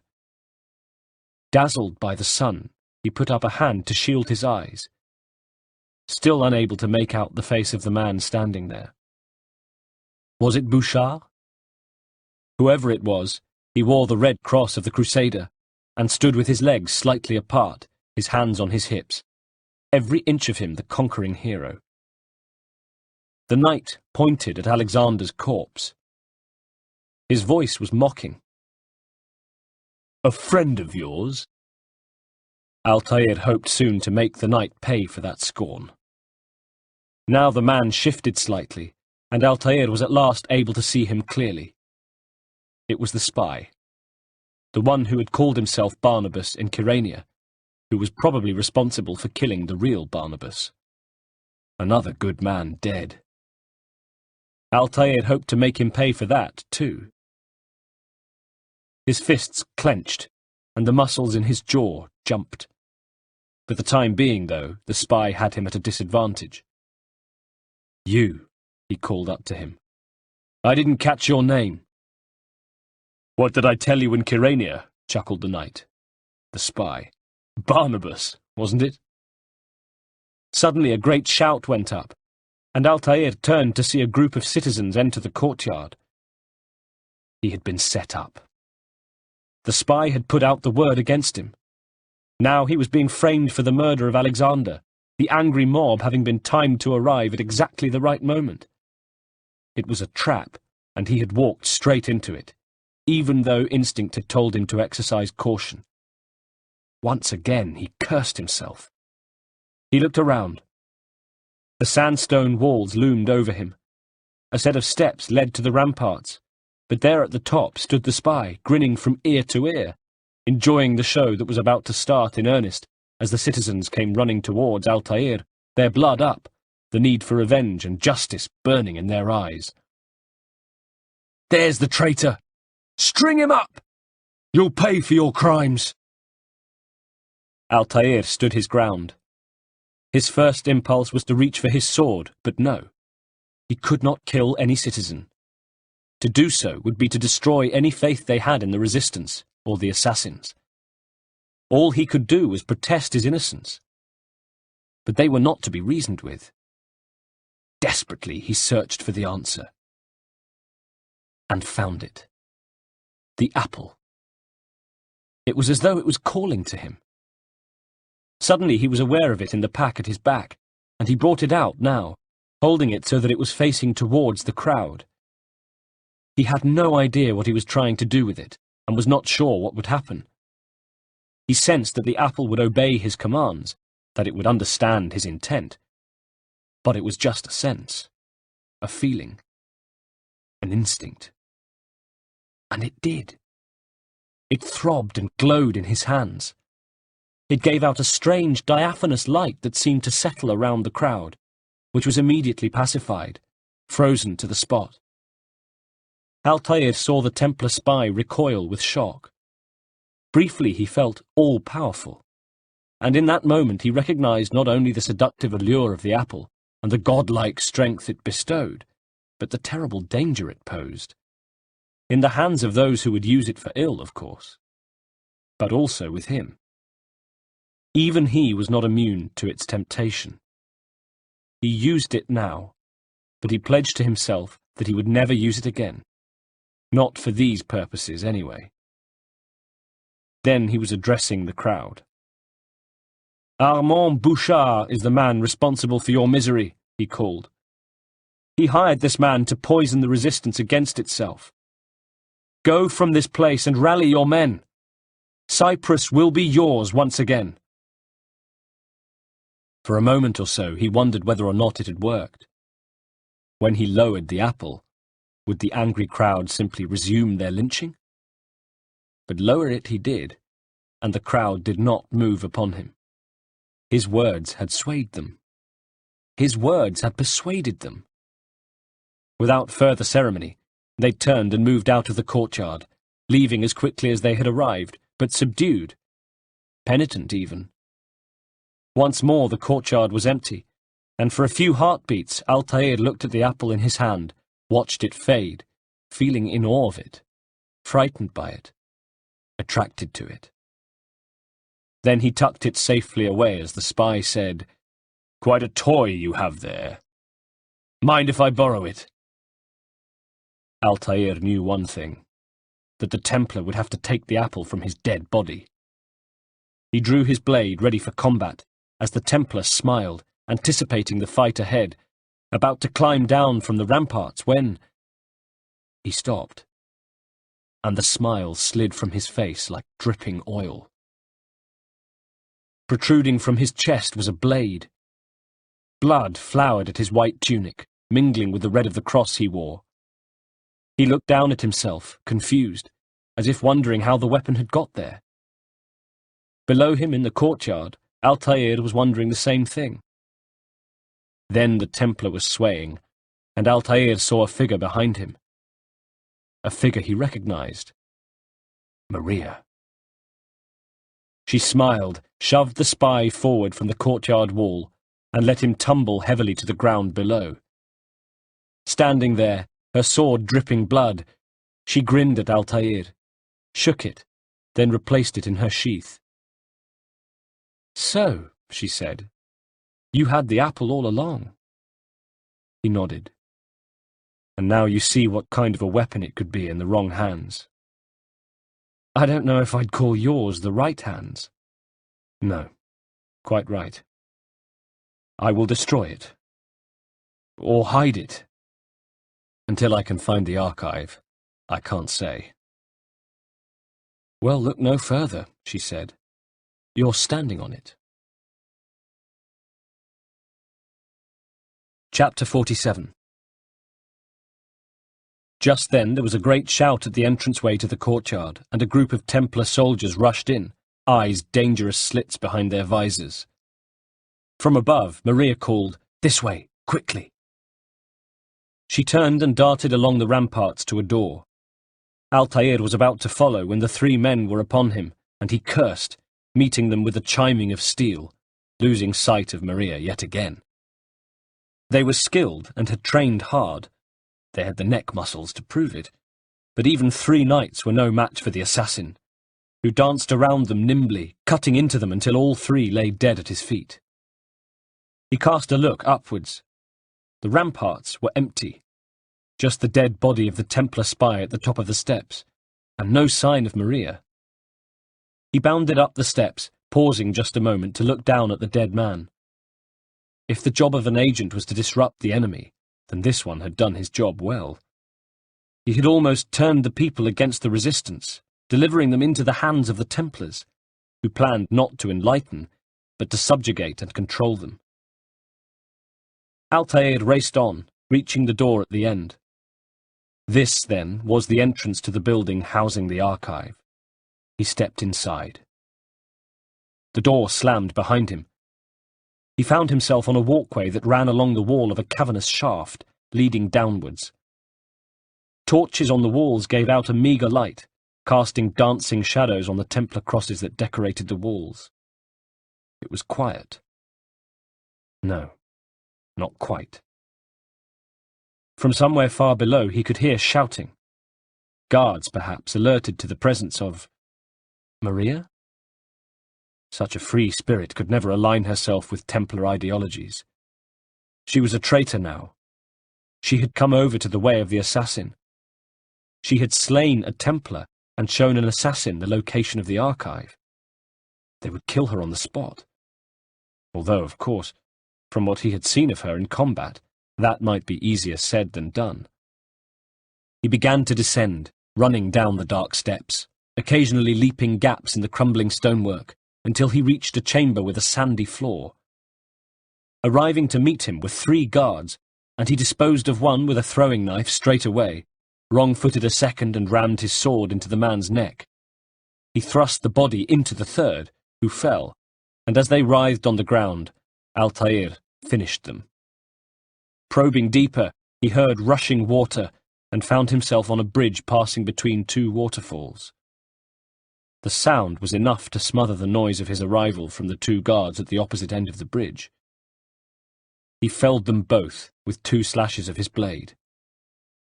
He left them, continuing down and into the bowels of the library. Now he saw shelves of books, rooms full of them. This was it. He was here. What he'd expected to see, he wasn't sure, but there were fewer books and artifacts than he had imagined. Did this really constitute the famous archive he'd heard about? But he had no time to stop and inspect his find. He could hear voices, the anvil sound of sword strikes, 2 combatants, one of whom was unmistakably female. Ahead of him, a large arch was decorated with the Templar cross at its apex. He went to it and entered a vast chamber with a ceremonial area at its centre, ringed by intricate stone pillars. There, in the middle, were Bouchard and Maria, fighting. She was holding the Templar leader off, but only just, and even as Altair entered the chamber, he struck her, and she tumbled, yelling in pain, to the stone. Bouchard gave her an indifferent look, already turning to face Altair, who had made no sound when he entered the chamber. "Witless Emperor Comnenus," announced the Templar, contemptuous of the erstwhile Cypriot leader. "He was a fool, but he was our fool. For almost a decade we operated without interference on this island. Our archive was the best-kept secret on Cyprus. Unfortunately, even the best-laid plans were not immune to Isaac's idiocy." For almost a decade, thought Altair. But then he took a step forward, looking from Bouchard to Maria. He angered King Richard and brought the English a little too close for comfort. Is that it? When Bouchard made no move to stop him, he crossed the floor and bent to Maria. He held her face, looking for signs of life. Bouchard was talking, enjoying the sound of his own voice. Fortunately, we were able to convince Richard to sell the island to us. It was the only way to divert his attention. Her eyes fluttered. She groaned. Alive. Breathing a sigh of relief, Altair laid her head gently on the stone and straightened to face Bouchard, who had been watching them with an indulgent smile. Purchasing what you already controlled, prompted Altair. He understood now. The Templars had purchased Cyprus from King Richard to stop their archive being discovered. Little wonder that they had been aggressive in their pursuit of him when he arrived on the island. Bouchard confirmed that he was correct. And look where that has got us. Ever since you arrived and stuck your nose into too many dark corners, the archive hasn't been safe. I wish I could say I'm sorry, but I tend to get what I want, replied Altair, sounding confident, but knowing something wasn't quite right. Sure enough, Bouchard was grinning. Oh, not this time, assassin. Not now. Our little detour to Kyrania gave us just enough time to dismantle the archive and move it. Of course. It wasn't a meagre archive he'd been seeing on his way down. It was the unwanted remnants of one. They'd distracted him with the business in Kyrania and used the opportunity to move it. You weren't shipping artifacts to Cyprus, you were shipping them out, said Altair, as it all became clear. Exactly, said Bouchard with a complimentary nod. But not everything has to go. I think we'll leave you here. Bouchard leaped forward, jabbing with his sword, and Altair deflected. Bouchard was ready and parried, sustaining his attack, and Altair was forced onto the back foot, defending a series of thrusts and slashes. Bouchard was skilled, that was certain. He was fast as well, relying more on grace and footwork than the brute strength most crusaders brought to a sword fight. But he came forward expecting to win, and to win quickly. His desperation to vanquish the assassin rendered him oblivious to the physical demands of the fight, so that Altair defended, let him come, soaked up his attacks, every now and then offering a short attack of his own, opening wounds. A gash here, a nick there. Blood began to leak from beneath Bouchard's chainmail, which hung heavy on him. As Altair fought, he thought of Maria and of those who had died on the orders of the Templar, but he stopped those memories turning into the desire for vengeance. Instead, he let them give him resolve. The smile had fallen from Bouchard's face, and as Altair remained silent, the Templar Grand Master was grunting with the exertion. That and frustration. His sword swings were less coordinated and failed to meet their target. Sweat and blood poured from him. His teeth were bared. And Altair opened more wounds, cutting him on the forehead so that blood was gushing into his eyes, and he was wiping his gauntlet across his face to clear it away. Now Bouchard could barely lift the sword, and was bent over, his legs rubbery and his shoulders heaving as he fought for breath, squinting through a mask of blood to find the assassin, seeing only shadows and shapes. He was a defeated man now, which meant he was a dead man. Altair didn't toy with him. He waited until the danger was over, until he was sure that Bouchard's weakness was not feigned. Then he ran him through. Bouchard dropped to the ground, and Altair knelt beside him. The Templar looked at him, and Altair saw respect in his eyes. "Ah, you are a credit to your creed," he gasped. "And you have strayed from yours." "Not strayed. Expanded. The world is more complicated than most dare admit. And if you, assassin, if you knew more than how to murder, you might understand this. Altair frowned. Save your lecture on virtue for yourself, and die knowing that I will never let the apple, the piece of Eden, fall into any hands but my own. As he spoke of it, he felt it warm against his back, as though it had awoken. Bouchard smiled ironically. Keep it close, Altair. You will come to the same conclusions we did. In time. He died. Altair reached to close his eyes, just as the building shook and he was showered with falling debris. Cannon fire.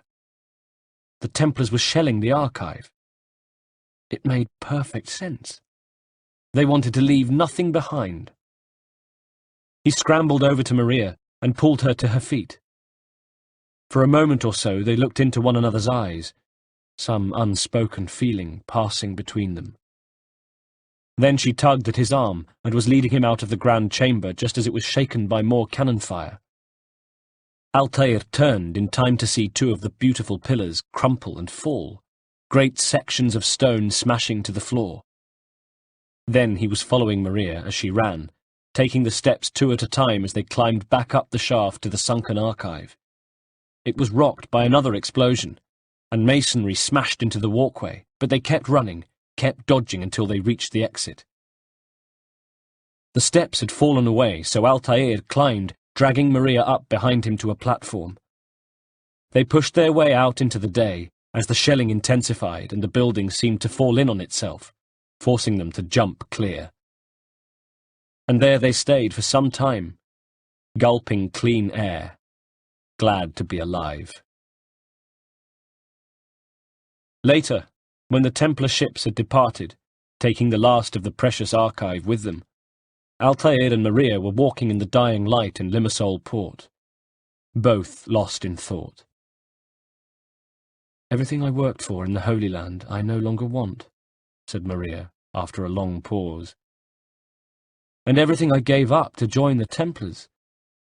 I wonder where all that went, and if I should try to find it again. Will you return to England? Asked Altair. No. I'm so far from home already, I'll continue east. To India, perhaps. Or until I fall off the far edge of the world. And you? Altair thought, enjoying the closeness they shared. For a long time under Al-Mualim, I thought my life had reached its limit, and that my sole duty was to show others the same precipice I had discovered. I felt the same once, she agreed.